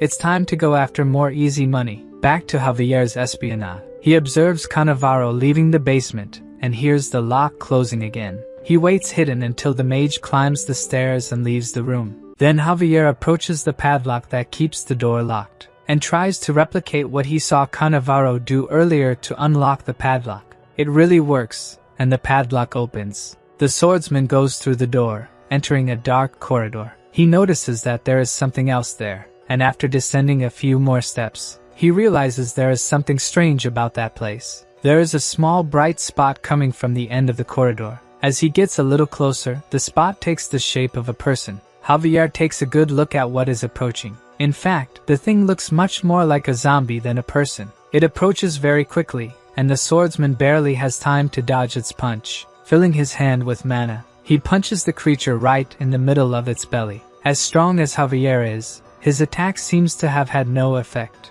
and the zombie decides to return the punch. Even using mana to block the attack, the zombie's power was strong enough to push the swordsman back. This zombie is completely different from the ones they encountered in the valley. To make matters worse, he is not alone. Several other zombies appear, joining him. Javier takes a deep breath. Then he pulls 2 kitchen knives from the pockets of his coat and imbues them with mana. Cannavaro just confirmed his suspicions that he wasn't such a good person after all. The group of zombies is about to attack the swordsman, but suddenly he notices something. Behind the zombies, there's a guy who definitely saw Javier, and quickly hides behind an iron door. At least there's someone for the swordsman to question about these things. The zombies begin their attack. Javier, using the improvised daggers, attacks them with the mastery that only a sword master could have. He continues slashing the zombies one by one, trying to carve a path through them to reach the door, leaving only bits of zombies behind. He gets very close to the door and kicks it,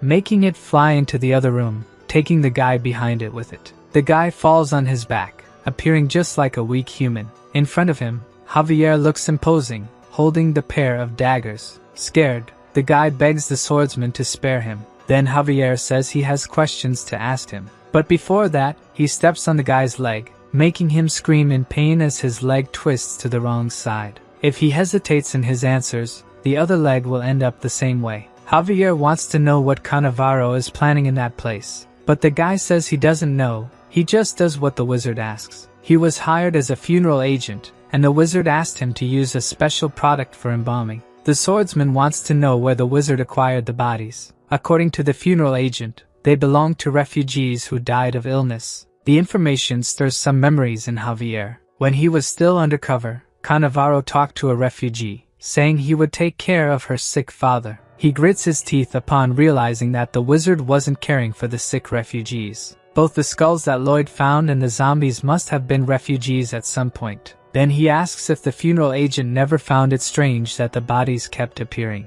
To Javier, this guy is as guilty as Cannavaro, so he steps on the funeral agent's other leg, breaking that one too. Fleeing the place before he is discovered, the swordsman needs to tell his master what he has found out. But when he arrives at the mansion, he cannot find Lloyd, and he thinks it's best not to waste time looking for him. Javier decides to act alone to finish off Cannavaro. The people the mage had spoken to before were all at the exchange market, so that place must be his base. Javier arrives at the location, smashing a window to enter. As soon as he lands, he prepares for combat, and unsheathes his aura sword before he is attacked. But he notices that something is wrong when he looks around. Apparently there is no one else besides him, even though it was always full of people before. He walks through the place thinking about what might have happened, until he comes to the conclusion that the mage may have started his plans. Suddenly we see a gigantic purple cloud high above Nameron. Then, a huge roar takes Javier by surprise. He feels as if all the strength in his body is being sucked away, and he goes outside to see what's going on. From there he can see the purple cloud, as well as a light that is surrounding the entire city, and he wonders what is happening in this place. More roars echo as what appear to be the walls of Nameron rise. Javier's aura sword begins to have its mana drained. Around him, the county's inhabitants fall to the ground, having their mana sucked away as well. At this point, the swordsman worries, as his master must also be in trouble. At the mansion of the Count of Nameron, Siluria opens one of the windows to see what is happening. But what really scares her is not the catastrophic sky, but the people down there who are falling to the ground without strength. Even without having any idea of what is causing this, she feels that she needs to help them. She holds a jewel on a necklace, thinking that everything will be alright. Outside the walls we see a dark mage. He is using the tools that Cannavaro gave him, and if he continues like this, the Hell Knight will emerge soon. Once that happens, the world will be theirs. Suddenly, Lloyd appears right next to the mage. He says he saw 30 people around there who look like him and asks if they are doing some kind of rain dance. The guy seems so surprised that someone else is there, besides the mages, that he falls silent. Then Lloyd starts asking why he's being ignored if the guy is pretending he can't see him. The guy thought the MC was so ugly that he thought he was the Hell Knight. If he moves, the talking will ruin all the magic, and Lloyd leaves his side after being ignored. Out of the corner of his eye, the guy glances in the direction of the MC, who has his shovel raised, ready to test if the guy will really stay still. With all his strength he slams the shovel into the mage's face. But soon he realizes that the attack was not as he wanted. His shovel is all dented after the blow. This happened because Cannavaro put a protection spell on these mages. So the MC tries another attack,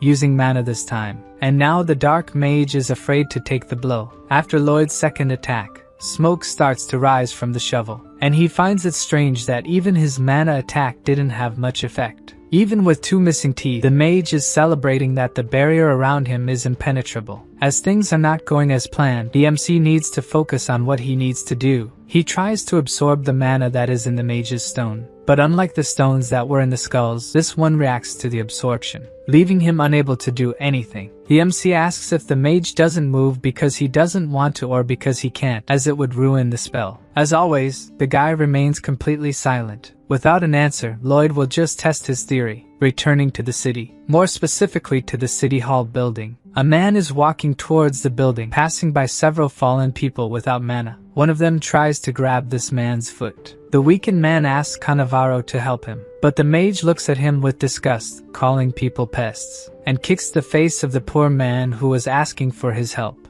Looking around the city hall, there is a very large statue of a fallen angel. Cannavaro makes a small cut on his finger, and he says that the statue will become the portal to the Hell Knight. Returning to the protagonist, the black mage is sweating coldly with whatever Lloyd is doing. The MC is focused on digging a hole, until he stops, tired from the effort. He dug up the entire area around the mage, leaving only a small space to balance on top of. So Lloyd starts to approach the mage, who starts to panic as he gets closer. The MC approaches with his demonic face until he almost touches the mage's face. Then he blows a puff of air in the mage's face, making him break the small portion of land that was holding him up, and fall to the ground, still motionless. Fallen, the mage panics, looking at the jewel around his neck. It shines brightly and the guy rides around, as if he's being sucked into, until the stone stops shining and the mage trembles without moving. Lloyd picks up the stone, realizing that if the mage falters, he will be attacked by the spell. With one less mage, the MC looks towards the walls. The purple light that once permeated the entire county starts to flicker at a certain point. This cheers Lloyd up. He still has a chance to stop the spell. In the city, Cannavaro next to the statue realizes that something is wrong. Another hole opens in the wall. As soon as Lloyd finishes off another black mage, even without enough mana and knowing that something is wrong, Cannavaro decides to start the invocation. He begins to recite a spell in front of the statue of the angel, until someone calls out to him. Siluria is walking towards him, asking what he is doing. The mage wonders how she can walk without having her mana sucked away, until he realizes that she is wearing a mana protection amulet. He summons a fireball with one hand, and throws it towards the girl, trying to finish her off. Siluria looks at the fireball coming towards her, and raises her hand as soon as the ball reaches her. Surprisingly, the girl catches the fireball, holding the spell in her hands. From Cannavaro's surprised face, he didn't expect that. Then the girl creates a much larger fireball from that one. Siluria calls the spell the punishment of the god of fire and throws it towards Cannavaro, who is about to be hit by it. The mage summons a protective barrier, surprised that someone so young is at such a high level of magic. Even with the barrier, an explosion happens as soon as the spell hits the mage. Further away, Siluria is catching her breath after using such a powerful spell. Cannavaro is lying at the feet of the statue after receiving the spell, and the girl approaches, wanting to know what he was planning in that place. The mage continues to recite the spell without answering her, who is surprised, not yet knowing what he is doing. Cannavaro stops reciting the spell and summons the Hell Knight. Suddenly, the statue begins to crack with a purple glow coming from within. Siluria, who understood the Hell Knight part, knows that something very bad is coming. Then the mage lunges towards her, wielding a sword. But from a hole in the middle of the ceiling, Javier emerges. The sword master cuts off the mage's attack before he can get close to the girl. Cannavaro is completely dumbfounded that someone would appear and stop his attack, while Javier gives him a serious look. The mage's severed arm hasn't even hit the ground yet, and Javier is already prepared for another attack. This time, Cannavaro uses a magic barrier to block the attack. Even so, the attack is very powerful and breaks the mage's other arm.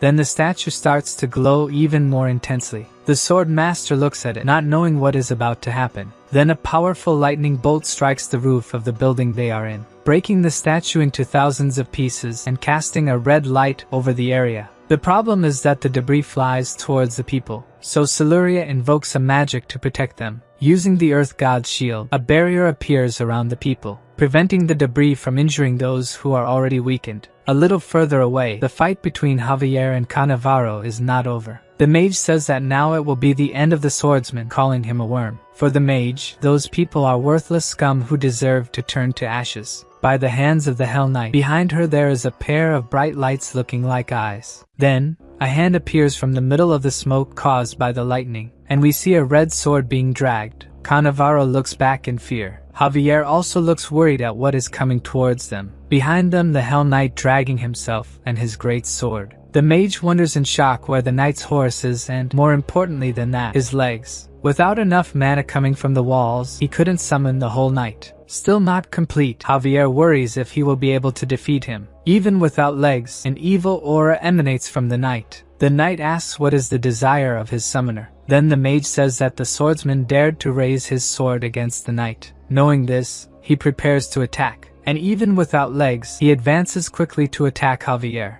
Javier used aura and mana to protect himself, but he still feels his bones reverberating from the attack. The knight's strength is so great that it breaks the ground around the swordsman. In addition, he teleports from one place to another, making it difficult to defend. Suddenly he appears right behind Javier, who will not be able to defend himself. Then Siluria throws a wind dagger using magic, giving Javier an opening to dodge the attack. The knight's sword hits the ground with such force that it breaks the space around it. The knight looks towards the girl, saying that she dared to attack him. With the sentence, she knows that she will be his target now, and he really advances towards her. Javier behind him prepares a powerful attack using his aura sword. Before the knight reaches Siluria, he is hit by the attack, and his head, which was hit, disappears. With the impact, he is thrown away from the girl and remains motionless. Javier looks at his enemy, tired after using so much mana in an attack. A purple smoke begins to rise from the knight's body, which does not move, until it becomes just a pile of ashes. Unconvinced by this,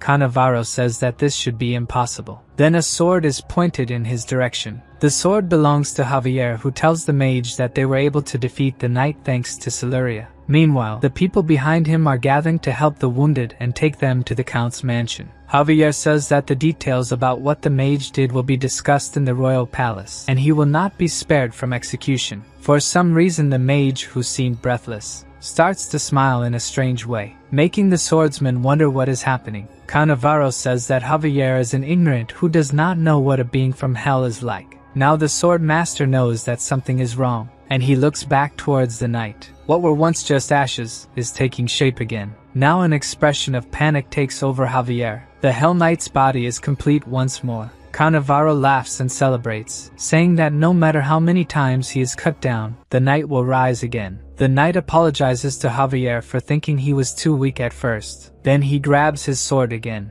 and he introduces himself as Gialexius, commander of the First Corps who served the Master of Hell. Javier also introduces himself and says he will send him back to hell. Then the two set off to clash. The swordsman attacks with his aura sword, but the knight disappears into thin air and reappears well above him, making it difficult to dodge. Using a dagger charged with mana, he struggles to hold off the attack. The knight comments that he is finding the fight surprisingly fun, while Javier struggles to his fullest just to hold off the attacks. The impact of the attack destroys another part of the ground. Javier emerges from the cloud of dust caused by the attack, trying to distance himself from the knight. But it's impossible. The knight approaches him again and attacks the swordsman, who barely manages to dodge. All Javier can do is try not to get hit. The sword master is exhausted just by dodging the attacks and needs to find an opening to attack. So he throws his mana-infused dagger at the knight, who catches it in the air without difficulty. So Javier takes advantage of the opening he created to attack. He attacks from bottom to top, but his opponent disappears into thin air once more. The swordsman tries to guess where he will appear next, and prepares to attack, trusting that he has memorized how his opponent attacks. He sees a part of the knight's sword emerging from the ground, and attacks him, but the knight manages to deflect the attack using his sword. Already expecting this, Javier attacks him again. This time the knight won't have time to react, and his head is hit by the swordsman's new attack. So the knight grabs the swordmaster's leg. He knows that his opponent is trying to throw him to the ground and needs to reinforce his body with mana before that. The mana he absorbed from the knight is disrupting his mana flow. This prevents him from reinforcing his body with mana, and he ends up knocked down. Javier feels a terrible pain as he is thrown to the ground. The knight lifts him up again, just to throw the swordsman back to the ground with even more force. His opponent confesses that it was a pleasure to fight with him, and that he will remember his name with esteem. The knight raises his sword about to finish Javier off, saying that they will meet again in hell. Suddenly a voice yells at the knight, causing him to miss the attack. The knight turns to see who the stranger is who has appeared. Lloyd is holding the shovel to Cannavaro's neck and says that as far as he knows, if the summoner dies, he will go back to hell. The MC gives him 3 seconds to get away from Javier before he cuts the mage's head off. The knight thinks that there is something wrong with this human, for the expression on his face is terribly frightening. Surely Lloyd is not joking about what he said and could do even worse. The knight asks if Lloyd is also a being from hell, as the expressions in his face are like those of a being from that place. The MC just shows that his count is over, and is about to leave the mage headless. To protect his summoner, the knight casts a spell in their direction. The spell causes an explosion, and Lloyd retreats to avoid being hit, crouching in a corner while the effects of the explosion wear off. The one who had no way to escape was Cannavaro, who lost the remaining piece of his arm. The knight explains that even if his summoner dies, he will still have 40 minutes before being sent back. As his plan failed, Lloyd will have to think of something else. Suddenly we see Javier refreshed, ready to attack the knight. But before he could do that, the knight rises and repels the attack, throwing the swordsman away. Knowing that his bodyguard is still not well, the MC invites Gialexius to fight with him, and orders Javier to rest for a bit. Lloyd keeps calling the knight who paid him no attention. Almost losing consciousness, Javier thinks that with his master there, they can win. Ignoring his opponent, the MC throws a fireball at the knight. Unfortunately, it is repelled with just his hand, and ricochets back towards the one who threw it. Focused on the fight that matters to him, the knight is about to attack the sword master again. The swordsman is almost out of strength, holding his sword in a defensive position. Then Lloyd appears, throwing himself in the direction of the knight, trying in every way to prevent the attack. The MC grabs onto Gialexius' back. The knight warns him that he is a fool, his mana will touch his heart and kill him. Lloyd is not scared by what he said, and he warns that he has purified a good amount of dark mana recently. Gialexius, scared, asks what kind of creature this is. Lloyd absorbs his mana while he talks and activates his human lock mode, attaching himself to the knight. Obviously, Gialexius tries to remove the pest that has attached itself to him, but with macabre agility, the MC manages to dodge him. Realizing that he won't be able to get rid of the human by trying to grab him, the knight headbutts him back and this time hits his mark. Lloyd falls back, but doesn't let go and grabs his opponent's legs. Desperate to get this thing stuck to him off, the knight raises his sword, trying to hit the MC from below, which doesn't work as he dodges, and appears again stuck to Gialexius' neck. No matter how much he shakes, Lloyd just laughs and doesn't let go of him. When he's tired of trying, the MC draws his attention to something. In the meantime, he has completely forgotten about Javier, who is ready to attack the knight, surprised that his opponent has recovered so quickly. As soon as he thinks about blocking the attack, Lloyd grabs his arms. With that chance, Javier attacks him, opening a gash in the middle of the knight's chest. Gialexius roars with anger at being hit, while the sword master prepares to attack again. This time the knight is faster and manages to disappear into thin air, reappearing from above behind Javier. The swordsman was already expecting this, and attacks again. Unfortunately, Gialexius disappears again. Then he appears in another corner, annoyed by the pest that won't come off him. He doesn't understand how Lloyd could stay there, even with him teleporting. The conversation gives Javier a chance to launch a new attack. The MC realizes that the swordsman is moving faster than before, but it's still not enough. In addition, he won't be able to purify the mana for long. He needs to think of something fast. Then a system message appears surprising Lloyd about being able to help him once. According to the system message, he can win if he sings. With no better option, that's what the MC starts to do, in a way that really makes it seem like the knight and he came from the same place. His horrible voice makes the knight feel like he has a fingernail scratching his brain. As Lloyd continues, Gialexius realizes that it's just a song, not a spell. But the MC's horrible voice sends the knight into a spiral of despair. He starts to spin around, focused only on the horrible noise. Lloyd realizes that the tactic is working and calls Javier to attack. The problem is that this sonic attack didn't just hit the knight, the sword master is also suffering. The MC remembers his parents telling him, as a child, never to sing. In a test, the music teacher even threw an organ at him, thinking he was purposely singing badly. Even in his time in the army, a priest thought a demon had appeared and threw holy water at him. As there is no useless skill, at least his lack of tuning served for this moment. At this point, the knight is already calling Lloyd a demon, desperate. Javier uses his mana to cover his hearing before he goes crazy from his master's voice, while the MC rolls in the air with the knight. Without stopping singing for a moment, Lloyd manages to knock the knight to the ground. The swordsman prepares to attack with his aura sword. Finally, the MC detaches from the knight who has fallen before being hit. Then it's Javier's turn to hit him in the middle of the chest, and use the aura blast to finish off his enemy. With the attack, an explosion of light hits Gialexius.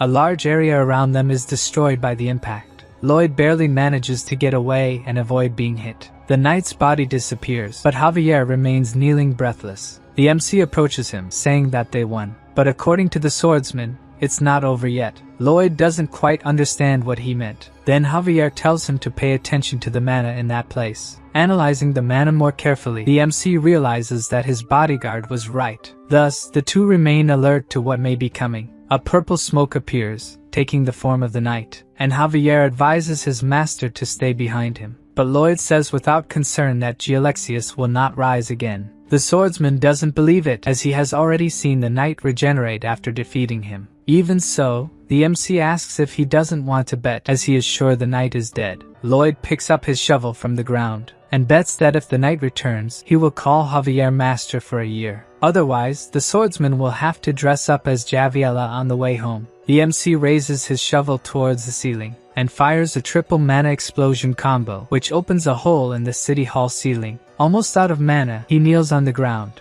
as the Hell Knight continues to take shape. Then Lloyd uses Overload, and starts to suck mana with his ability. Javier is surprised to realize that his master is sucking the mana from the knight, who begins to disintegrate as he is caught by the ability. Gialexius claims that the MC will not be able to absorb his mana. Indeed, Lloyd is not able to absorb it. There is too much mana and it is too strong, but there is no way, he has to endure. While being sucked, the knight says that the MC must already know that he has failed. At this point, Lloyd is using his last strength and won't last much longer. Then, Javier and Siluria's hands touch his back. The two of them help him purify the mana he is absorbing from the knight, to increase the effectiveness of what he is doing. Siluria uses the Life Blessing spell to heal the protagonist. Then, the MC starts to smile, sure that they will win. The knight gives his last enraged screams as he disappears, leaving only the three humans in that place. Lloyd stands with his clenched fist glowing, finishing the absorption. Soon after, the light emanating from the fist diminishes, and he says that he has finished the soul domination with a scary look. As soon as he finishes saying that, his strength runs out, and he falls to the ground, completely exhausted.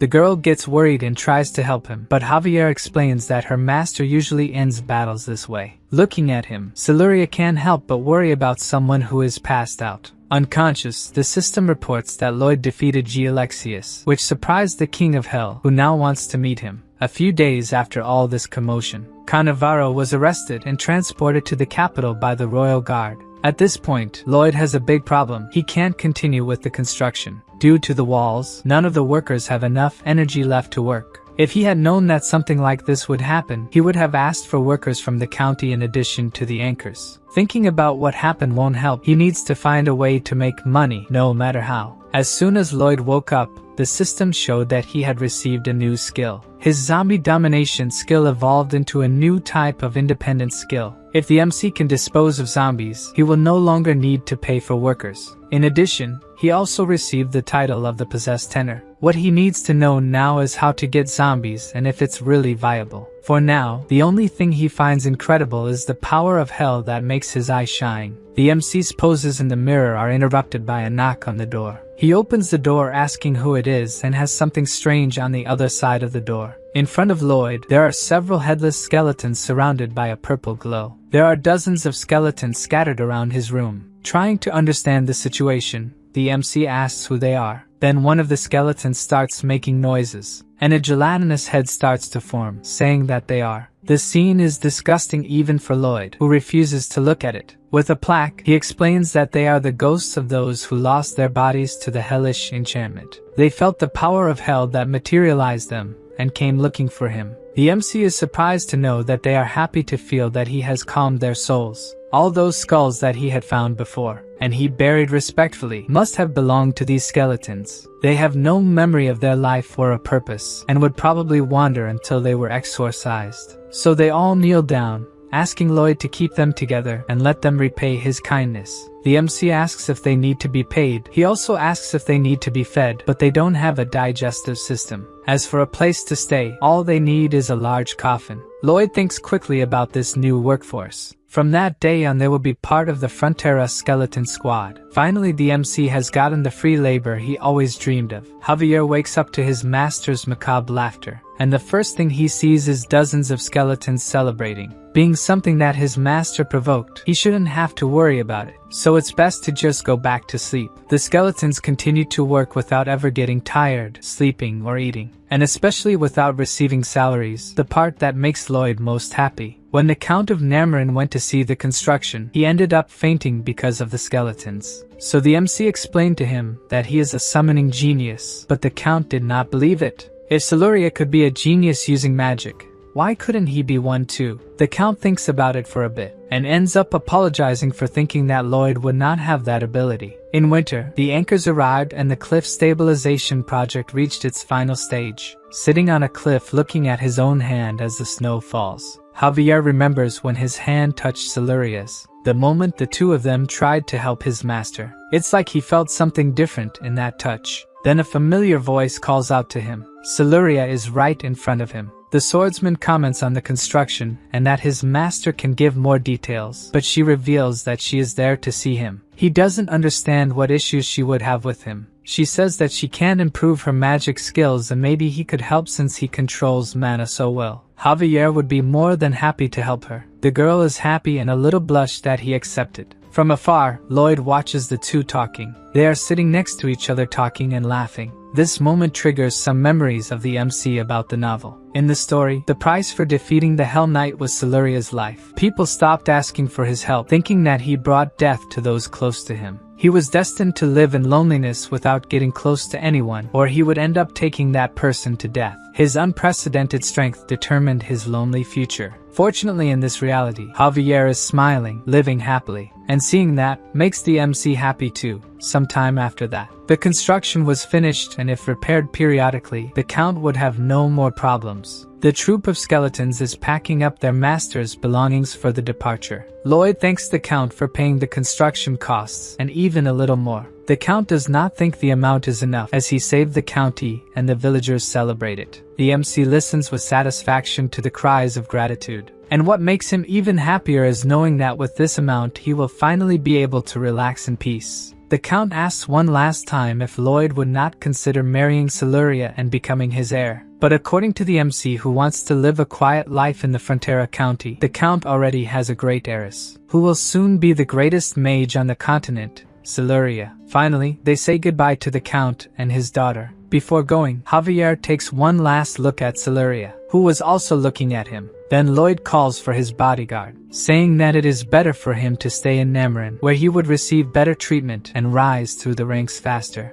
Javier questions whether some of the dark mana has entered his master's brain for him to be thinking this way, and he says he will remain a Frontera knight until the end. The MC asks what he would do if it was an order, and in that case the swordsman would disobey it and have to be executed. So, there's no way to go against his stubbornness, and the only option left is for them to return to the county together. In the snow-covered Frontera County, Lloyd's parents come out of the mansion to greet their son and are met with something different. This time, their son has returned accompanied by a troop of zombie skeletons. The MC tries to explain about the skeletons, but this is not his father's main concern. What really shocked the Count of Frontera was to see Javier dressed as Javiella. The swordsman is sorry for agreeing to that bet without thinking. Lloyd bet him that if the knight didn't return, he would have to dress up as Javiella when they got back. The Count slowly approaches Javier and hugs him, saying that he must have suffered a lot to keep this secret for so long.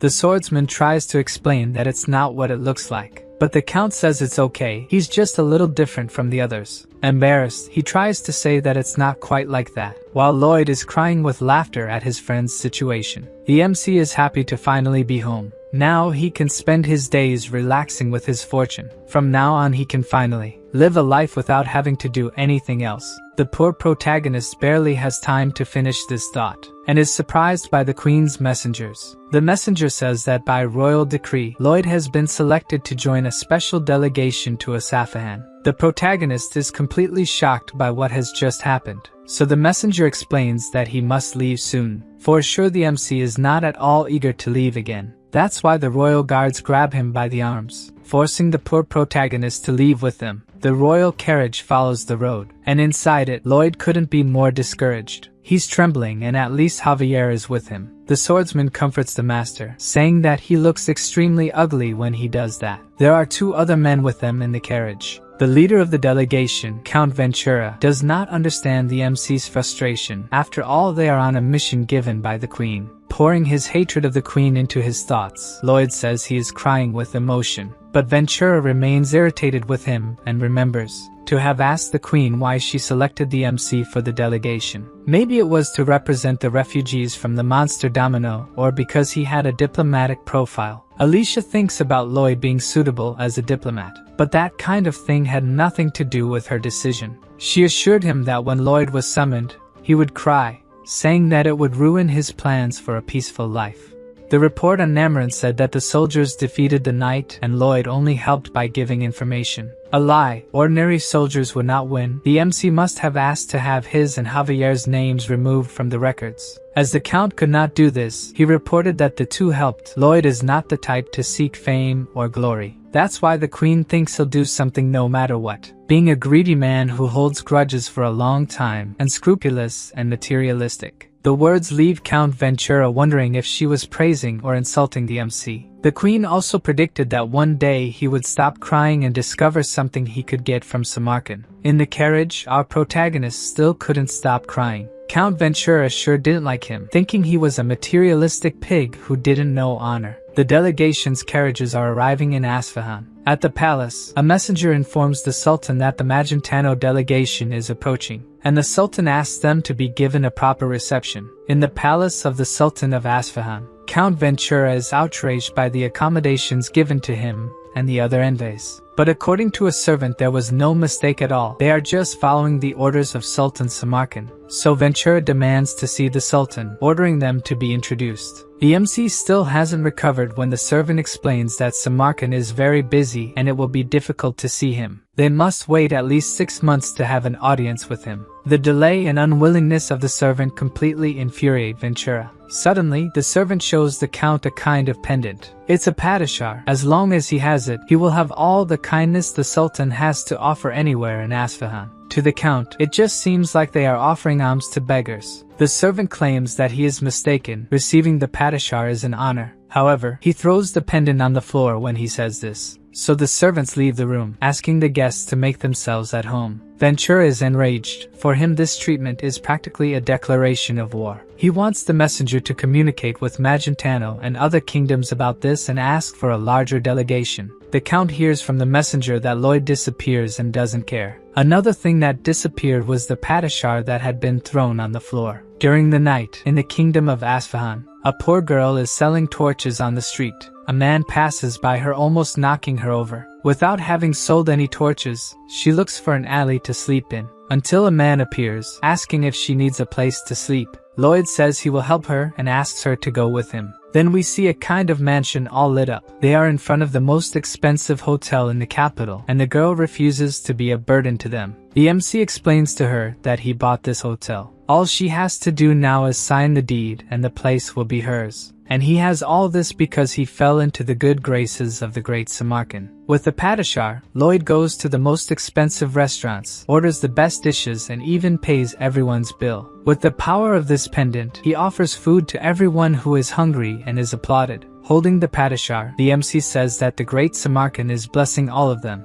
In a fabric store, the seller presents the finest silks in the world, so the protagonist chooses all the ones he likes. Excluding 2, he will take all the ones the store has, with the power of the padishar. At the port, an employee understands that he wants to rent the sailboats in the port, but showing the padishar again, the MC says he wants the sailboats for himself. He buys everything from the finest perfumes to the best spices. Then he puts everything he has collected on the sailboats and sends them to Frontera County. Knowing that Lloyd is buying the luxury goods, a crowd of vendors goes to him. Determined to continue his shopping, the MC declares that Samarkand's grace will spread throughout the world. Then several soldiers appear, looking for him. Thus, the two are tied up and taken back to the palace, where they come face to face with the great Sultan, who is not at all happy that Lloyd has spent the equivalent of a year's palace budget. With his head bowed, the MC introduces himself, greeting the great and almighty Sultan Samarkand. Samarkand is shocked to meet the man who reversed the monster domino.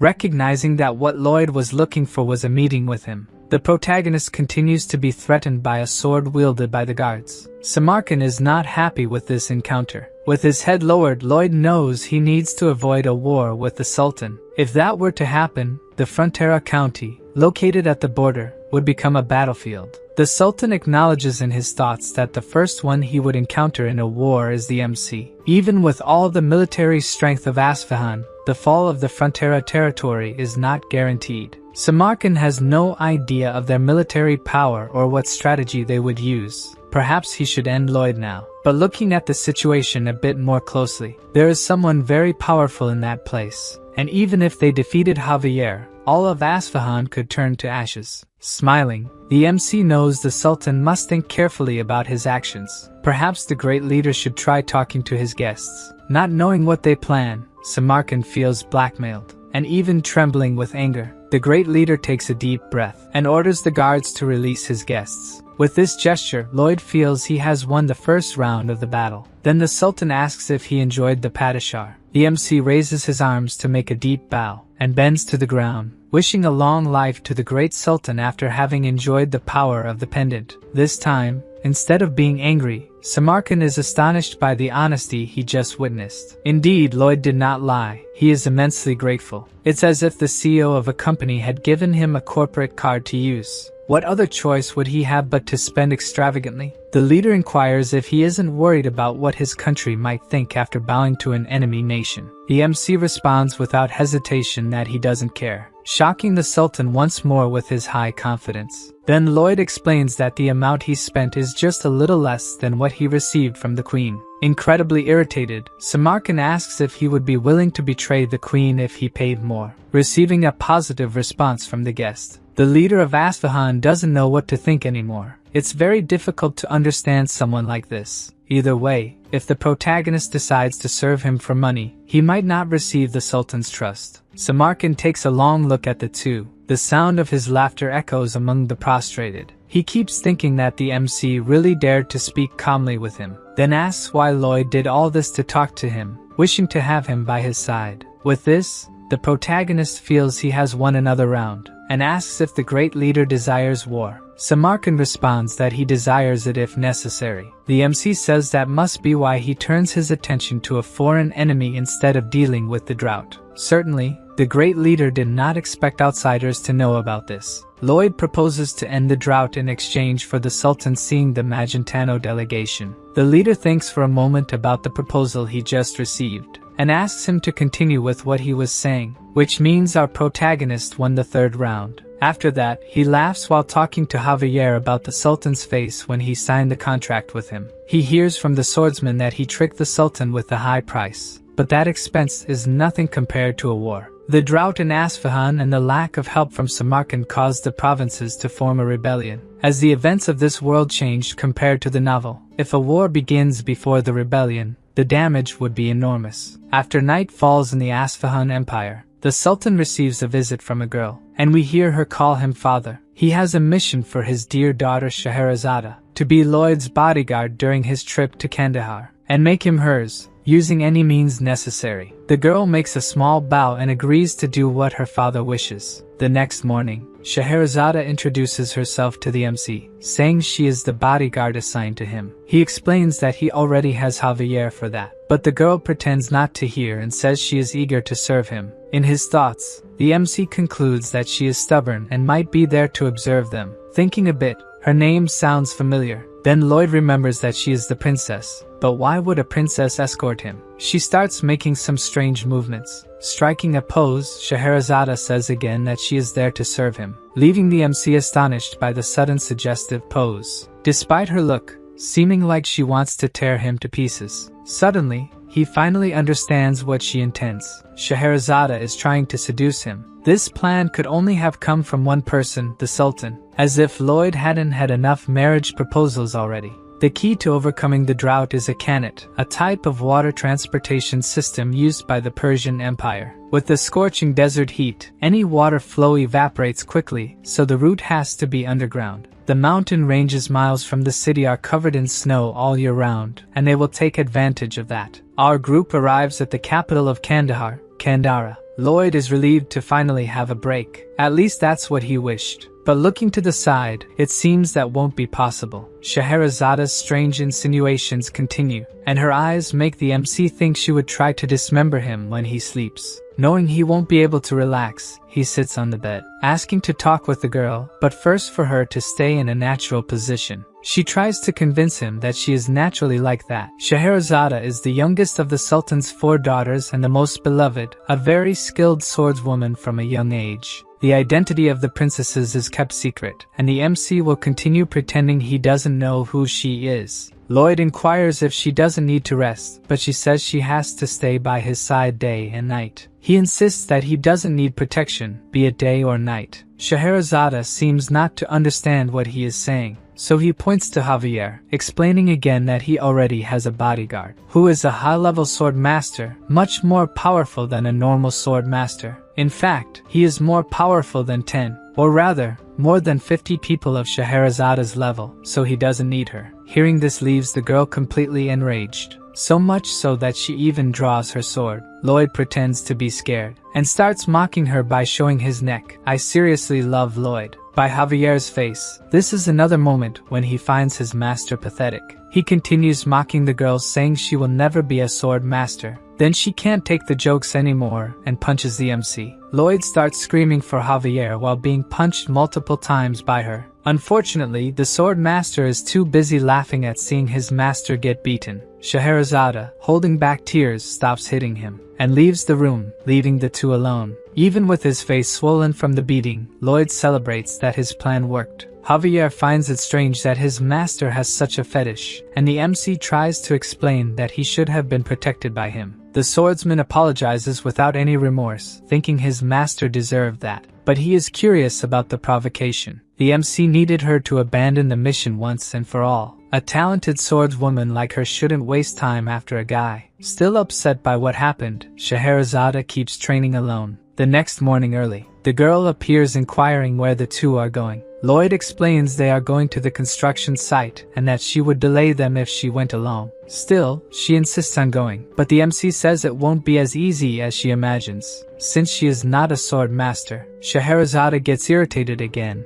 and tries to punch him once more. Before she can do that, he starts talking about technical engineering terms. The girl stops, thinking he might be reciting some kind of spell, while the MC continues to talk about technical terms with a diabolical seriousness. Then she starts to feel sleepy, thinking she really fell under a spell. Lloyd gets an even more menacing look and doesn't stop talking, until the girl finally succumbs and curls up on the floor asleep. Javier, who was supposed to take her to rest in the room, also fell asleep. After waking up the swordsman, the two walk through the city, and are surrounded by the residents' gazes, who all seem tattered. They comment on the suspicious looks, as they came from the capital, which was not caring about their situation. They will need the help of these people to push this project forward. Smiling, Lloyd doesn't think it will be hard to get their cooperation. Then he shouts in the middle of the crowd. Immediately, all his pets appear, ready to work for their master. First, Lloyd asks Javier, Padong, and Bangul to build an inlet tank in the city center, while he sets off with Goming and Hamong, heading to the snowy mountains to the west. The bird drops Hamong in the snow-covered mountains, and the yellow hippo sucks up a large amount of snow, being taken back by Goming, who struggles to carry the heavy companion. Down below, the other pets have finished building the tank. Then Hamon starts dumping the melted snow, filling the new reservoir with clean water. People look at it in amazement. They will finally have water. As they start to draw the precious liquid, Lloyd appears, saying that they must all be incredibly happy, and all thanks to him, so they can be grateful for his good deed. He says confidently that he is the one responsible for bringing water from the mountains to them. Everyone should remember the name Lloyd Frontera. Then the people stone him, saying he gave them a little water just to exploit them more later. He dodges the stones laughing, claiming to be the reason they have the strength to do this. Walking later, he thinks that the people's complaints will not be easily resolved. Taking a look around, he realizes that many people are too proud to take the water, but he will keep insisting until they give in. The next day, the villagers notice that the well is full again, and once again, our protagonist appears, claiming to be the one responsible for bringing water to them. Even being stoned again, he won't stop until people stand by his side. During the beautiful full moon night in Kandara, a family is having dinner together around the table. The couple's daughter is incredibly happy because she can now drink all the water she wants. But for some reason, her parents are terrified. The reason for this is Lloyd standing outside their window. With a serious face, he points to the water the family is drinking, and then points to himself, reaffirming that he is the one responsible for bringing the water. What he achieves with this is traumatizing a family that was happy until then. In the following days, he continues to do this kind of thing, trying to instill in people's minds that when they think of water, they will immediately remember him. Walking again through the city, he meets the same resident as before, and once again, the guy catches his attention. The guy removes the scarf he uses to protect himself from the sun, revealing a beautiful black mane. Knowing he has one another person to his side, the MC gives his strange smile, and the guy returns another strange smile. From atop the well's tent, Lloyd shouts water to the people, and in return, they imitate the strange face he always makes. To make sure people understand his point, he shouts again. And once again, everyone responds with a strange smile and saying his name. Not satisfied, he continues shouting to reaffirm being synonymous with water. Javier asks if the master has not hypnotized those people, but according to him, this is the result of his marketing. If water is good and he is synonymous with water, then he is also something good. And he starts joking with the swordsman, who finds it not funny at all. Then momentarily, Lloyd feels depressed. But either way, the foundations for what he plans are ready. The MC sets up a table near the well, inviting people to work on the construction of the underground waterway. One of the candidates asks if meals are included in the contract. According to the MC, mountains of food from all over the country will come. In the capital of Isfahan, Samarkand receives more bills from Lloyd made with the Padasha. The new enormous list of expenses makes the Sultan boil with rage. Back in Kandahar, Lloyd is flying with Javier on Goming. The MC is searching for something with his ability, but since he can't find it, it must be more than 15 feet deep. Even if he hires the necessary people, it will take too long to dig a 22-mile waterway. What he needed now were the underground tunnels made by the rebels. Returning to the city, Lloyd thinks there is only one way to find this tunnel. Night falls, and at the place where they are staying, Scheherazade is asking Javier to leave, but the swordsman stands in front of the door and does not move, even when she says there are rebels in the area. It's too dangerous to leave the MC alone. Javier agrees that she is right, but as his master said he would be fine, he will believe it. The girl says the guard should be by the master's side to avoid unexpected dangers. But the swordsman says it's not quite like that, for his master is always right. Now we see the room where Lloyd was empty. He must have been kidnapped by the invaders. Scheherazade considers Javier too stubborn, so she moves quickly, trying to pass by him using brute force. But the sword master easily stops her attack, praising her skills. Obviously, she is not happy at all for not being able to attack him, so she attacks again several times, and he defends each one, while preventing Scheherazade's attacks. Javier gives several tips on how to become a sword master to her, who does not think she needs his training. The swordsman is doing this because it was a request from his master. As soon as she knows this, she wonders why Lloyd would do that. In another part of the city, the MC is surrounded by kidnappers who want to know what kind of scheme he is doing in the city. Since he has a sack on his head, it's impossible to understand anything he tries to say. Then the guy who seems to be the leader makes a sign, and the sack on Lloyd's head is removed. Something catches the leader's attention as they start to remove the sack. The protagonist has a serious look. A strange sensation takes over the leader. Although they are the kidnappers, the MC's diabolical face makes it seem like they are the ones who have been kidnapped. Lloyd says that to reveal what he is planning to do in that area, he will need to explain how he got there. But before that, he would like to be untied. Claiming to be a weak person who wouldn't be able to escape from them, he insists it wouldn't be a problem if they released him. Noticing the MC's calm demeanor, their leader asks if Lloyd was already expecting them to show up. As someone sent by the Sultan, he had anticipated the rebels would do something. With the knowledge from the novel, Lloyd also knows that Terms, the rebel leader, dies leading the revolt. His death causes all the provinces of Isfahan to unite and start the Great Rebellion. Terms examines the young man in front of him. It really doesn't seem like the MC is someone capable of escaping from them, so he orders the prisoner to be untied, despite his companion's disagreement. As he is freed, the MC praises his captor's kindness, saying they will be blessed. In his thoughts, Terms feels indebted to him, which is why he offered a bit of kindness. He remembers his son bedridden and very weak, the child apologizing for being so frail. While Terms cried, regretting giving all the water he managed to others and not to his son, the shout of people saying there was water in the city caught his attention. Shortly after, we see the boy drinking the water his father fetched from the square. After drinking some water, the boy is visibly better. Back to the present, Lloyd's bonds are on the ground. The leader warns that even though they are letting him go, the MC shouldn't try to escape. At that moment, he has that devilish look on his face again. This makes the rebels want to attack him, thinking he is about to do something. But instead, our protagonist strikes a poetic pose. The rebels pause, not understanding his intentions. Then he begins to explain that 2.5 years ago, the county of Frontera was on the verge of ruin, deeply in debt. The rebels remain still as he recounts that it was a dark time. But he didn't give up and started by building heated floors in the village. Then they fought against giant ants, which ended up exploding in the mine. Then he and Javier went to Cremo, where there was a giant lobster. Excited,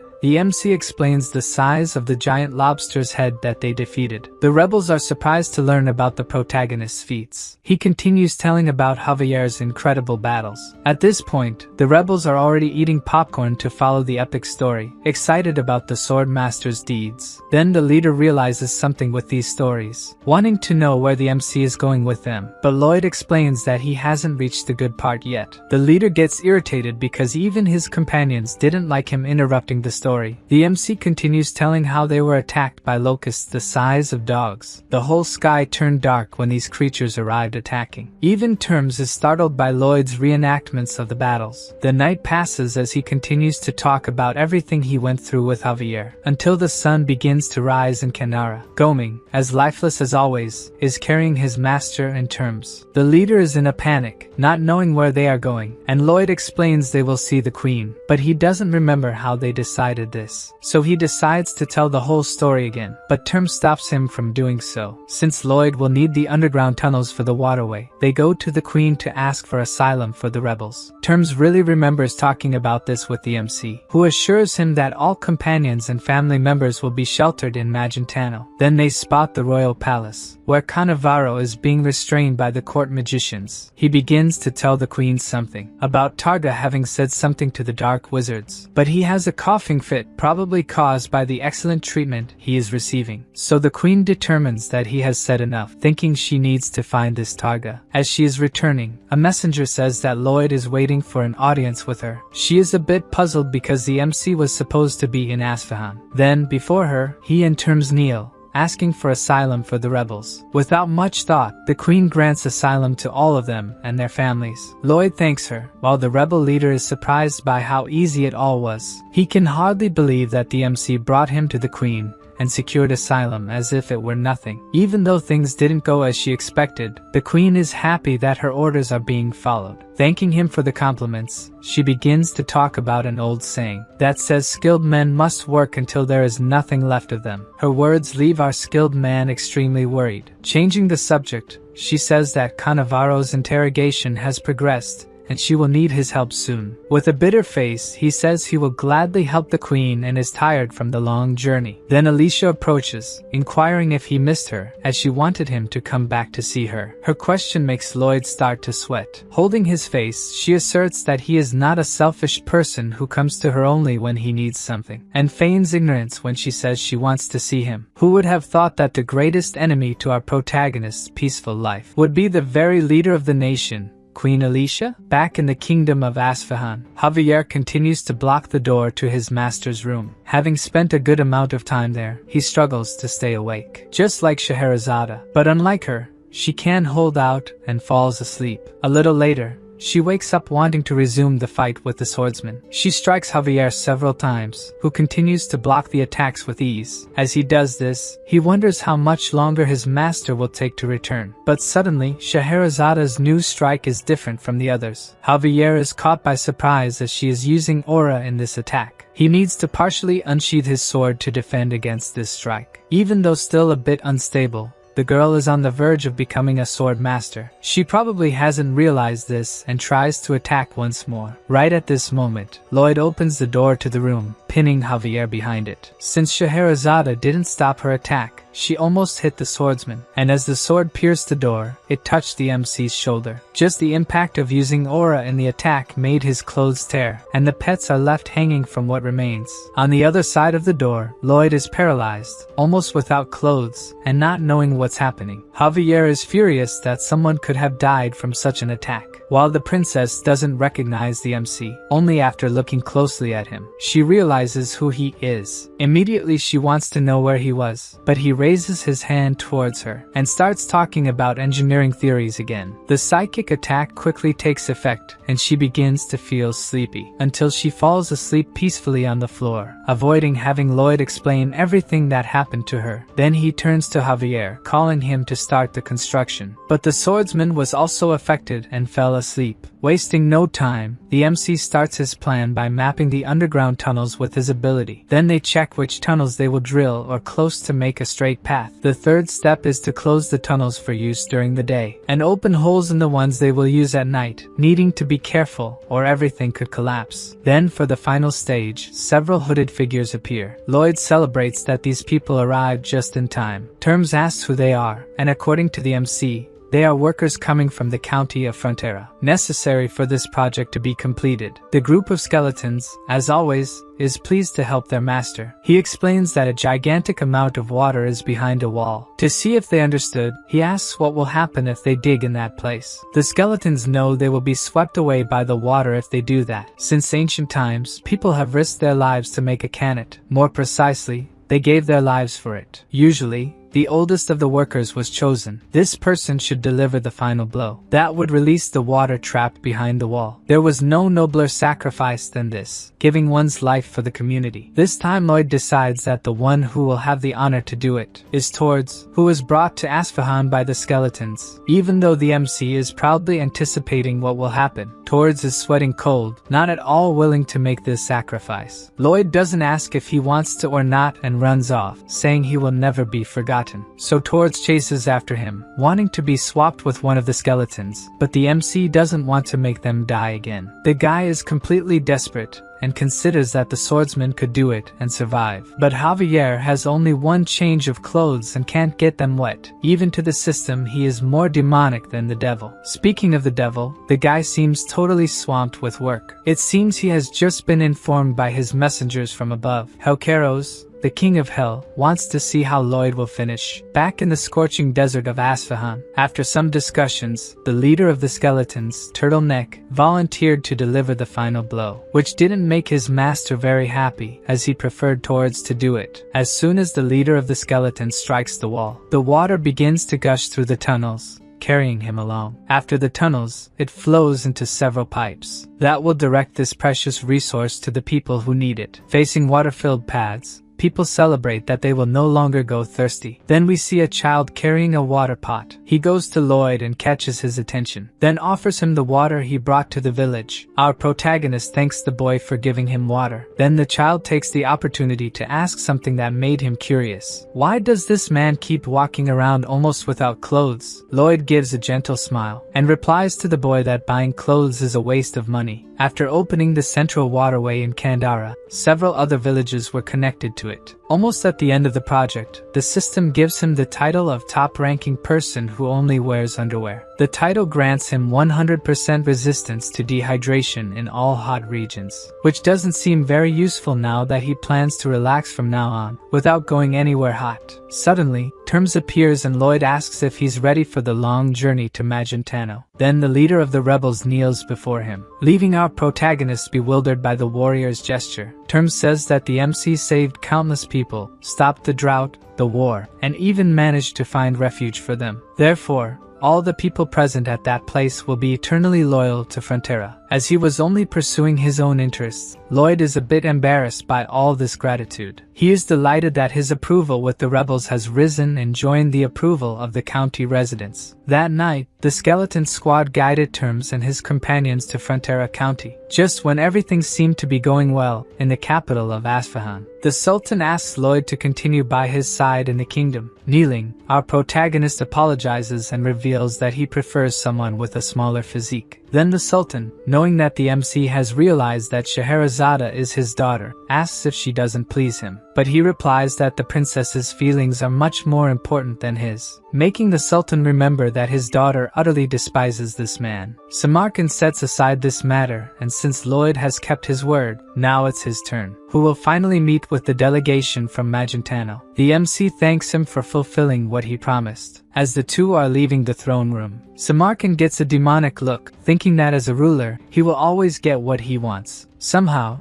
he still plans to take the protagonist for himself. With a brief look back, Lloyd seems to have understood these thoughts of the Sultan. Moving on, the Sultan is sitting with the members of the delegation. Count Ventura is thinking that it was thanks to the MC that they managed to have this meeting, so they cannot lose this incredible opportunity. First, the Sultan apologizes for the suffering caused to Magentano due to his mistakes. The apologies surprised the nobles who did not expect such a proud person to apologize. Samarkand promises to pay for the damages from the monster domino and will take measures to ensure it doesn't happen again. The nobles listen silently as he says he will inform Magentano about these measures, and if it happens again, he will pay double. Count Ventura knows that all this goodwill will come at a price, so he thanks the Sultan for his generosity, undertaking to convey what he said to the Queen. But Samarkand interrupts to say that he wants something in return, leaving the Count apprehensive about what the Sultan might ask for. And he wants nothing less than Lloyd Frontera. After the meeting, Lloyd wants to know how Ventura responded to this request. The Count is somewhat cornered to respond, until he reveals that he agreed that the Sultan could have him, causing an incredibly happy expression on the MC. To lighten the mood, the Count says that someone talented like him will be useful anywhere, and the Queen will be pleased. So our protagonist smiles and says the Count did the right thing, and the poor man doesn't understand anything anymore. Lloyd says that what just happened is perfect. In the throne room, Samarkand is trying to decide what he will ask his new servant to do first. Then a messenger appears saying he couldn't bring the MC because he decided he would get rid of the sandworm that is outside the city. The sandworm looks like a scary monster with a giant mouth and a body like a snake, but its actual size is a little larger than Lloyd's pets. The MC points his shovel in its direction and uses his mana blast, causing an explosion where the creature was. After that, its Podong's turn to attack, kicking where the little creature is, and then trying to hit it with its paws. Lastly, it's Javier's turn to attack. He takes his sword of bright aura and delivers a powerful attack that throws the sandworm. Incredibly, even after all these attacks, the worm continues to move, so Lloyd attacks it with Mana Blast again, wildly. At that moment, the Sultan arrives where they are and sees the MC using Mana Blast continuously. The protagonist is screaming demonically that he will destroy the worm in the name of Samarkand, who stands watching all that madness, and being hit by the rain of sand flying with the explosions. Only at this moment Lloyd realizes he is being watched by the Sultan, and he signals positively to him, who thereafter wants this unstable person no longer in his kingdom. After these events, night falls in Isfahan. In his office, the Sultan thinks he made the right decision. With MC by his side, you never know what he could do. He still has to pay for the expenses incurred with the Padishar and the construction costs. Thinking this way, it's as if he's been robbed by MC. Then a guard appears saying there's bad news. Lloyd has just escaped with the Padishar. This time the Sultan is speechless. He's going bankrupt this way. As if that weren't enough, a messenger appears with urgent news. Princess Scheherazade has fled and left a message saying she had much to learn from him. The Sultan doesn't know what to say after that, and collapses onto his desk, crying and cursing Lloyd for all the trouble he brought. A little while later, in Frontera County, Lloyd's parents wake up on a quiet morning, with Bibyong sounds instead of a rooster, but that's not bad. A servant announces that a letter from Master Julian has just arrived. He tells them he graduated as the second best in class and will be able to work in the capital. Then Bayern appears saying a shipment from Lloyd from Isfahan has just arrived. Outside there are piles and piles of filled chests sent by their son. As soon as one is opened, Marbella is impressed that they are all luxury items. She holds an ugly necklace of precious jewels, planning to sell these items to extremely vain nobles. The Count notices that his wife didn't used to make expressions like this. But it doesn't matter, she can sell the jewels as she wishes, he is still a happy man. The Count is glad that his county is full of wonderful people, just like wonderful orcs, who greet him as they pass by. Only one of them doesn't seem very friendly. It seems he and Soldier Greg still don't get along. The two collide as they walk, and the couple is apprehensive, thinking the two are about to start a fight. Then Soldier Greg acts as if the orc wants his attention, grabs the chest of the green man. Instead, the two stand facing each other without saying anything, until the orc moves quickly, but Greg manages to dodge the attack quickly. Somehow the creature stood still in a strange dance position, and then quickly returns to normal, kneeling. This isn't over yet, and he challenges the soldier, who, along with his companions, acts as if they had no choice, and they all choreograph together, ending with all of them standing in the same upside-down position. Then the orcs come together to make a better dance, which ends in a much more elaborate way. It seems this time Soldier Greg didn't come out on top, and the orc looks victorious. Surely this wasn't what the Frontera couple was expecting to see, but in any case, they are all good creatures. Speaking of creatures, they encounter the skeletons on the way. Would they be organic or inorganic matter? It doesn't matter. What matters is that the county is at peace and he is happy, even though some strange things happen there. Maybe very strange when they see the white cavalry praying to Lloyd's statue. And strangeness only increases when Terms and his companions arrive and also pray for MC. Finally, someone informs the couple that their son has just returned. Seeing their son dressed that way, practically only in tunic and underwear, it makes them think that the strangest person in that place is surely their son. Still, as strange as their son may be,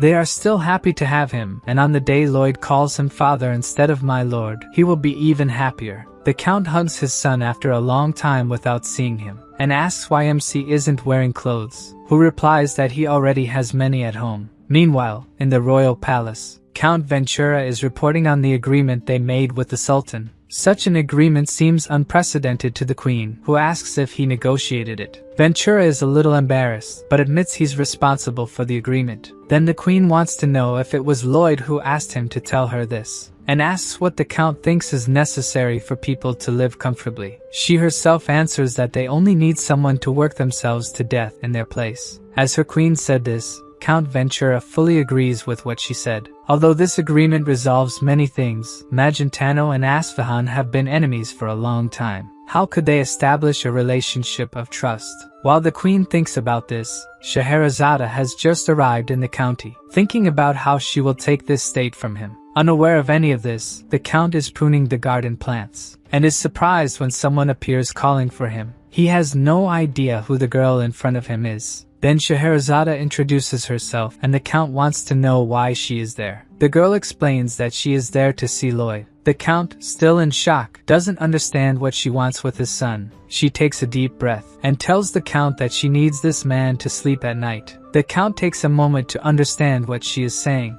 As soon as he understands her words, he is incredulous. This must be the most unbelievable thing his son has ever done. We see the protagonist lying on a dirt floor. Gradually, his consciousness returns. He is at the edge of a cliff, questioning what place this is and why it is so dark. Suddenly, a light appears, illuminating his face, along with a thunderous noise that alarms him. A giant fireball is rising in front of him, which gradually takes the shape of a human body. The immense fiery body stands still in front of the protagonist, until it says it is a pleasure to meet Lloyd Frontera. In fact, to meet Suho Kim. The MC thinks that no matter how real it seems, this must be just a dream. So he asks who this talking fire figure is. From within the fire, the person says they are the one who sees true nature, the ruler of the fire of hell, the king of hell, Helkeros. Lloyd bows, saying he didn't know he was in the presence of royalty, even though he thinks it must be a dream. From within the flames, the leader of hell laughs,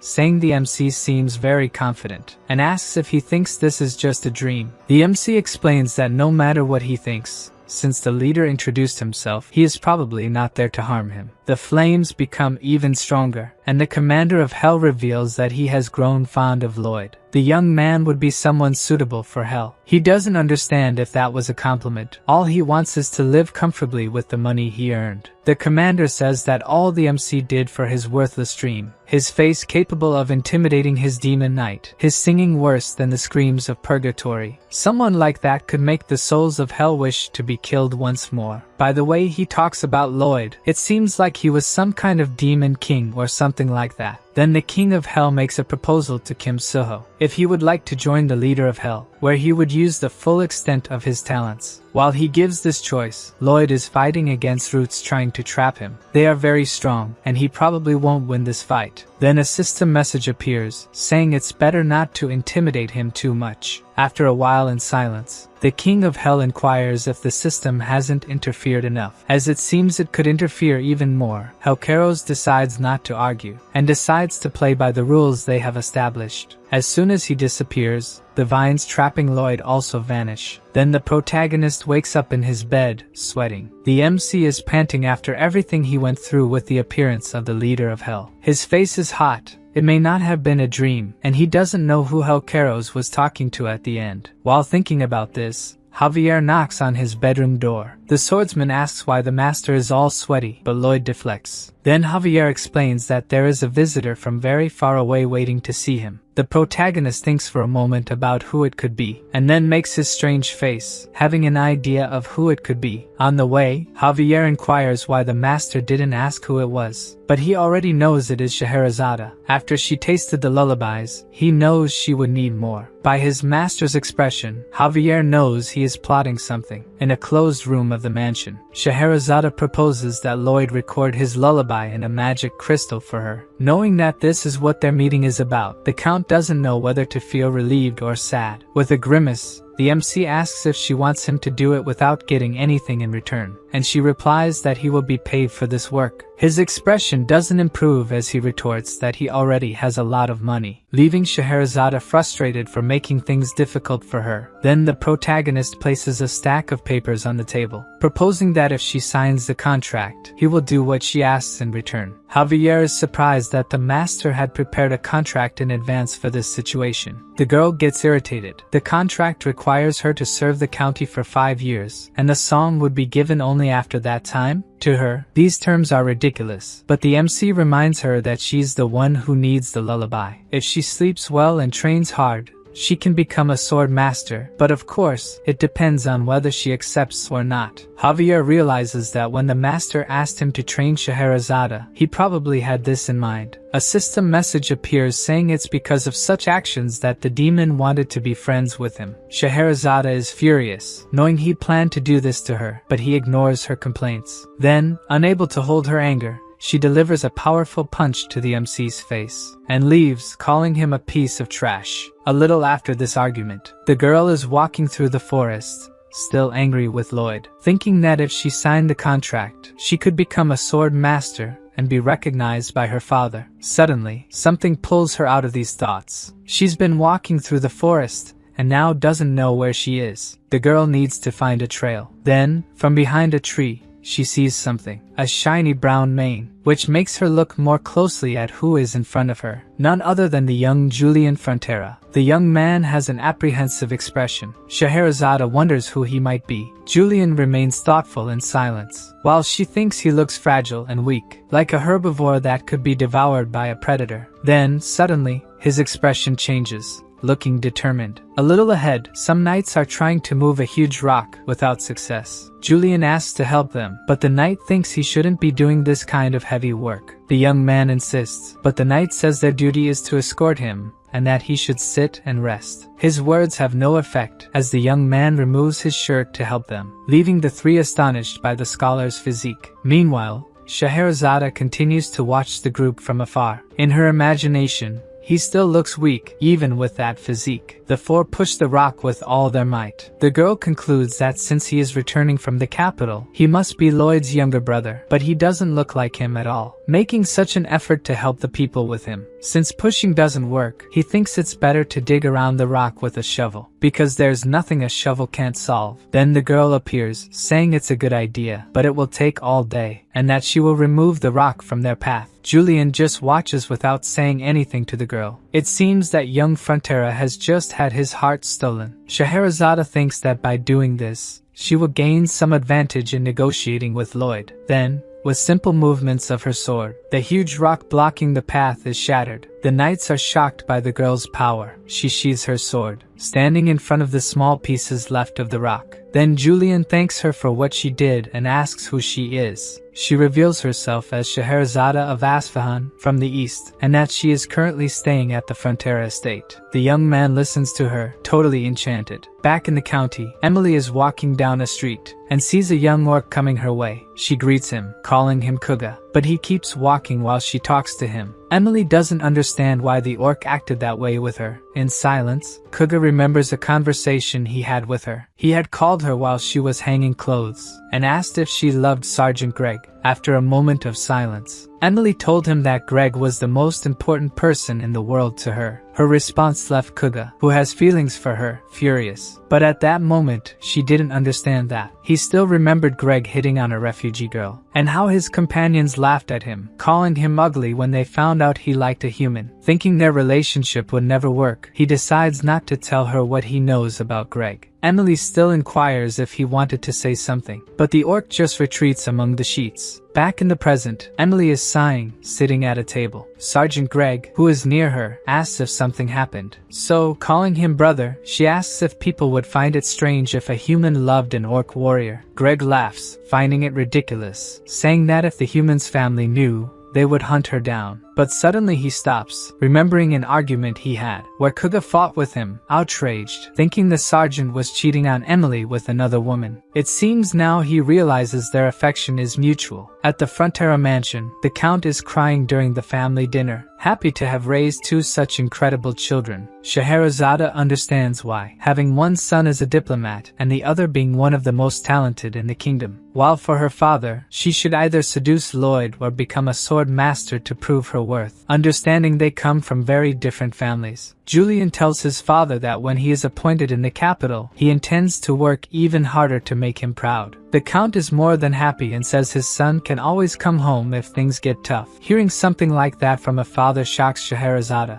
and a tear rolls down her cheek. Then the girl abruptly gets up from the dinner table, saying she will retire first. Before she leaves, Lloyd asks when they will negotiate again, but the girl no longer wants to talk about it. Julian watches as Scheherazade leaves the room, and the MC notices something in the expression he is making. Alone, Scheherazade cannot hold back her tears. Then later that same night, Lloyd sees something through the mansion curtains. The girl seems to be sneaking away in the middle of the night, but something else catches Lloyd's attention. His brother appears, running toward Scheherazade. From a distance, he seems to be asking her to stay. The MC cannot stop watching that scene, especially when the girl seems embarrassed by Julian's words. Lloyd is delighted by the luck he had in seeing this. Downstairs, Julian asks where Scheherazade is going at this hour. If she is not leaving the county, the girl hesitates a little, and ends up saying she was just going for a walk, leaving the young man relieved. Since she has luggage, it seems she was leaving. Disguising, Scheherazade ends up saying she was just carrying her meals. Her answer surprises Julian, and he says eating so many snacks so late will harm her sleep. Embarrassed, she says she will not eat them all and most of what is in the backpack are picnic tools. Anyway, the young man feels relieved, because he was worried about her, considering how she acted at dinner. His words make her almost cry again, and Scheherazade says she is okay now, thinking that maybe she could stay in that place for a few more days. Meanwhile, Lloyd continues enjoying watching the two downstairs, until Javier appears, almost scaring him to death. Since it's time for the lullaby, and he didn't show up, Javier went to look for the master. He asks why he was making such a face watching a couple in love, and the MC doesn't understand how he knew that. The swordsman has seen many people fall in love, and the women always look at him lovingly. Lloyd remains expressionless. Hearing Javier finds it strange he never had this kind of experience. The sword master makes it clear he is not willing to ruin Master Julian's love, but according to the master, he will act as a cupid in this case. After his last conversation with the queen, he realized he has many enemies, including Queen Alicia, who wants him to work for her until the end. And the love between these two will be the key to getting out of this. The next morning, Bibiang is waking everyone up with his morning screams. And in the village of Frontera County, someone just greeted our lovesick orc. Sergeant Greg inquires if he is Kuga, and the orc responds that he doesn't want to fight with the sergeant anymore.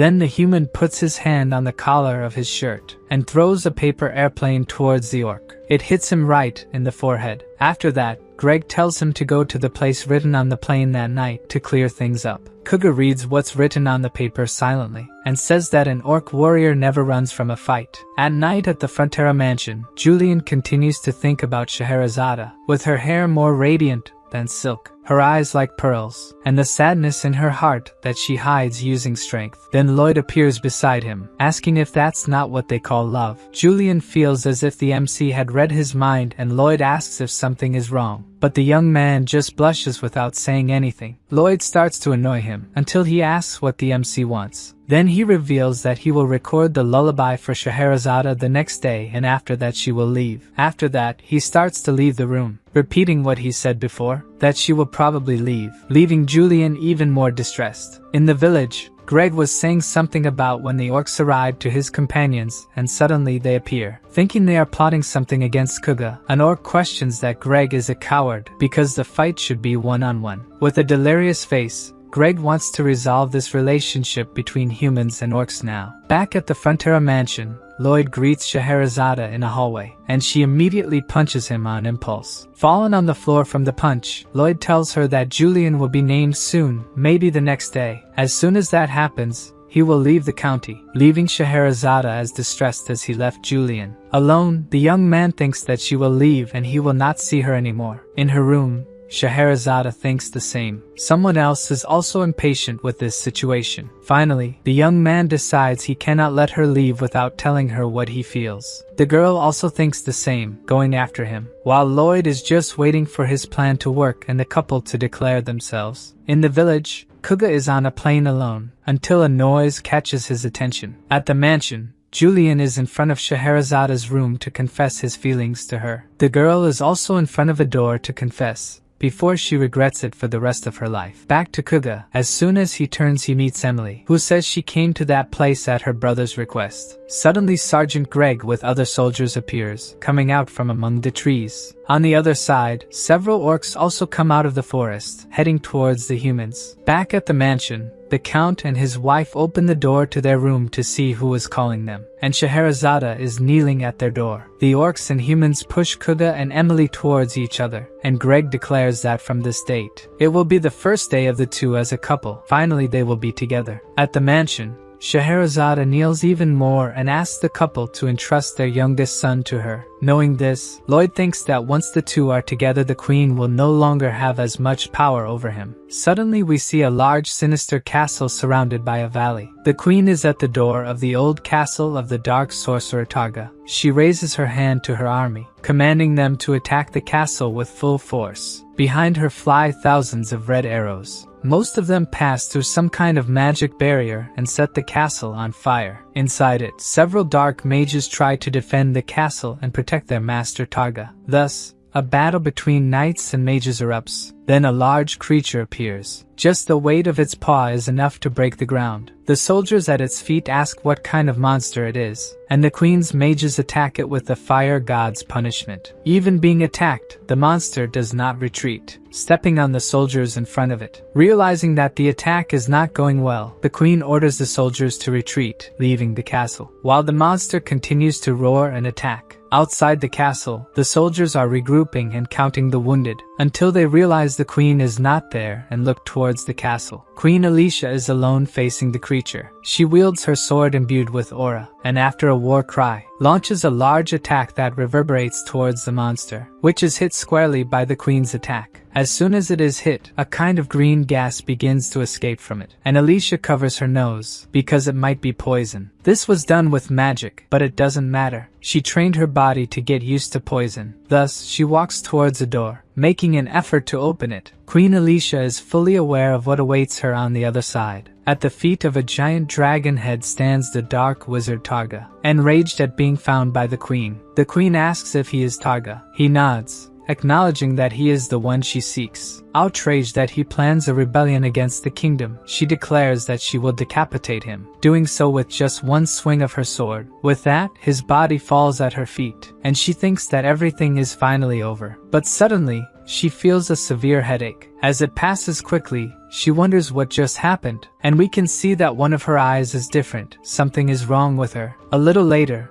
Julian and Scheherazade get married in the county. The girl is very happy during the ceremony, just like her husband, who looks at her passionately. Of course, the count couldn't help but cry copiously during the ceremony. Even Mr. Byron got a bit emotional. The orcs also celebrated with the elves, but among everyone, no one was more ecstatic about this event than Lloyd. Javier even suggests that he leaves so as not to spoil the occasion, but the master says he is just happy. The swordsman still does not understand how this marriage will prevent him from being enslaved by the queen. So Lloyd explains that he is now someone important in both countries, being a citizen of Magentano and also part of the Sultan's family, who is not foolish and must have understood when Lloyd fought against the sandworm that he was just pretending, which means he still wants the MC to work for him. Thus, if the queen tries to enslave him, he can go to the Sultan's side. Javier understood the master's point, but he could stop with this evil aura now. Lloyd knows he cannot challenge the queen, but at least he has a card up his sleeve to negotiate. Meanwhile, the Sultan watches his daughter's wedding through a magical device, and a thin tear manages to run down his face, wishing his daughter to be happy in this place, where she will be free from fights over the throne or family pressure. Emily appears, saying it's time for the bride to throw the bouquet with all her strength. Then Scheherazade throws the bouquet, making a home run. The arrangement flies past Emily, who obviously did not know about the bride's strength. The bouquet flies across the county, catching fire due to its speed,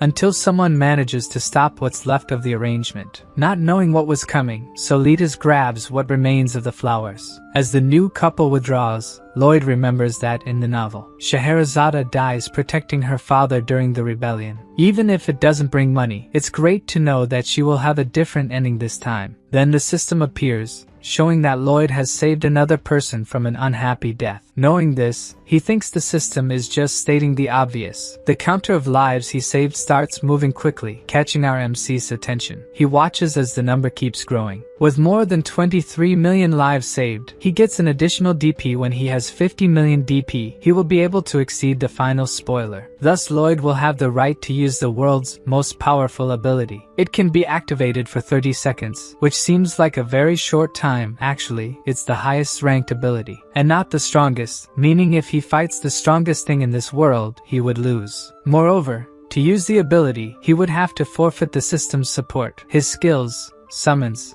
and final spoiler. The conditions do not excite him to use the ability, so Count Ventura appears to talk to him. He says that Magentano and Asfahan have signed a peace treaty, and thanks to this marriage, they are now brother countries. Then he apologizes for belittling Lloyd in his thoughts, calling him a hero. The MC feels embarrassed and says the Count can belittle him. After all, he is extremely materialistic. But he doesn't mind, saying that the queen already knows about everything that happened, and says she sent him there as an officer to summon Lloyd to the capital. In other words, now it's time for the MC to pretend to be sick. At that moment, he takes on a downcast expression. He starts faking a cough, saying he wasn't feeling well earlier, and that he needs to go to Asfahan to recover. Then Count Ventura reinforces that the queen wants to meet with him. Lloyd knows that the queen only seeks him out when she needs something and ignores him when he wants to meet with her, remembering her holding his face, saying he wasn't selfish or petty. Thus, he is once again in a carriage with Javier and Count Ventura heading towards the palace, not excited at all. His mood remains terrible when they arrive at the palace. It doesn't improve even a bit when he kneels before the queen. Queen Alicia is pleased that he came as soon as he was called, otherwise she would be heartbroken and would have to invade the county of Frontera. But in that case, she thinks Lloyd would flee to Asfahan, as if she would be lonely without him. It is better for him to continue behaving by staying by her side. The MC says he wouldn't ignore her and asks what her orders are, thinking he will have some negotiation power. Then she says she has something to show him and asks him to follow her. They go to a large structure in the palace, and Lloyd is ecstatic about what is in front of him. almost certain that they are dragon bones. The queen explains that the bones were with the dark wizards who were probably planning to use them in some ritual. The MC recalls that the novel mentioned magic performed with these bones and starts to get excited.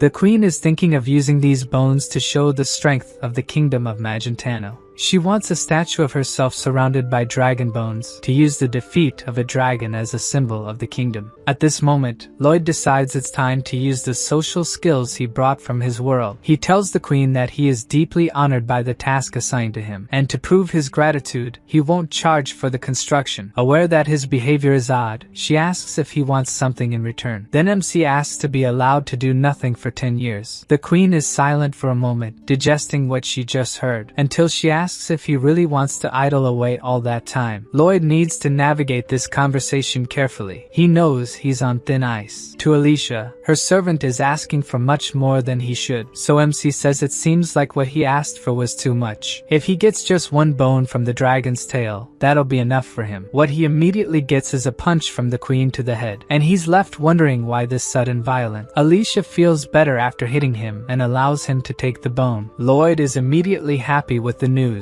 and kneels in thanks, saying the queen can step on him whenever she wants. With this reward, he won't be exploited, but still doesn't want to work anymore. Then someone enters the room, interrupting his thoughts. The guy introduces himself as Viscount Nord, a garden design expert. To the Viscount, MC seems just like a boy and wonders how he can be a craftsman. Born a commoner and socially elevated through his work, Nord considers himself much better than Lloyd. As soon as Nord says he'll work with him, Lloyd is surprised, saying he has no knowledge or experience and couldn't dare to work with someone so respected, clarifying he just wants to learn from him to see how much knowledge he lacked. The Viscount is speechless hearing this from a young noble, and smiles, feeling that Lloyd understands how good he is at what he does. The next day, outside the palace, the Viscount shows the garden plans, and Lloyd praises him and asks about details of another area. The following day, Nord brings more details and is again praised, and MC asks about more parts of the plan. The next day, Nord seems even more exhausted but is happy, feeling like a genius for doing the project so well alone. Then he leaves to start the topographic part, telling Lloyd not to get in his way. Nord is completely convinced he's amazing and can do everything alone, so MC also leaves, going to a nearby hammock to rest, ecstatic about getting free labor. Thanks to loyal and skilled people like the Viscount, people like Lloyd can relax without doing anything. During the night at the royal palace, in the building that houses the dragon bones, specifically in the bones guarded by the soldiers, from inside the darkness of the dragon's skull eye, a purple light emerges from that point. The light claims to be Targa, who hasn't given up on revenge against the queen, promising that she will die. We see Viscount Nord talking about the lush green nature ahead of them. According to him, humans admire the gods for their unique ability to create something from nothing. Lloyd realizes Viscount feels thrilled by his creations as if approaching the gods. He is glowing with excitement about his work, and it's precisely because of this passion that MC will leave all the work for him to do. Thinking Lloyd knows nothing, Nord decides to meet with the managers alone, and MC apologizes for his ineptitude. He watches as Viscount moves away. Once he's gone, it's time for him to enjoy his time, so he summons all his pets, who appear excited. Bibyong soon starts to strike a combat pose, and Lloyd determines it's time for the games to begin. Bibyong is in a combat stance in front of Padong, who also seems ready to fight. Lloyd commands Padong to release a beam, and the guinea pig gets all riled up. Then Bibyong pretends to be hit,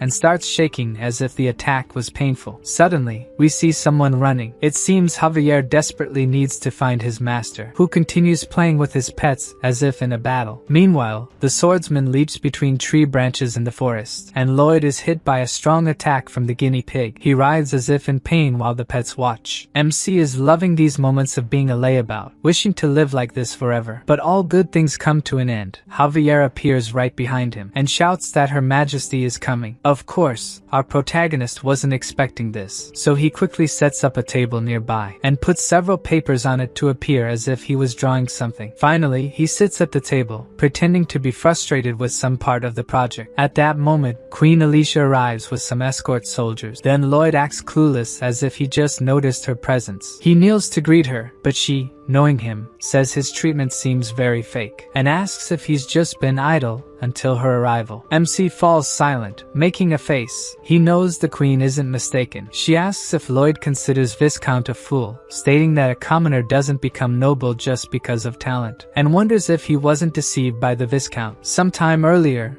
Nord had gone to the sovereign to report something to her. He explains that the dragon's bones were requested. In the center of the garden, bowing before a statue of her and a waterway where boats would pass to admire the work. Despite efforts to find a solution, the gradient between start and finish was too steep, causing a very fast flow. Since he couldn't solve the problem, the queen thought he wanted to leave it out of the work, but he insists that's not the case, that Lloyd offered a solution to the problem. According to MC, he suggested building a system of steps in the waterway and putting gates at each level. When a boat enters, the gate behind it closes, and the water is filtered to lower the level. When the water at the current gate and the next gate are at the same level, the next gate opens, and the boat can proceed. He continues that Lloyd didn't just help with this problem, but with many others every time. The young man said they were just thoughts from someone who knew nothing. The Viscount would determine if they were useful. Nord concludes that MC has superb knowledge, but gives all credit to him. Participating only in crucial parts of the construction, the Viscount considers him a model of a capable man. Unaware of the conversation, Lloyd is thinking about what excuse he can give the queen and whether he can be accused of treason by her. Tired of him kneeling, she tells him to sit down and stand up. He does as his queen commanded, looking at her suspiciously. Queen Alicia gives Lloyd a long look, until she says his actions have pleased her completely, and that he should continue like this. MC raises his eyes to see her. He never expected to hear such words from her. She leaves shortly after, leaving him kneeling. So he turns to Javier, saying that she didn't find out he was slacking off. Even with the onset of winter, construction of the huge garden didn't stop. MC also had no time to rest. You never know when he could play like this again. More time passes, and spring arrives. The construction of the garden and its immense attraction finally finished. To celebrate, a grand party in the palace garden is held. Guests discuss the greatness of the queen and her country. Nobles from other lands eagerly look to form ties with the country. Looking at them,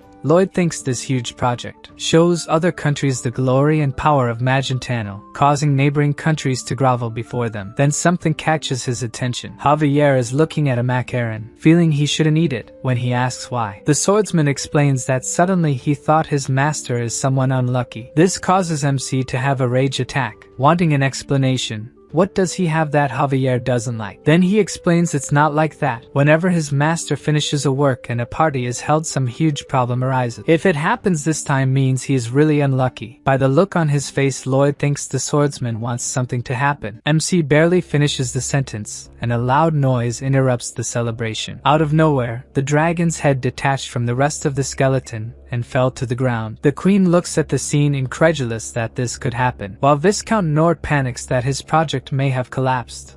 Who also can't believe is Lloyd, who did simulations before construction. There's no way this could happen. Then Javier tells him to get ready to run, leaving MC confused.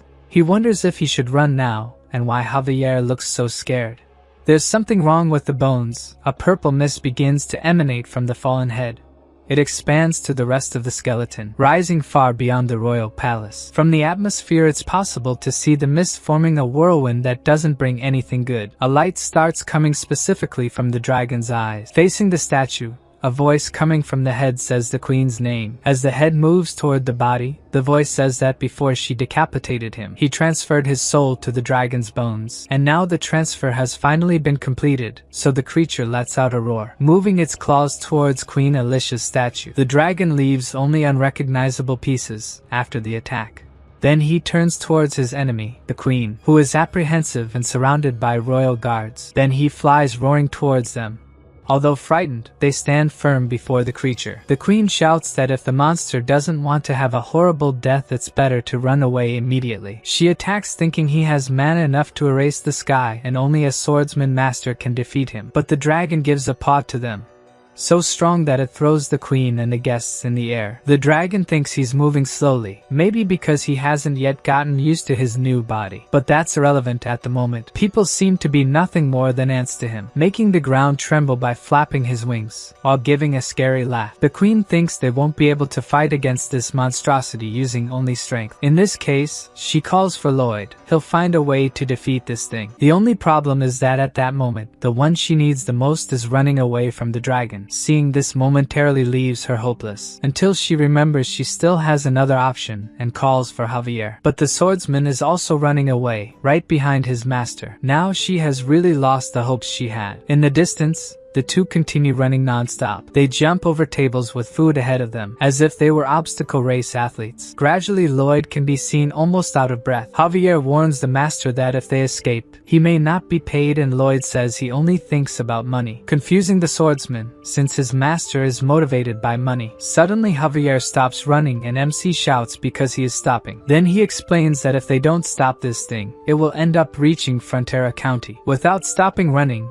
MC says that the dragon has much more mana than Javier. It's better to forget this and flee. But now the swordsman is determined to end the creature, even if it costs his life. Lloyd looks back knowing Javier is serious about this. Back to the dragon, a ball of energy is forming in its mouth. Then it throws it towards the ground where the queen is. Even trying to get away, she is caught by the impact of the explosion and is thrown again. Then the dragon prepares another attack like this. Alicia, still not recovered from the first attack, is about to be hit. However, Javier arrives at that moment, using his aura blast before she was hit. The attack hits the dragon's head, changing the trajectory of the energy ball, which passes right by the queen. The creature calls him a little pest and launches several more energy balls in his direction. Javier manages to dodge using the elves technique. He knows if he gets hit he won't survive. The attacks don't stop and enter the clouds of the night sky. Recovered, the queen attacks the creature again, alongside Javier, who uses another aura blast. The attacks hit the dragon in the head and chest, but it doesn't show signs of weakening. In fact, it laughs, feeling more accustomed to its new body. Then the bone dragon takes flight. From the ground, Javier knows some powerful attack will come and stands in front of his queen. As expected, the creature launches more energy balls that explode upon hitting the ground. Javier and Alicia try to escape them, which are getting closer and closer. Then we see Bibiang being held by Lloyd, holding a sunflower seed that was about to throw the beaver. The MC is on top of Goming and throws Bibiang down. During the fall, the pet begins to chew the sunflower seed, getting huge, then uses megaton pressure just above the dragon, which is hit by the giant beaver. Its weight is such that it prevents the dragon from flying and it falls. The MC takes the chance to rescue Javier and the queen with Goming. While the dragon tries to understand what happened, Bibiang, now much smaller, runs away from him. At that moment, Goming is flying right above the dragon, and Lloyd tells the bird to throw its excrement explosion, leaving the poor thing embarrassed, since everyone will see him do that. Then Padong encourages his companion, saying that Bangul wouldn't want him to hesitate. Still embarrassed, he throws his excrement attack, which hits the dragon's head and body. He is silent until he realizes what it was. A much more sinister light emanates from him once he discovers what hit him. Then the dragon screams furiously that he will kill whoever did this to him. In the bird, the queen asks if the MC has a plan, and he says they either get bigger or surrender to the dragon. They cross through the clouds while he says he will bring someone. With the dragon closely chasing them, the MC wants to bring someone stronger than him to the fight. Lloyd plans to take the Dragon King to fight this creature. In the novel, the Dragon King brought order to the dragons and loved humans, a generous and benevolent being. He would never lose to a zombie lizard like the one that destroys everything around it. Lloyd is sure the Dragon King lives in Gaffel and asks the queen if they are very far from there. As she answers that it would take more than a day to get there, his hopes fade. Suddenly, we see the dragon is about to grab Goming. He narrowly manages to dodge, but the dragon is very close. Lloyd sees that the opponent is huge and fast. It will be difficult if they have to fly for more than a day chased by him. Javier asks if what the master needs for the plan to work is in Gaffel, and the MC says they have to go there. Then he raises his aura sword and uses the aura blast once again against the creature to gain distance. In turn, The dragon remarks that these attacks are no longer capable of even scratching him. He barely finishes saying this and realizes the attack pierced his wing. The dragon screams in the air, distancing himself from the group now. Lloyd praises Javier's successful attack and urges the swordsman not to let the dragon get closer. The dragon, now recovered, believes these tricks won't work on him anymore. Catching the queen off guard, the MC asks for her sword without explaining why. She hands over the sword, still suspicious of what her servant will do with it. He plans to fire at the same time as Javier so the dragon can't dodge the attack. Lloyd then envelopes the sword with his aura and invokes Mana Blast with a terrifying expression. At that moment, the dragon is preparing to attack. The queen remains apprehensive about what will happen to them. Then the duo launches the mana explosions simultaneously. The two attacks split as they approach the target, which cannot dodge. Lloyd's attack manages to hit one of the wings, while Javier's hits the other wing of the dragon, but neither pierces it. Both are frustrated, and the MC feels the dragon is getting stronger. Suddenly, something abruptly pulls him back. The queen is holding him by the waist and asks Javier to lift her master's body. They hold his body as if it were a plank, while the MC wonders what they will do with him. As he looks ahead, he is caught off guard by the dragon being very close. With her hand raised, the queen instructs him to follow her orders and shout, "Blast!" Just as she slaps his buttocks, Javier holds the master's face, who shouts what the queen ordered with a look of despair. Even the creature is startled by his terrifying expression, and it retreats a bit, increasing the distance from the group. Excited, the queen compliments the MC's success. His expression remains blank, tears streaming from his face. The dragon realizes it was Lloyd who removed the poison from the queen, repelled the mastodon army, and defeated the Knight of Hell. The MC's terrifying expression almost scared him to death. How could someone so monstrous walk the face of the earth? Either way, it will be perfect. The dragon wants to take revenge on both at once. The queen continues drumming on Lloyd's buttocks, while he continues shouting "Blast" with his monstrous face. But the dragon covers his eyes with a mana band to avoid seeing the MC's face. Then Javier asks the queen to cover her ears so the MC can use the banshee scream, even though he claims he was just singing. Thus, in addition to the horrible face, Lloyd also emits painful noises for the ears, which results in the dragon covering its ears as well and still pursuing them without seeing or hearing. The queen is annoyed by this and lets go of the MC now that he is no longer useful to her. Bringing the Dragon King was a mistake. They have no choice but to bring him down, and she tries to think of what could be this thing's weakness until she remembers something. The queen told him he could take a bone from the dragon's tail as long as no one noticed there was a fake bone. That's it. That must be his weakness. Goming continues accelerating to take distance from the dragon, who never stops chasing the group. He is getting stronger and stronger,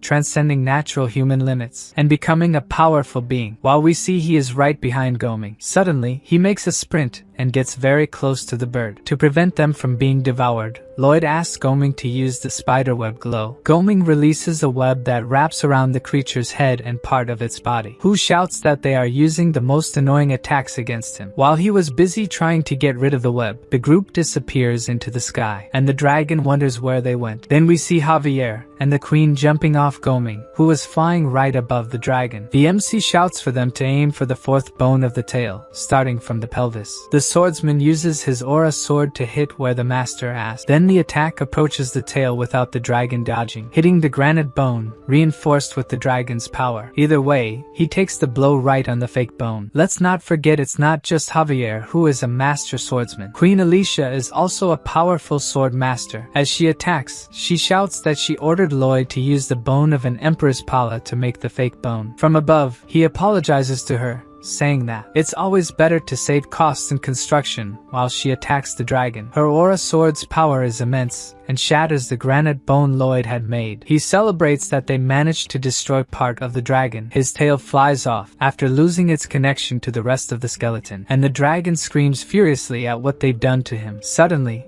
we see Frontera Mansion. Lloyd is talking about the last project being quite lengthy, while Javier asks when he'll put on clothes. His face combined with the lack of clothes makes him 10 times more unpleasant, and the MC complains it's worse when Javier says that. Then the swordsman feigns a smile, saying he'll be more careful next time. His clothes are an issue, but he wonders if the MC will call the Count and Countess father and mother. Lloyd thinks they're having another strange conversation. The swordsman would like to be able to call them that, but considers he doesn't have that right. Lloyd, who could call them that, treats them with formality, as they're not his real parents. He'd be deceiving them by calling them that. Javier says goodbye, and he thinks the swordsman also lost his parents. Then we see photos of Lloyd's real parents in some kind of funeral ceremony. Before Javier leaves the room, the MC asks what his parents were like if he remembers what they were like. The swordsman finds the question strange and inquires if the master really wants to know that, and he says he really wants to know about it. Then we return to the present, when the dragon loses part of its tail. This causes him to lose his balance and fall to the ground, lifting everything in his path with him. When he stops, he left behind a trail of destruction. A little shaky, he feels his body is unbalanced. Above him, we see Padong become giant as he falls toward the creature. His body hits the dragon's head, which is immobilized on the ground. Next, Lloyd and the queen also land just ahead. He uses maximum mana explosion power. As the attack rises, the dragon thinks the human missed the target, which distracts him from Javier, who also uses mana explosion, making the monster roar when hit by it. Continuing, the MC uses his overload ability, which absorbs mana. The ability sucks the dragon's mana and manages to knock down the trees around it. All that power goes toward Lloyd. On the other side, Javier continues the aura attack, and the MC doesn't stop sucking mana, increasing his mana heart and improving the ability to purify toxic mana. To help in the attack, the queen appears attacking with another mana explosion, just above where Javier is aiming. She hits the zombie dragon bone with all her strength, causing the bone to crack. The dragon howls in despair for being unable to react to the attacks, and Lloyd realizes the plan is working. They can win. Then the system warns that his mana heart has gained dragon properties, and the dragons are showing interest in him now. Continuing the attack, Javier doesn't remove his sword from the dragon. Queen Alicia also doesn't stop attacking, and Lloyd sucks all the mana he can. Then we return to the mansion, with Javier saying the master isn't the kind of person who asks that kind of question. The MC says that, in fact, he doesn't even know why he wants to know about it. Back to the dragon, its tail is heading towards Lloyd, who continues using the overload. Javier shouts for his master to dodge. Then we only see the forest. Javier is hit by the dragon's bones, protecting his master who is crouched right behind him. As he turns around, Lloyd realizes that Javier has been struck. Being caught by the tail caused significant damage even to someone as strong as him. The MC just watches as Javier is thrown among the trees by the bones. The force of the blow is so powerful that he remains airborne even after passing through the trees, until he falls unconscious into a lake. At that moment, the dragon manages to free itself from Padong and can move freely again. The bone tail heads towards it, rejoining the body of bones and mana. Lloyd is trembling, worried about what happened to Javier. As he shouts his friend's name, he is about to be trampled by the dragon. Thanks to the queen who appeared at the right moment, he wasn't crushed. She angrily declares that he must control himself and find a way out of the situation, as he always has. Without Javier, the entire kingdom is doomed. He needs to save him just as he saved her. But Lloyd doesn't know what to do. All of Javier's mana disappeared in a second, and he has no way to restore it. While they were talking, the dragon got very close to them without being noticed. In the lake, the sword master continues to sink into the water. He is thinking that he needs to gather mana, that he needs to expand and make it clash. The sword master continues thinking that he needs to save Lloyd. Then we see the queen running through the forest, carrying the MC on her back. The dragon is right behind them trying to catch them. Carried, Lloyd thinks he should have seen another spoiler of the ending, or improved his skills to become stronger. While in the lake, the swordsman keeps thinking that he needs to save Lloyd. On the queen's back, the MC thinks the same. The MC tells the queen with all respect that he needs to get off her back, and jumps over her back. Both think that no matter what happens, he needs to save his friend. Then we see that Lloyd has thrown himself into the lake, and is almost reaching Javier's outstretched hand to save him. The MC's hand rapidly approaches Javier, until they grasp each other's hands. In his thoughts, Lloyd wishes for the swordsman to take his mana, and it seems that even without saying anything, his friend understood that. We see the mana in Lloyd's body glowing, while Javier has nothing left inside him. Then his body also starts to glow as it receives the mana that was trapped inside the MC. On the surface, the dragon is about to unleash another energy ball, and only the queen can fight it at this moment. Suddenly,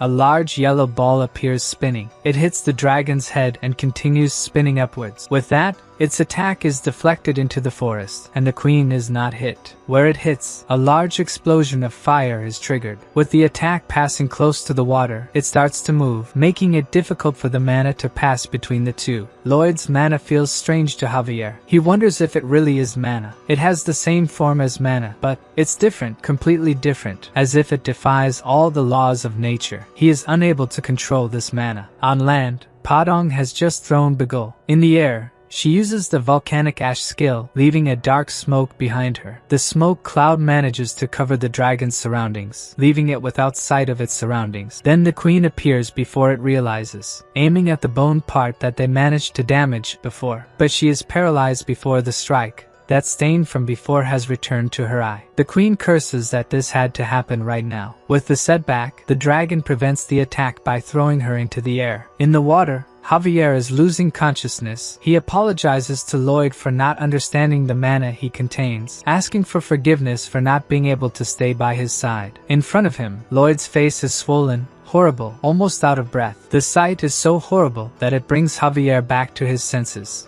screaming completely terrified. Then we see that something changes in his mana. The system alerts that after seeing this horrendous thing, Javier now understands things beyond the law of causality. Back to Alicia, she is in free fall with much pain in her eye, but is fortunately saved by Goming before she hits the ground. The system alerts again that Javier controls the superior mana obtained from the MC, and his body can ignore part of the laws of causality. Meanwhile, Lloyd's pets are gathered protecting each other from the dragon that is about to attack again with another energy ball. The creature is so large that even in their larger form, the pets seem small before it. In the water, Lloyd, almost out of breath, is reading a new message from the system that says all the cells in Javier's body are activating like a mana heart. Bright wings appear behind the swordsman. Then we see the dragon about to attack. On the other side, even the pets are surprised to see Javier with wings holding his master's body in his arms. The swordsman is shining beautifully, while the MC looks like a vision from hell with water dripping from his mouth. Caught by surprise, the dragon wonders how they got there, how they are suddenly standing in that place. The swordsman releases Lloyd, who falls to the ground as horribly as his face. Then he draws his sword that was previously broken. The dragon just watches what its opponent will do next, and Javier seems to be just standing before it. Then several glowing cuts appear all over the dragon's body, even though it seems the swordsman hasn't even moved. The creature is sliced into thousands of tiny pieces without even realizing it was struck. It doesn't even seem like that pile of bones was something so frightening just moments ago. Its pieces fall in front of Javier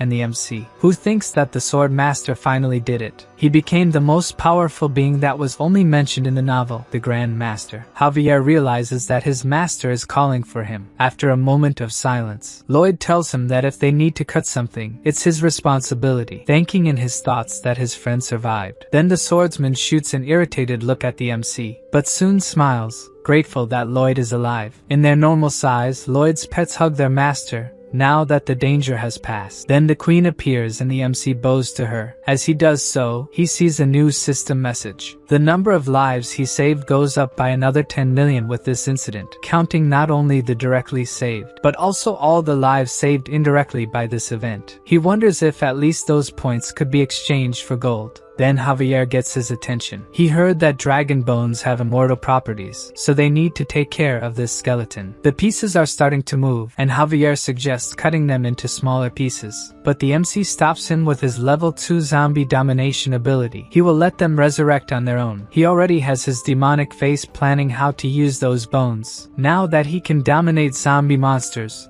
ghosts, and dragon skeletons. Suddenly we see the dragon skeleton reassembling. Lloyd is watching it, preparing for his domination ability. More complete, the dragon roars at them. The system announces that the skeleton's domination has been completed, and asks if Lloyd wants to remove the soul attached to it, and he confirms. The space around him changes. He has been teleported to the skull. Now he must defeat Targa to obtain the dragon skeleton. Lloyd understands that the mage transferred his soul before being killed by the queen. Then something catches his attention, and he turns around. There is a man kneeling on the ground behind them. The man is Targa, and the system presents various information about him, like low blood pressure, age, and wait. Targa starts to say something, and Lloyd looks intently at him. He tells that he was born with cursed mana, so the villagers tormented and discriminated against his family. He cries, saying that his mother called him a demon, that he ruined her life and was her greatest regret. The MC looks at him with a sad expression, while he continues saying that despite all this, he loved his mother. Then Lloyd calls for Targa, asking what that has to do with him. Then his demonic expression returns, and he lunges at the mage, landing a solid punch on Targa's face. The blow makes the mage explode, and the system alerts that the MC defeated the parasitic soul. Outside the dragon's skull, Lloyd is expressionless, as if he has no soul in his body. The skeleton starts to glow blue, and the system shows that the skeleton's domination has been completed. Then we see Lloyd's little algae approaching and entering his body through his nose. The system says that now the skeleton has a new personality. This will define how it will relate to the skeleton. With his eyes shining from the ability, Lloyd tells the dragon that he is its father. Then the blue dragon prepares an attack, making the MC wonder if his brainwashing worked,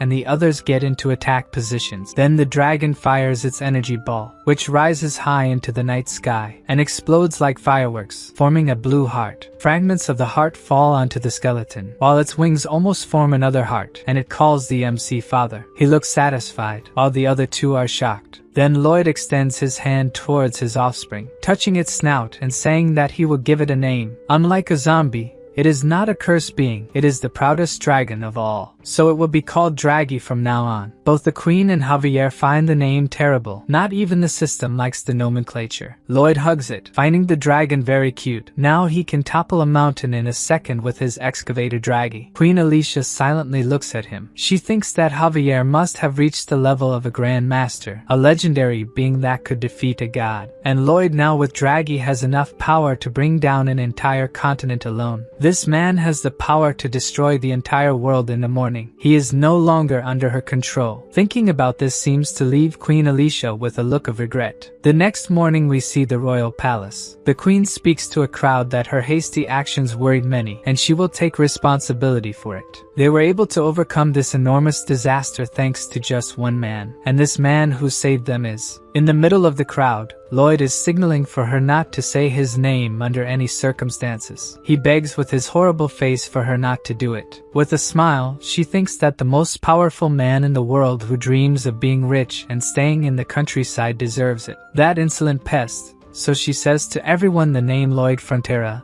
the man who saved them. In the middle of the crowd that now recognizes him, the MC is dismayed by what she said. Queen Alicia sticks her tongue out at him, showing that he will have to deal with it now, while Lloyd remains incredulous about the situation. A little later, during the night, the MC is laughing, as the queen promised to pay 2 billion in gold for the reconstruction, thinking it made up for fighting the dragon. Javier recalls that they almost died in the fight, but to the MC, it doesn't matter since they are all alive. He continues to say that this is enough to live like a king, while Javier remains silent. Then we see what appears to be an abundance of mana, and Javier asks if Lloyd is some kind of god, catching him by surprise. But he quickly concludes that he can't be, given his appearance, irritating the MC. Suddenly, he asks where the real Lloyd Frontera is, if he's dead, leaving the MC in silence, unsure of what to say, until he finally responds that he doesn't know what happened to the original Lloyd. He explains that when he arrived there, he was already like that. Javier asks if he didn't choose to take Lloyd's body, but the MC says no. Javier lies down and says the MC can sing him a lullaby now, making Lloyd ask if he believed what he said. The swordsman says that when the MC lies, he has the most shameless face in the world, but when he tells the truth, he seems vulnerable. Lloyd remains silent, perplexed that Javier discovered this, then knocks at the door, interrupt the two. A bearded man who was knocking simply enters the room. Javier says he doesn't sense his mana, so he must be dead. The man is the dragon Anticus. More precisely, a message from him, the original spirit of the skeleton they defeated. Unsurprised by the appearance, the MC asks what Anticus wants with them. In the name of the great dragon, he orders Lloyd Frontera to go to hell now to bring Anticus's spirit back. With no interest in that, Lloyd lies down, says he won't do it, and wishes him good night. Then the messenger starts begging the MC to listen, but he's not interested at all. If he brings the soul back, he will be associated with the Dragon King's Club. So the MC gets up, reconsidering the proposal. Now he wants to know more about the benefits this club offers. 5 hours earlier, The workers were clearing the waterway and gathering men to go to the destroyed forest. The workers carried heavy logs on their shoulders. Viscount Nort commanded what each one should do, while Lloyd is just sitting doing nothing. The queen stands behind him, observing how lazy her subject is. Suddenly, the MC is startled to notice that he was being watched by her. He then gets angry with Javier, who was also doing nothing, for not warning him that the queen was coming. Alicia sighs and comments that as the manager of the place, he shouldn't be moving the logs himself. Kneeling,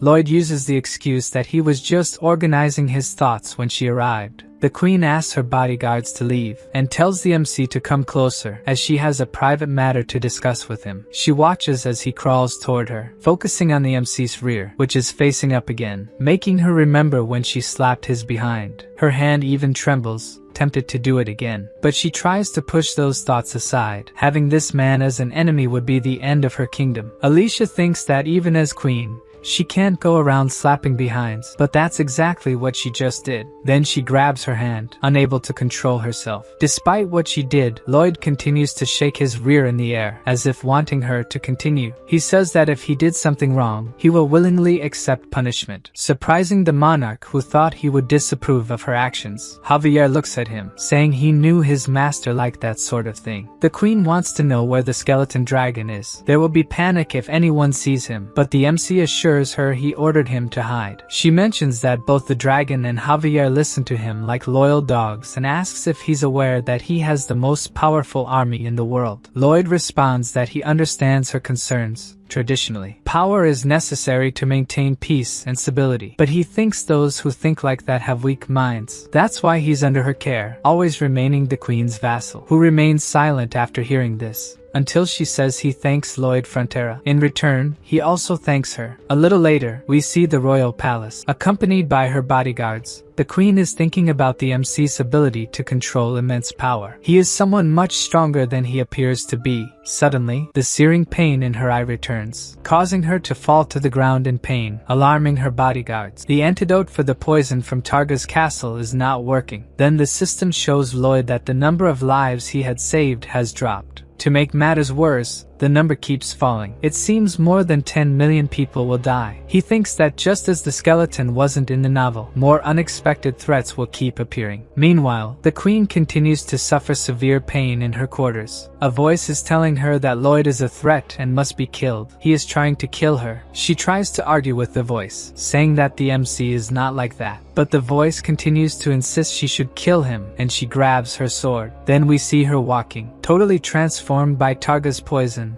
She seems to have succumbed to the voice. Meanwhile, Lloyd is talking to the spirit of Anticus, who is recounting how his soul ended up in hell. Lloyd interrupts him, not wanting to hear the dragon's life story, but rather what he can gain by helping him. He wants to know the benefits of the club, and Javier notices something strange. Anticus continues by saying that Lloyd will have unlimited access to the Dragon King's treasure, and the swordsman remains attentive for something. On the other side of the door, the queen is wielding her aura sword. Anticus mentions that the MC will also receive a special benefit. If he dies, he will get an extra life and be revived. Now he is certainly interested in helping the spirit. At this moment, Javier is drawing his sword, sensing the danger approaching them. We can see that the queen has completely changed as they continue talking. Javier is on alert, but his master continues talking to the spirit about whether to help him or not. Then the swordsman opens the door, expecting to find his enemy, but the entire hallway in front of him is completely empty. Lloyd inquires about what happened, and Javier says he sensed a presence, making the MC say he is a great and terrible master. Turning the corner, the queen is on the ground, leaning on a table. The effect of the poison has worn off, and she is thinking about what she was about to do. Returning to the agreement, the MC wants the spirit to ensure he won't be stuck in hell and make a soul oath. Anticus is surprised that Lloyd knows about the oath. The MC says if he doesn't make it, he won't help him. With no choice, Anticus agrees to make the oath. He swears that if he fails to keep his promise, he will end his soul. Then Lloyd asks something, why Anticus's hair and beard move even without wind, and he says it's because he's a dragon. Anyway, the spirit draws a symbol on the MC's hand, saying it's a spell to get him out of hell. When using the spell, he should think of someone he knows,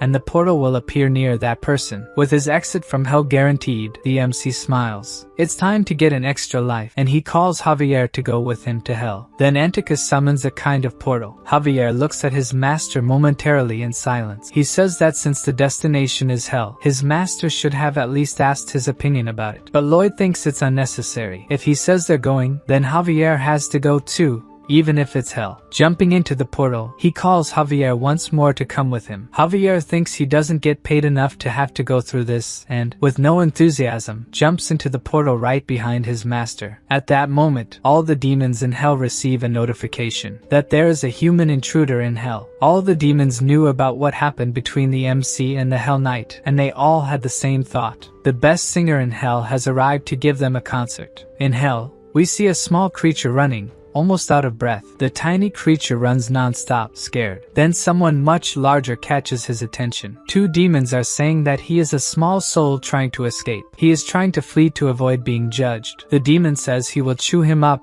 and then spit him out, while the other simply stares at the small soul. Frightened, it screams for help. Then someone approaches them. With a much worse expression than the demons, Lloyd demands an answer. The soul is now terrified of what has just arrived. The demon says that the MC is just a human, even if he is the best singer in hell. When a shovel approaches him, he hits the demon in the face, causing the fleeing soul to fall. Then the demon collapses on the ground, while the soul runs away trying to escape. The companion, who had been silent, decides to confront Lloyd, telling him to apologize. Behind him, Javier asks if the guy is worried about his friend. He is a kind soul for having such concern. The demon is left speechless after hearing this. The trembling demon says that he is very evil and cold, the worst kind of demon that exists. But the swordsman remains firm, saying that clearly his mother raised him with much love. This statement leaves the guy petrified. Javier continues, saying that his mother must have raised him to be a good demon who cares for his companions. The demon trembles as Javier goes on, saying that his mother must have hugged him every day. He is about to cry, hearing that his mother must have boosted his self-confidence and that he should take care of her. Then the demon can't take it anymore and starts crying, trying to say that it wasn't like that. Javier doesn't stop, saying that even when the guy fought with his mother, she talked to him, but the demon denies it, sobbing. Then he concludes by saying that the demon will always be a good son to his mother. Even Lloyd is shocked by Javier's skill with demons. The guy tries to hit the swordsman, telling him to take back what he said. But in the end, the blows are weak and he continues crying, with the MC still surprised, saying that he is incredible at dealing with demons. He says that there are lines that shouldn't be crossed, until he notices that the first demon is waking up. To prevent this, he gives another hit with the shovel to his face. On the other hand, his companion is hugging Javier, unable to stop crying. Lloyd, laughing maliciously, continues hitting the other demon, who hasn't fainted this time. While one talks about his mother, the other keeps getting beaten. With several bumps on his head, he agrees to tell Lloyd everything he wants to know. Then the MC says that now the guy is ready to talk to them. Despite the beating, the demon thinks that Lloyd does things that other people would only think of, which is why he has become his idol. Lloyd asks what the thing he was securing is, maybe a smartphone. The demon explains that it is a mobile communication device, but it doesn't have a search function. The MC won't find information about hell on it, and 40% of what he finds will be lies. The MC says that if only 40% are lies, it's better than in the human world, and the demon is shocked that the MC sees through his lies. The second question is where the Hell King's castle is. Then we see Goming flying with them over the fire mountains. The demon said the castle was to the west, but Lloyd is heading east, and the MC says he knew the demon lied. Even being cursed by the protagonist, this demon seems to enjoy it. He tells the guy to say everything he knows about hell and its king, and as a reward, he will call him all sorts of names. The demon wants to know how Lloyd is enduring the heat of hell, but the MC says he's the one asking the questions there. Lloyd is actually enduring it due to his 100%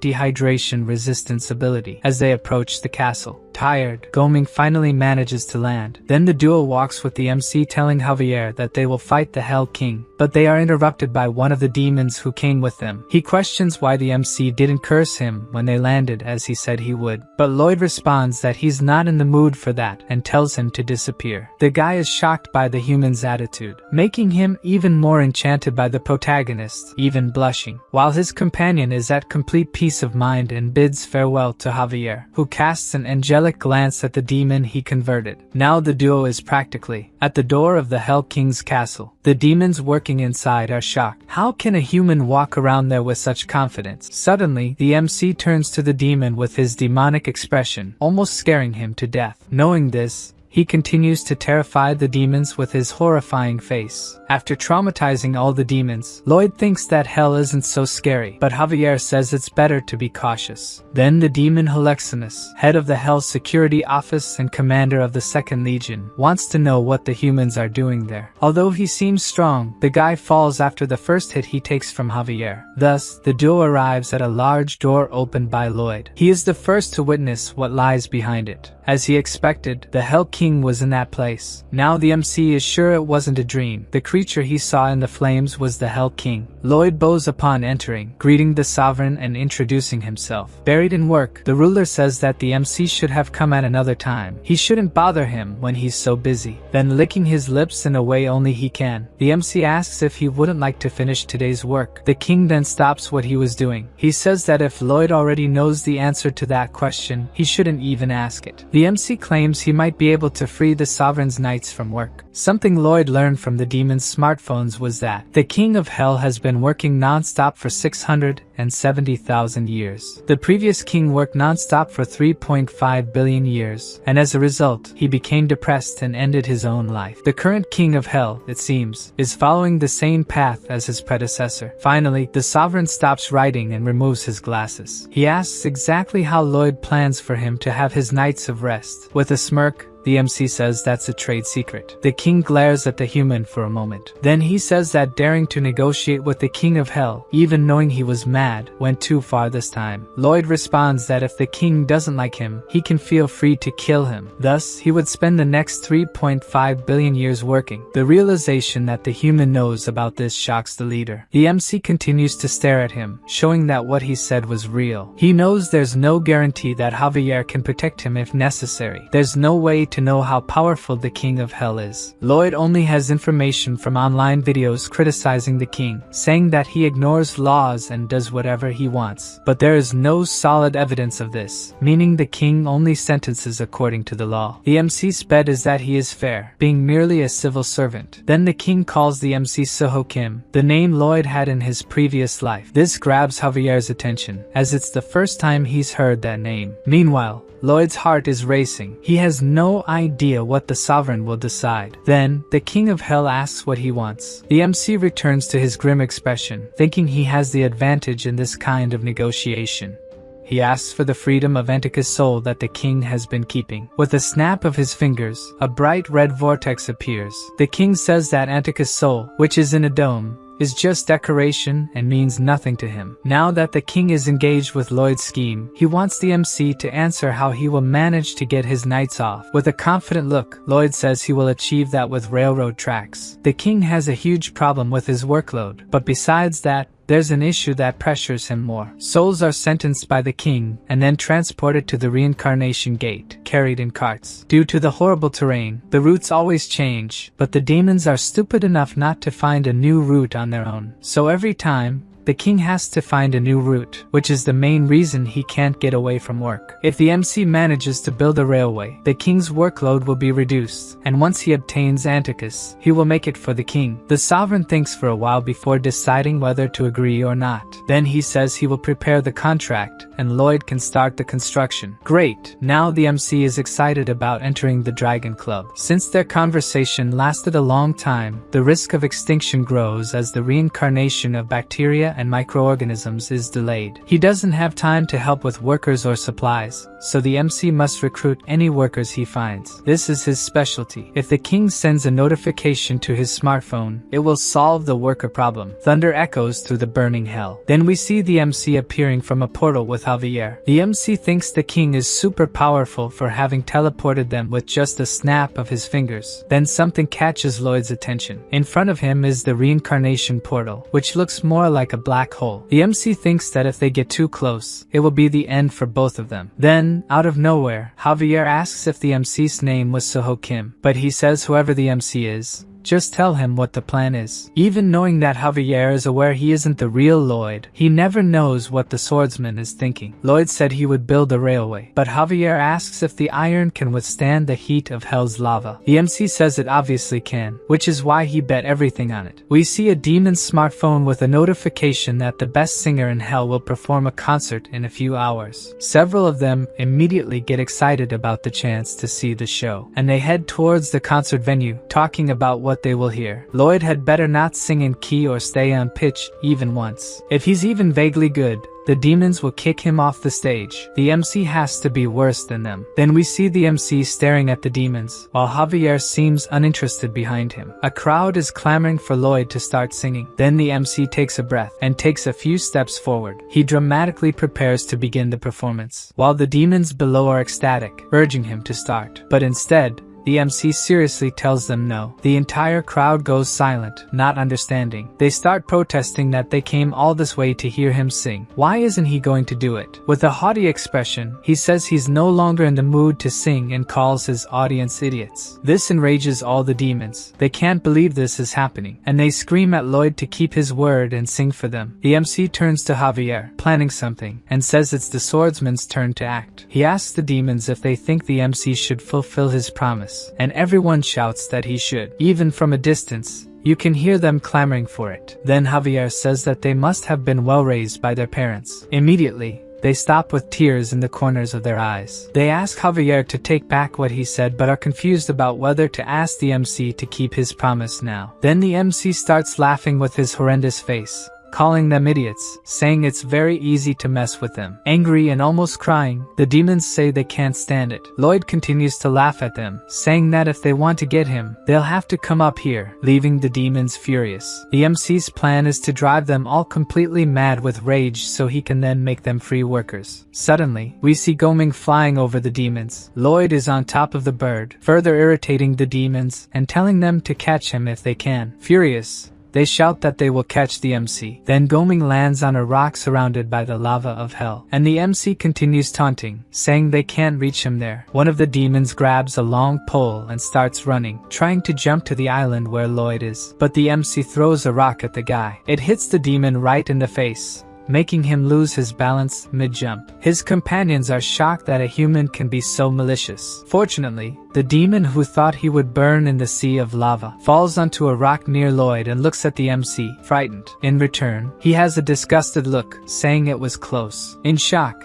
the demons realize that this human is actually trying to kill them. Now he is no longer just a simple human, but a demonic monster. In the central hall of the demons, one of the demons gives a speech inciting his companions not to accept what Lloyd did to them. He commands the cavalry of the demonic lava centipedes to attack. They have armor capable of withstanding the heat of the lava, move only in a straight line, and are generally used in attacks. The leader of the angry demons calls on his companions to follow him on the centipedes. As soon as they get near where the MC was, they realize he has disappeared. The demon centipede breaks and almost throws its rider off with the impact. Not only this one, but all the centipedes started acting uncontrollably after sensing some kind of smell. Then they start advancing towards a hole, even though the demons command them to stop. With the tunnel being narrow, the demons keep bumping their heads on the ceiling, but without letting go of their mouths, until they come out into a more spacious section. At this point, the demon is full of bumps on his head. Right in front of him, Goming is in some kind of hot spring, while Lloyd and Javier are doing something next to him. The swordsman is sharpening his sword on a whetstone, and steam continues rising from Goming inside the pool of hot water. With a demonic look,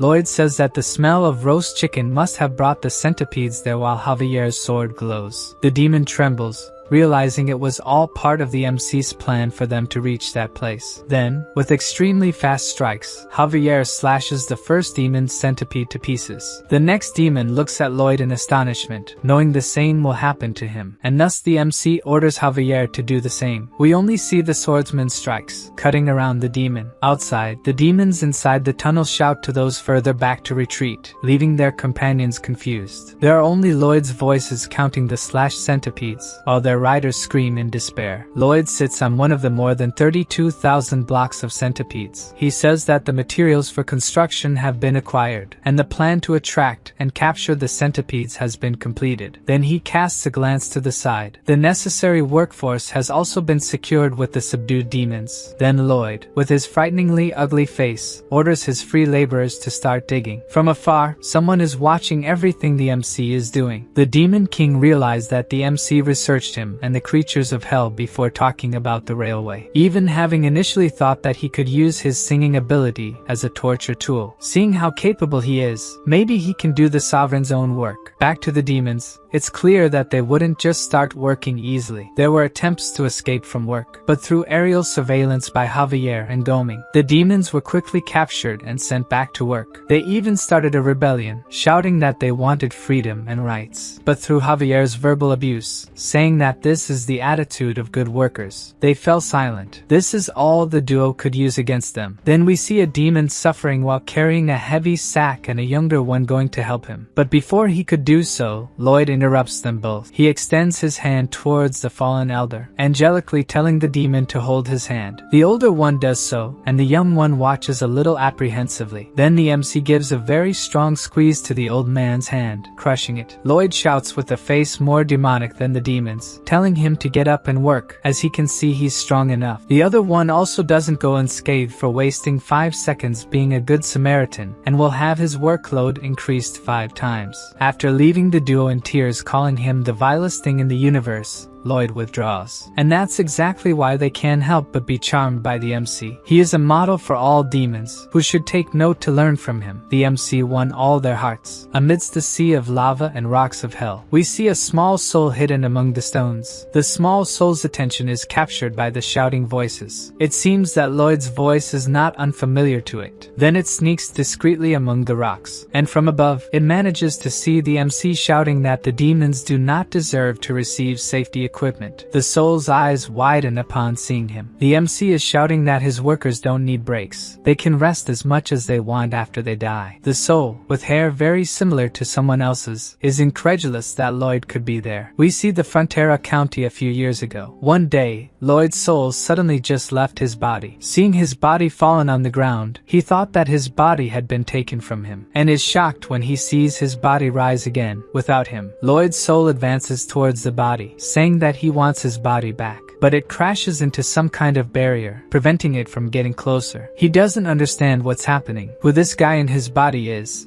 if this was the work of a sorcerer or a demon. As he is not able to see the system messages, he thinks the guy in his body is completely crazy. Then a kind of whirlwind forms right behind him. From inside the portal, a reaper holding an hourglass appears. The soul panics upon realizing the reaper is after him. Something in Lloyd's soul seems to have caught the reaper's attention, and he calls his manager, as this soul wasn't supposed to have died so soon, and its color is also strange. He holds the soul with his scythe, asking Lloyd to calm down. The situation with this soul is unique. He needs to check if there was some mistake at Lloyd's end or if something else happened. The guy asks the soul to wait a bit to find out what happened and returns to the portal. That's how this Lloyd spent the following years either alive nor dead, following the guy who had stolen his body. This guy was very different from the first Lloyd, who blamed everything on his bankrupt parents and the county, and chose a path that only made everything worse. The new Lloyd had worked non-stop and freed the family from debt. The look Lloyd's parents gave him when he hadn't been replaced yet completely changed after the new Lloyd. The original Lloyd gets irritated seeing his new version able to summon beings, and says that if he had that kind of power. At that moment, the Reaper returns,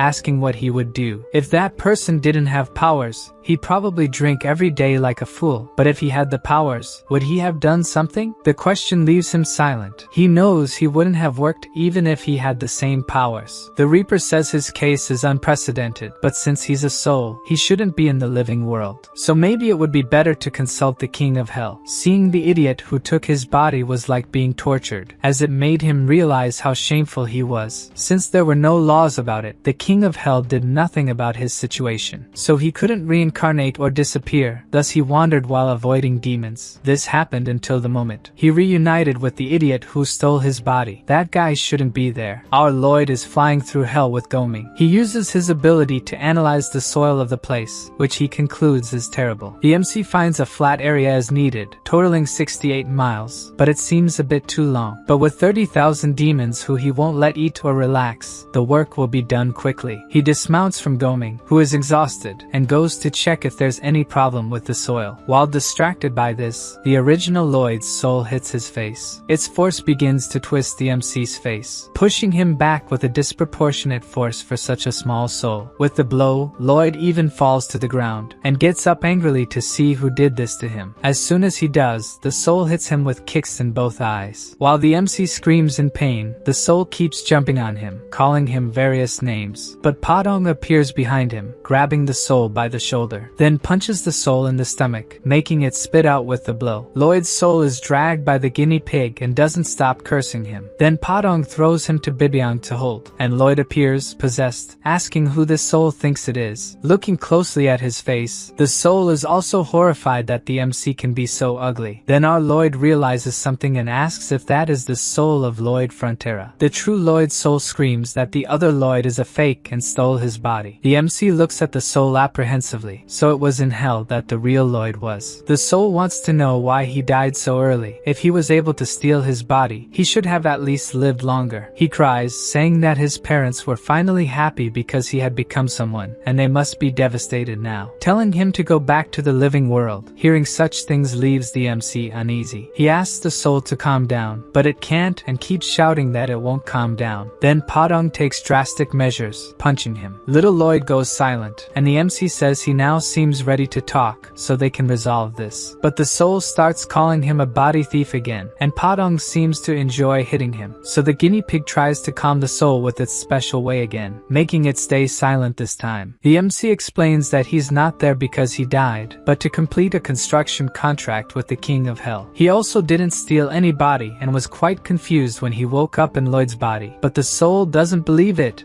and wants to know who he is. Our Lloyd says he is a young and timid loser from South Korea who studied civil engineering named Suho Kim. As the soul remains silent, the MC thinks it believed what he said this time. Not far from them, Javier is monitoring the demon's work on the construction. He can hear the soul saying that as soon as the MC entered his body, he became like this and tells the MC to fix it. But our Lloyd retorts, there's no reason for that because the county is doing much better with him. Javier can only feel Suho Kim, so it seems he's talking to himself, but by the way he talks, he is sure that the real Lloyd Frontera is there. The soul screams that it could have had a great life if not for Lloyd. It's his fault he became an unregistered spirit. He wants Lloyd to fix it since it's all his fault. After thinking a bit, the MC proposes something to the small soul. He won't gain anything by helping the soul, so it's better for him to continue enjoying his life and the soul its life. Little Lloyd can hardly believe what he just heard. Then the MC bids farewell and starts walking, and the soul runs after him, calling him a moral fraud. Before he could continue the pursuit, he takes another nice punch from Padong and lies lamenting on the ground. The MC glances briefly at the fallen soul, which is weeping for being left in that situation. Lloyd thinks the real son is in that place, and stops walking thoughtful. Irritated with himself, he curses, messing with his hair, then calls the soul's attention, still lying on the ground. He asks what he has to do for Lloyd to stop whining, but the soul shouts that he should figure it out himself. In response to the petulance, he gets another slap, and the two start arguing again, with the soul calling him a fake and the MC saying it hurts to hear such things. He tells the soul to stay quiet until the construction is finished and he'll help him afterward, putting it in his pocket, even with it protesting, inside the MC's coat. We can see that the soul is not not alone. Now it will stay with all of Lloyd's pets. He tells the pets to keep the soul quiet. It's better to finish this project soon to focus on taking care of this soul. The first stage is to build the reading bed, then they will use volcanic gravel to make the terrain. Stage 3 is to place the cross ties made with the tied legs of the centipedes. Then in the fourth stage, they assemble the rails that Javier made with the centipede's shells. In the fifth stage, it's Padong's turn to act, who starts jumping on the rails. Since this is not a construction done with the latest methods, each trip will be hell. But that's not his problem. Lloyd tells Javier to supervise the work because he is going to inspect. The real Lloyd is surprised.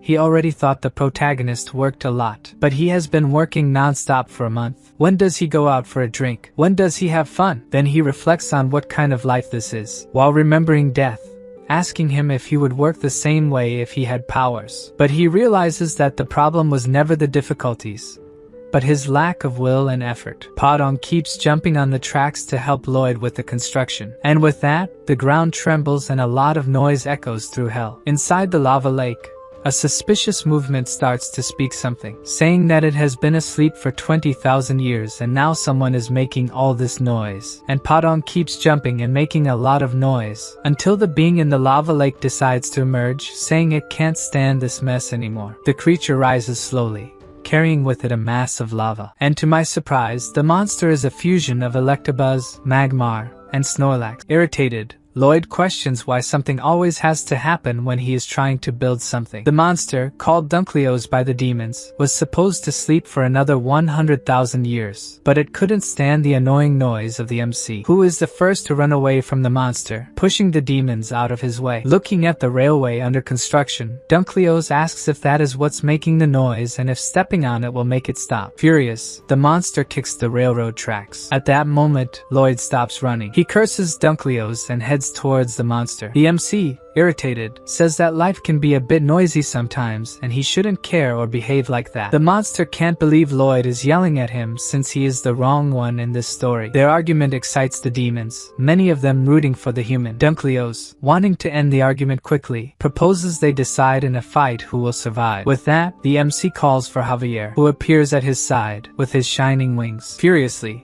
Lloyd orders the swordsman to cut the monster into pieces, but his wings disappear, and the master swordsman just looks at the MC. Exploding with irritation, he asks what Javier is waiting for to attack. The swordsman explains that he thinks they are the ones who are wrong and should apologize, which the MC thinks is nonsense. He yells that only he can be the victim and everyone should think so too. The demons who hear this are ecstatic since the MC is on a completely different level of evil and selfishness. Meanwhile, Dunkleo's is about to step on the duo. As he does so, the impact of his foot opens a crater in the ground. Lava starts to gush from the ground, which breaks with the attack. Fortunately, the MC is saved from being trampled by Javier, who can now fly. The swordsman places Lloyd on a rock in the middle of the lava and heads towards Dunkleo's, with his sword drawn to attack him. The master swordsman slashes the lava monster, which is cut into several pieces. While the pieces are suspended, they start to move in the air. By Javier's expression, this is not good. Quickly, Dunkleo's parts come together to regenerate the monster. As he returns to normal, he is completely indignant that they attacked him. Farther away, the MC is incredulous that Javier's attack didn't work. Dunkleo's takes a deep breath, then spits a huge blast of lava, which goes straight towards Javier, who is apprehensive. He makes several quick strikes to prevent the lava from hitting him. The deflected lava splashes onto the rock where Lloyd is, and he yells at Javier to be careful. But the swordsman just looks at him, laughing at the situation, and dodges another attack, while the MC keeps screaming for him to stop having fun or he will end up killing him. Then Javier literally flies towards the lava monster and starts attacking him with his aura sword, making several gashes in Dunkleo's, and more pieces of the monster are thrown, only to unite once again. Dunkleo's, whole again, screams to everyone that he is invincible. Calling Javier a bully,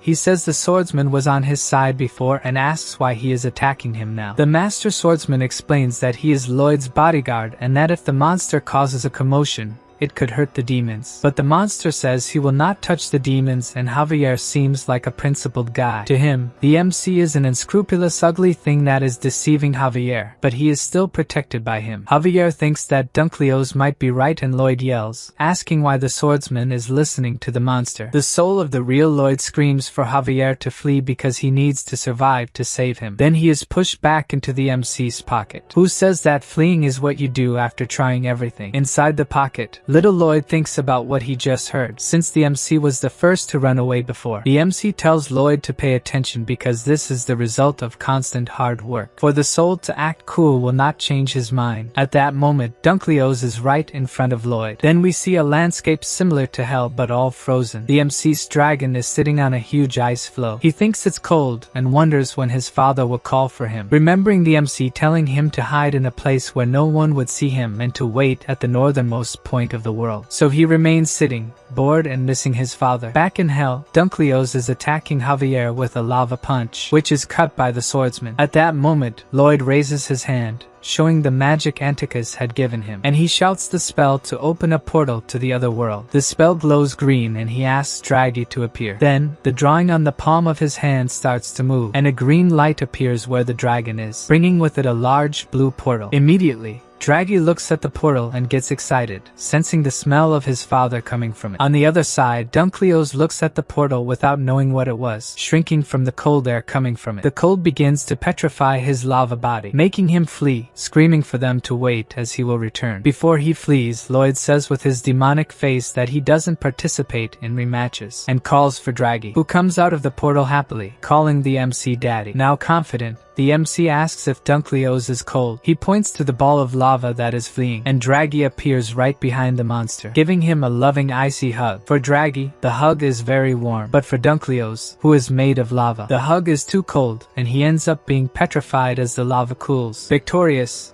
the MC approaches, laughing malevolently. He asks Draghi to move away from Dunkleo's now, and launches several aura attacks with his shovel at the monster, which, turned into stone, breaks into several pieces. The demons watching the fight are shocked. Dunkleo's, the most powerful being in hell, has just been defeated. Even the soul of the real Lloyd peeks out from the MC's coat, amazed that he defeated that terrifying monster, and remembers the MC telling him to just watch, as that was the result of hard work. So he wonders what he has to show for his life, ending up admitting that the MC is an incredible guy. Suddenly, Lloyd hears the monster screaming that he is Dunkleo's, the immortal, and sees a small glimmer coming from the petrified lava. Then Dunkleo's emerges from it, roaring, but this time, he is the size of the MC's dolls. The small monster screams that in a million years he will be huge again, and will crush Lloyd, who just stares at the creature's new form, then laughs horribly, saying that he will have died long before that time. This makes Dunkleo's cry lava tears, shouting that he hates the MC because he is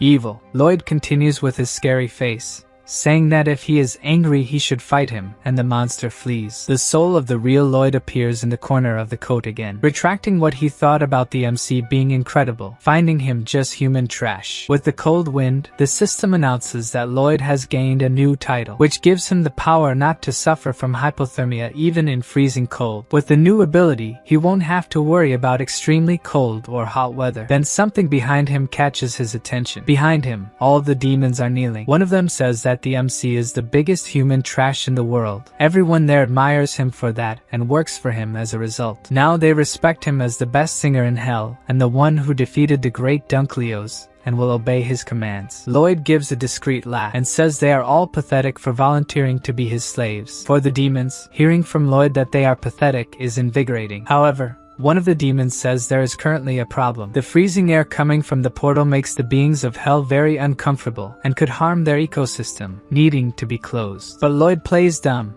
asking what portal and cold air the demon is talking about. The demon just stares at him, knowing it's impossible for the MC not to know what he is talking about. With his shirt collar flying in the cold wind, Lloyd continues to say nothing, as if he is unaware of the portal. The demon reinforces that everyone saw the MC open the portal, but he continues to pretend not to know about it. Lloyd says he doesn't know what they are talking about, and orders the demons to get back to work. He turns, leaving the demons behind him, while the cold wind continues to come from the portal. The demons realize that Lloyd will continue to pretend not to know about the portal and has no intention of closing it. How could they not love a human like him? With their loyalty assured, it is time to start the final part of the construction. Lloyd's soul wonders if the construction will resume now, worried about when the MC will start helping him. Looking at a huge pool of lava, Lloyd says that if they can cross it, the construction will be expedited by 2 days. Then, with a corner smile, he summons Draggy to take care of it. The dragon unleashes an attack that traverses the entire river of lava, leaving Lloyd's other pets amazed at his power. Then the MC asks him to make the roadbed. Meanwhile, the other pets just watch without doing anything. The MC continues to ask Draggy to fetch stones and pierce mountains. Then he hugs his dragon, happy with his efficiency. This whole affection for the dragon irritates the other pets, who are furious with the attention given only to Draggy. A bit later, we see the dragon sitting on a cliff during a break in his work. Then a voice calling him buddy makes him look back. Padong, the pet spokesperson, says Draggy is presumptuous for doing some work and that experience triumphs over everything there. As soon as the dragon turns to them, everyone gets apprehensive. But Draggy doesn't seem bothered by what they said. Padong and the others try to understand what the dragon means. He shakes his head, calling his companions closer to him. Then the four start climbing on his back, and have to hold on tight to Draggy to avoid being carried away by the strong wind, since the dragon takes off at high speed. But they all find it fun, enjoying the ride on his back. Thus, Draggy becomes a member of Padong's group, their new companion. From the ground, Lloyd watches their ride, amazed at Draggy's sociability. Then, the soul of the real Lloyd appears,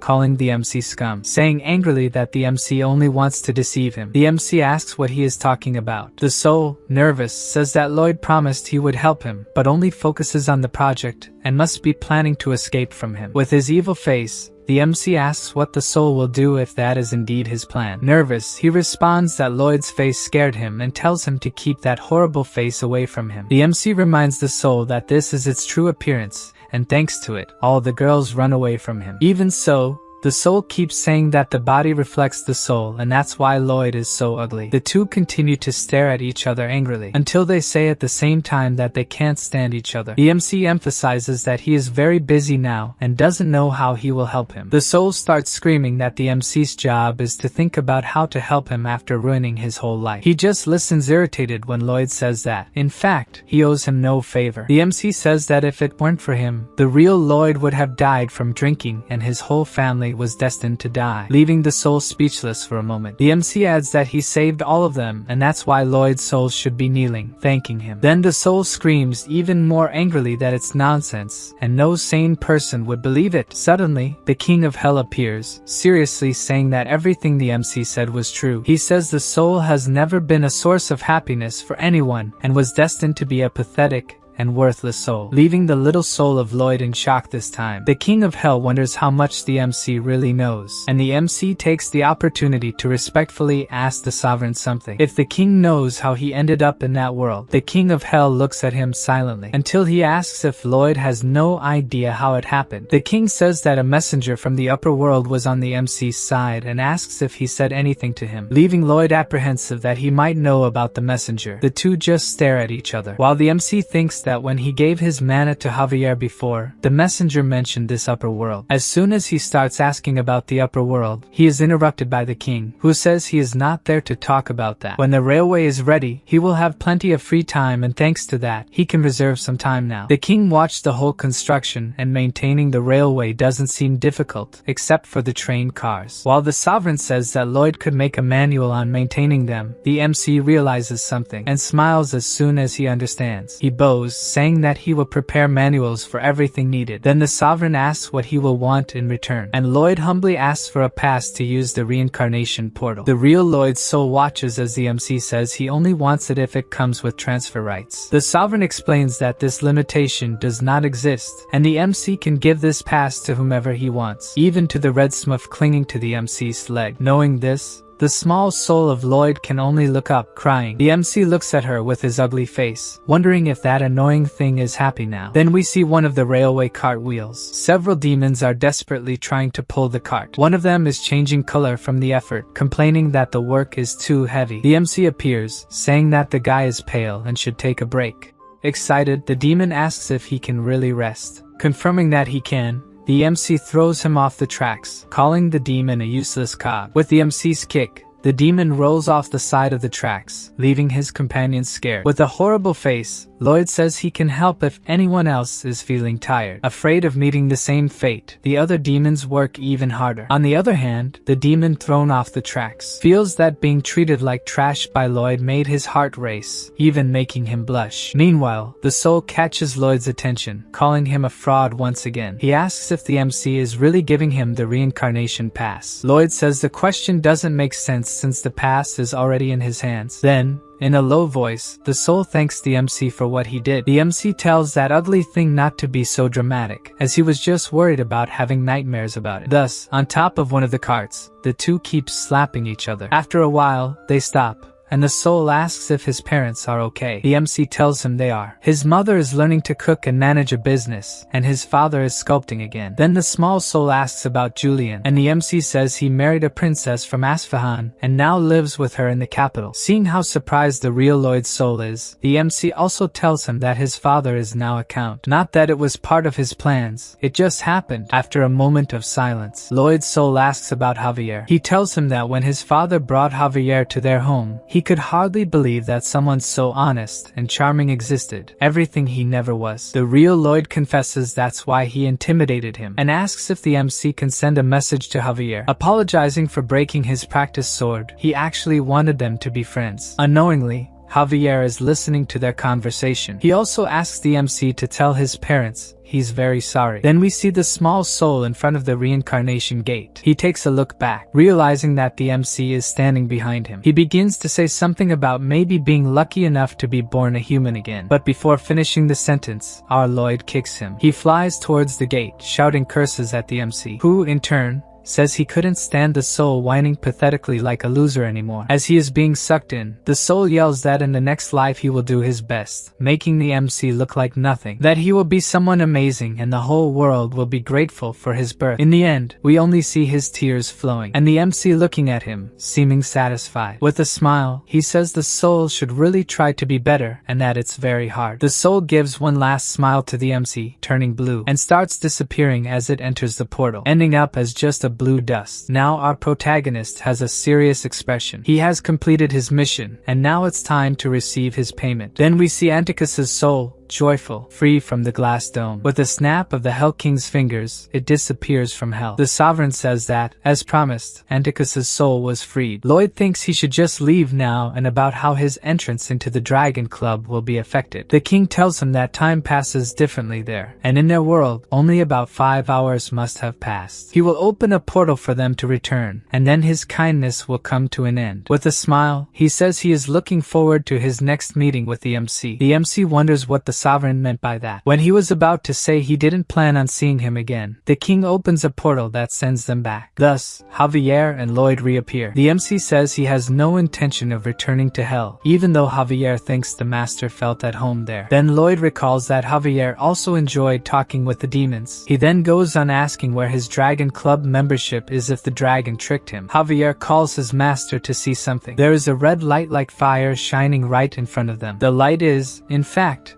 the eyes of a black creature. From a certain distance, it resembles a dragon. Lloyd wonders if this could be the Dragon King, as they can change forms. But it seems there's something strange about it. He thinks that if this is indeed the Dragon King, looking at the creature that resembles a feline, with sharp fangs, the MC wonders why the Dragon King would take such a form. In fact, the creature looks more like a giant cat with a mane and wings. The creature shakes its paw as if wanting the MC to come closer, making him even more confused. He notices the creature has some bald spots on its belly. There's no way such a being could be the Dragon King. Then Padong steps forward from his master, as if trying to communicate. The creature responds to the guinea pig in a language that's impossible to understand but seems happy. Padong also seems happy talking to the giant cat. The MC asks if the pet can communicate with the creature, and if it's said why it's there. According to Padong, the cat speaks an unknown language, and the MC wonders why he seemed to be having a good conversation, and notices that the creature seems to be trying to get his attention. He turns his back to the window, looking at the two. Lloyd asks if the giant cat wants them to climb on its back and if it was sent by the Dragon King. The creature continues speaking its own language, but seems to confirm what Lloyd had asked. He smiles, thinking that the dragon Anticus kept his word, and mounts the creature, thinking he will gain a bonus life and a huge fortune. The two hold on tight as the cat flies quickly, and seems very happy on its journey. At that speed, Lloyd notices he looks uglier than ever. He thinks that if this is true for him, then it will also happen to Javier. But as soon as he looks at him, the swordsman looks even more handsome. Lloyd is upset and Javier says that beautiful people always look fabulous, no matter what happens. Then the MC shouts that this is a fraud, that it shouldn't be possible. The duo is taken to the region of Gafil in the kingdom of Magentano, and we see the two walking through an extensive corridor. Lloyd is thinking that down there is the true knight of the novel, the most powerful being that ever existed, the Dragon King. They reach a cliff, and the dragon cat is right behind them. Below is a vast amount of gold and precious stones surrounding a castle. The MC even drools seeing all this wealth, while Javier finds it amazing that such a place exists underground. Then something catches Lloyd's curiosity. Down below, he can see a man sitting on a sofa surrounded by the riches. Thus, the duo descends in the direction of the man. Lloyd seems apprehensive as he approaches, while the man remains still. When the MC starts to greet him, it's as if he has been startled, and from his expression, he doesn't seem pleased at all. This makes the MC immediately step back and Javier gets ready to draw his sword. In fact, the Dragon King is bothered by the numbness in his hand, leaving the MC shocked. Then the Dragon King turns his face. For a moment, he looks in Lloyd's direction and lies back on the sofa as if exhausted. Lloyd sees him looking his way, even though he is there seeking the king's approval to join his club. The guy simply ignores him and goes back to sleep. The MC realizes that the king is lazy, very rich, and only does what pleases him. This makes him very angry. He glares at the king who continues sleeping, not paying any attention to his presence, until he slowly opens his eyes and sees that he is being fanned with a large leaf by Lloyd. He wonders what is happening. Everyone seeking membership until now were extraordinarily powerful humans. That's why those proud people always got irritated when the king didn't pay attention to them. Still,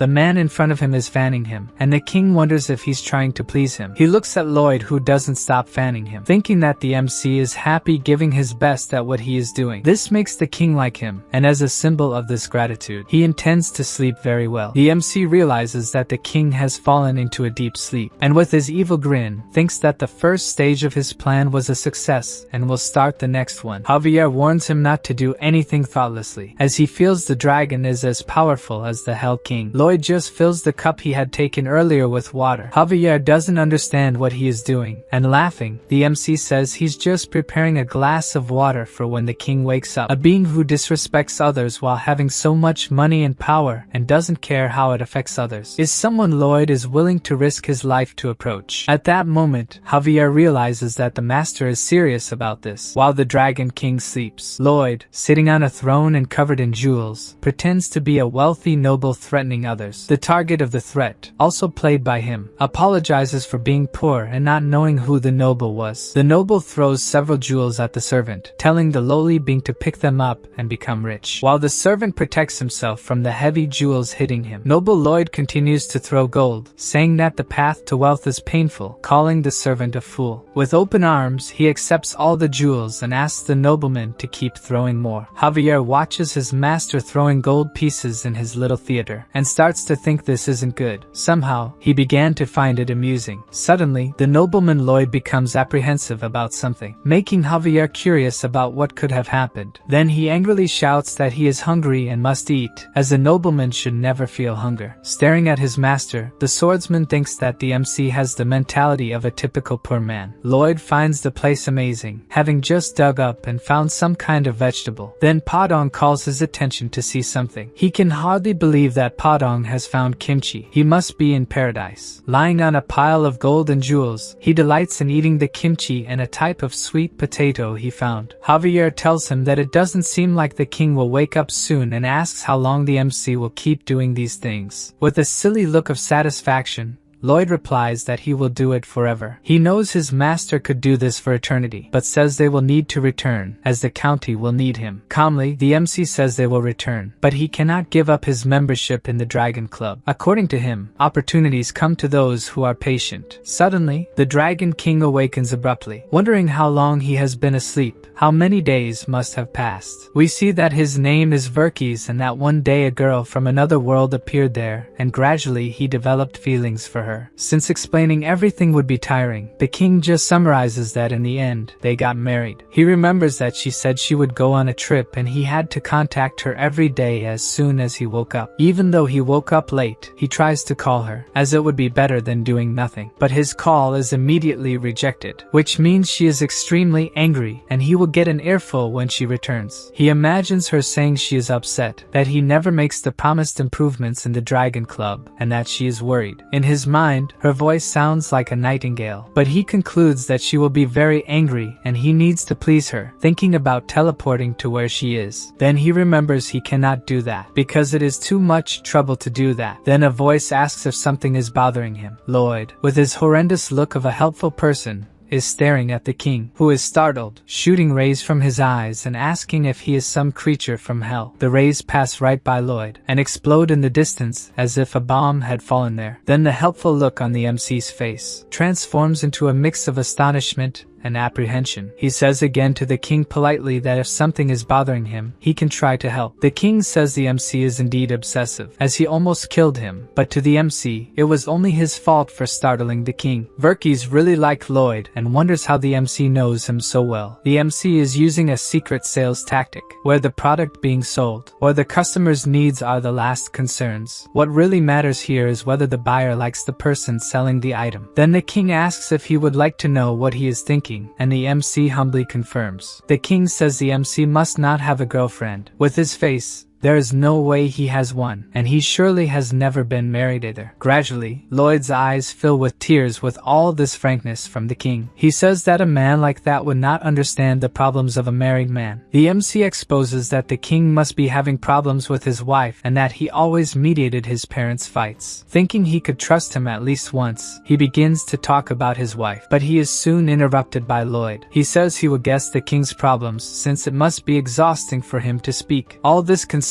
from Lloyd makes him earn second place in the king's heart. As he will not let the king explain this situation, it is time to profile him. He uses all his brain. The king is the laziest husband. If this girl agreed to marry him, she must have a good heart. Then he says that the king's wife must have left home for a reason, and it doesn't seem like she asked him to do anything like, for example, the housework while she's away. So she probably asked him to call her every morning as soon as he woke up, and he must have forgotten. The king is amazed that the MC figured out his problem, and makes a grunt in agreement. Lloyd gets everything right about the king thinking of doing something to please her or wanting to see her but finding it too troublesome, and tells the Dragon King that all this can be solved with just one simple task. The king remains silent and slowly lifts his head, asking how he could do that. From afar, the king's cat servant is shocked that the sovereign has sat up, which must not happen often. Lloyd says the solution is simple. He invites the king to lie down in the county of Frontera while he warms the heart of the king's wife. Then we see the buildings of the county of Frontera. Mr. Byron is telling the workers that they need to finish the repair work that morning. He tells the workers to shout their motto with him: safety first. Inside, the knight is completely exhausted, and we can see that he has deep dark circles under his eyes. The elf Moira argues with him that the number of refugees is increasing more than planned. The soldier Greg also appears, saying that the contract for the installation of underground heated floors has been signed. Another soldier appears talking about a leak problem. Just as many other issues are brought to him, including that Viscount Lacona is refusing to pay his water bill. And just like all the other complaints, Byron accepts to take care of it too, even though at this moment he is dizzy. The commander of the state of Frontera is 57 years old and is stumbling off his horse. Because his job is to do a little bit of everything, he has to listen to Viscount Lacona, angry about living in a tent and refusing to pay the water bill. While he yells that he will take the matter to the kingdom's council, it's as if Byron's soul has left his body. The Viscount continues to complain while the knight takes something out of his pocket. He takes out a small construction guide cube. The Viscount shouts to warn Lloyd that he will not pay, and Byron breaks a piece of the cube, creating a hologram of the MC asking what the problem is this time. Lacona almost faints upon seeing him and immediately agrees to pay what he owes. The knight observes the image of Lloyd projected, wondering when the master will return. Whenever he leaves the property, Byron feels closer to death because all the work falls on him. Even if they offer him much much more money, his body won't withstand the work much longer. Then he hears shouts that his master has returned. Byron immediately advances on his horse towards the voices, and sees his master carrying the sofa on which the Dragon King continues to sleep on his back. Byron runs towards him, saying he was waiting for his return, asking him to grant him, an old knight, his first and last request. He asks for forgiveness, but the workload is too high, and he wants to resign. Calmly, the MC says he won't do that and asks what else he wants. The knight, in tears, says that his body can't take the work anymore, that he only wants to resign. For a moment,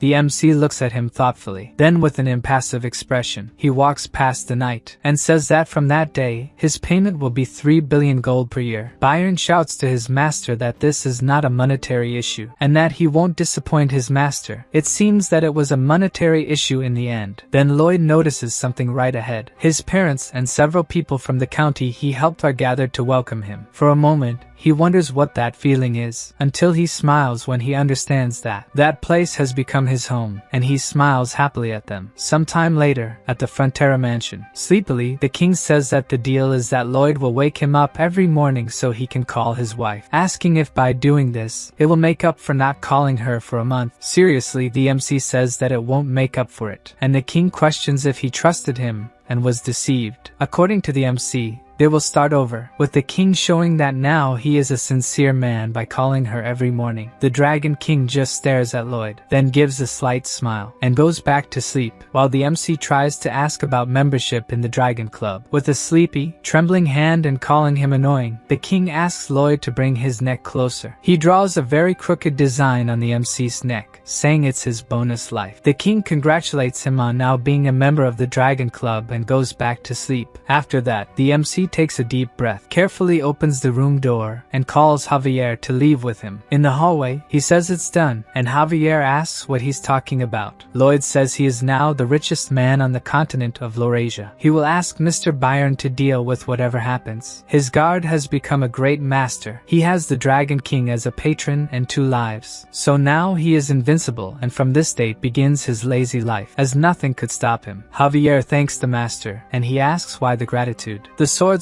heard many things in the village, including that Mr. Byron sent his 2 children to study in the capital. He also learned that Soldier Greg is good with machines and now has more time for it. Everyone is chasing their dreams. When the county was poor, everyone's dream was not to starve to death. Calling him Suho Kim, Javier says the MC gave everyone many dreams. After just looking at Javier without saying anything, the MC asks what the swordsman thinks of him, if he doesn't have any suspicions. Javier thinks for a moment, then says that he is glad the MC came to this world, catching Lloyd by surprise with his answer. Then both get disgusted with the conversation they just had. The system shows the MC that the number of people he saved starts to rise again, but suddenly, the number drops by 1. Then the numbers keep plummeting, terrifying the MC, who just watches the count drop until it reaches just 1 life. Then the count hits 0, and Lloyd is in shock, not knowing why. After that, we see the whole county illuminated, as if there were a festival. Emily is dancing with her orc cheerfully, and someone calls out to Javier, who was just watching the party. It was the count, asking where his son is, as this event was made for him. He asks if the swordsman hasn't seen him. Javier can't answer. Remembering the look on the master's face when the saved lives count hit 0, he asked if something had happened. The MC leaves, saying he needs to do something urgent and should not be followed, even though the guard said his party would start soon. Seriously, Lloyd says maybe there won't be any more parties, and leaves without saying anything else. Back in the present, Javier continues not to respond, and we see Lloyd running somewhere. The swordsman says he believes his master went to do what was necessary. Then we can see the whole county illuminated behind the MC. Javier continues, saying the master went to do what was necessary for there to be more parties like that, leaving the count not understanding what that meant. Alone, Lloyd shouts to the system that he wants to see the final spoiler. A system message asks if he really wants to use the final spoiler, and he selects yes. Then everything around him goes black. Another Lloyd behind him calls him Suho, saying he hopes he's seeing this because now he doesn't need to worry, because this is not the future that will happen. It's just one of the bad endings that can occur if he is foolish and doesn't see the final spoiler. But if he doesn't act after seeing this future will come true. On the day the MC saw the count of saved people hit 0, nothing happened, not in the following days. But about 3 years after that, a kind of red smoke starts to spread around Lloyd, and he reappears in a clearing. His parents were riding their horses without worries, making him wonder if something would happen to them. Back at the party, humans, elves, and orcs play instruments together, and the Count and Countess dance, excited at the celebration. Once again in the MC's vision, his parents had gone out for a ride as usual. Then a squirrel crosses the road in front of them, causing the Count's horse to get startled, despite the Count trying to control it. Seeing this, Lloyd shouts worriedly at the Count, who at the party continues to dance happily with his wife, but in the MC's vision, ends up falling from the horse. Lloyd can only watch what is happening, thinking that it couldn't be true. Then the other Lloyd reappears, saying that about a month after this. Once again, we see the happy couple in contrast to what is about to happen. The other Lloyd's voice explains that the Countess never left his coffin's side, not even once. Angry about this future, the MC says it's ridiculous. It must be a lie, because he saved the two of them. They are perfectly fine, but the other responds that he was so shaken by this, that he didn't even attend Julian's funeral, leaving the MC paralyzed. While Scheherazade had gone out to give fencing lessons, someone came to their house looking for Julian, who perished in a common robbery. They say Scheherazade went mad after that and volunteered in a small regional war. She ran to the battlefield, seeming to have no will to live. Besides that, their beloved queen ended up becoming a tyrant. One day, she lost one of her arms and became as bad as Lloyd had read in the novel. Terms and his family were caught by Asfahan rebels, and Sir Blanc followed the queen's irrational orders and also perished. Arash died in a hunting accident outside the county, Melika from dehydration, and Solitas closed herself off in a cave again. The MC screams for him to stop talking, but he continues, saying that each of them will die. So the MC tries to punch him, but the attack goes through him. Lloyd keeps saying for the spoiler to end. However, the other Lloyd still asks what he thought of this ending. If after seeing all this, he still believes he can stop this ending. Then he chokes, and starts coughing uncontrollably over the table. Then his trembling hand falls, but soon stops moving, and the MC witnesses the vision of his own end. He is completely silent, remembering that he lost his parents in his original world without being able to do anything. Then back to the county, which he observes from the top of the hill. The Count and Countess continue to dance without any clue of what awaits them in the future. Lloyd is fearful of losing everything he has again, but he is determined, and refuses to lose everyone for the second time. In tears, he says he won't stand by and watch this future happen. Guys, the video is over. I just wanted to ask for your attention real quick. For those who aren't subscribed, please subscribe and leave a like. It helps a lot. 87% of the audience isn't subscribed, so if you want to help, please subscribe.